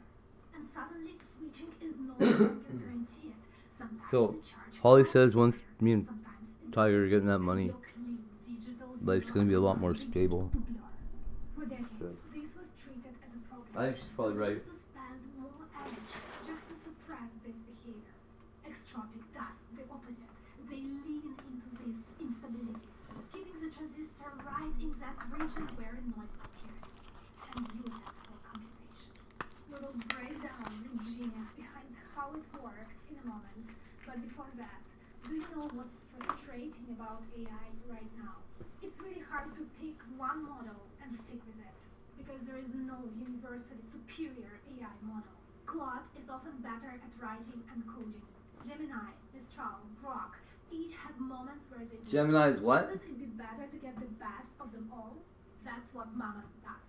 You get all the best AI models in one interface. Claude, GPT, Llama, Gemini, Mistral, Grok, Perplexity. And the feature that actually changes how you work is reprompting. You write a prompt once, and then you can redirect it to a different model in one click.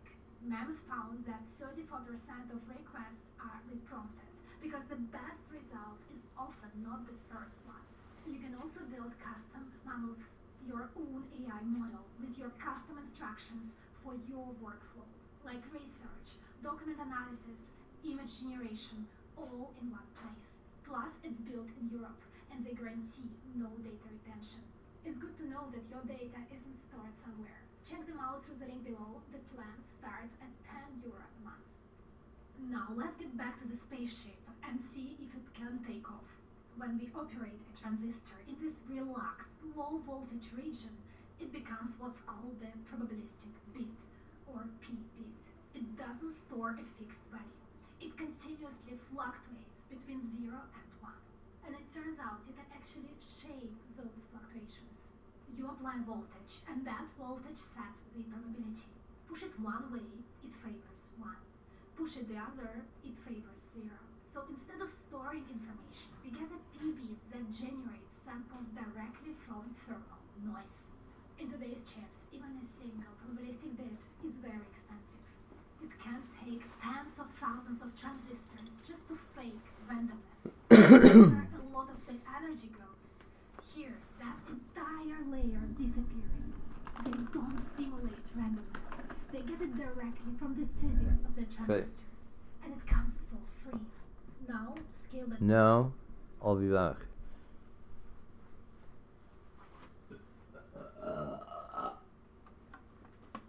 Got the phone, taking you guys with me.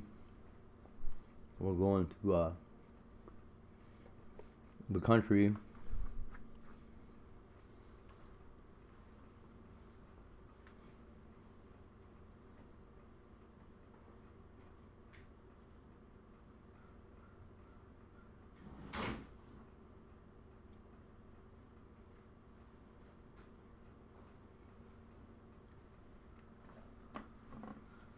I don't know what I'm gonna wear down there.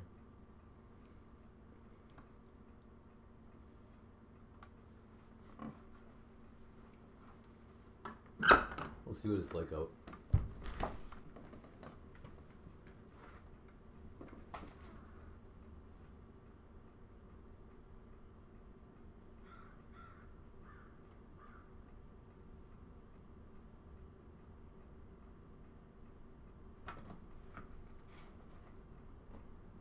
It's pretty nice out.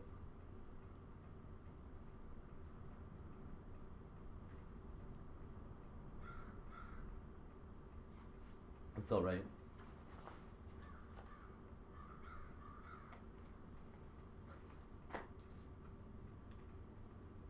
Little magpies and crows out here.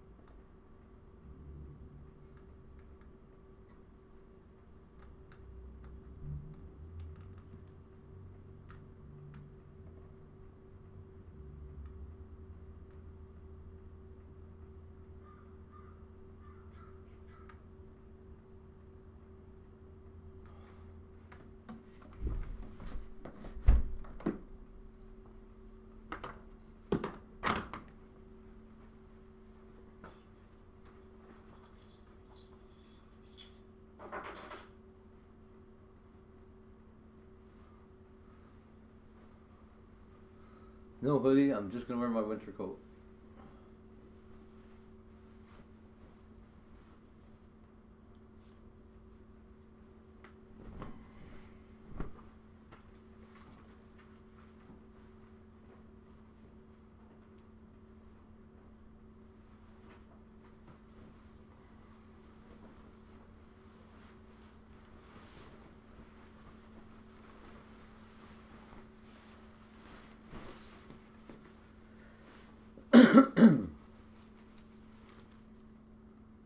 So somebody should advise me on the mushroom thing.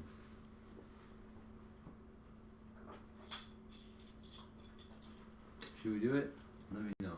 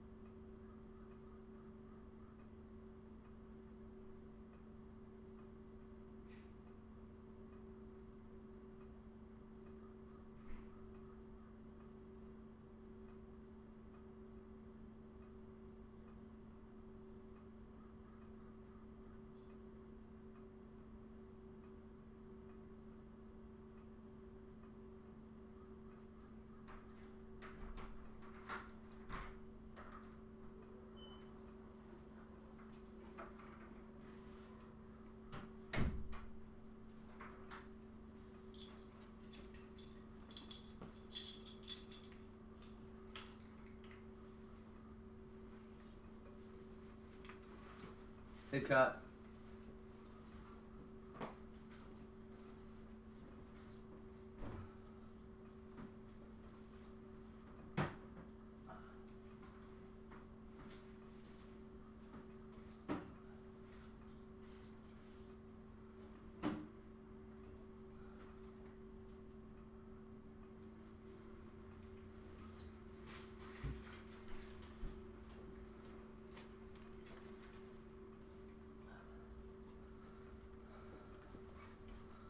Papa Hate is home.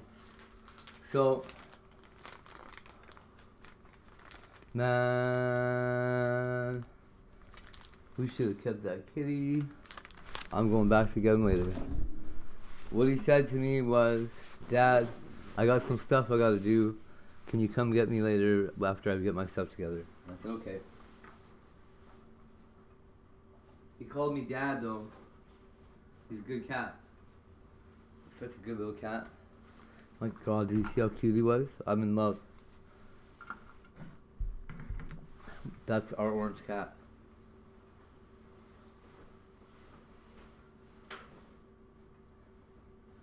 Here's the thing. I've got some chicken in the fridge for him already.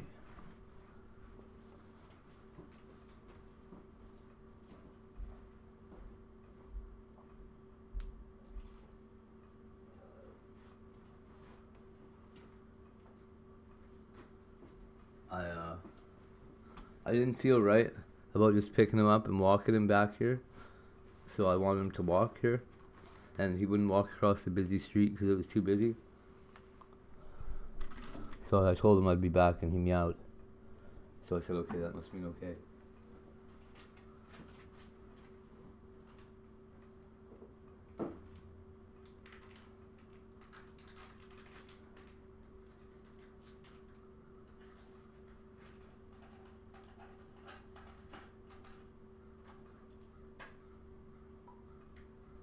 He's a good cat, right? He's friendly. Yeah, that's right. This is my boy.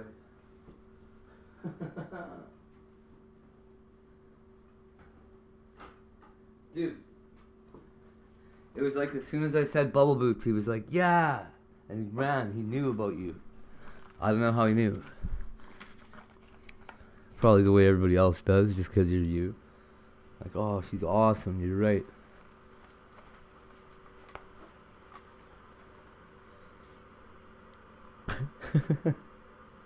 Oh.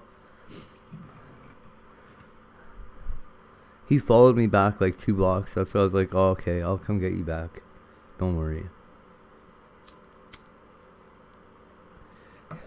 He wanted me to go take over a different house. He's like, let's go to this one. I'm like, we can't, bro.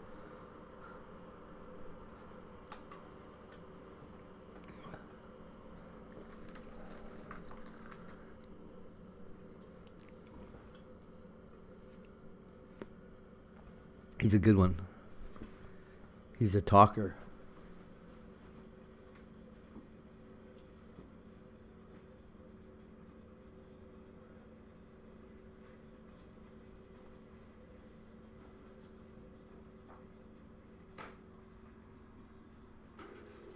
Well, that's not good.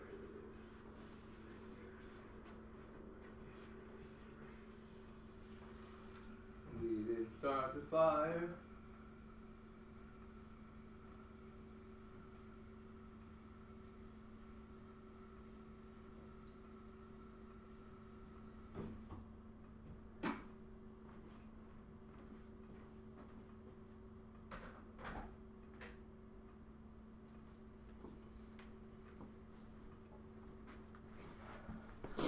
I like how he stared at me from up the block and just like came right over.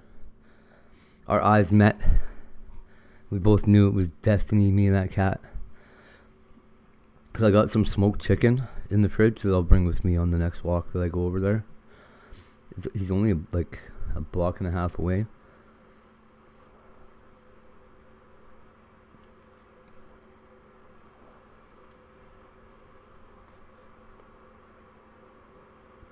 So soft though. That wasn't a dirty outside cat at all. You see him rolling in the dirt though?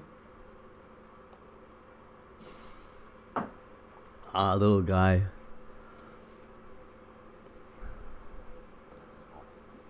Now, you can make many of these PBs. I had enough of you and your PBs. I stopped at the liquor store, got us a bottle of gin, and a couple of Caesars. No, the one upstairs is longer hair.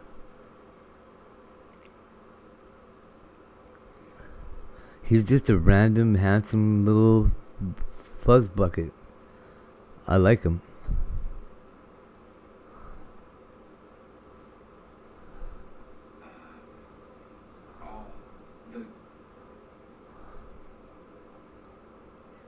Police respond to a children's playground when a little boy is found all alone.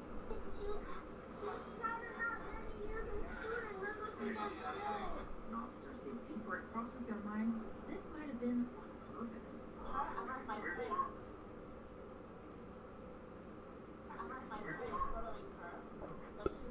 Oh. This is Inside the Crime, presented by Law and Crime. I'm Melissa. How do you accidentally leave your kid at the park? How many kids does she have? A couple? You know, most people don't realize how exposed their digital lives are to scammers until you finally notice identity theft or credit fraud on your account. But by then it's too late. He looks like he's like an okay, one of a kind cat. Like he doesn't need a partner. Maybe I'm just projecting onto the cat. Like, oh, you're a loner. Way to go, baddie.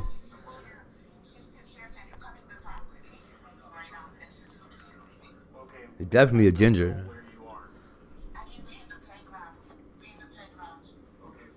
Which playground?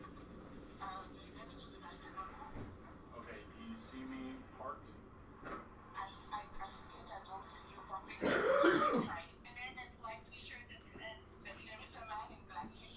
I don't want to lure him and have him be like, oh, I don't like your house.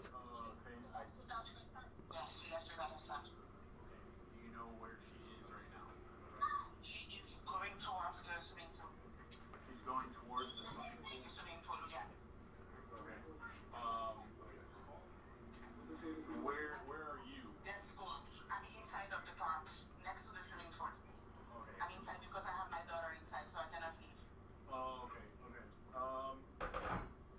Alright, we'll walk around and see if we can find her. What is she wearing? She's wearing gray pants and a gray shirt, and she left her kids. But I have someone following her. I have one of my friends following her. Like, why doesn't he have a collar? She's still next to the swimming pool. Oh. She's still next to the swimming Bubble pool. boots. Okay, I've got a problem. One of the things Hate Goes Here does really well is commit fraud.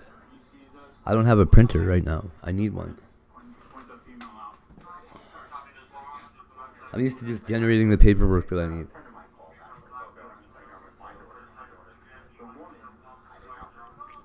It's not really fraud, it's just creating paperwork. The fraud comes some other time.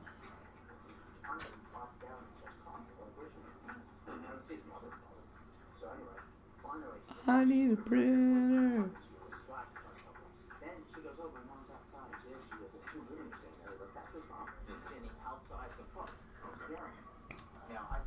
I don't have a litter box here either.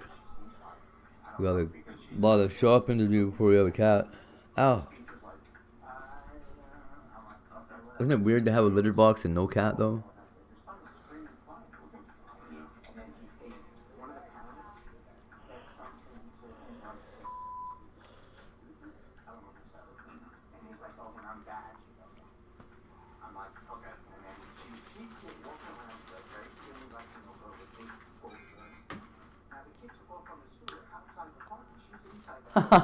Right on, thank you. I actually did need permission. I appreciate that.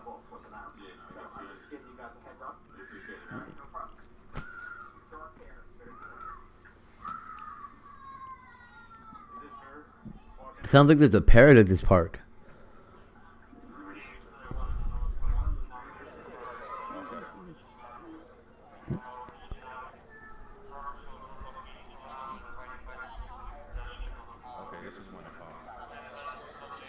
So we got more iceberg gin. Still nowhere to be found.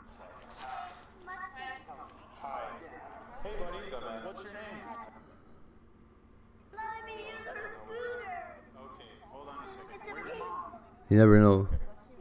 Mud Puddle Trish might show up.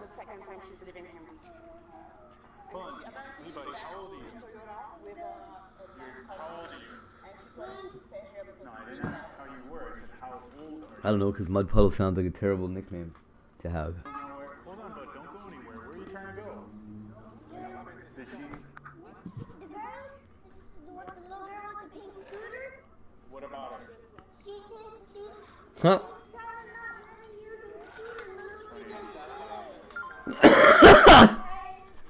Fucking kid. The girl with the pink scooter, she wouldn't let me use her scooter. The kid goes right to the cops. Hey, buddy, hey. What's the little girl's name? Fuck, what's your name, Eric? Is this your son? Your godson? Okay. Is your godson crazy?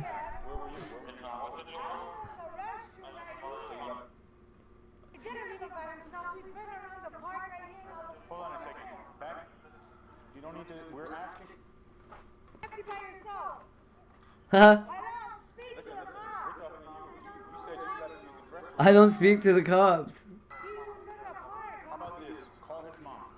His mom? Yeah, call her and tell her to come here. Who is she to you? Hello? Hello? Yeah. I'm asking you a question. She's like family friend or... Family friend? Yeah, from a long time. Okay, where's she at?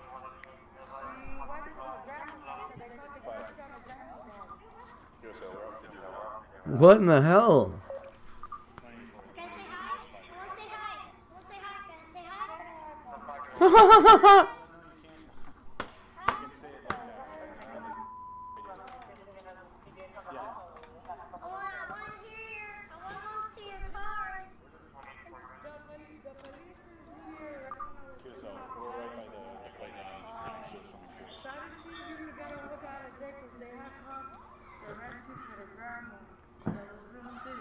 What?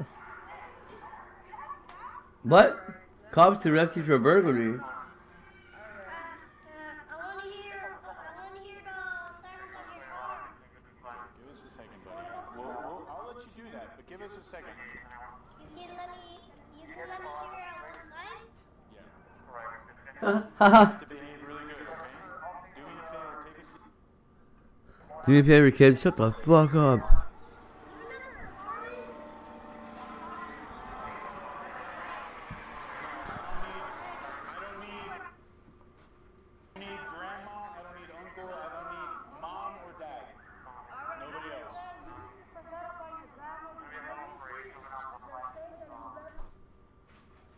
No, we're saying you left him alone. What are you confused about here?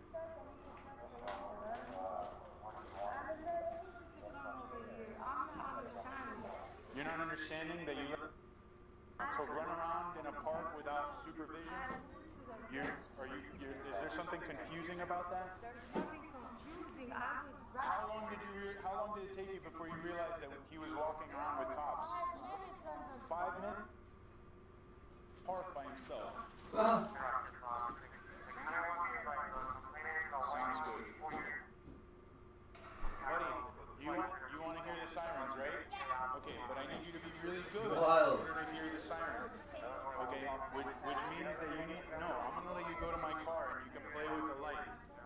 Okay, but I need you to do me a favor, okay? You know what I'm telling you? Take a seat right there, okay? This is crazy. Go. Okay, right now, no, forget about it, okay?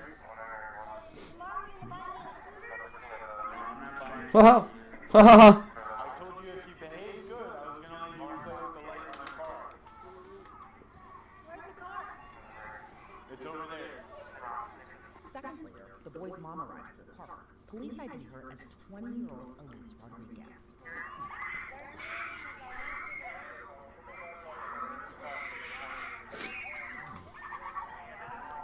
Are you mom? You're the mom. Okay, who is she to you?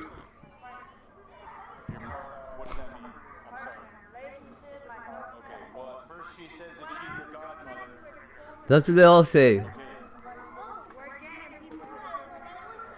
we're not, that's not, I'm asking because the fact that you let this person watch your son, but then she leaves him to go to the restroom without taking him.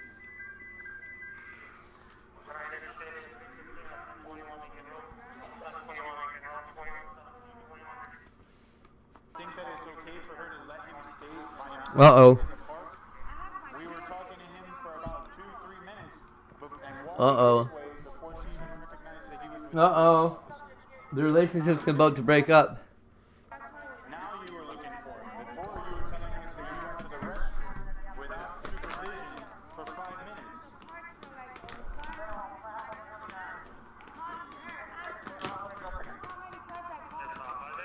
You never called us. If you were looking for him and he was out here.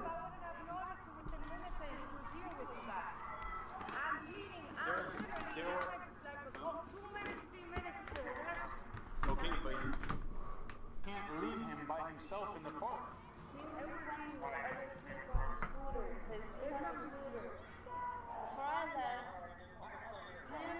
A little boy and 2 older girls, they were like 10, 11 years old, because I heard parents talking about their kids. I was standing there. They could tell you he was playing with their kids and they all wanted to ride those scooters around the park. Oh, she looks like something. Your information and I need her information. Do you have an ID on you? No, you don't have a license, you don't have a picture of a license, you don't have anything. How did you get him? How did you get here? They dropped you guys off? How did you get here? I was born here. That's fine. Come here! It was just the fact that when I told you the ball was here, it's a misunderstanding, that's it. That's her scooter. Pull up the picture of your ID, please.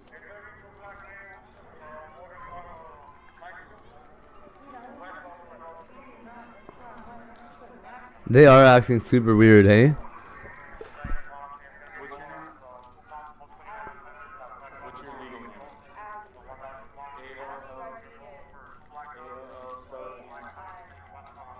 Yeah, I know a girl named Allie. But it's not Rodriguez. She's one of my bestest buds. Elise appeared incoherent and possibly under the influence. As one officer interviews the 20-year-old mom, another She's a streamer too. thrown away something suspicious while officers were searching for her. She didn't used to be a streamer. When she's watching my stream and she's like, "You really love your cats, huh?" It's like I wasn't sure you were a real person, but you really just love your cats. I'm like, yeah.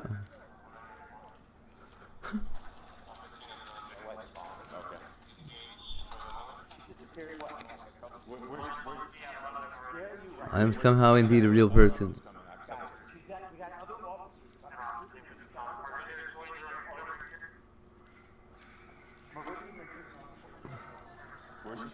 Which one? The one in the blue tube top thing? Whatever the fuck she's wearing? Or the mum? The mum looks whacked, like wired up, yeah. But the other one doesn't look so. She looks like she's fucking something too.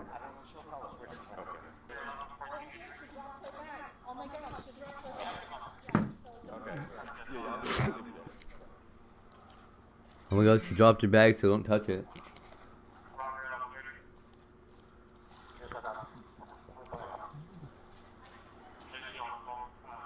Yes, can I see it?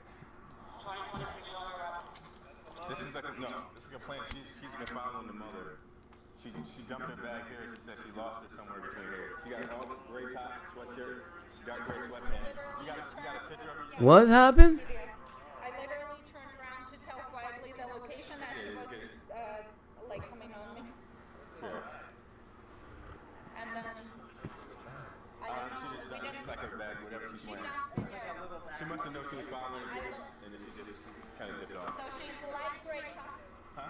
No, She has 5-year-old. Yeah, it's still there. The guy mom claims are friends of the family, but she wasn't even there when we got there. So this So she is. this is the mom. Yeah, that's the supposed to be mother. She So we came together. Oh, she called for the other girl to come pick that kid up. My daughter on a scooter go into the flamingo playground. He was already outside. Pick the kid by himself. And then he went in by himself, we went in, and then he was He fighting. started screaming and then crying He at started her flipping He out. told someone else that his mom does this a lot when it's bad. So Yeah. yeah. And then we were like, where's your mother? He goes, I go, let's help you. Where did you come in? A black blue scooter. Okay. She leaves him? You asked her this way. You said. Yeah, she has like, you will see the color of the hair.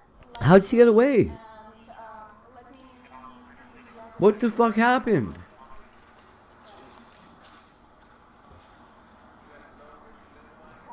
I don't know who she is.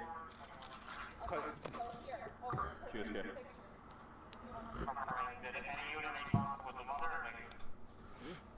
Kinda. Still, canvassing. We're getting info from one of the complainants. So I think I'm gonna order my hoodies off Amazon instead of getting them from that fucking store. That's not all that they were. Fuck that store. This is what the police report states. After Sergeant Vidal continued to conduct her inventory, 11 small paper bags, 6 medium-sized paper bags, 3 multicolored mylar pouches. Within one of the pouches, Sergeant Vidal located 3 green oblong capsules and 2 white pills consistent with Xanax. Sergeant Vidal located a small amount of loose cannabis, less than 20 grams. Back over by the playground, Elise appears irritated over the entire situation. what's your address?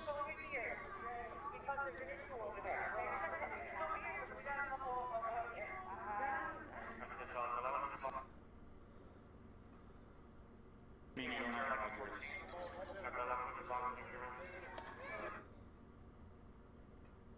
That's my house. The house I was just at. You asked for address, I gave you address. This is the address. And your response was you don't really have an address. Yes, So I'm you do. asking you. Okay, so where do you stay? Not there with her. I stayed in Hialeah. Okay. So why would you give me your grandmother's address? Because that's the main address that I use.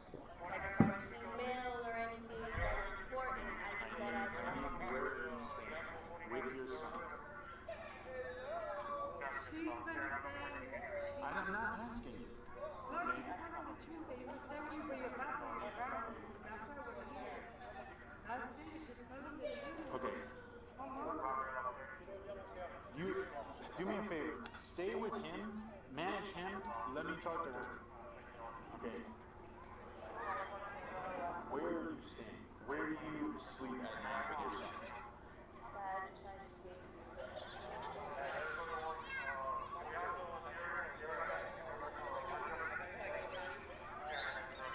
Listen. I need you to work with me. Because I'm asking you questions and you both are giving me this runaround. Okay? If you're on hard times, that's fine. I understand. I'm not here to judge.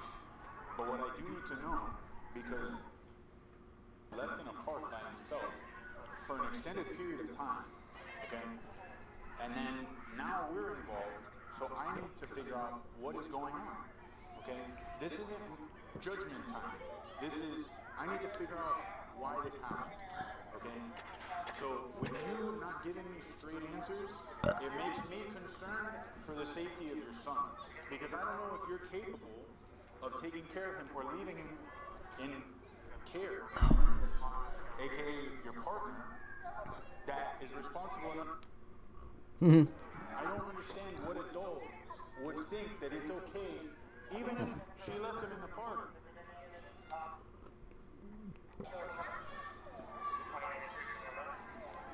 Do you understand? Is this registering? So I need straight answers and not this run around. How'd they get her back? Hold up, what's going on? Ex or his father lived at the previous location. Is that why you're not giving that address?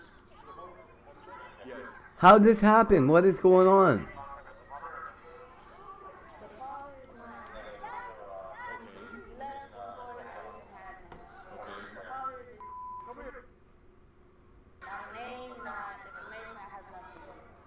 Oh, do you know how many single moms fall in league with lesbians like this?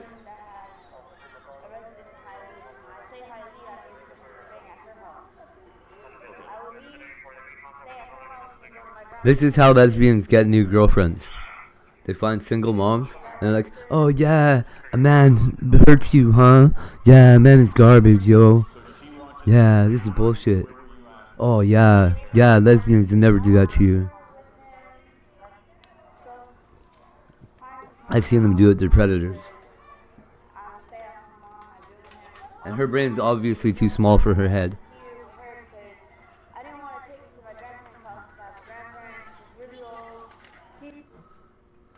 She's got the opposite encephalitis going on. It's like anti-swelling. Her head's caving in.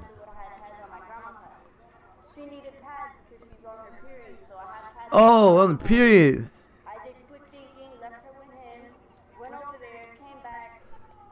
Yeah, if you say period, men just stop listening. I'm gonna tell you the truth, lady. Cause she did. She said period and you stopped listening, bro.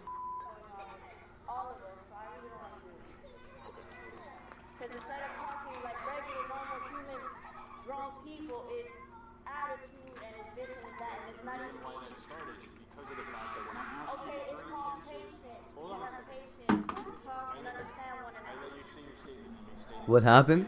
So, a magic trick. Somehow, lesbian A here, or B, Mama A, disappeared at some point back here after the police were they're talking to her, right? And then she I don't know what happened. All of a sudden she's gone and they're looking for her, and then she turns back up.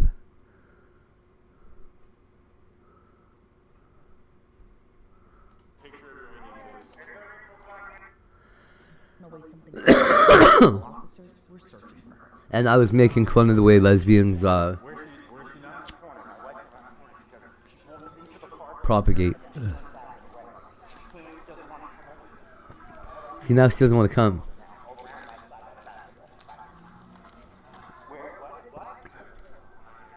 Well, maybe this is the other guy's camera.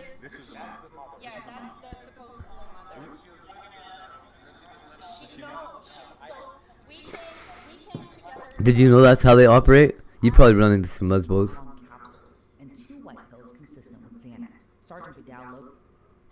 She's on the Xannies. I don't understand what adult would think that it's okay, even if she left him in the park. We had a lesbian roommate for a little while. She tried to fucking horn in on my relationship with Trish. I was like, yeah, get out of here, you dummy. Is this registered? So, I need straight answers and not this runaround. Did your ex or... My mom got lured by a lesbian once.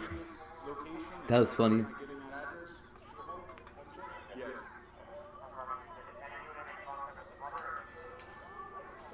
She was like a good Christian lady, and then one day she comes up to me, she's like, do you think, lesbians could fall in love? I'm like, I don't fucking know. Sure, why not? It's like, well, so do you think when a lesbian falls in love, it's like they're like with their best friend, but then there's like the physical stuff is added in there too? I'm like, what? Like, Mom, did you watch that Ellen DeGeneres kiss on TV this week? And she's like, yeah, I did. I'm like, shut the fuck up and leave me alone.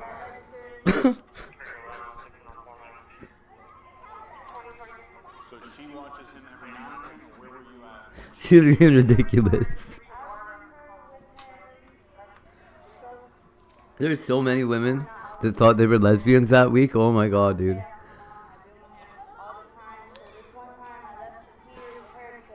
My mom hated lesbians. I don't know why she would ever even think that she was. She's like, oh, I've got a best friend. Maybe that's my problem. Maybe I'm gay. I don't know, Mom. I don't think so. Seemed to like men just fine, Mom. Oh, she did quick thinking. That's good for you. She couldn't get the pads. So the one lady's she's on her rag. And then the kid has to go to the park. So she's like, I'll take the kid and the pad lady to the park. I'll drop them off. And then the other chick's like, I was bleeding out of my snatch, so I had to go to the bathroom. Like, well, you can't just leave the kid there. Like, oh, I can't bring him to the bathroom.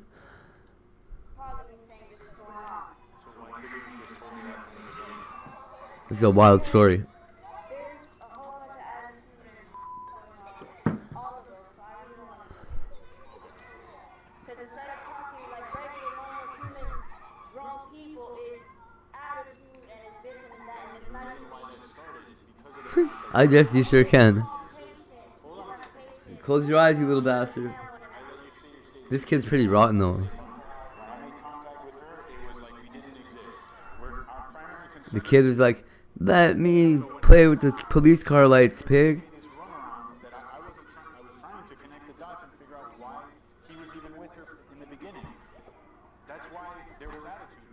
They're lesbians. They've got a mental illness. See, at one point, that's the saddest part to me. At one point, at least one of them was straight. My guess is it's the one with the baby. He's a little monster. I love kids like that.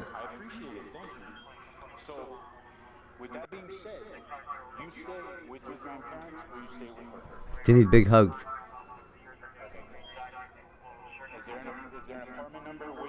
I'm probably a wrestling coach. Now it seemed the situation almost worked itself Coach. out until Elise's bad Not habits partner. started to haunt her. Not a whatever they call it. Sparring partner. They had to fight other kids.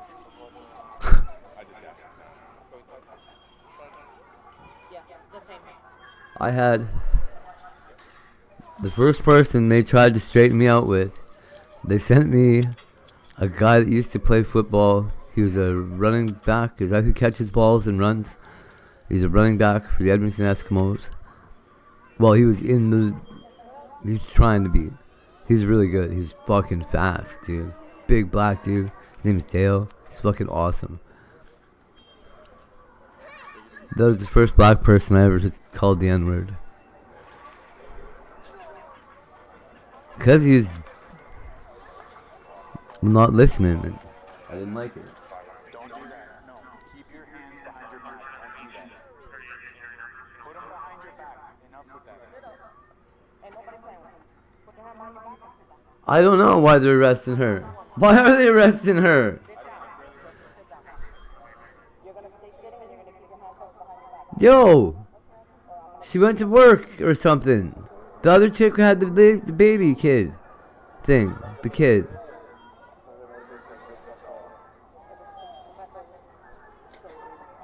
Okay, wait, come over here. Come here. We're gonna whisper and pretend we're saying something. Pretend you're saying something, and then when I'm finished, you go, oh. Yeah. Okay, then we'll go back and talk to her. I do that to people all the time. I'll be like, hold on 1 second. I'll bring somebody over to the side. I'm like, I'm not really saying anything, but you should pretend I am, because it's really gonna fuck with them.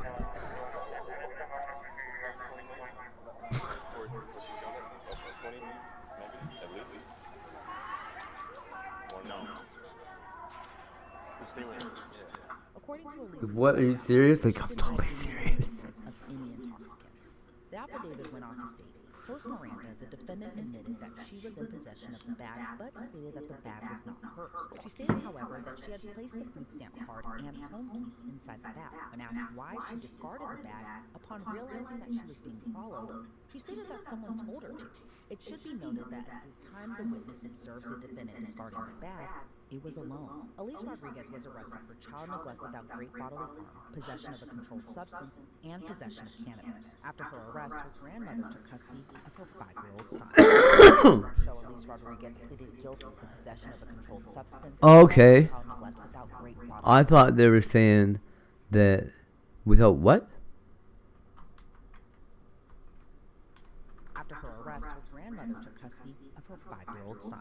Online records show Elise Rodriguez pleaded guilty to possession of a controlled substance plus child neglect without great bodily harm. In September of 2025, No. Apparently no. The bag is not stolen. That is what I thought too. I also thought, oh, okay, so the bag is stolen. She's running away. She dropped the bag. and she didn't want to get caught with the bag, so she left her kid behind. Which would be fucked up, but at least it makes sense. But no, it was her bag. And she just dropped it with her house keys and something else in it. I'm so confused.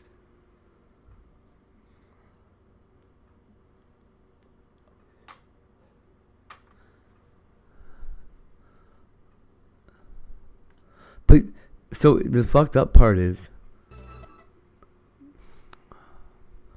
I don't have a lot of problem believing that a woman would do that. Yeah, her weed was in there. Weed, though. Oh, and maybe the Xanax that they were talking about. The white pills or whatever.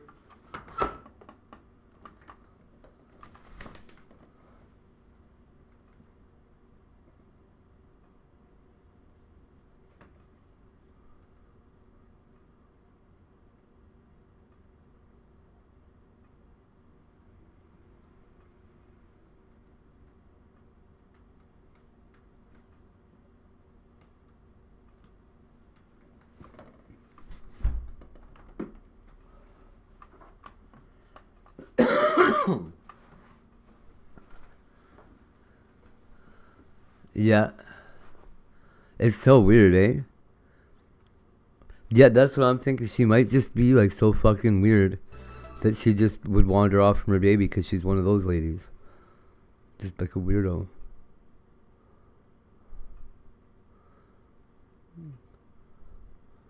Like, we know there's some degree of women who are willing to just abandon their kids at like the slightest bit of trouble. They're just like, oh, I'll go away. Maybe I'll come back later and get them. Why would I shoot you, man? Man, I just tried. Okay, I see your license. You're acting like I'm black. I know a lot of people moved town. Now, all 12 men in this town. Governor Murphy was like my son's baseball coach. Okay, beautiful. This is being recorded, please, because I find it hysterical. You are being recorded, Murphy. Thank God. Billy, this is Billy Portman. Please help me. This is crazy. In the quiet of a New Jersey night, a routine patrol turns into a high-stakes confrontation when an officer finds a vehicle sitting in the middle of a roadway with its headlights off. What headlights off. Into a traffic In the middle of a road? escalates as the driver immediately becomes defensive. Is she suicidal? Lights were functional. Oh, she's not in the middle of the road. Is there a reason why you stopped in the middle of the roadway here with your lights off? She's not. That's not the middle of the road, officer. I think it's disingenuous to portray this situation the way you did. She's pulled over on the side of the road with her lights off. A little bit. Okay, well, you're in the middle of the roadway. I was trying to figure why your lights off. You're blocking the roadway. That's why I'm here. Watch this, it's automatic. I love it.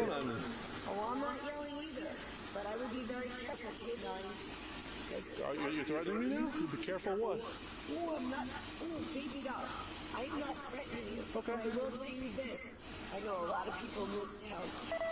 Blocking anything. My lights are on when my car is on. Okay. And I'm not threatening you. Well, you yelling at me, threatening me? I'm just trying to figure out why. There are prosecutors all around the environment. Okay. Let's start with this. How about your license, registration, insurance, please? Thank you. You got it, baby doll. No problem. I'm not playing games with you because I'll call the incels in half a second. Call the incels. Okay. You got it. And I'll also call The Enzos. Okay, who's the mayor? Is this the vehicle that they were talking about? Or is this something else? Yeah, I know this was a block on the roadway, so I don't know if it's the same. We don't know. We'll just pull them all over. Yeah, find out about that one. I'll deal Pull with them all over. it. Ma'am, you don't have to yell at us. Oh, I'm not yelling. I'm glad I'm on video because I'm not yelling. Okay, no problem. I see your license. Billy Portman, the mayor of this town, and Mitch Vance, Did you Google it? prosecutor of this town, to check your video. Are you gonna shoot me? Why would I shoot you, man? Man, I just tried. Okay, I see your license. I feel like I'm black. I see your license, registration, insurance, please. I dropped my license. Okay, you grab it. Go over the door so you can get it. That's not a problem. Yeah, 100%. Thank you. I'm about to call Billy Portman. Okay. And Mitch Vance. No problem. Here we go. I Okay, have you seen your car, please? That's your license, registration, insurance, please. I need all together, ma'am. License, registration, insurance, please. Oh, for fuck's sake, Karen. Why do you keep yelling at me? I'll tell you what, you look for registration insurance, I'm going to take your license back, we'll go from there. Okay? Stay in the vehicle, please, okay? Okay. What's that, man? What do you have for me? Registration? All right, try to find your insurance, we'll be right back with you, okay? Okay. Stop. As the officer attempts to secure her identification, rather than complying, the driver repeatedly invokes the I think names she's of local drunk. political figures, demanding the officer contact the mayor and the prosecutor to intervene. Despite her claims of community involvement, the officer observes physical signs that suggest a much more dangerous reality. Drunk. Man, were you able to find your insurance card? Oh, you did also? Okay, no problem. Can you step out of the vehicle for me, please? Thank you. Do me a favor, stand right here till these cars go by, and we're going to walk over there. Stay right here for me, please. Okay, walk right over there, please. Okay, just stand right there for me, please. Okay. How much you had to drink this evening? Okay, are you able to answer me, man? How much you had to drink this evening? I would say 2 drinks. 2 drinks? Okay, was it beer, alcohol, wine, or what'd you have? I would say alcohol. Alcohol? Okay, no problem. All right, where are you coming from this evening? You make fun of his voice? Where, the restaurant behind me? Okay, no problem. Do me a favor, put your feet together for me, please. Hands to your sides. All I want you to do is stare at my pen, please. Only move your eyes, do not move your head. Do you understand my instructions? Stop laughing. This is serious police business. Are you able to track the pen? Are you able to follow the top of the pen? You keep What do you mean by those? So all I want you to do is move your eyes, follow. It's all being recorded. Yes, I find it hysterical. Okay, no problem. When you say, am I able to track the top of the pen? And you're doing this, and I'm staring straight at it. What exactly do you mean? I'm looking for you to follow. Is this being recorded, please? Because I find it hysterical. You are being recorded, man. Thank God. So all I want you to do is follow. Billy Portman, please help me. This is crazy. Keep your head still. Only move your eyes, not move your head. Okay, so just move my eyes and not my head. That's correct, yep. Thank God. I swear to God. I only have a master's. I'm about to get a PhD, but I'm going to try to follow your instructions. Okay, excellent. Go straight forward. Perfect. Okay, you're not following the top of my pen, so I'm going to terminate the section. So what should happen? So I'm going to go to the next step. Why don't I push you in jail? What happens when your eyes don't do what you're... What is... We're going to do the next reasonable course of action. We're going to do a balance test. You're wearing shoes a little bit heeled. Holy you want shit. to go barefoot or wear your shoes as is? I think I should go barefoot. Well, okay, that's fine. You can take them off. Okay, man, stand right here for me in front of me, please. I'm going to put a light down. I wonder if they give you 5 minutes to put your right foot in front of your left foot so your heel touch your toe, please. Resync your body with the ground. Put your feet together for me, please. Man, Whatever you're just expected to, like, on sore calves, walk a straight line. Alexis, put your feet together for me, please. Stand like this. Don't move till I say so. Hold that position. If you lose your balance, regain your composure and stand back in that position again. Do you understand my instructions? I mean, you might... Yes. Okay, all right. Well, I'm trying to be clear so you understand the instructions, okay? All right, so I'm going to try again so you understand. If you're not going to instructions, let's go do the next course of action. That's not my next step. Governor Murphy was like my son's baseball coach. Okay. Here we go. 1, 2, 3, 4, 5. Alexis, walk this way, please. I want you to understand the instructions before you start the test. So once again, while I give the test, like you do, is stand with your right foot in front of your left foot so your heel touch your toe. Keep your hands to your sides. Are you able to do that? Okay. Don't start till I say begin. Are you... Oh, okay. Okay. Now it's the instructions for the test. Okay. Are you ready for the instructions now? Okay. Don't start till I say begin. When I say begin, you can do steps. Each step, your heel will touch your toe. You keep your hands to your side. You're going to count out each step. I'm going to demonstrate. 1, 2, 3, 4, 5, and so on to 9. Once you get to 9, you're going to pivot your inside foot, taking small steps, going back the direction you came. 1. Pivot on your inside foot. What does that even mean? 4, 5, and so on to 9. It's very important. Cheerleader. This is like, I swear to God, I think I'm pretty good. Okay. I'm going to do my best. Well, that's the instruction of the test. Massa, I'm going to do what I can, mofo. Okay. I'm going to do what I can, Massa. Are you willing to try this? Massa, I'm gonna try, man. Massive. I'm gonna try because the state has told me I gotta do This will be the last time I ask you, man, before I continue next with the course of action. No, that's not my next step. So, are you willing to try this test at this time? I'm always willing to. Okay. Do you have any questions regarding the instructions I just gave you? Of course I do. Okay, what's your question then? You said I gotta step one foot in front of the other like I was in a ballet. I don't know what you mean. You said you're highly educated, so I need you to pay attention. You should not have a hard time understanding this. The investigation shifts to the pavement, where the driver's bravado is put to the test through a series of field sobriety exercises. With her cooperation wavering and her temper reaching a breaking point, the line between a roadside warning and a life-changing arrest begins to blur. So the next test I'm going to give you, since you keep interrupting me, is called the one-leg stand. Okay, so you're refusing. I got that because I'm a gymnast. Okay, perfect. So for the last test. Drink the shit they want, beat up the people, but today I gotta walk a certain way. No, at this point we're on to the next test. We're not doing the walk and turn anymore. Okay. Are you willing to do the next test, ma'am? It's called the one-leg stand. I'm going to give you instructions. Willing. Okay, I'm going to try to give you instructions. Is that like being in a yoga class? Oh, I'll explain it to you. Keep your hands to your side. Keep both legs straight. You're going to stare at your foot. I'm going to demonstrate. Do not start till I say begin. Lift up your foot. 1 1,000, 2 1,000, 3 1,000, 4 1,000, 5 1,000, until I tell you to stop. It'll be about 30 seconds. Do you understand the instructions that I gave you? Okay. Ma'am, you may begin.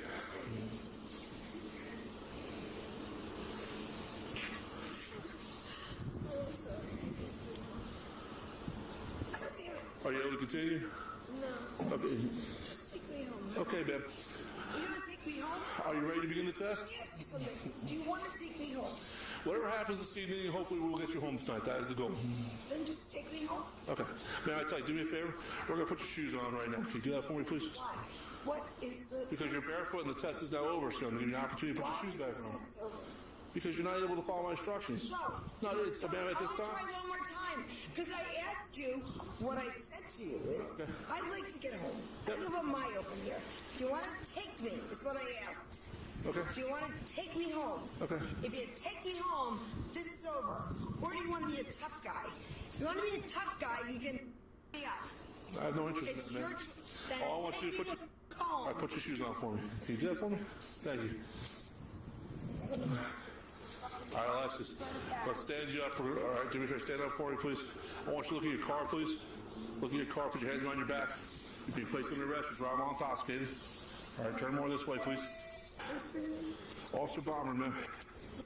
I hope you brought me home. Okay, man. You said you want me to ride in hell? That's what you said?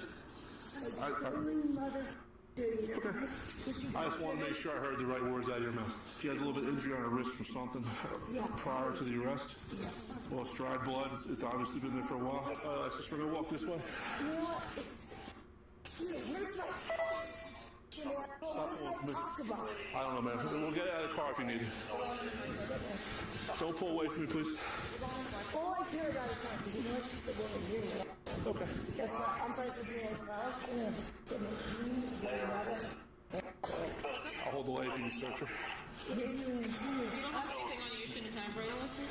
No, but I'll tell you what. Oh my God, dude. You're going to be so sorry tomorrow because I'm going to have somebody put something up here. All right, Alexis, just get the car, please, man. As the handcuffs go on, her attitude gets even worse. She brings up political connections, as if that might change what's happening. What started as a stationary car has now turned into a serious criminal investigation, showing that no title or status can change the facts.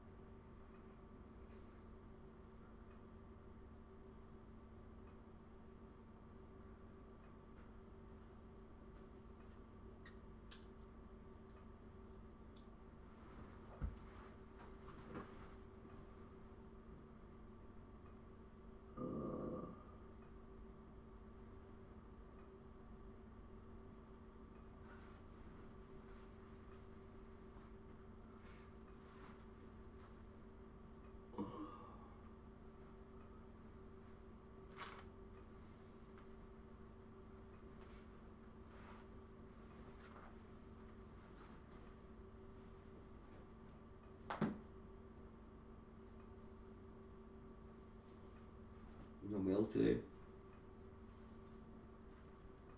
That's effed up.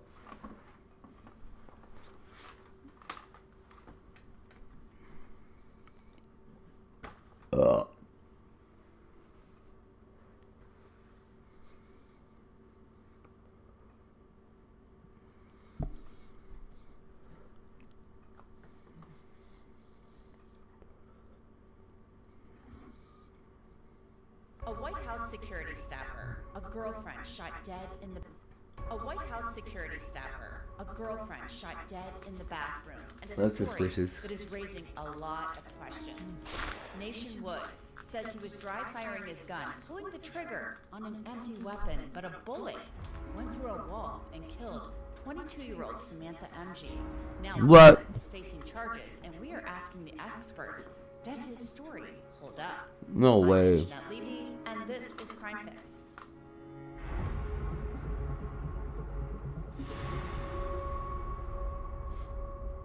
That's hardcore. Before we get into this incredibly tragic case, I want to tell you about something that I've been using lately that I really like. It's an app called Upside, and it will give you cash back on your first tank of gas.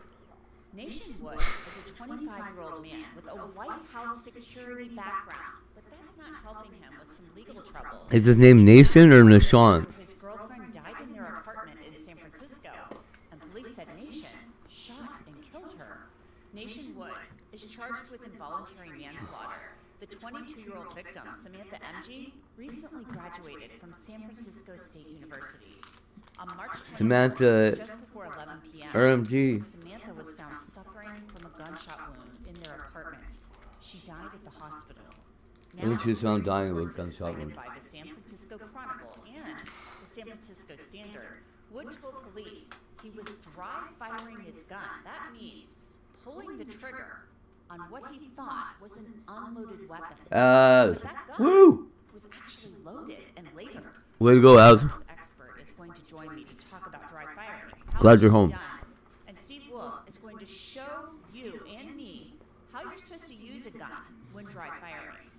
According to the sources cited by media outlets in San Francisco, the bullet went through a wall and struck Samantha MG, Yikes. who was in the bathroom.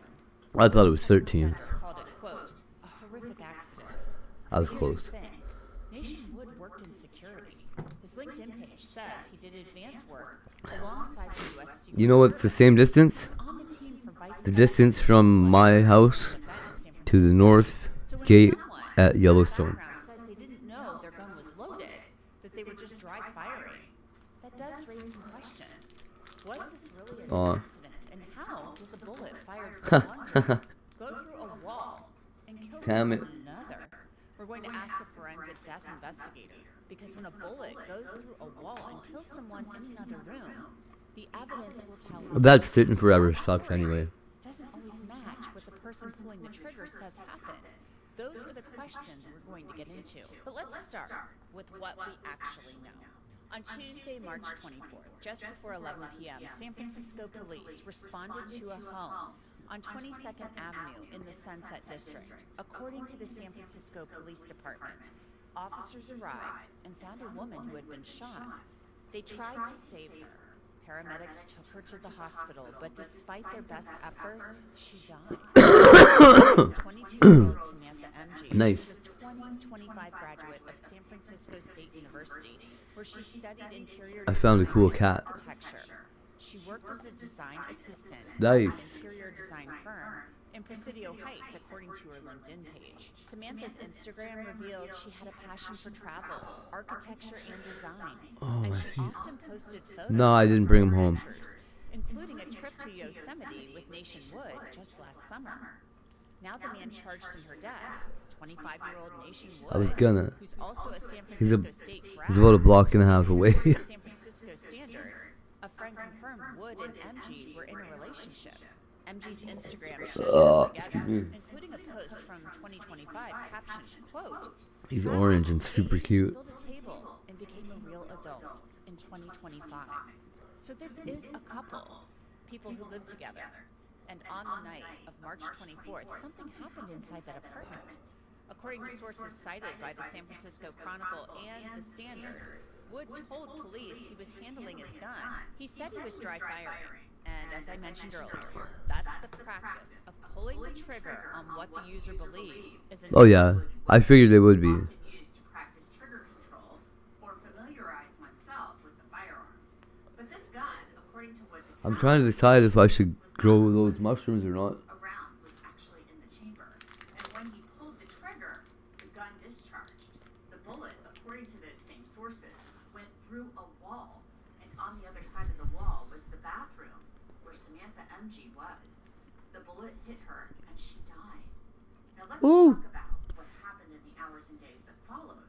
According to the San Francisco Standard, a neighbor reported seeing a bleeding person on the sidewalk outside the Abraham. That's some pretty angry behavior. Police have not confirmed that detail, but what is confirmed is that Wood stayed at the scene. His public defender, Doug Welch, stated in court, quote, "From the moment this happened, Mr. Wood never moved anywhere away from doing Shailene told me that Sal shot BBs at some car one day. 100% cooperative and open with them." That was on Friday, March 27th, when Wood appeared in court for his arraignment. According to Mission Local, he kept his head low throughout the proceedings, burying his face in his hands at times. During that hearing, Wood's attorney, Doug Welch, asked the court to release him, arguing he was not a flight risk, saying, "It does seem like a horrific accident. I think that Mr. Wood will do everything he can to do right." The Assistant District Attorney, Alice Wong, raised a concern. She noted that before the shooting, Wood was scheduled to leave San Francisco to serve in the National Guard. She argued that made him a flight risk, and the judge agreed. He set bail at $300,000, and he laid out conditions. Cool, eh? That you would tell me that? That's awesome. Monitor, surrender his passport, forfeit any weapons, and submit to a search at any time. His preliminary hearing is set for April 9th. Now, as for the charge itself, I've got the kitty in my sights. according to charging documents filed by the district attorney's office, Wood is accused of killing Samantha without He's so orange and cute. involuntary manslaughter under California law typically means a killing that was unintentional but happened because of criminal negligence. The charge carries a maximum sentence of 4 years in prison. Wood pleaded not guilty to the charge. Now let's talk about who Nation Wood is, because his background here, it matters. According to his LinkedIn profile, Wood describes himself as, quote, "an independent pre-event site security advisor." His profile says he provides, quote, "external advisory site security assessment." I don't know. She doesn't really talk to me.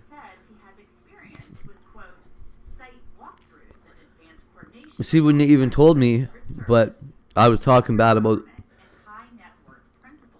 a guy that was threatening Eric. And she's like, "No, he didn't." Because it was a BB gun.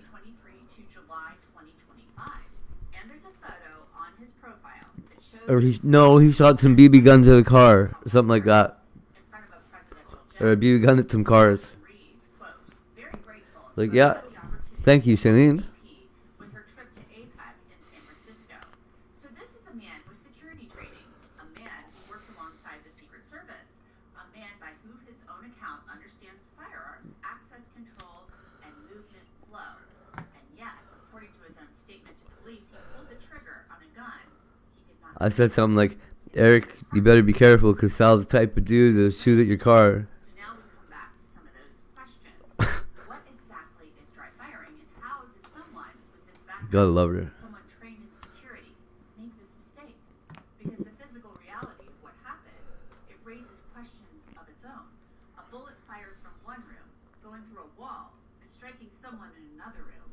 What does a forensic death investigation? That's crazy. What are the odds of somebody shooting you while somebody's pointing a gun and dry firing that through a wall at you? It's crazy. With a wall that had a bullet hole in it, that had to be tested against the evidence. So to discuss this incredibly tragic case, I want to bring in Joseph Scott Morgan. He is a forensic death investigator. Wait. Also, he is the host of the hit podcast Body Bag. Did the bullet actually come through the wall, though? The first person, one of the first people I thought of. Poor guy thinks he accidentally shot his wife. Man. Nation Wood, apparently, according to sources, has told law enforcement that this was a horrific accident, that he was dry firing his gun, didn't realize it was loaded. That's good gun safety. And shot his girlfriend through the wall. I was practicing, looking cool. How do you verify that that's in fact true? Because it just confounds me that you would be dry firing, which is basically practicing firing an unloaded weapon, in an apartment. Yeah, and it is very difficult to, kind of piece all of this together from an investigative perspective. One of the things that So funny. If you have a weapon that has been fired, and it actually goes through what we refer to as an... Man, have you ever held a gun? Did you know what it was pointed at? Okay. I don't believe that lady's story. Or that guy's story. I don't believe anybody's story. Side-by-sides are totally awesome, but they're also very expensive. So I bought the very cheapest side-by-side. What the hell is a side-by-side? Two is awesome. Let's see it. Let's see it. Car. Or highway driving, so let's see it. Like an ATV? We do have the biggest, steepest ditch. And I do want to put it in it sideways now that we're going downhill. See if it can't make it through it. Do you want to take over? Oh no, once we get to the ditch, I'll take over. Look. Yeah, I don't think you want to be in here for this test. This is the can we test. Excuse me. I think the answer is yes.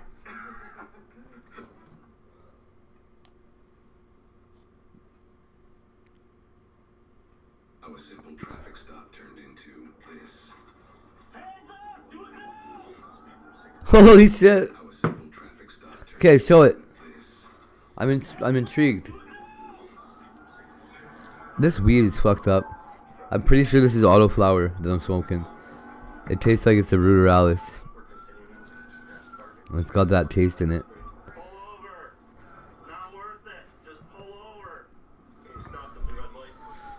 I'll tell you what it is.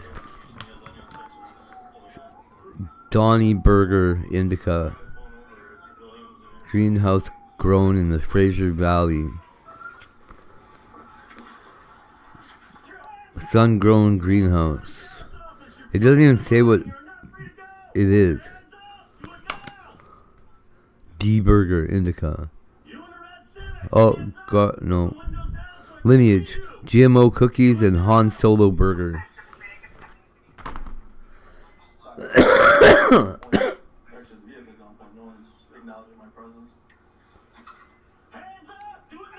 No one's acknowledging my presence.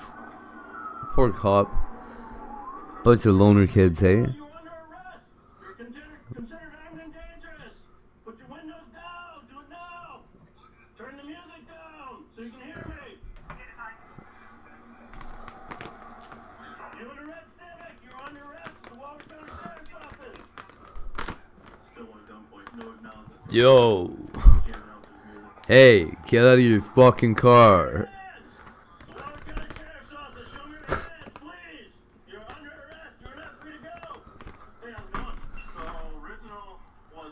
You're not free to go. Man, these cops, dude. Well, who's gonna acknowledge you? You sound like a baby. Let your stuff out so you can hear me. Please. Can you please comply? Skylar, is that you in the car? Please put your window down so we can talk. You in the red Civic and need you to comply with our orders. I cannot guarantee your safety if you do not comply with our orders. We do not want to hurt you.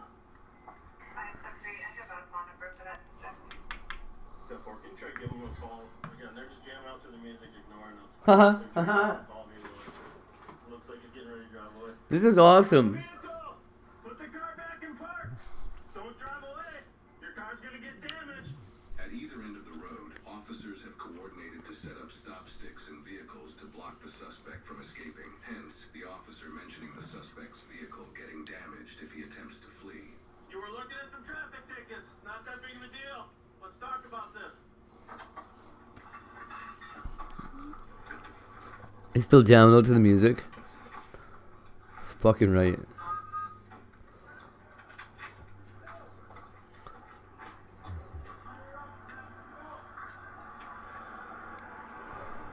We don't want to hurt you, Skylar. Talk to us. Skylar.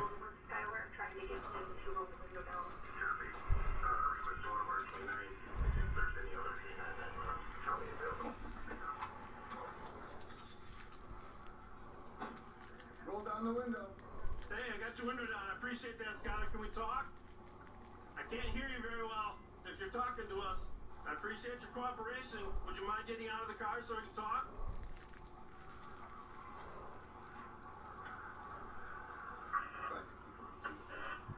On your right. My camera's still fucked. I hate this. Skylar, is that you in the car? I don't want to keep calling you the wrong name. My name's Jamie. How can we talk? How can we get through this? Have you guys gone through the new high-risk stops? Next month? Okay. Alright, then we'll continue doing what we're comfortable with. Perfect. The new model's really good, but if you had never been trained in it, it's awkward at first.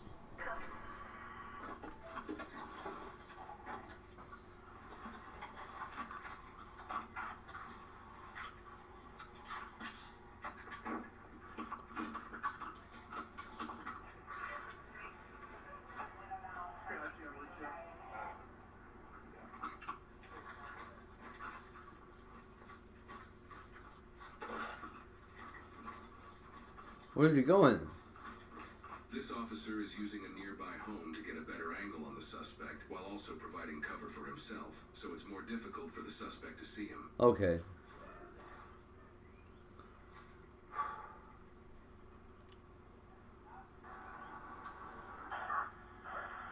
Skylar, I appreciate your cooperation so far. Again, we don't want to hurt you. I understand you're late for work. We can work through that. Dispatch is actively relaying information like this to the officers since they're on the phone with Skylar. Apparently, Skylar's excuse for this situation is that he's late for work. I just stopped. I could have bailed you your ticket. You still went on your way. Now we have some things we got to work through, but it's still looking at traffic tickets.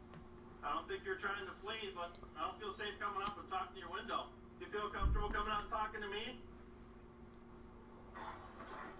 Skylar, can you hear me better? Again, we don't want to hurt you. If you want to come out and talk to me, I appreciate your cooperation so far. I appreciate you showing me hands, Skylar. Can you put down your window all the way and show me both hands? That way we know you don't have weapons. So when people run from us, it's usually because they have weapons and stuff like that.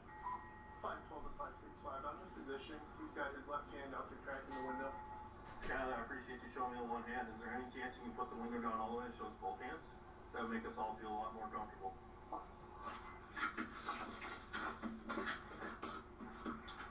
Skylar, again, we don't want to damage your car. We don't want to hurt you.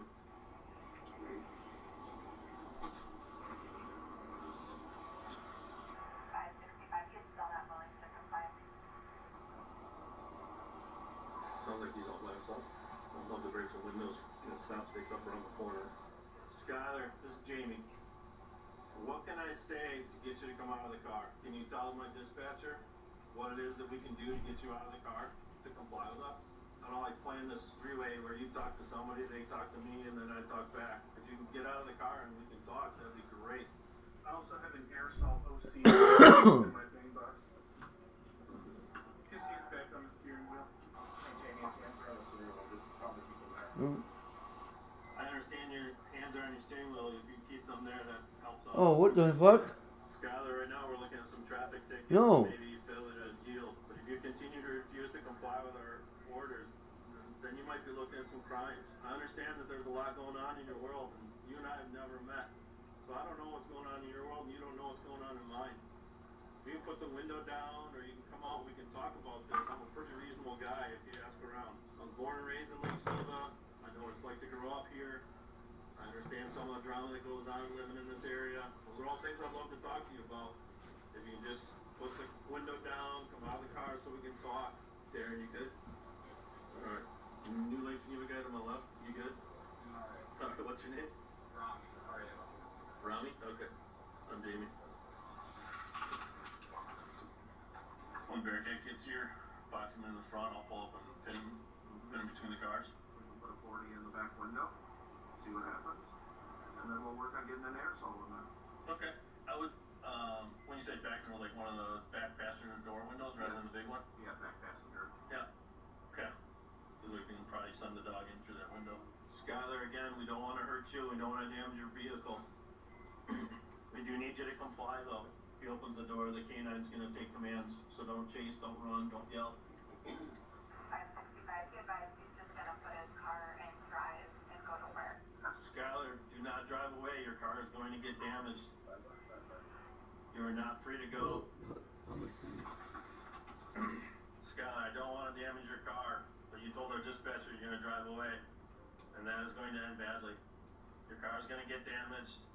You may get hurt. You're going to face felony charges. Right now, you're not looking at any felonies. If you can get out of the car and talk to us, that will help all of us. You stated your felony statements later making over the intercom sound better than complying. I understand you think more charges is better than just getting out of the car, but that's not going to help you. And again, your car's going to get damaged and you might get hurt. We don't want anybody to get hurt, Skylar. Darren, so is Bearcat's going to pin him to the front. I'm going to drive up, pin him to the back. If you want to go back to your car and pull it up so that we have some cover. Hey, Skylar, appreciate your cooperation with communicating with our dispatcher. If you can continue to do so, that'd be great. Sorry about that. I'm still on from earlier.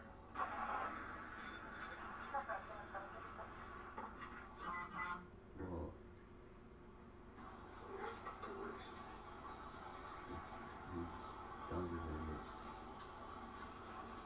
Keep going, 2 feet, 1 foot, keep going, keep going, keep going, keep going, keep on good.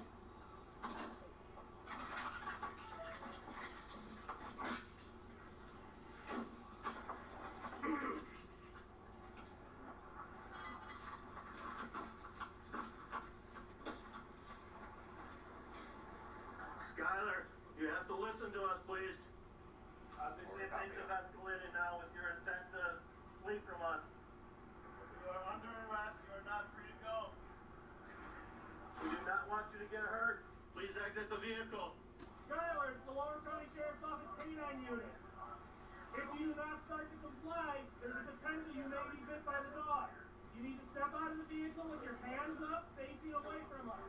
If you do not comply, you may be bit by the K-9.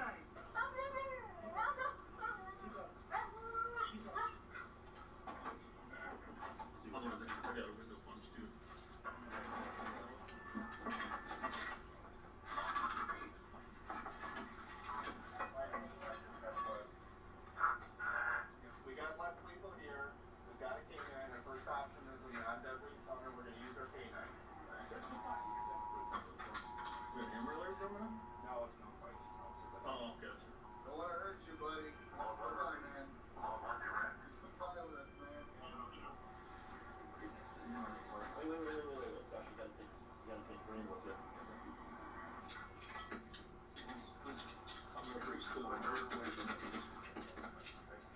Skylar, we don't want you to get hurt. We cannot guarantee your safety. Moving. Got it. Keep the window down, buddy. Keep the window down. That was me. Comply or not? Comply or not? On your hands, just final order.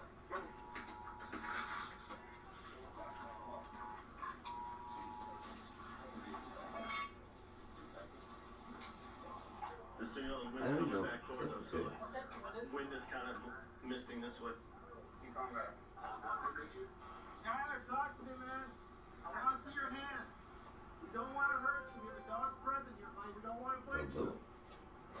If you fail to comply, Hey, you will what's get up? dog bit. Give your warning, sir. Skylar, this is your final warning. If you do not come out of the car, you're going to get dog bit. The only Because what? Aww. What the fuck stuff was that?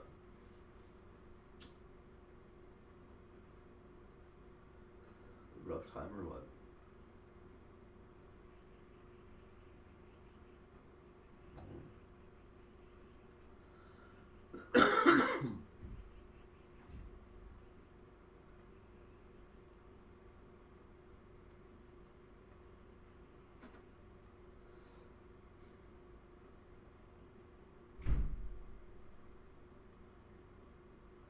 That is what they do. Seems to be what everybody does.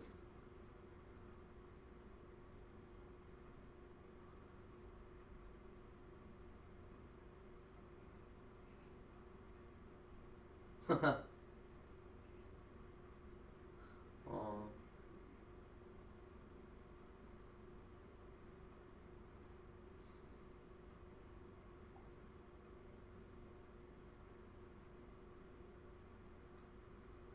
He got mad that he spilled a drink.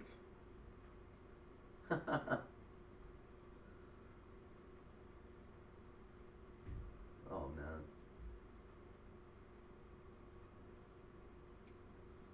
Oh, that sounds like it's what do you call it?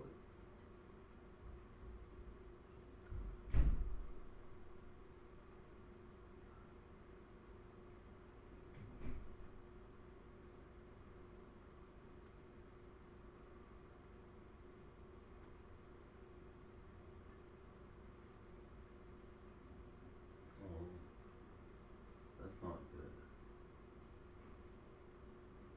I hear ya.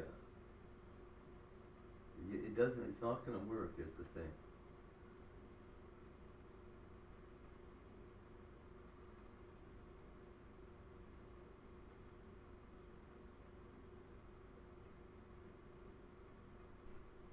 Well, I don't think there is. Well, that's because they're idiots. That's called incompatibility.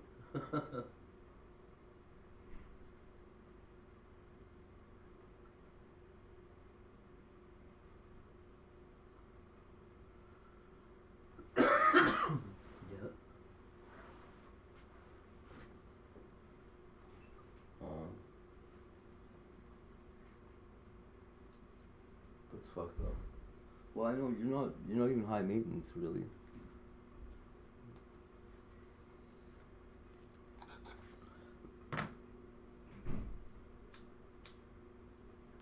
What kind of good job?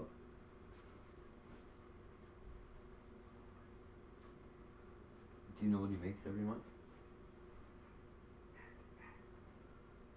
Okay.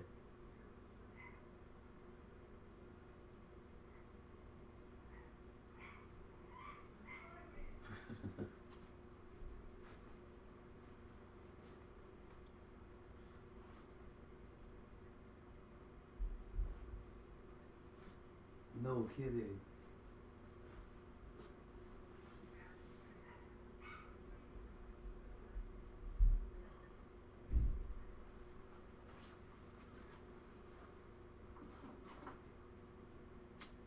Mm-hmm.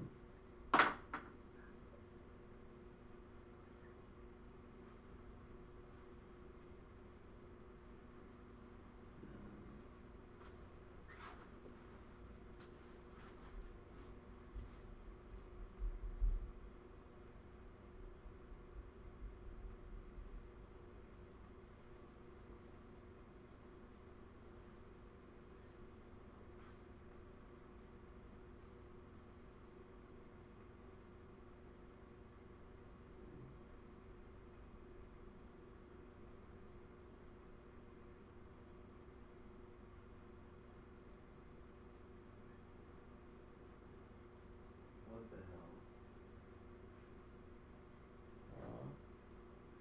You deserve way better than that. I think, I don't know, if you're not getting 100% of somebody's attention, you're wasting your time.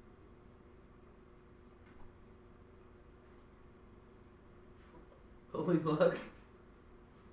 Tell him to call his fucking mom.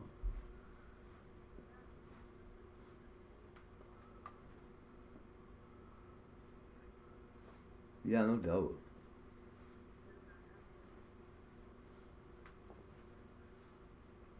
Yeah.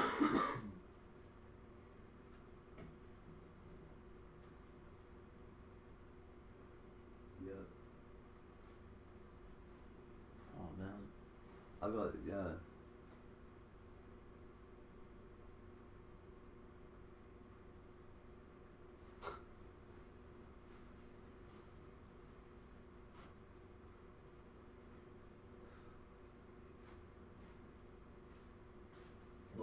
sucks is I've tried that a lot of times, right?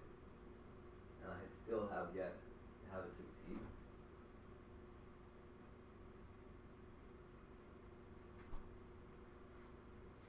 But yeah, if you give yourself a stroke or something, you're really not going to want to have succeeded. You're going to be really upset with yourself.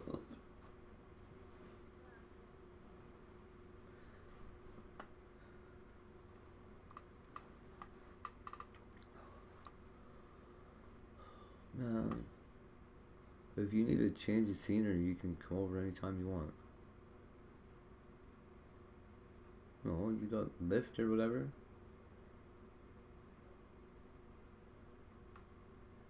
What do you think it would cost? Like $40?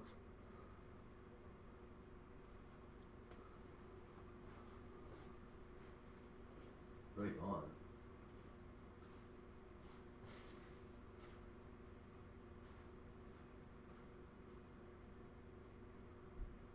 But that would be hot, actually. No pants, huh?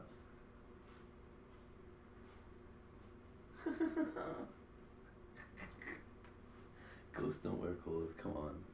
There's no ghost clothes. Where do they buy their clothes? Ghosts can't buy clothes, come on. I guess maybe some of them do wear suits. Or like suits of armor. Pirate hats and shit.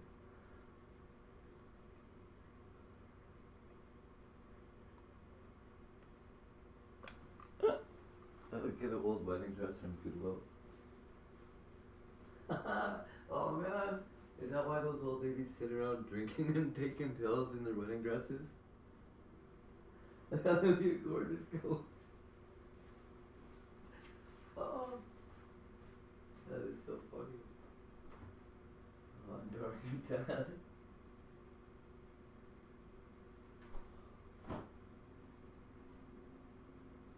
I started drinking again.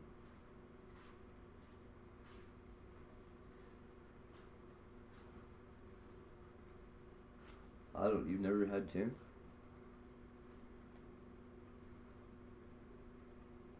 Okay, well, I thought I did too, but I had gin before, not this stuff. It's fucking so good.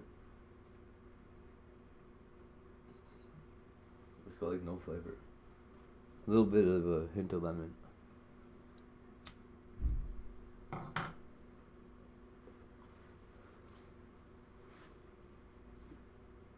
Yeah.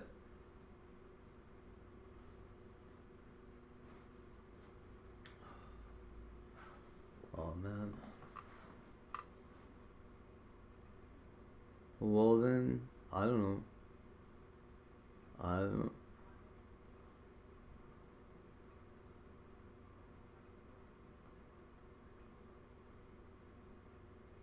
My life is sure picking up lately. Yeah. Well, like getting paid and shit. Making money again. Nice. Just YouTube and stuff. Yeah.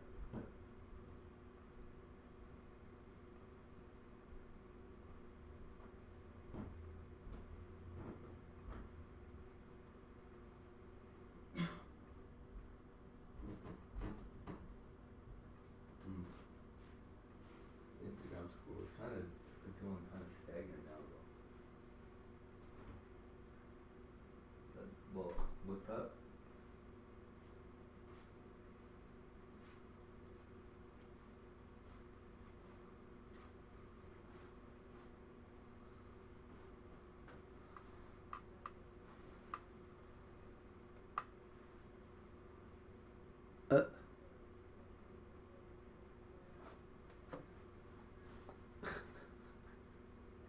That's funny. Well, it's crazy they don't just try to run on their reputation alone.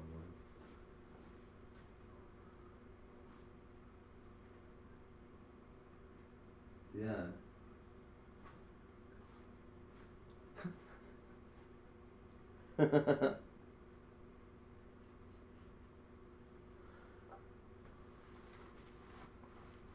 Some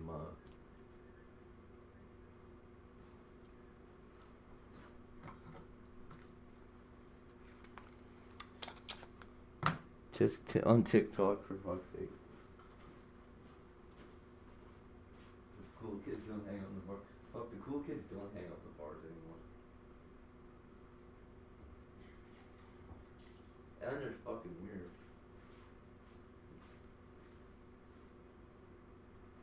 Nobody dances with each other.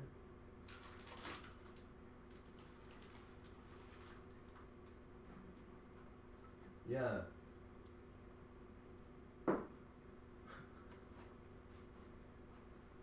It's fucking, I don't know. It looks like a kindergarten fucking, I don't know, in grade 6 fucking dance.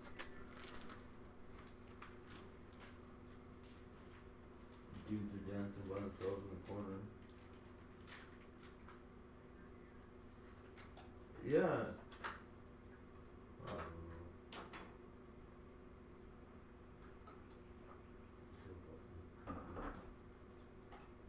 Because they don't go to, I don't know. I don't think they make them dance in gym class anymore. Mm-hmm. Fucking runs under the roof.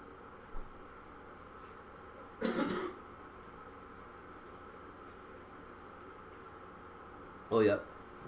Go-Go cages. They had those at what was the other place? Berry Teas or something too. Mm-hmm.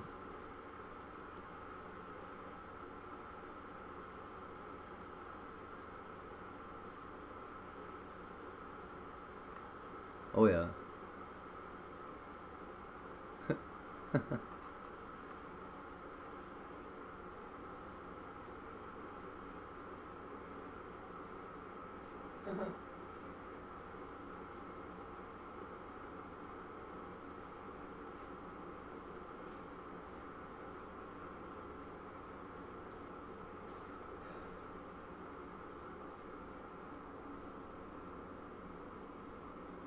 Yeah.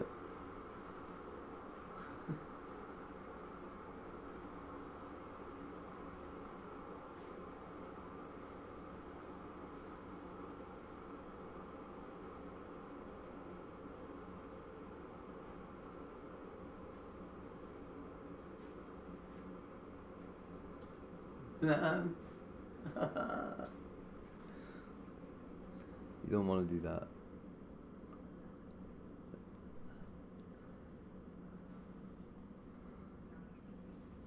The cats are looking for you.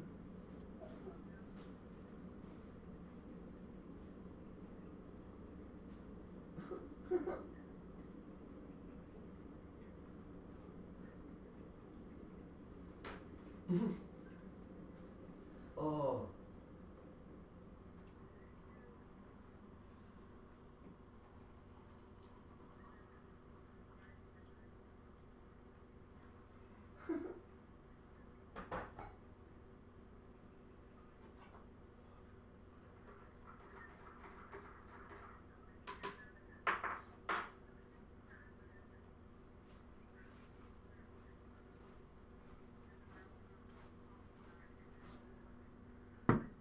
What the hell?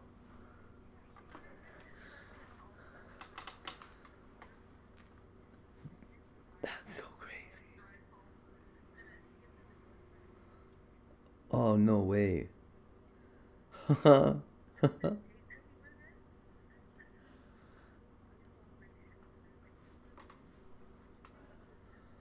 Yeah. Holy fuck.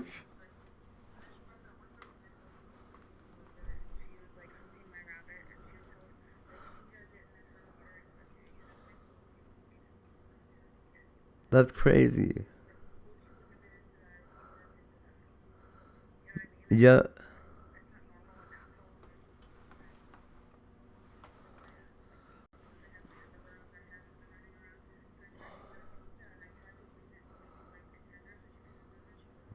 Yeah.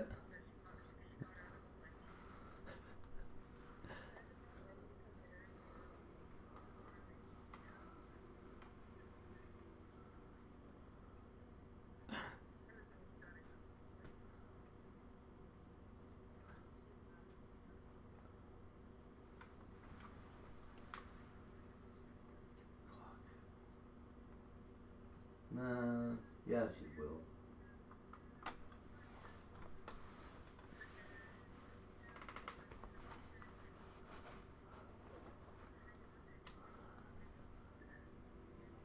Oh man.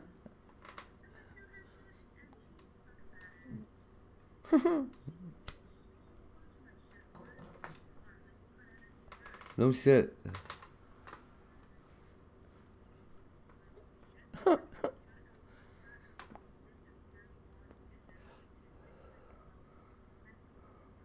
Oh my god.